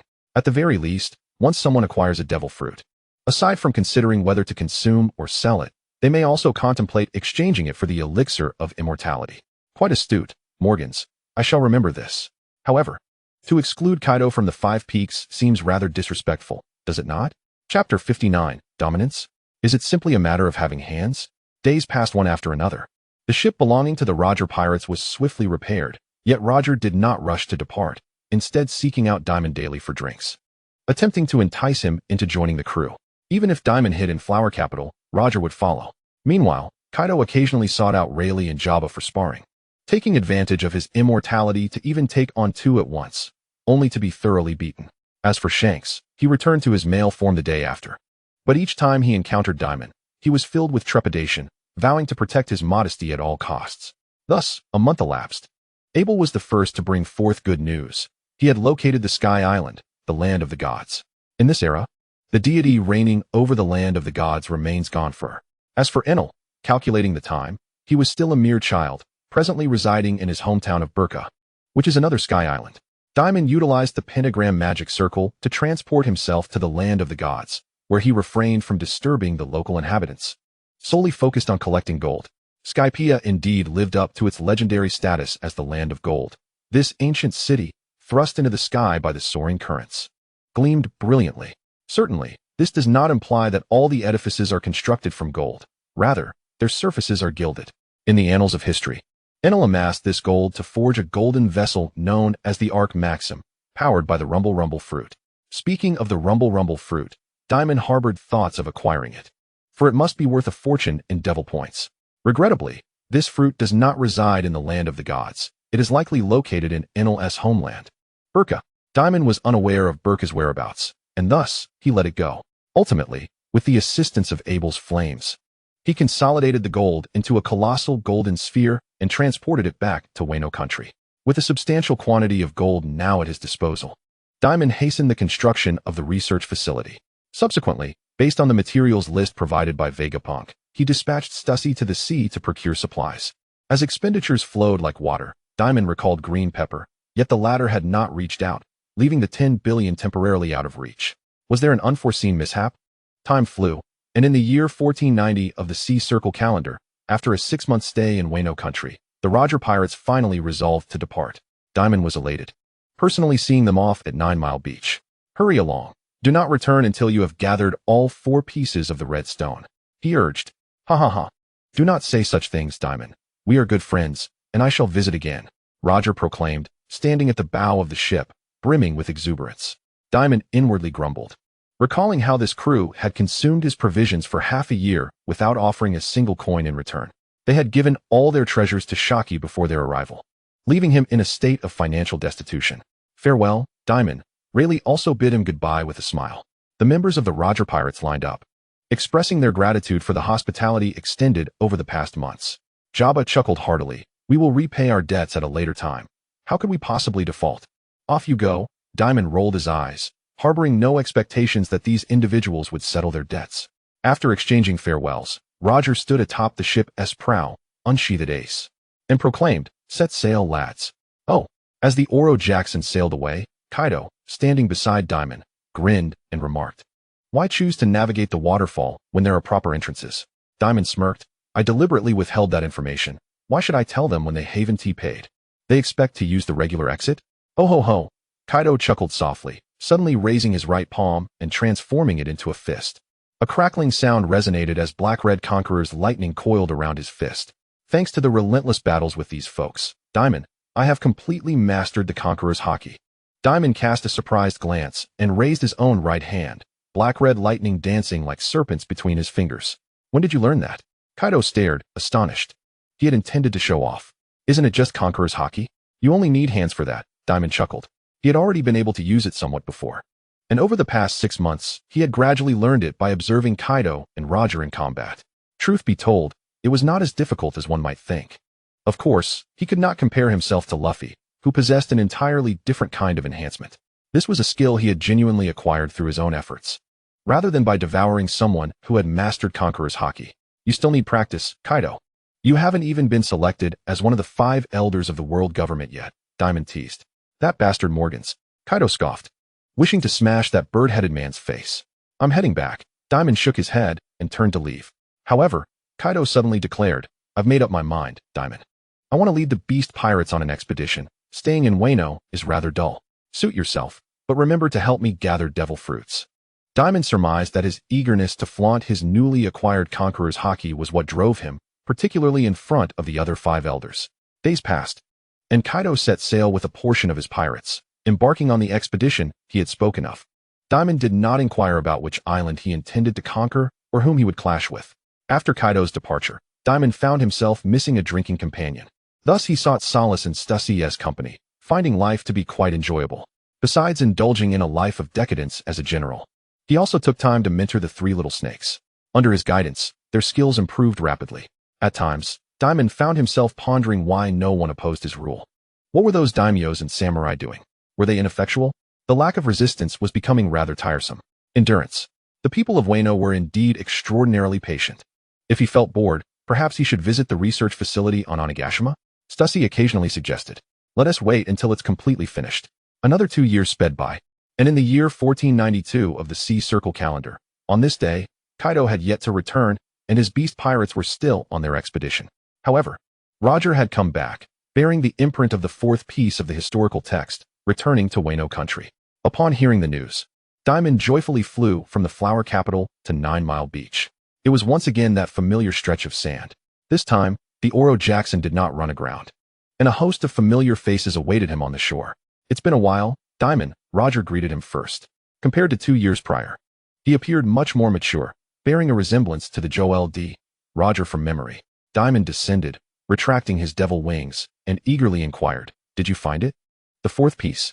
"Ah, I did," Roger replied with a wistful expression, reflecting, "I journeyed to my homeland in the East Blue, then to the North, South, and West Seas. I traversed all 4 seas without finding it, only to return to the Grand Line. I visited the Desert Kingdom, the Sky Island, and the Water 7 to reconnect with old friends. I discovered the piece you mentioned at Fishman Island, entered the New World, and fortuitously encountered the giant elephant Zoe, obtaining the 2nd piece there. Finally, I clashed with the Big Mom pirates at Whole Cake Island and secured the imprint of the 3rd piece from her. It was actually in Charlotte Leanlean's possession?" Dimon mused, realizing that Whole Cake Island, now Big Mom's territory, was not far from Wano. He could not help but marvel at the irony. He had never considered such a possibility. "Congratulations, Pirate King." Dimon preemptively offered his congratulations. Roger grinned, revealing his white teeth, and extended an invitation. "This time, you will agree. 1 Dimon?" "Yes, let us go to the final island." Chapter 60. The Woman Who Crossed 800 Years. Heavenly Moontime. History is about to be altered. As he boarded the Oro Jackson for the first time, Dimon couldn't suppress a smile. He recalled vividly that Pirate King Roger was publicly executed in 1498, and he was hailed as the Pirate King after conquering the Grand Line in 1497. Now, This timeline would be advanced by 5 years. Are you not going to take care of some matters before leaving the country? Roger asked, astonished. Dimon had already positioned himself on the deck, shouting to the crowd, "What are you all standing around for? Let us go." The crowd exchanged bewildered glances. They had hoped to celebrate a few more days at Dimon's expense, yet he afforded them no opportunity to indulge. As for Wano, there will be someone to guard it for me. Even if something goes awry, I can simply teleport back, Dimon reassured. On the contrary, he found himself somewhat looking forward to the adventure ahead. Kaido, leading his pirate crew on an expedition, would soon be departing for a short while. What would the samurai do in his absence? As an immortal demon, it would be delightful if he could bring a modicum of amusement to him. Ha. Then let us depart. Roger chuckled heartily. He was not one to linger indecisively, and promptly led his entire crew aboard the ship. Soon, the sails unfurled, and the pirate vessel sailed away from 9 Mile Beach, heading towards the great waterfall. On the deck, Dimon greeted each member, finally turning his gaze towards Shanks and Buggy. "Hey, Sassy, ignore Dana. Shanks, you little red-nosed rascal. We are to spend some quality time together in the days to come." Shanks, feeling a twinge of fear, took a step back, sensing Dimon's mischievous intent towards him. Buggy, indignant, retorted, "Who are you calling red-nosed? Why do you mention Shanks by name and refer to me as red-nosed?" "Because your nose is inherently red." Dimon teased the two youngsters, his spirits lifted. Roger, in high spirits, exclaimed, "Lads, bring forth the finest food and drink. A welcome feast is in order." Oh yes, the Roger Pirates were known for their hedonistic revelry, embodying the pursuit of freedom. Before long, some members scurried to the kitchen, emerging with an abundance of culinary delights and fine spirits. They gathered on the deck, celebrating with a boisterous banquet. Everyone was elated with Dimon's temporary inclusion, despite knowing he would eventually depart. Yet, this did not hinder their festivities. The musician Jackson pulled out his violin, serenading his comrades as they sang the pirate's song. Yo-ho-ho, yo-ho-ho, yo-ho-ho, yo-ho-ho, Binksake. Delivered to your side. Like the sea breeze at will, we sail forth. On the other side of the ocean, the sunset roars. The bird songs weave circles in the sky. Farewell, harbor, land of silk. Come, let us sing the song of departure. In the cheerful and carefree melody, the Oro Jackson plunged down the waterfall, creating a massive splash. In the year 1492, Roger had yet to succumb to his terminal illness. Shanks and Buggy were also in good health, able to venture to the final island.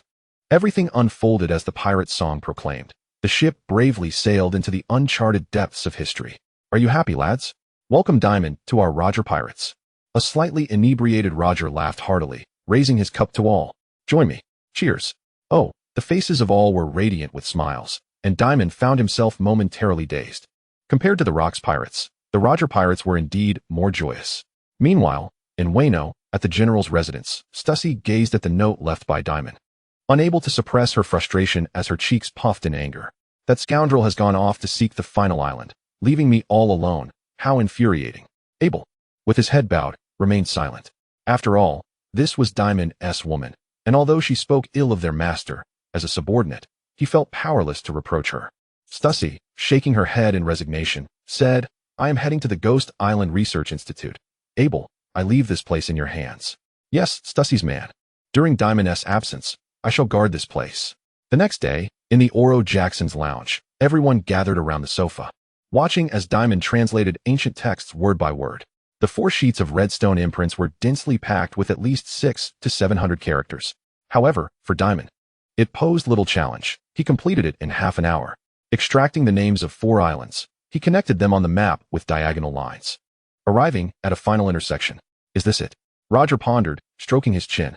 This location does not fall on any known routes. Without guidance, finding it in the vast ocean would indeed be daunting. Do not rejoice too soon. This is merely a 2-dimensional connection result, Dimon cautioned, shaking his head. Think about it. If it were truly that simple, would it have evaded discovery for centuries? Rayleigh moved the map before himself, contemplating. This is our self-drawn world map. The farthest island is Mercury Island, which we visited in 1483. It was a year prior to the God Valley incident and a year after we first met Dimon on Hive Island. Jabba interjected, at Mercury Island. All 3 recording pointers went awry due to a peculiar magnetic field, leading us to deduce that it cannot be the final island. There must be another island with magnetic properties ahead. Roger decisively stated. In any case, let us first investigate this location on the map. Suddenly, he furrowed his brow. He abruptly turned his gaze towards the clock on the wall. More accurately, It seemed as though his sight pierced through the wall, gazing into the distance beyond. "What is it, Captain Roger?" Fishman Sandbell inquired, puzzled. Dimon, Jabba, Rayleigh, and the others followed Roger's line of sight. Jabba, curious, remarked, "Did you all hear that? A woman is calling for help." His observation hockey was particularly acute, even surpassing Roger's. Within his perception, a woman's voice was pleading for assistance. Dimon raised an eyebrow. "I shall take a look." The group moved to the deck, where they indeed spotted an island not far from their ship. "Why are you running, woman? Did we not agree to ferry you to Wano?" A group of pirates laughed as they pursued a woman. She possessed flowing emerald hair, a delicate visage, and an alluring figure. She had fled to the coastline, with no escape in sight. "How absurd! I cannot believe I was deceived by a band of obvious ruffians. You must be human traffickers." The woman sighed, drawing her blade from her waist, preparing to confront them. If all else failed, she would have to venture into the future once again, she thought silently. Just then, she noticed the pirates halting in their tracks, their faces paling with terror. One trembled as he pointed behind her. "Wait, that is the flag of the Roger Pirates. One of the 5 peaks. Why is it here? And why is it coming toward us? Wait, there's someone in the sky," someone exclaimed. The woman blinked in confusion, along with the pirates, and looked up. Above them, a young man with wings sprouted from his back hovered effortlessly. Dimon, with his hands tucked in the pockets of his coat, fixed his gaze upon the woman, a slight smile gracing his lips. "Is that not Tengetsu?" The woman who had traversed from 800 years in the past. Chapter 61. Tengetsu boards, Carp-S pursuit. "It's him, the legendary brewer, Dimon," someone shouted, recognizing him, their tone a mix of excitement and fear. The fear stemmed from the fact that he was a formidable pirate. The excitement arose from the widespread tales of the eternal life wine. Encountering Brewer Dimon was indeed a stroke of fortune. "Brewmaster?" Tengetsu blinked in confusion, still perceiving him as the legendary figure from the tales. Was he a significant person of this era? Dimon confirmed that this woman was indeed Tengetsu, his gaze sharpening with focus. In an instant, a wave of conquerors' haki surged forth, crashing over the group of human traffickers. Boom, boom. As if struck by a thunderclap, crimson-black lightning spread like a spider's web, overwhelming the many slavers who fell one by one, their eyes rolling back in serene slumber akin to that of an infant. Tian Yushur, astonished, covered her mouth, inwardly acknowledging the formidable presence of conquerors' haki. This oppressive force, though not directed at her, weighed heavily upon her. Suddenly, she found herself airborne. No, she was being held aloft. "Put me down. I want to be responsible if I fall." Dimon lifted Tian Yushur and, in the blink of an eye, soared back to the pirate ship. The crew, upon witnessing him return with a woman in his arms, gathered around curiously. "Do you know her, Dimon?" Jabba crossed his arms. Sizing her up, she asked quite the beauty. "No, I don't know her. Just rescued her. She seemed to be targeted by slavers." Dimon replied as he set Tian Yushur down. Rayleigh, holding a small flask, sipped his drink while inquiring, "The one who cried for help was you, wasn't he it?" "Yes, who are you?" Tian Yushur nervously surveyed the crew. Soon, she noticed 2 small children aboard the ship, her heart easing slightly. A ship with children must belong to good people, she thought. "We are the Roger Pirates," Roger introduced the crew. "I am Captain Roger, this is Dimon. Our first mate Rayleigh, and then there's the navigator Jabba. I am Tian Yushur, thank you for saving me." After expressing her gratitude, her gaze fell upon Dimon, only to be astonished to find that the wings on his back had vanished. "A user of abilities?" Dimon chuckled lightly, shaking his head. "It was merely a casual act. But I overheard those individuals mentioning Wano country, which piqued my interest." Tian Yushur quickly explained. "I was on my way to Wano country when I encountered those seemingly warm-hearted slavers." Just then, all eyes turned to Dimon. Rayleigh stroked his chin, smiling faintly. "Well, you're rather unfortunate. We just left Wano country not long ago." Tian Yushur was taken aback. Roger pointed at Dimon. "The gentleman beside you is the general from Wano country." "A general?" Tian Yushur exclaimed, her beautiful eyes widening in surprise. Suddenly, a rumbling sound emanated from her stomach. She hurriedly clasped her belly, her face flushing. Dimon turned and commanded, "Shanks, could you please fetch her something to eat from the kitchen?" Thank you." The helmsman, Tankanuo, was at the helm, while the others gathered in the dining area. The crew watched intently as Tian Yushur ate. Under the scrutiny of several burly men, she felt quite self-conscious, taking small bites with her spoon.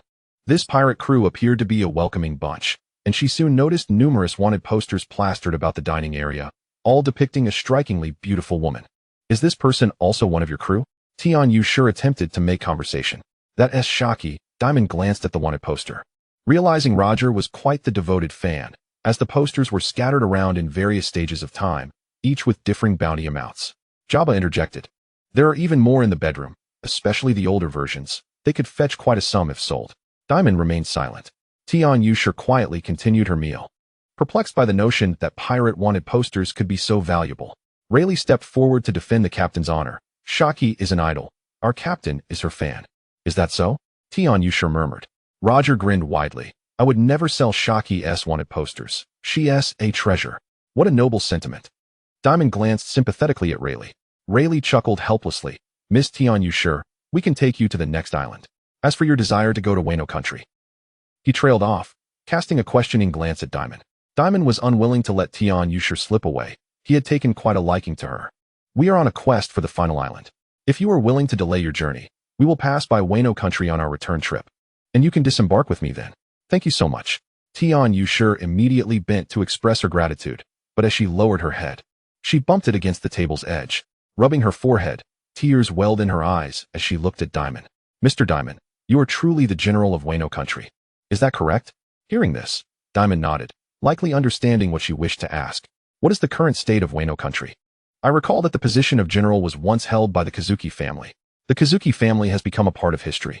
The Kurazumi family has also suffered significant losses, with but a handful remaining. Presently, only the three prominent families of Kibi, Amatsuki, and Fubuki remain in Wano country. As he spoke, Dimon paused before adding with a smile, Your name, Tian Yushur, suggests you are from the Tianyu clan, which left Wano country long ago. A flicker of surprise crossed Tian Yushur's eyes as she nodded. Indeed, I was born abroad and have always wished to see Wano country. She refrained from mentioning her journey across 800 years. Wano country is no longer what it once was.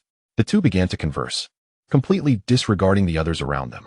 Having served as a general for so many years, Dimon effortlessly addressed Tian Yushur's inquiries regarding Wano country.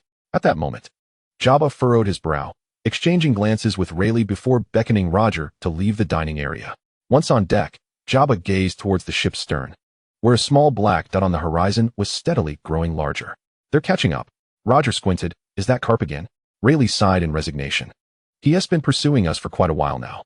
Just then, the helmsman Tankinuo shouted, Captain Roger, there's a warship at 6 o'clock chasing us. It's Vice Admiral Carp's ship. The three men moved to the ship's stern, calmly gazing at the approaching vessel.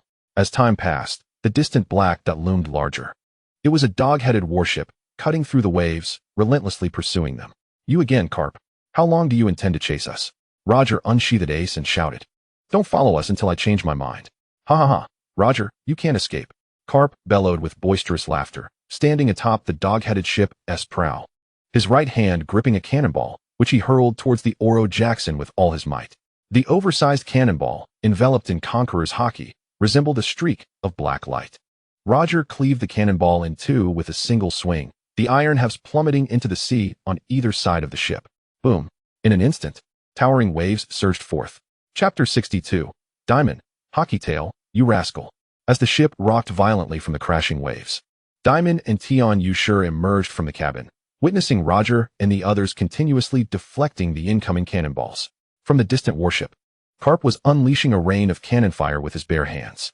Ha ha ha, surrender, Roger. Just then, a cannonball hurtled towards Dimon, who drew his sword, unleashing a wave of sword energy to intercept it midair. What is going on? Jabba explained while wielding two axes to fend off the barrage. Since we entered the New World, we coincidentally encountered Carp, and he has been pursuing us for a month now. Roger executed a technique known as Shinbai, a dark sword energy sweeping through and knocking down all the cannonballs in one fell swoop, maintaining its momentum as it surged straight towards the warship. Seeing this, Carp unleashed a punch. Shockwave. His crimson fist seemed to unleash a blazing sun, colliding with the slashing strike of Shinbai, resulting in a massive explosion. The surface of the sea erupted, creating a colossal gaping void with a diameter of several hundred meters, and towering waves transformed into a torrential downpour. Allow me. Dimon stepped forward, raising his left hand with his palm facing the heavens. Fruits of the Years, activate. Twisted Future Gravity Man. This was the signature technique of Admiral Fujitora from the future. Circles of purple light emerged from his palm, soaring skyward, as gravity pulled a meteorite from outer space, hurtling it directly towards the warship. Meanwhile, on the warship, the Marines began to sense something amiss. A blazing meteorite shattered the steam above their heads, descending with ferocity. Kaka! Vice Admiral Karp! Look out! Above us! A meteorite! How can there be a meteorite falling down? Cries of alarm echoed as they watched it plummet towards them. The terror of its impending impact instilling a sense of despair. What in the world? Karp gaped in disbelief. This was no natural phenomenon. It was undoubtedly the work of a devil fruit user. He had previously clashed with Roger numerous times, yet had never encountered a meteorite crashing down upon him. With no time to ponder further, Karp leaped into the air to meet the meteorite head-on. His tightly clenched right fist, imbued with Conqueror's haki, struck the surface of the meteorite. Boom! The explosion tore the meteorite apart, scattering countless fiery meteors. While the warship found itself beneath this rain of celestial debris. You mustn't hold back, Karp. Farewell. Dimon smiled slightly. You use cannon fire. And I shall wield meteor rain. Let's not be polite. He waved to Karp, suspended in midair. It's you, Dimon. Karp's gaze sharpened as he bellowed. This marked their second encounter. The first dating back a decade to the Sabaody archipelago. None of you shall escape. Karp propelled himself through the air, charging towards the pirate ship. In response, Dimon summoned another meteorite from outer space. Still have time to chase us? How about another one? As he spoke, yet another meteorite descended, hurtling towards the warship. Another one. Is this unlimited? Karp cursed under his breath, having to veer at a sharp angle midair, shooting straight up to confront the second meteorite. Seizing this opportunity, the helmsmen quickly adjusted their course, accelerating to flee. Ha ha ha, splendid job, Dimon. Karp's expression was absolutely dark. Roger laughed heartily. He and Karp had a long-standing rivalry. A relationship forged in both enmity and camaraderie.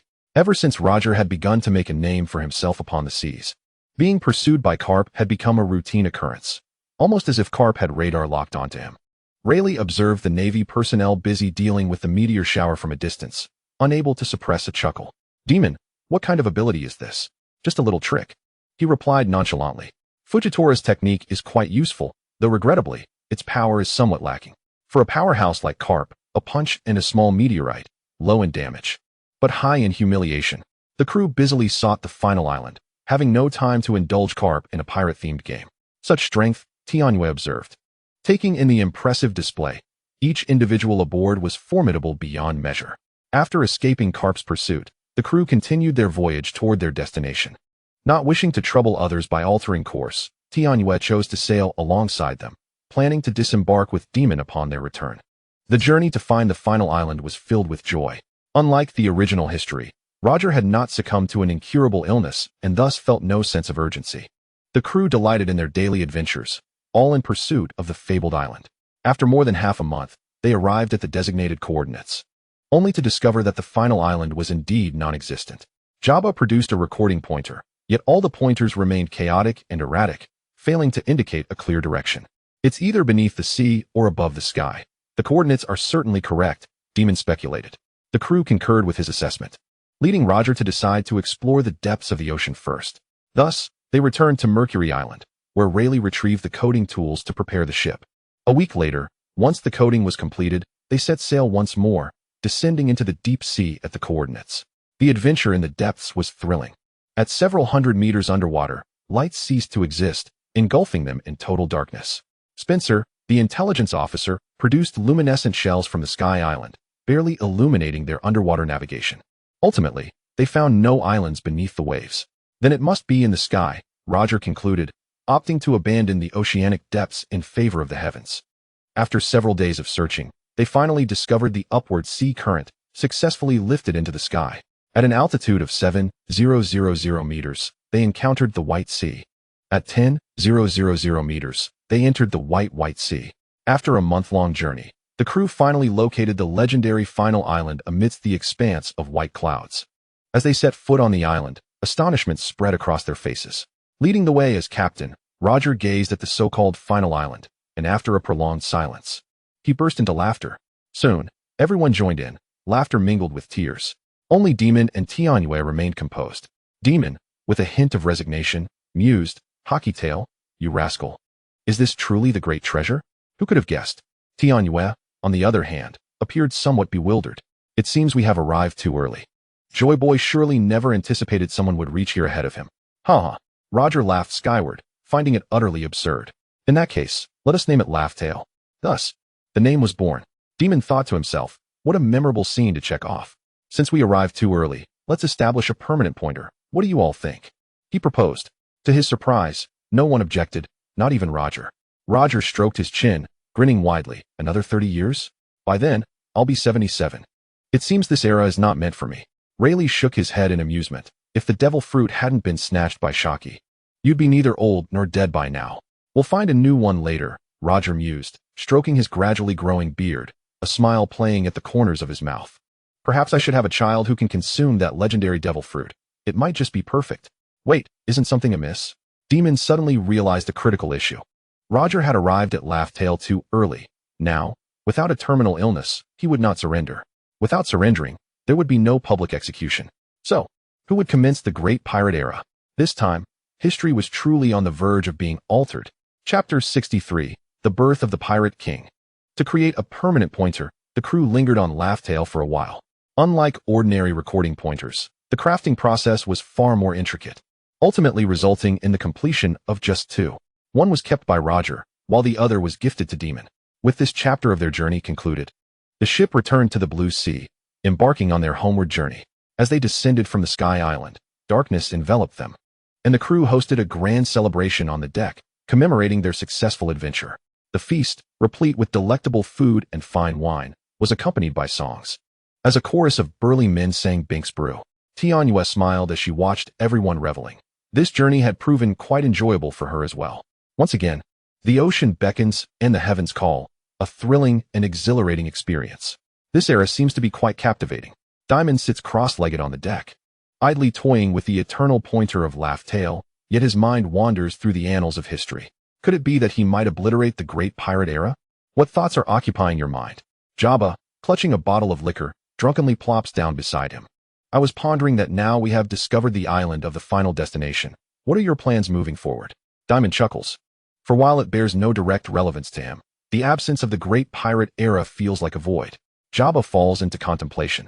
If asked about future endeavors, he finds himself devoid of any ideas, for such decisions lie in the hands of Captain Roger. Let us live freely. People invariably harbor aspirations. What significance lies in merely existing? You have a point. If I were to express a desire, it would probably be to marry and have children. You are a pirate, and yet you contemplate marriage and children? Dimon shakes his head in amusement. Jabba is indeed a true man, eventually marrying a female giant, earning his profound respect. One cannot fathom how the two would conceive children. At that moment, Roger approaches, forcibly inserting himself between the two. What are you discussing? Dimon shifts slightly, creating a bit of space before inquiring. Roger, what are your plans? Are you intending to disband the crew and return to the East Blue for a leisurely retirement? Why disband? The real focus lies ahead. We must gather devil fruits and await that day's arrival. That day refers to the day of Nika's descent. What Laugh-Tale has bequeathed is the legacy of Joy Boy to the next generation, the sun god Nika. There are still 30 years to go. That is quite a stretch. For ordinary mortals, 30 years represents nearly half a lifetime, and even for a demon like Dimon, it is a considerable span. Speaking of which, is the elixir of immortality you brew truly free of side effects, granting eternal youth? Roger has always believed that nothing comes without a price. Just as with the devil fruits, which render one unable to swim, surely this miraculous elixir must have its drawbacks? Side effects, you ask? Dimon muses for a moment before responding with a smile. Among the immortals, only true names may be exchanged. What does that mean? Jabba inquires with curiosity. Literally, it means that if you and Roger were both immortals, when you ask Roger for your name, he could only respond with his true name. How is that a drawback? Jabba finds it astonishing.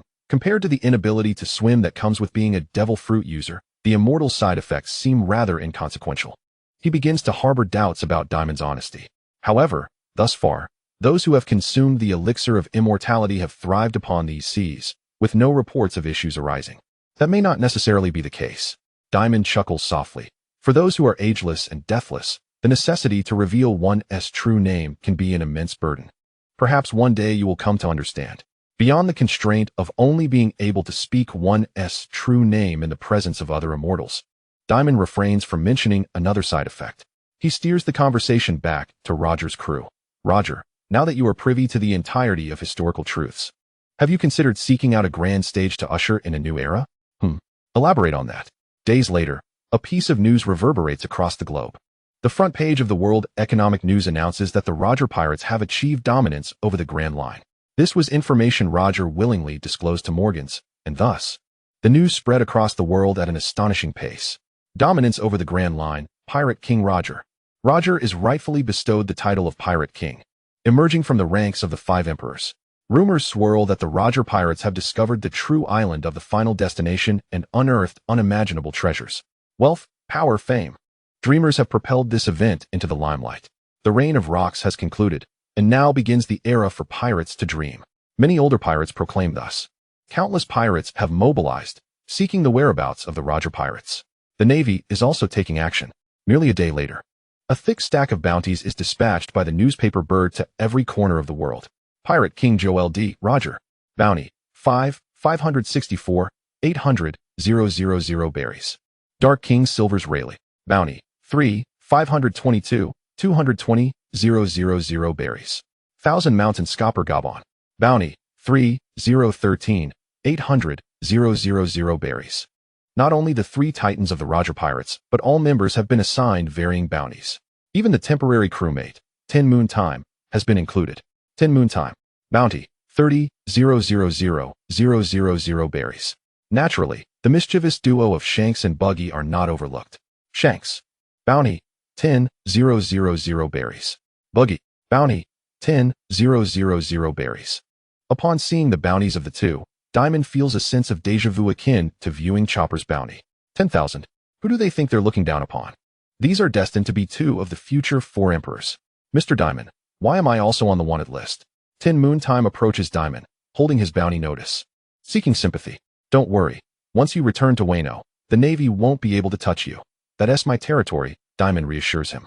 The only surprise for him is that his own bounty remains unchanged. It seems the world government intends to downplay his existence.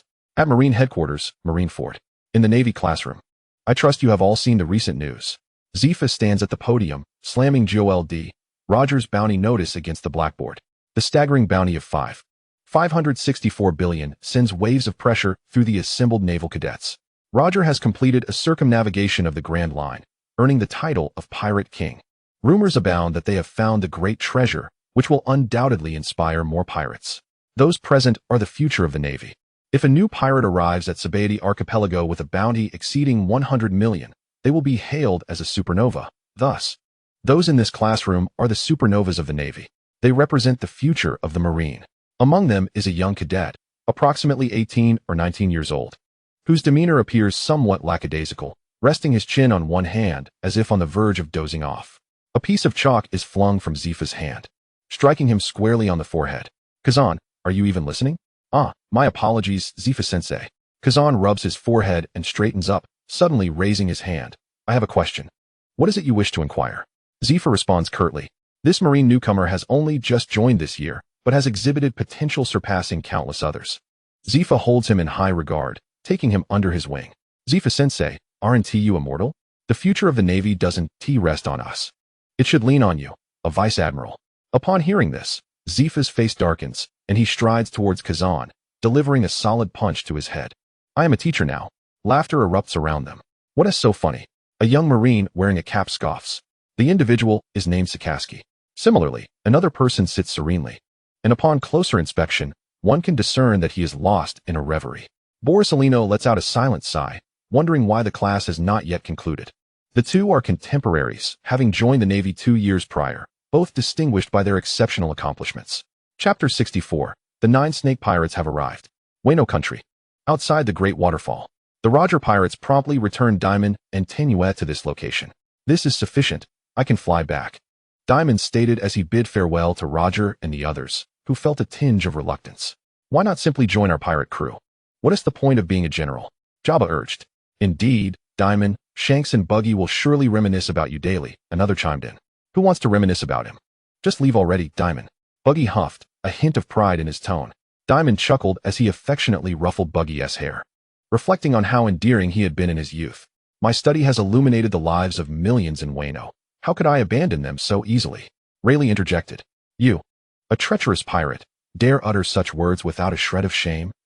Will you not invite us to sit? Roger suggested. Oh, come now. Do you expect 30 of you to dine on my hospitality for half a year? Dimon rolled his eyes, wrapping an arm around Tenue's waist, before sprouting a pair of jet-black wings and soaring into the sky. "Farewell, Roger Pirates," he declared, departing without a backward glance as he cradled Tenue. As they watched him leave, Roger and the others silently waved.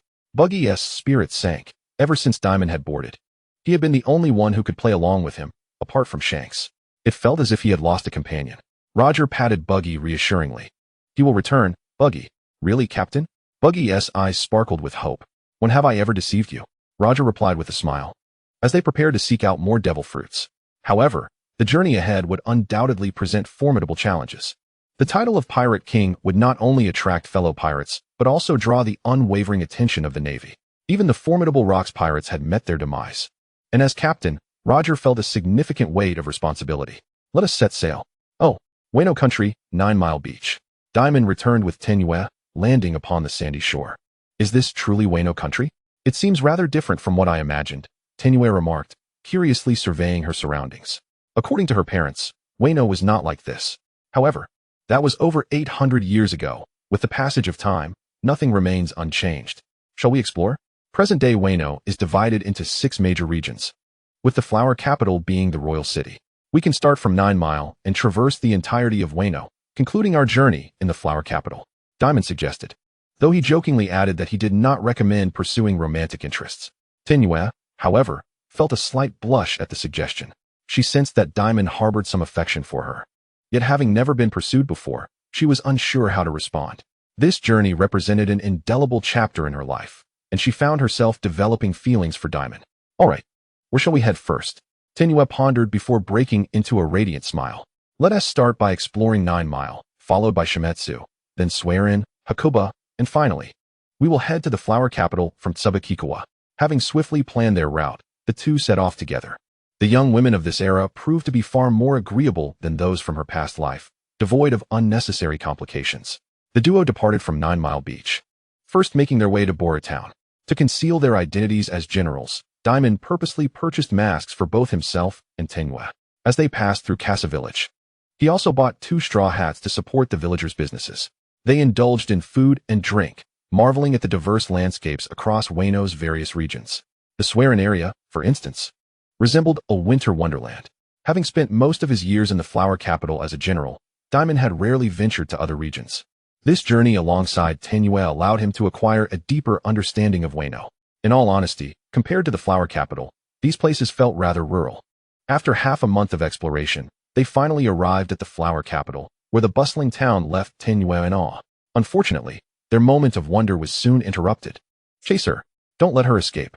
A shout rang out from the True Selection group as a throng pursued a young woman, dressed akin to a ninja. No, she was indeed a ninja. She swiftly darted across the rooftops, her movements remarkably agile. In the street, Dimon halted, while Tenue gazed on in astonishment. "What is happening?" she inquired. "I'm not sure," Dimon replied, contemplating whether to assist the True Selection group, recognizing the woman as somewhat familiar. Just then, a flame ensconced toothless wyvern swooped down from the sky, effortlessly capturing the female ninja. Shortly after, Abel landed before the members of the True Selection group, coldly remarking, "How would you explain this to the general if she had escaped?" The members knelt, expressing their apologies. "My lord Abel, this female ninja is exceedingly cunning. I do not wish to hear excuses. Return her to prison," he commanded. "Yes." The True Selection group promptly cuffed the ninja and began to escort her away. "What crime has she committed?" At that moment, a familiar voice called out. Abel turned to see 2 figures adorned with straw hats and masks approaching. "Lord Dimon, you have returned," one exclaimed.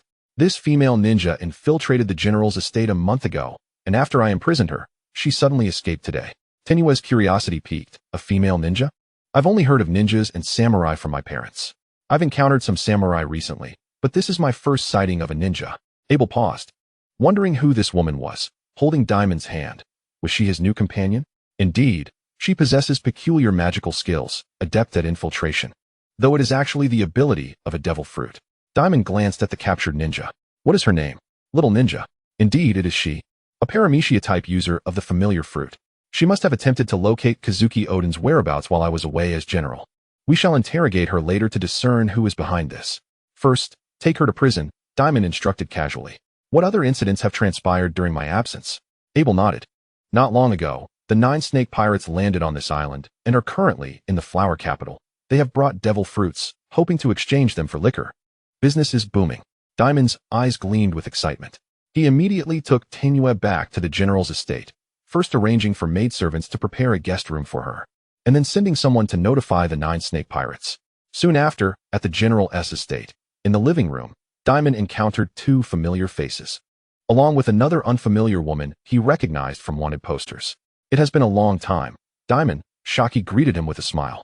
Rumor has it you and Roger have discovered the final island. That is quite an achievement, Giraliusa remarked, adjusting her seating position as she was not accustomed to kneeling. Indeed. It has been a while, both of you. Dimon nodded, casting his gaze towards the third individual in the living room. The woman wore a gentle smile and greeted him politely. Hello, the famed brewer. I am the current captain of the 9 snake pirates, Toritoma. Chapter 65, 10 Devil Fruits. Toritoma was the predecessor emperor of Boa Hancock. Like several other empresses, she adorned snake-shaped earrings symbolizing the 9 snake tribe, with a dignified appearance. Her shoulder-length black hair curled slightly at the ends, her attire reminiscent of Boa Hancock's style. She appeared to be in her 20s, although her actual age was likely much greater. Among the 4 emperors of the Daughter Kingdom, only she succumbed to a lovesickness, reigning for over 30 years, truly a tragic fate. Welcome to Wano country, she said upon their first meeting. Dimon snapped back to reality, summoning a maid to serve tea. Once seated, he spoke directly. I heard from Abel that you have prepared devil fruits to exchange for my wine. Indeed, I have painstakingly gathered 10 over the years. Shaki chimed in with a radiant smile. That hardly qualifies as arduous, interjected Giroliosa, a few words to keep the treasures. And both Navy and pirates would willingly hand them over. The imagery was akin to an enhanced version of Boa Hancock's might. Dimon glanced at Toritoma, who remained silently smiling. Noticing his gaze, Toritoma produced a package, revealing 10 uniquely shaped devil fruits nestled within. Mr. Dimon, the items are in my possession. It was his first time witnessing so many devil fruits together, and the sight was indeed overwhelming. Shaki covered her mouth and giggled. I, too, am astonished. I had unknowingly amassed so many over the years. Now, precisely 10 have come to seek you. Among them, there should be 2 contributed by Roger, Dimon remarked immediately. 10 fruits for 10 cups, he continued. But before he could finish, Shaki made a request, clasping her hands in a pleading manner. Must you be so stingy? A bottle or 2 extra wouldn't he hurt, would it? Please, I beg you. Ah, still attempting to charm with your beauty, Dimon retorted with a sidelong glance. I can allow you 3 bottles at most. The additional 2 cups will be considered a discount. With that, he rose and departed, returning shortly with 3 bottles of the Eternal Life wine. He also brought along a catalog of devil fruits. Here you go. Handing the wine to Shaki, Dimon cautioned. Drinking repeatedly alone will not yield greater effects. Understood, thank you for the wine. Shaki winked at Dimon, grasped the bottles, and turned to leave. Upon reaching the door, she suddenly spun around. By the way, you don't mind if we linger in Flower Capital for a few more days, do you? Not at all. Stay as long as you wish. Then, farewell, Dimon. The 3 empresses departed, leaving Dimon momentarily occupied. He opened the catalog to compare with the freshly acquired 10 devil fruits.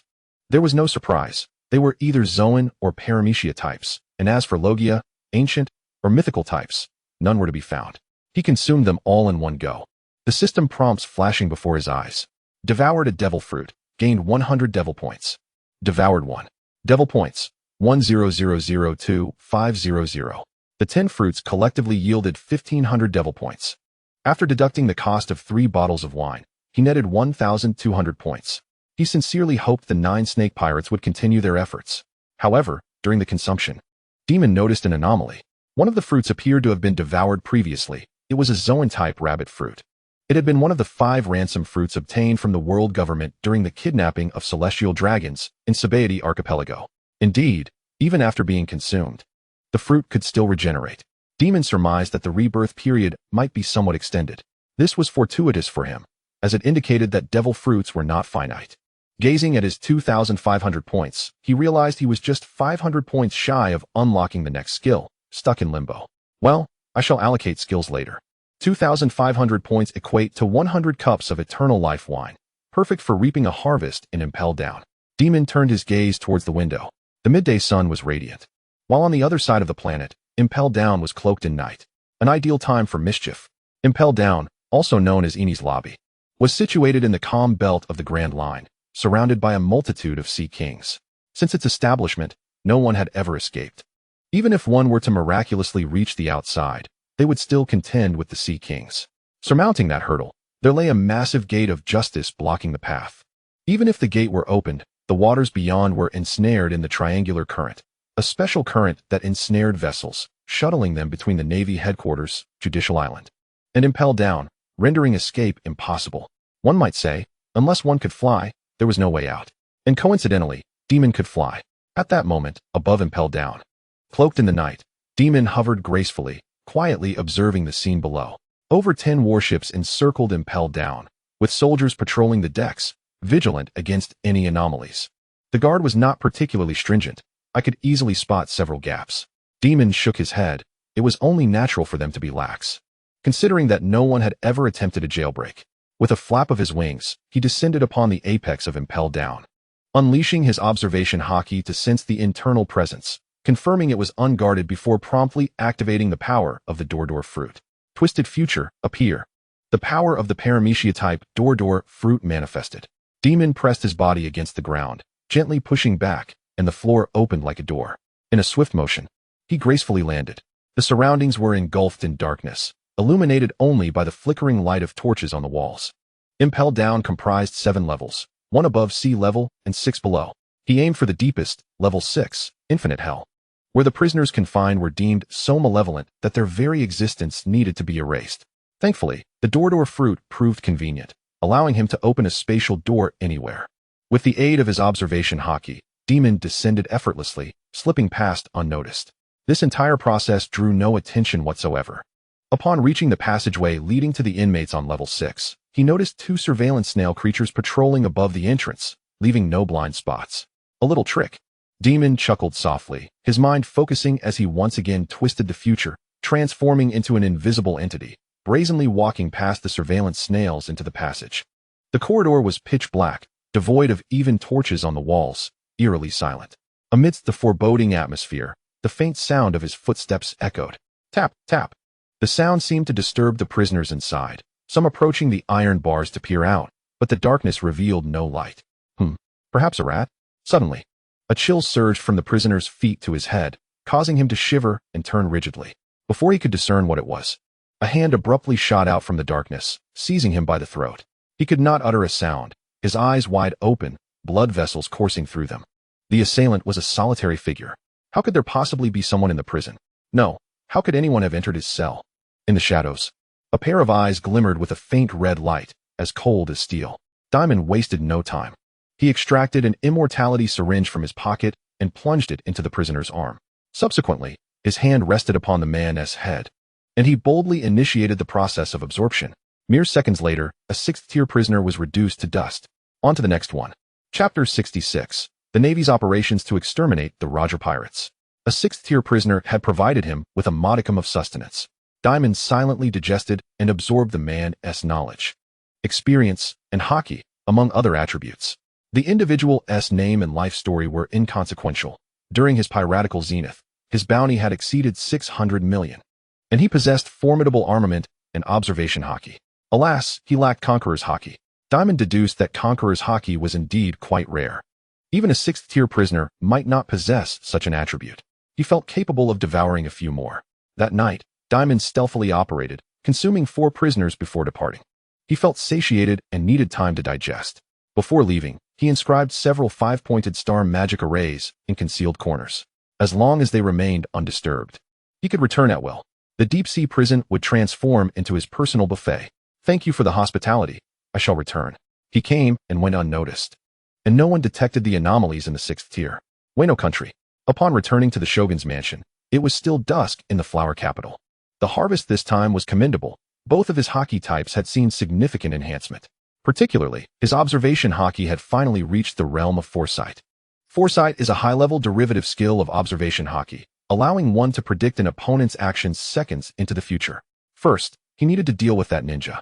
Dimon summoned Able to lead the way. Soon, he arrived at the detention center of the execution agency. Inside the cell, the little ninja was confined alone, her hands and feet shackled with sea prism stone.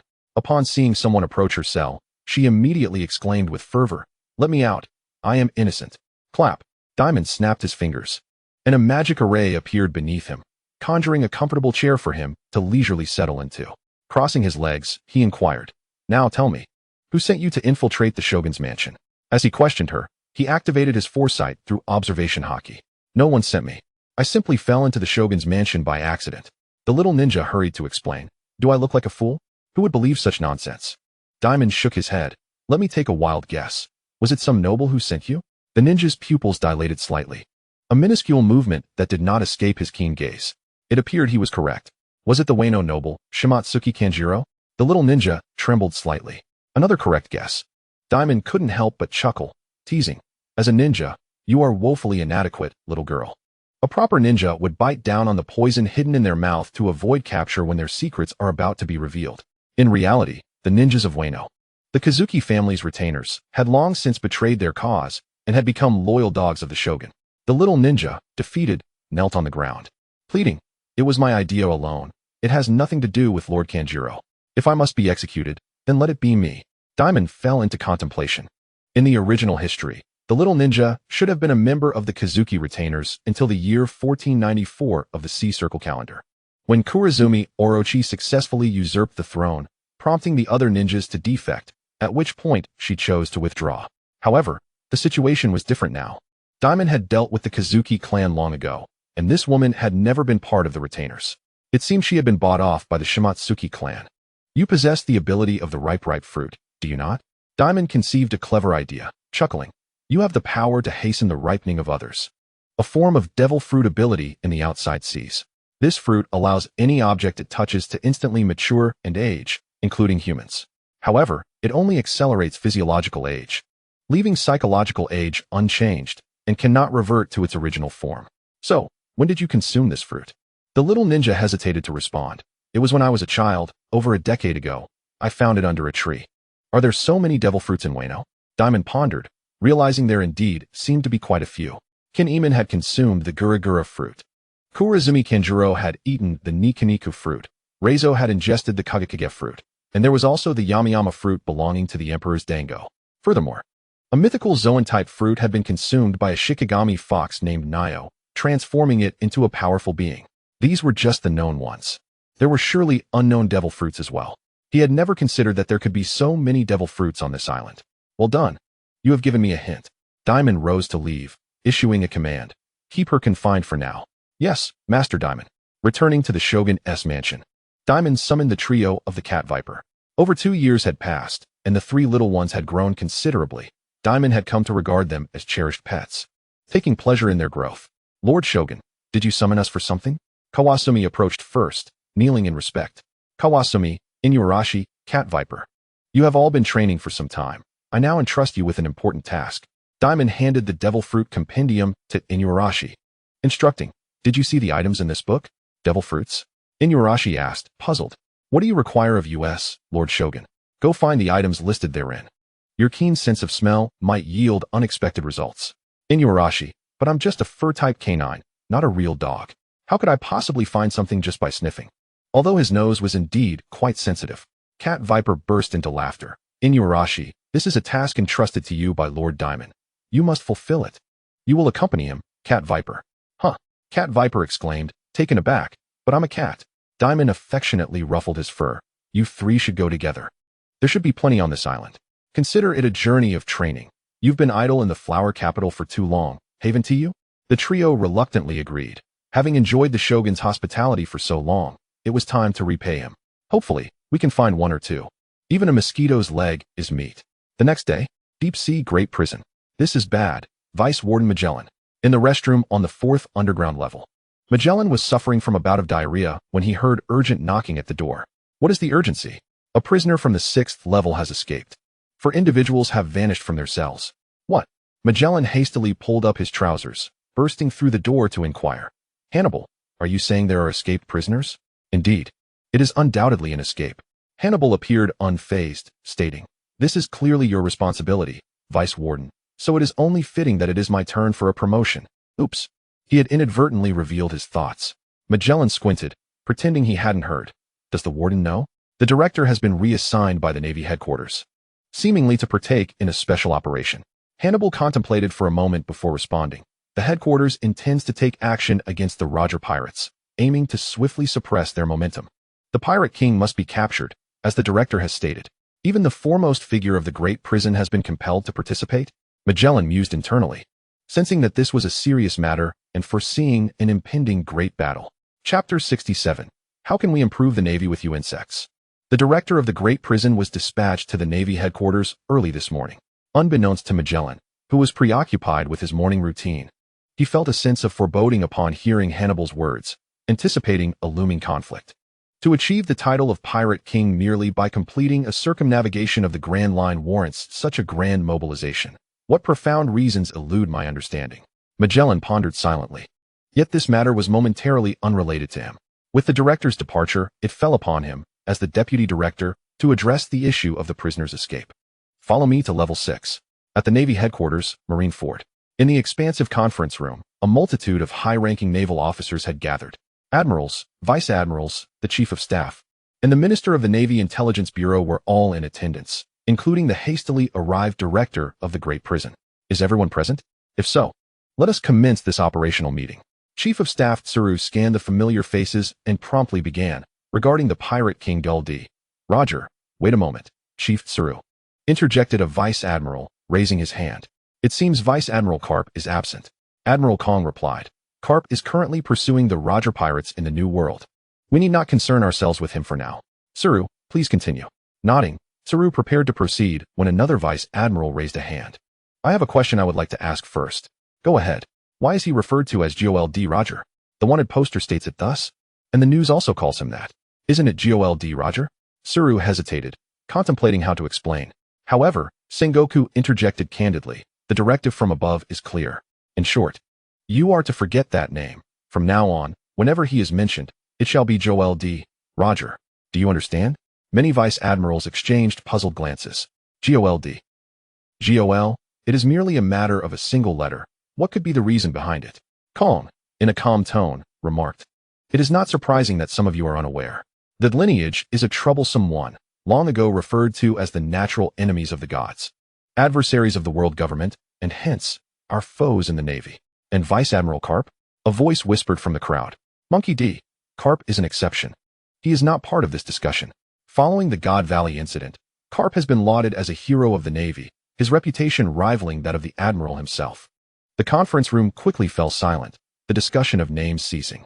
Observing this, Tsuru redirected the conversation, stating, regarding the Roger Pirates. The directive is to swiftly dismantle them and apprehend Roger at all costs. The other crew members are secondary targets. However, as captain, Roger must be captured. The 5 pinnacle pirate crews of the New World pose no threat to the world government, but the Roger Pirates are different. They have transgressed a taboo. The world government has issued a death order, and the pressure has trickled down to the Navy headquarters, resulting in this operational meeting.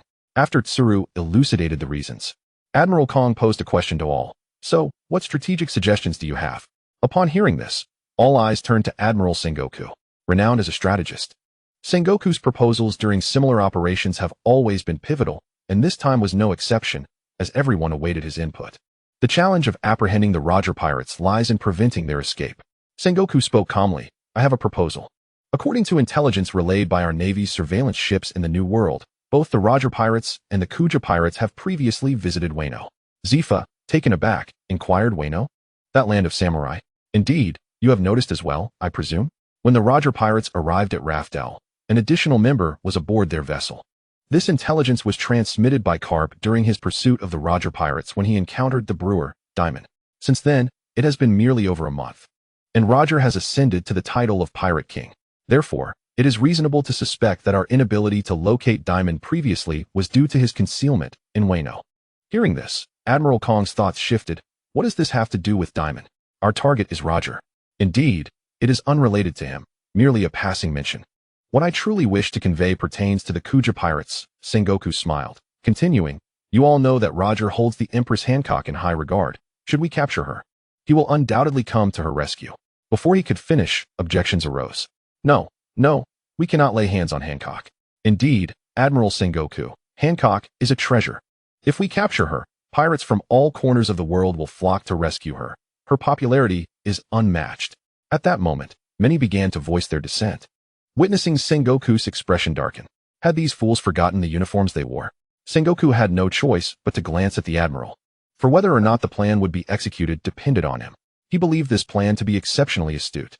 As for the issue of capturing Hancock leading to a larger uprising among pirate crews, as long as the dissemination of information was controlled, it should pose no significant problem. Well, Admiral Kong stroked his beard and quietly remarked to Sengoku, "Is it not somewhat inappropriate to take action against a woman? Are you also part of this folly?" Sengoku was left speechless. It was merely a woman, yet everyone was utterly captivated.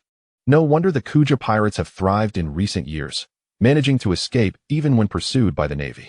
Not only did they evade capture, but they would also plunder Navy ships in the process. Truly a disgrace. How can we improve the Navy surrounded by such insects? Sengoku harbored resentment, wishing he could take Kong's place as admiral. Sengoku, do you have any alternative plans?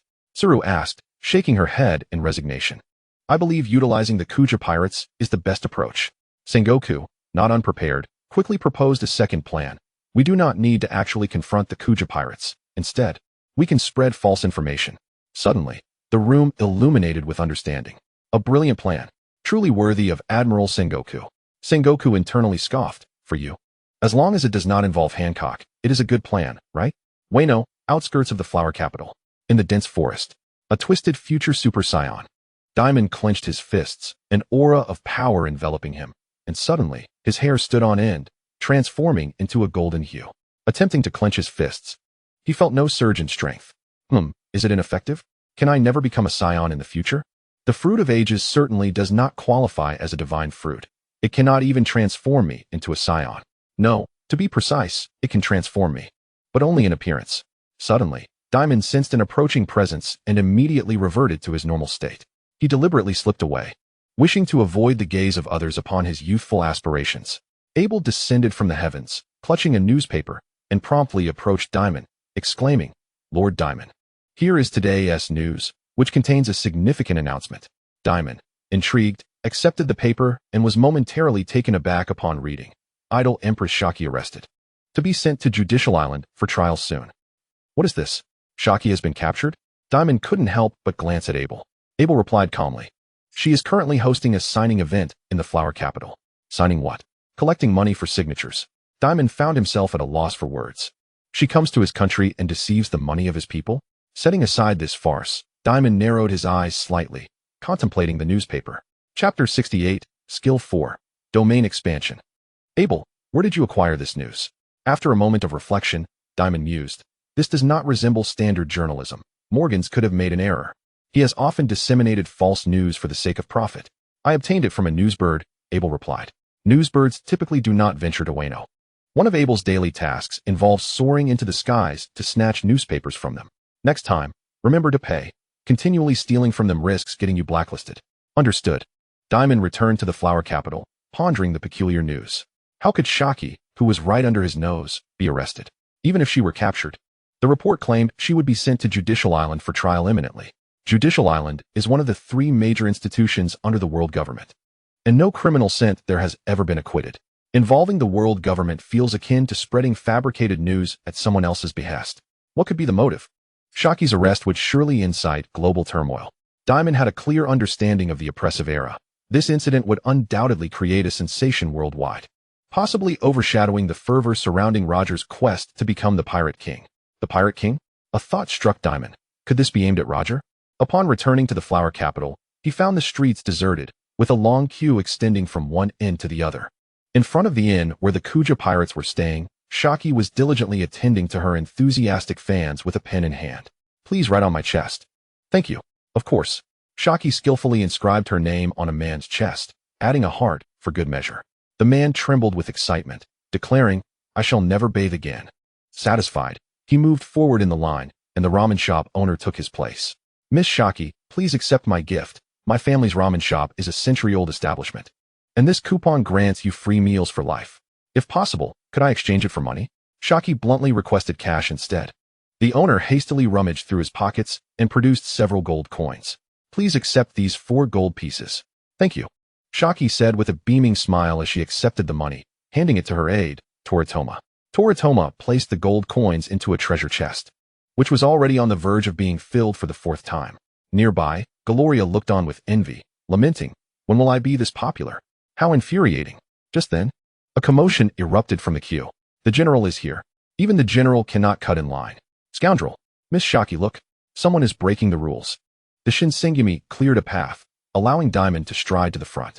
He was exasperated by the audacity of these Wano citizens. While they lacked the courage to defy him as their general, they dared to insult him in their fervor for stardom. After all, how long had Shaki been here? She was like a walking enchantress, captivating this crowd. "Good morning, Dimon," Shaki greeted with a cheerful smile. Dimon, glancing at the treasure-laden chest, felt a twinge of exasperation. The citizens of the flower capital were far too wealthy. Tax increases were a necessity. "This was all my money. I need to speak with you. Let's pause the signing for a moment." He beckoned Shaki to enter the inn, while the crowd outside grumbled about the unfairness of the general receiving special treatment. Seizing the opportunity, Gloria declared, "I shall take over the signing next. My fees will be more affordable than Shaki's." "Who are you?" In an instant, Gloria was left speechless. Heartbroken. Inside the inn, Dimon handed the newspaper to Shaki. "See for yourself." After reading, Shaki wore a perplexed expression. "I was arrested? How was I not aware of this? This feels off. Is this some sort of conspiracy? If I were truly arrested, the world economy would grind to a halt for a month. Is it really that exaggerated?" "I suspect it may be aimed at the Roger Pirates," Dimon proposed. "If you were captured, Roger would undoubtedly rally his crew to rescue you. The Navy might seek to eliminate him, the Pirate King. Do you think such a foolish strategy would succeed?" Shaki chuckled, then pursed her lips. "Well, perhaps it will." After a pause, she added, "So, do you want me to issue a public clarification? I merely informed you. How you choose to respond is entirely your prerogative." Dimon shook his head, just as his pocket communicator began to chime. This device, resembling a tubular structure, functioned similarly to a snail phone, transmitting thought waves, albeit with a limited range, effective only within Wano. It is considered a unique version of a snail phone for Wano. Once connected, a voice emerged from the snail. "Belonging to Inuarashi." "Moshi Moshi, Lord Dimon." "Inuarashi? It's me. We found a fruit in the northern cemetery near Ring.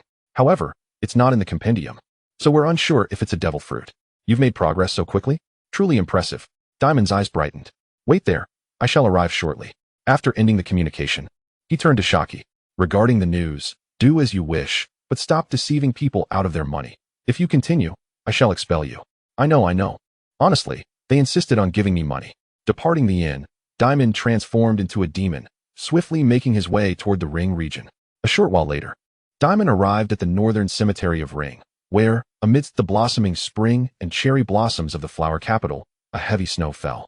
Before a gravestone, he found Inuarashi and his companions. "Lord Dimon, this is it." Upon receiving the fruit, Dimon examined it closely. Its surface indeed bore a spiral pattern. "Not in the compendium?" "No." As Dimon flipped through the compendium of 300 devil fruits, he confirmed that this one was not included. "It should be a devil fruit. Well done, you three." After praising them briefly, before they could revel in their success, he added, "Strike while the iron is hot. Quickly search for the next one." "Huh. Can't we take a break? At your age, you are in the prime of your life. How can you squander it?" "Off you go." Reluctantly, the trio resumed their aimless search. Dimon nodded in satisfaction, turning his attention back to the devil fruit in his hand. He speculated that it might be the human fruit. Mythical Zoan type, Daibutsu form. This fruit may have been reincarnating in Wano, which is why it had not been catalogued. In truth, one only needs to devour to comprehend. For the fruit of the phantom beast species holds a value of several hundred, even up to 1,000 points. Devouring a devil fruit grants 800 devil points. Devil points, 24003200. Delightful. An easy gain of 800 points. A smile involuntarily graced Dimon's lips. "Well done, Inuzuka, and others. They certainly deserve a substantial reward. However, plans rarely survive contact with reality. The points suffice, so I shall invest in skills first." Consuming 3,000 points, I illuminated skill 4. Dimon. Rank, Demon. Devil points, 200. Demon skill 1, creation of the elixir of immortality. Demon skill 2, demon form. Demon skill 3, parasitic fruit. Demon skill 4, domain expansion. Demon skill 5, unlocked. Several skills remain locked, seemingly boundless in number. Dimon momentarily disregarded the locked skills and opened the detailed description of skill 4, silently absorbing the knowledge within. It felt as though it were an innate ability, and he acquired a newfound capability. This skill is formidable. Chapter 69, Demon Possession. Domain Expansion. Unleash the Demon Domain. manifesting all the undead that have been devoured. These undead lack intellect, possessing only combat instincts. The demon can possess the devoured undead, and only in this possessed state can the undead exit the domain's confines. Upon concluding the skill description, Dimon immediately recognized the potency of this skill.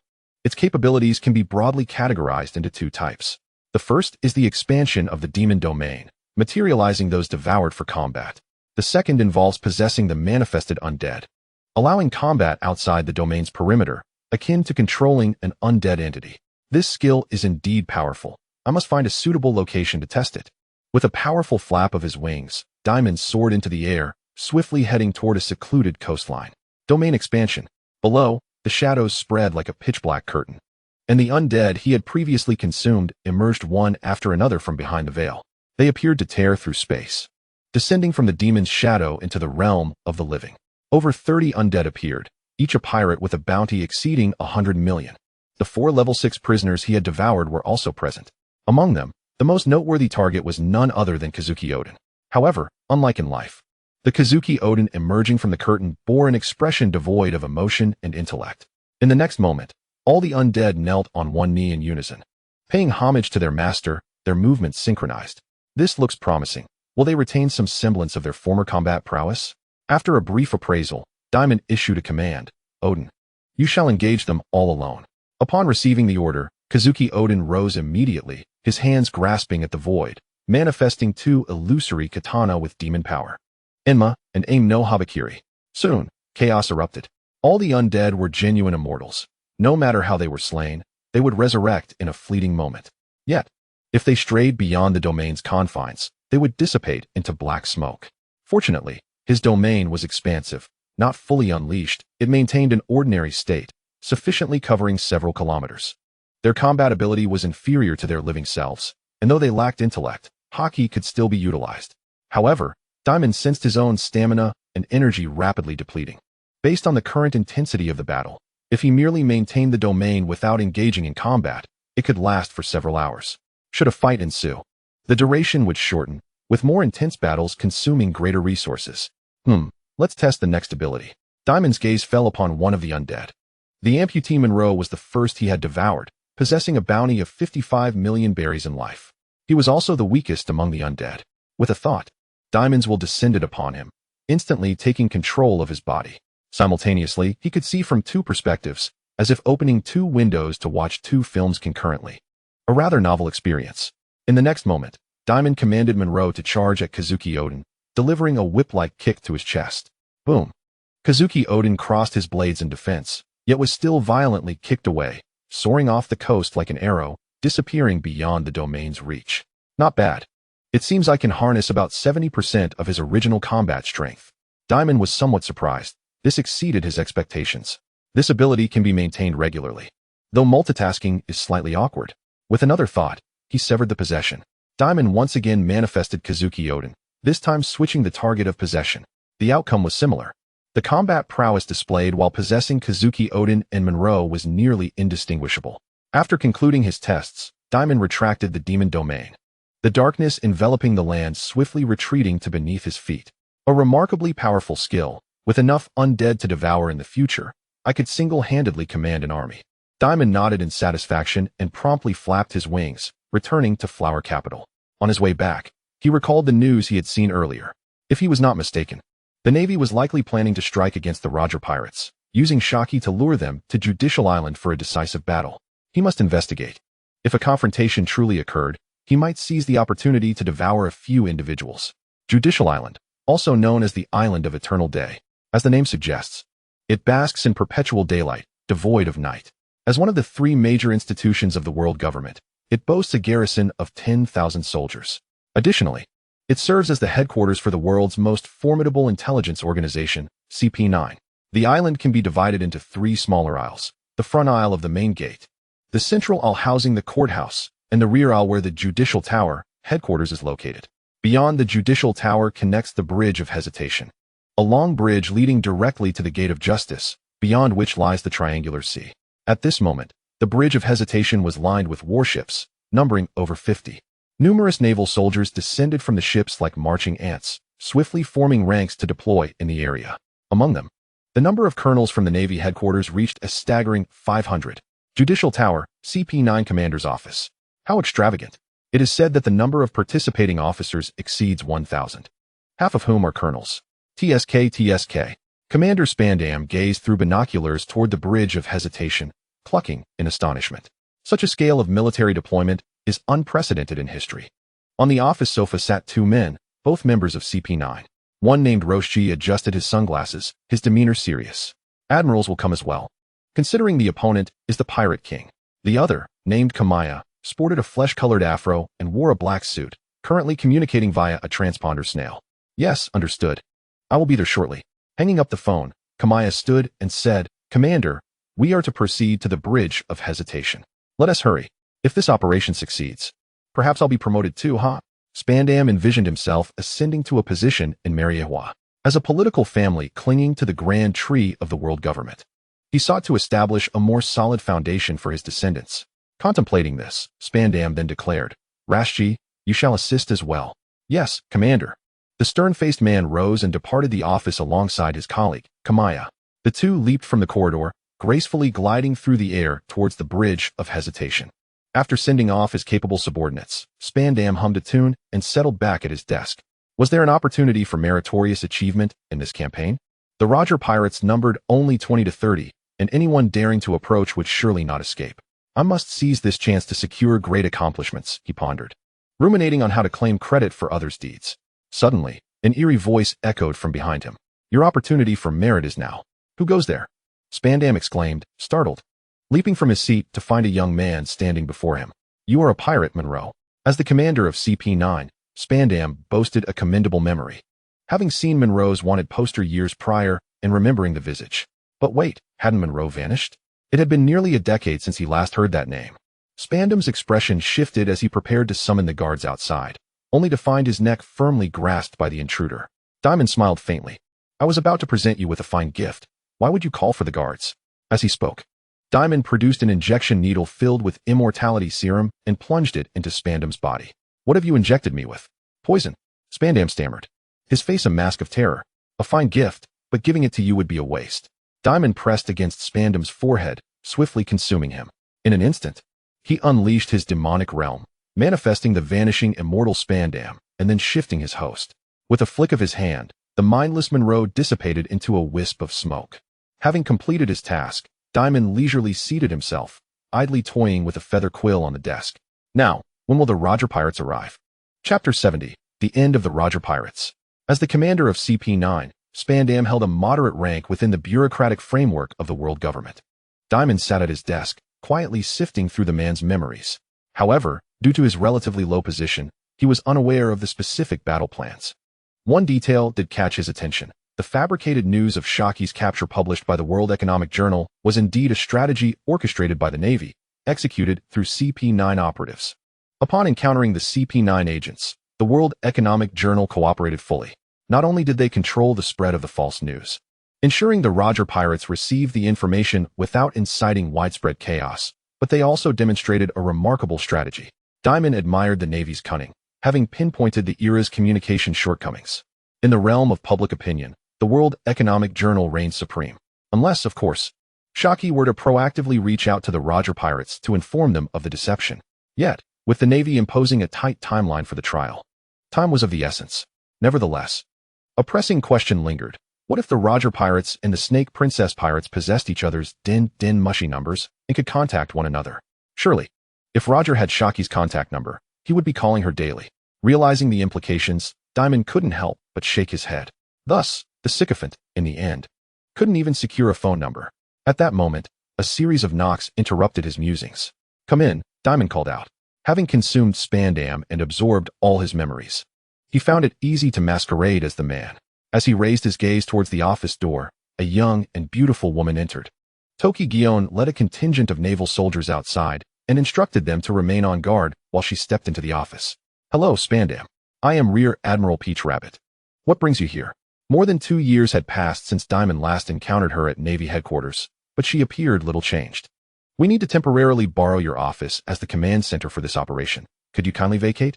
This is my office. You wish to evict me? Dimon thought to himself, bemused. realizing Spandam's lack of ambition had led to this predicament. May I participate? Gion hesitated for a moment before replying with a smile. That requires Admiral Sengoku's approval. This military operation bears little relation to CP9. You need only assist. The need for Sengoku's approval was mere formalities. Dimon promptly stood, imitating Spandam's demeanor, and huffed in dissatisfaction. As he brushed past Gion, he abruptly halted. May I inquire how long this will take? In other words, when does the trial commence? Gion did not conceal the information. After all, she was the nominal highest authority on Judicial Island, and sharing some intelligence was harmless. In 5 days. However, she was uncertain when the Roger pirates would arrive, necessitating constant vigilance. Having obtained the desired answer, Dimon graciously exited, relinquishing the office to the Navy. 5 days remained. Standing in the corridor, he gazed towards the bridge of hesitation, where a throng of naval soldiers was visible. What use are so many? One conqueror's haki would render them all unconscious. Dimon squinted slightly, recognizing 3 familiar figures on the bridge. The 3 admirals of the Navy? No, it was the future admirals. Though quite young, the trio distinctly resembled Akainu, Kizaru, and Akiji. Have they joined the Navy this early? Observing their ranks, Akiji was a major, while Akainu and Kizaru held the rank of colonel. Each led a small team as they disembarked from their warships and crossed the bridge of hesitation towards the central island for assembly. I wonder if those 3 have consumed devil fruits. Dimon chose to remain at the windowsill, quietly observing. After a while, the first admiral arrived. None other than Blackarm Zephyr. Soon after, another warship docked, and out stepped Sengoku. Half an hour later, a vessel laden with female soldiers arrived, belonging to Vice Admiral Tsuru's female unit. Following that were several giant vice admirals. Dimon recognized these faces. They had likely appeared during the Marineford War. Subsequently, a prison ship arrived, disembarking a man unknown to Dimon, yet exuding an imposing presence, likely a vice admiral or a formidable force. Who is that?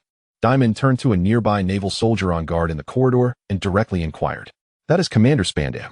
The sailor saluted before following Dimon's gaze and explained. That is Director Columbus of the Deep Sea Prison. He seldom makes public appearances, so it is understandable that you do not recognize him. Is he strong? The sailor nodded earnestly. Director Columbus is a paramecia-type blood fruit user, a unique paramecia akin to a logia. Had he not become a director and instead joined the Navy, he would surely be an admiral by now. Before Magellan, there was the warden, but Columbus? Dimon's expression shifted subtly. The names of the 2 former wardens rendered him somewhat tense. I understand. He gestured for the sailors to return to their posts. Dimon gazed thoughtfully at Columbus, contemplating the unique paramecia type, akin to the natural type. Could it be similar to Katakuri's Machi Machi no Mi? To counter the Roger pirates. Even the warden of the deep sea prison has been summoned to battle. Indeed, the blank history is a taboo for the world government.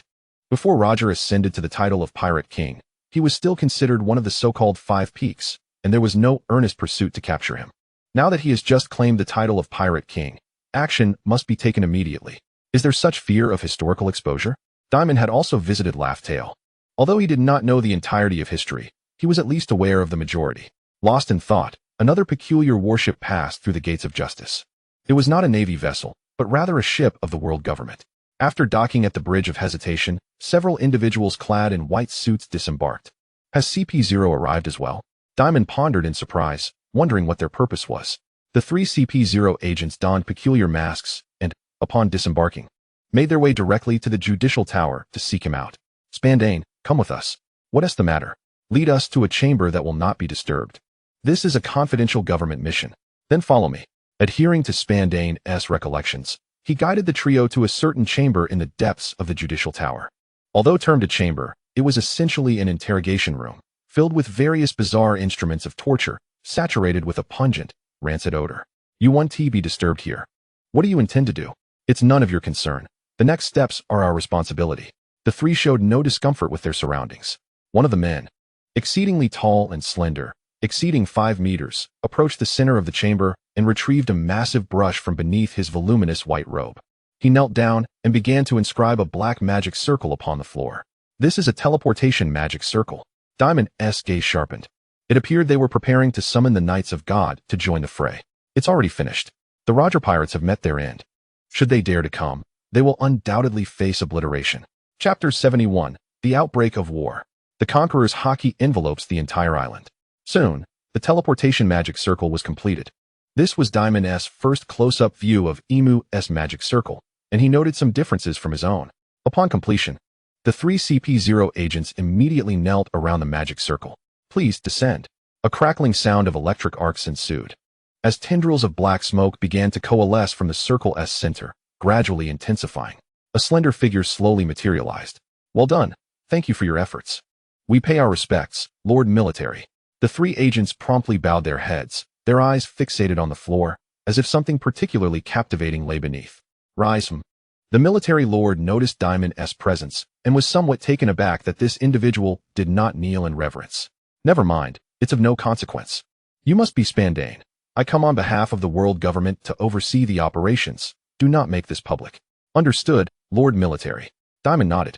It had been 8 years since the God Valley incident, and encountering this individual once more, he appeared unchanged in demeanor or appearance. What is the status on the island? The military lord inquired. Everything is normal. The Navy is deploying forces and is expected to engage in 5 days.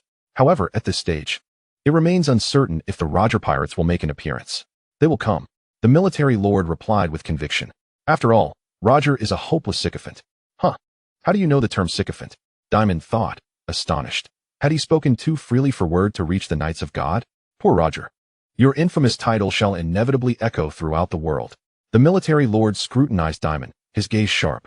I'm hungry. What do you mean? Do you want me to treat you to a meal? Dimon had no choice but to say, please, follow me.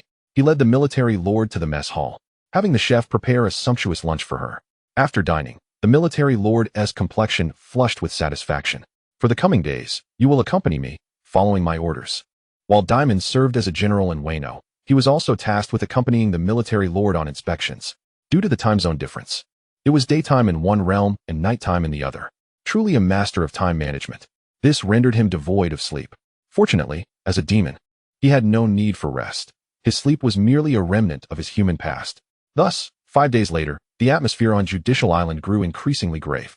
As the day of judgment arrived, the oppressive atmosphere reached its peak. All were on high alert, awaiting the arrival of the Roger Pirates. Atop the Judicial Tower, a flag of the world government hung prominently. Beneath the banner, the military lord stood quietly, surveying the entirety of the island. Dimon had no choice but to remain by her side, also observing the Navy's deployment. At the foremost entrance, the front island area was guarded by several giant vice admirals leading 1,000 elite Navy personnel. On the main island, before the courthouse, 2 giant sentinels stood watch, accompanied by numerous elite forces, including Admiral Akainu and other naval officers. As for the culminating Judicial Tower, which had once served as Spandane's office, it had now transformed into the command center. The true elite forces of the Navy were stationed on the balcony of the office. However, even if all these forces were to be overwhelmed, the military lord could summon members of the Knights of God for support. Where do you think the Roger Pirates will invade from? Seemingly feeling a bit bored, the military lord inquired. From beneath the sea, Dimon recalled the Marineford War, where the Whitebeard pirates had invaded from below the water, albeit at the Marine headquarters. Why do you say that? The military lord looked at Dimon in surprise. Just a guess. The same question arose beneath their feet, on the command center's balcony. Zeph, he spoke in a low voice. Do you think they will invade from where? Vice Admiral Tsuru pondered for a moment. The waters surrounding Judicial Island are enclosed by iron bars. Ships cannot enter, and behind us lies the gates of justice, which cannot be opened. Thus, there is only one viable approach, the main entrance. The Navy's deployment was structured around this premise. From the outer periphery to the inner sanctum, the closer one approached the courthouse, the stronger the forces became. Nearby, Garp furrowed his brow deeply, discontent with such underhanded tactics. Yet, as a Navy Vice Admiral, he had no grounds for dissent. Sengoku cast a calm glance his way. When they arrive, do not act recklessly. Pirates and Navy have different stances. Garp remained silent for a moment. I understand. Sengoku, do not disturb my thoughts. What on earth are you thinking about? Sengoku replied, speechless, as an old friend. How could he not know what Garp was pondering? Director Columbus's tone was chilling, and he appeared devoid of vitality, enveloped in a lifeless demeanor. It seems we are headed in the wrong direction. What? Zeph was taken aback. Columbus offered no response, as the unfolding events soon spoke for him. Ah! The shrill sound of an alarm suddenly blared, long and piercing. Simultaneously, frantic shouts echoed from the island's various loudspeaker snails. They have appeared. The Roger Pirates have surfaced. Their position is at the Bridge of Hesitation. They have invaded from beneath the sea.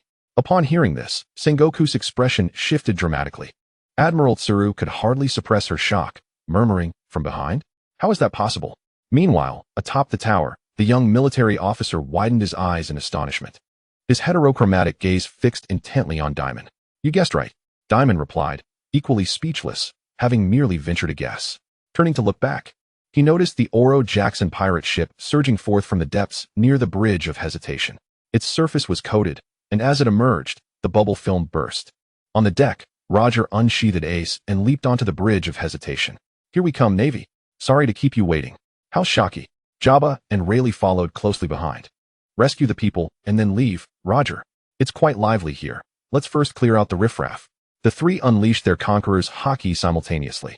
Three powerful forces converged and intertwined, instantly spreading across the entire island. The Judicial Tower, the main island, the front island. Over 100,000 elite Navy personnel felt the terrifying aura of this overwhelming haki. The sky darkened abruptly, as if a storm were imminent.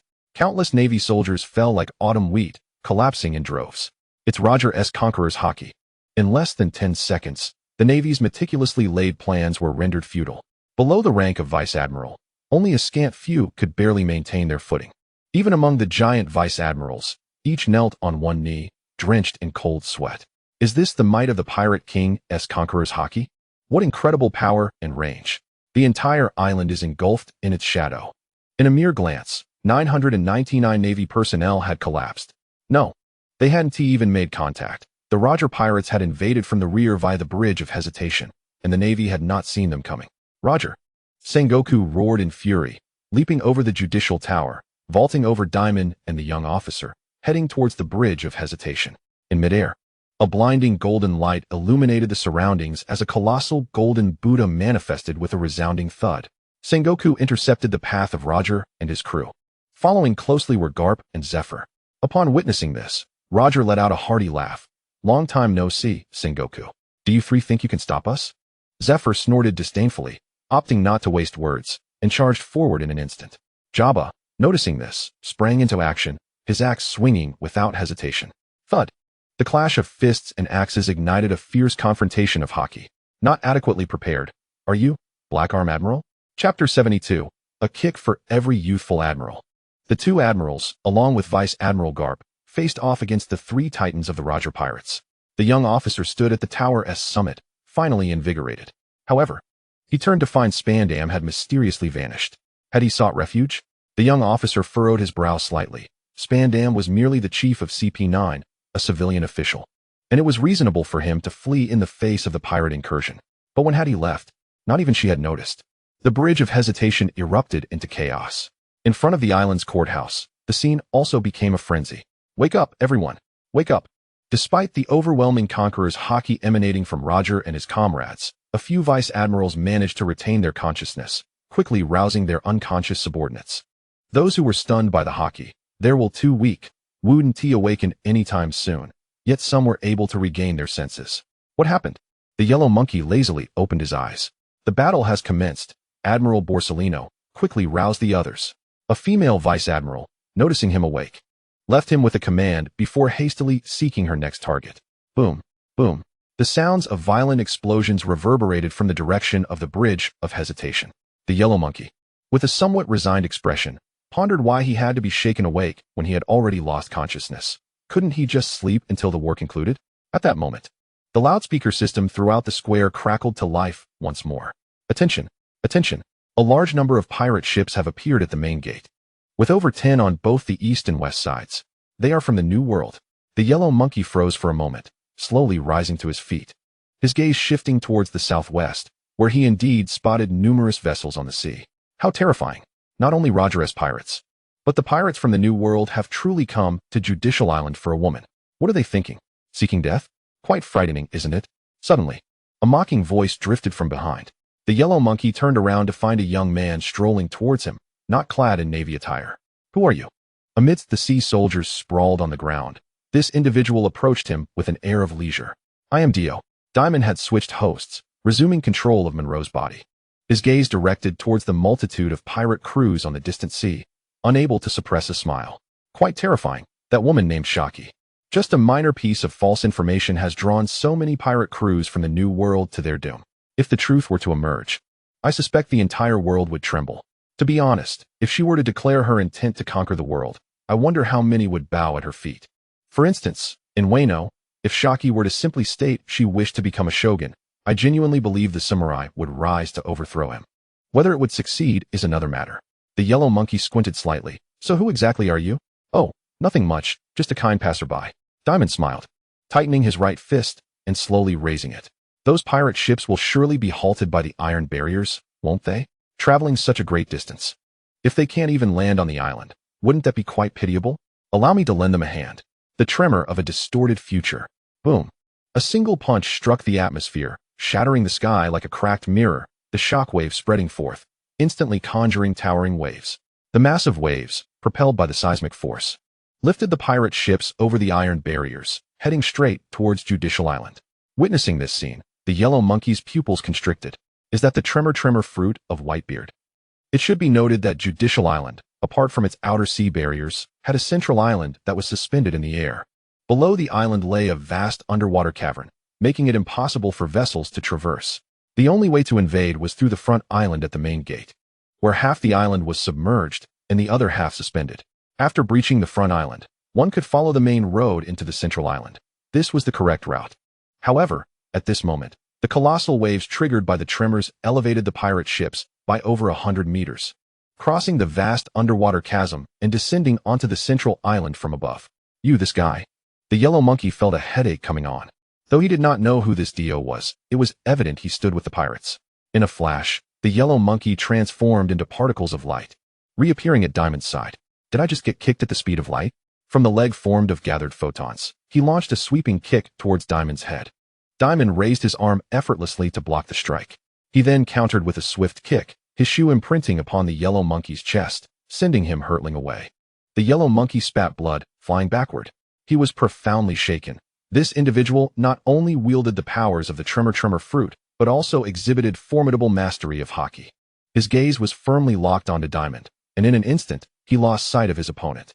I have never been kicked, but you are about to be. Yellow Ape's eyes widened in disbelief as he witnessed a dazzling golden light coalescing into a humanoid form before him. Simultaneously, a foot swung viciously towards his face. How is this possible, my abilities? Yellow Ape's mind momentarily went blank. Lightspeed kick. Dimon executed a sweeping kick, sending Yellow Ape hurtling once more, crashing into a nearby building. Boom. A tremendous explosion erupted, flames soaring into the sky. Dimon gazed at the fiery spectacle, thinking to himself, even the future admirals are merely at the level of being dispatched with a single kick at this moment. Ice ball. At that moment, a sphere of extreme cold suddenly struck Dimon from behind, instantly encasing him in ice. Not far away, the slumbering Akiji stirred, panting slightly. What was happening? Had the enemy infiltrated the island? How long had he been unconscious? And who was this individual? Akiji was utterly bewildered, unable to comprehend the current situation. In the distance, massive waves surged forth from the sea, bringing with them a multitude of pirate ships towards the island. The direction of the Bridge of Hesitation echoed with thunderous sounds, as clashes of domineering powers reverberated like thunder. Suddenly, Akiji's expression changed. He fixed his gaze on the suspicious figure encased in ice.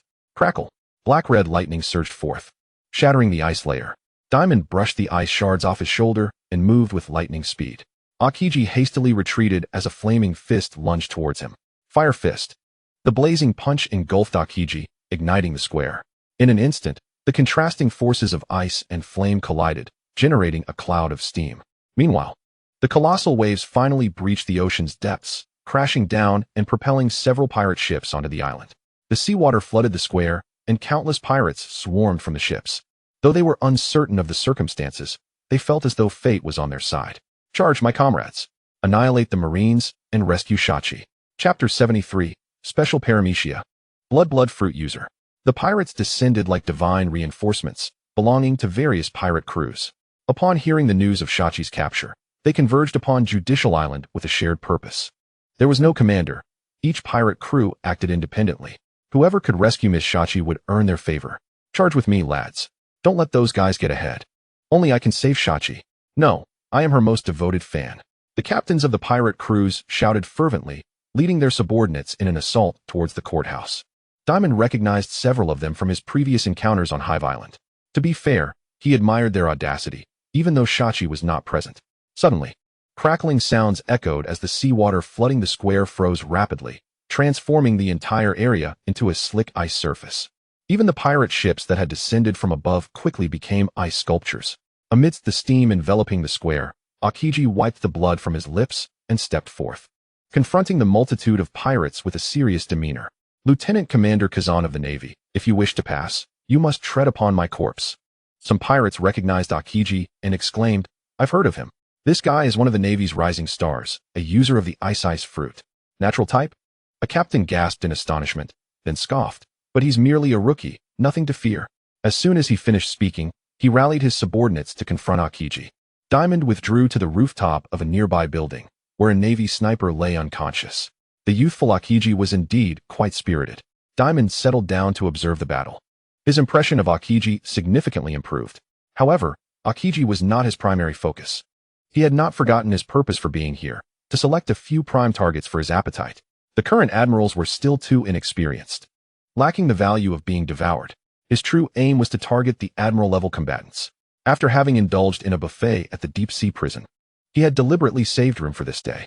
Sengoku, Zifa, and Garp were engaged in battle at the Bridge of Hesitation. They were the most suitable targets. Dimon's gaze flickered towards Judicial Tower. At the Judicial Tower, the temporary command center, Vice Admiral Tsuru wore a distressed expression. We are being attacked from both sides. Our formation is in disarray. She picked up the Den Mushi and issued orders to the entire fleet. The forces at the main gate immediately reinforced the island. The recent abnormal tsunami had aided the pirates in breaching the island. Gion, assemble all those still conscious. Akainu, are you awake? Respond if you can. Orders were relayed. And as the chief of staff, Tsuru grasped the situation, swiftly moving to rectify it. They need not worry about the Bridge of Hesitation for now. As Sengoku and the others were intercepting, the Roger pirates would not be able to reach them anytime soon. Meanwhile, the other members of Roger's crew were already en route to provide support. Therefore, they must first deal with this group of New World pirates who had come to their doom. What was that tsunami all about? Nearby, the warden of the prison, Columbus, spoke in a hoarse voice. A sudden tsunami with no wind or waves is quite abnormal. Tsuru's expression darkened. Indeed, it is peculiar. It resembles Whitebeard's abilities. If the Whitebeard pirates had also appeared, it would pose a significant problem. However, according to Navy intelligence, the Whitebeard pirates had remained inactive in the New World. They should not have learned of Shachi's capture. I'll go investigate the situation. Are you going to mobilize? Tsuru was momentarily taken aback. Then she watched as Columbus was enveloped in thick, viscous blood, which ultimately formed into a blood-red arrow that shot forth from Judicial Tower, directly aimed at the island. It's coming. On a rooftop near the square, Dimon's brow furrowed as he sensed a powerful aura approaching. A massive blood-red arrow struck the center of the square, transforming into a pool of thick crimson liquid. The liquid writhed and gradually took on a humanoid form. Blood puppet beast cage. As Columbus made his entrance, he spread his arms wide, allowing a torrent of blood to drip from his palms. The blood that fell upon the ice rapidly expanded, morphing into blood-colored puppets. Wolves, lions, tigers, leopards. Various ferocious beasts emerged, numbering in the dozens. Each beast's tail was connected to Columbus's palm by a bloodline. What is this? A pirate exclaimed in alarm as a blood wolf lunged at him, baring its fangs and opening its gaping maw. The pirate, startled, cleaved the blood wolf in half with his sword. Yet, in an instant, the severed wolf transformed into two, one biting the pirate's sword-wielding right hand, the other sinking its teeth into his neck. What kind of monsters are these? Amidst the screams, the pirate was tackled to the ground by two blood wolves. Simultaneously, all the blood-colored beasts launched their assaults on the nearest pirates. These blood beasts are immortal entities. When slain, they merely split apart, increasing in number with each defeat. Why is the armament Haki ineffective? Cursed be it. To cut them down only results in their division, and a single punch to obliterate them causes them to reassemble. That individual is orchestrating this. The pirates swiftly identified the culprit, directing their focus towards Columbus. Blood prison. As several formidable pirates charged toward him, Columbus remained impassive, a torrent of blood pooling at his feet. The crimson liquid expanded rapidly, enveloping an area spanning hundreds of meters, ensnaring the pirates as they stepped into it. Damn it! Don't tread on it. These creatures will invade your body. Some were ensnared by the blood, which seemed to possess a life force of its own. burrowing into their bodies through every available orifice, nose, mouth, and ears alike. In the blink of an eye, one pirate transformed into a creature of blood. His eyes became bloodshot. His actions spiraled out of control, and in the next moment, he raised his cleaver against a companion. With a swift stroke, he struck down. In the distance, Dimon quietly observed the abilities of this warden. The special paramecia, akin to the natural type, indeed exhibited formidable prowess. Alone, he effortlessly subdued numerous pirate crews from a new world. Dimon felt a sense of déjà vu, reminiscent of the Sabaody archipelago arc, where Kizaru effortlessly dispatched supernovas, one after another. Among this batch of New World pirates arriving at Judicial Island, some were far more powerful than mere supernovas, with several boasting bounties exceeding 300 million. Contemplating this, a smirk crept across Dimon's lips. Let us test your worthiness to be devoured. Domain expansion. The shadows behind him morphed into an obsidian curtain, from which a figure emerged. In the next instant, Kazuki Odin charged at Columbus. While Columbus suppressed the multitude of New World pirates, he sought the one responsible for the tsunami. The individual capable of such a feat could not be an ordinary foe, and should be easily discernible. Suddenly, his expression shifted. Thud. Two blades pierced through his chest from behind. Columbus turned his head sharply, fixing a fierce gaze upon his assailant. It was a swordsman with a bowl-cut hairstyle wielding twin swords, his cold eyes emanating a faint red glow, devoid of any life force. How could my observation haki fail to detect you? Who are you? Kazuki Odin offered no reply, merely executing his orders with ruthless precision. With a fierce draw of his twin swords, the next moment, Odin unleashed the Tamora flash. A glimmer of silver flashed. Columbus was cleaved in twain, split into two distinct halves.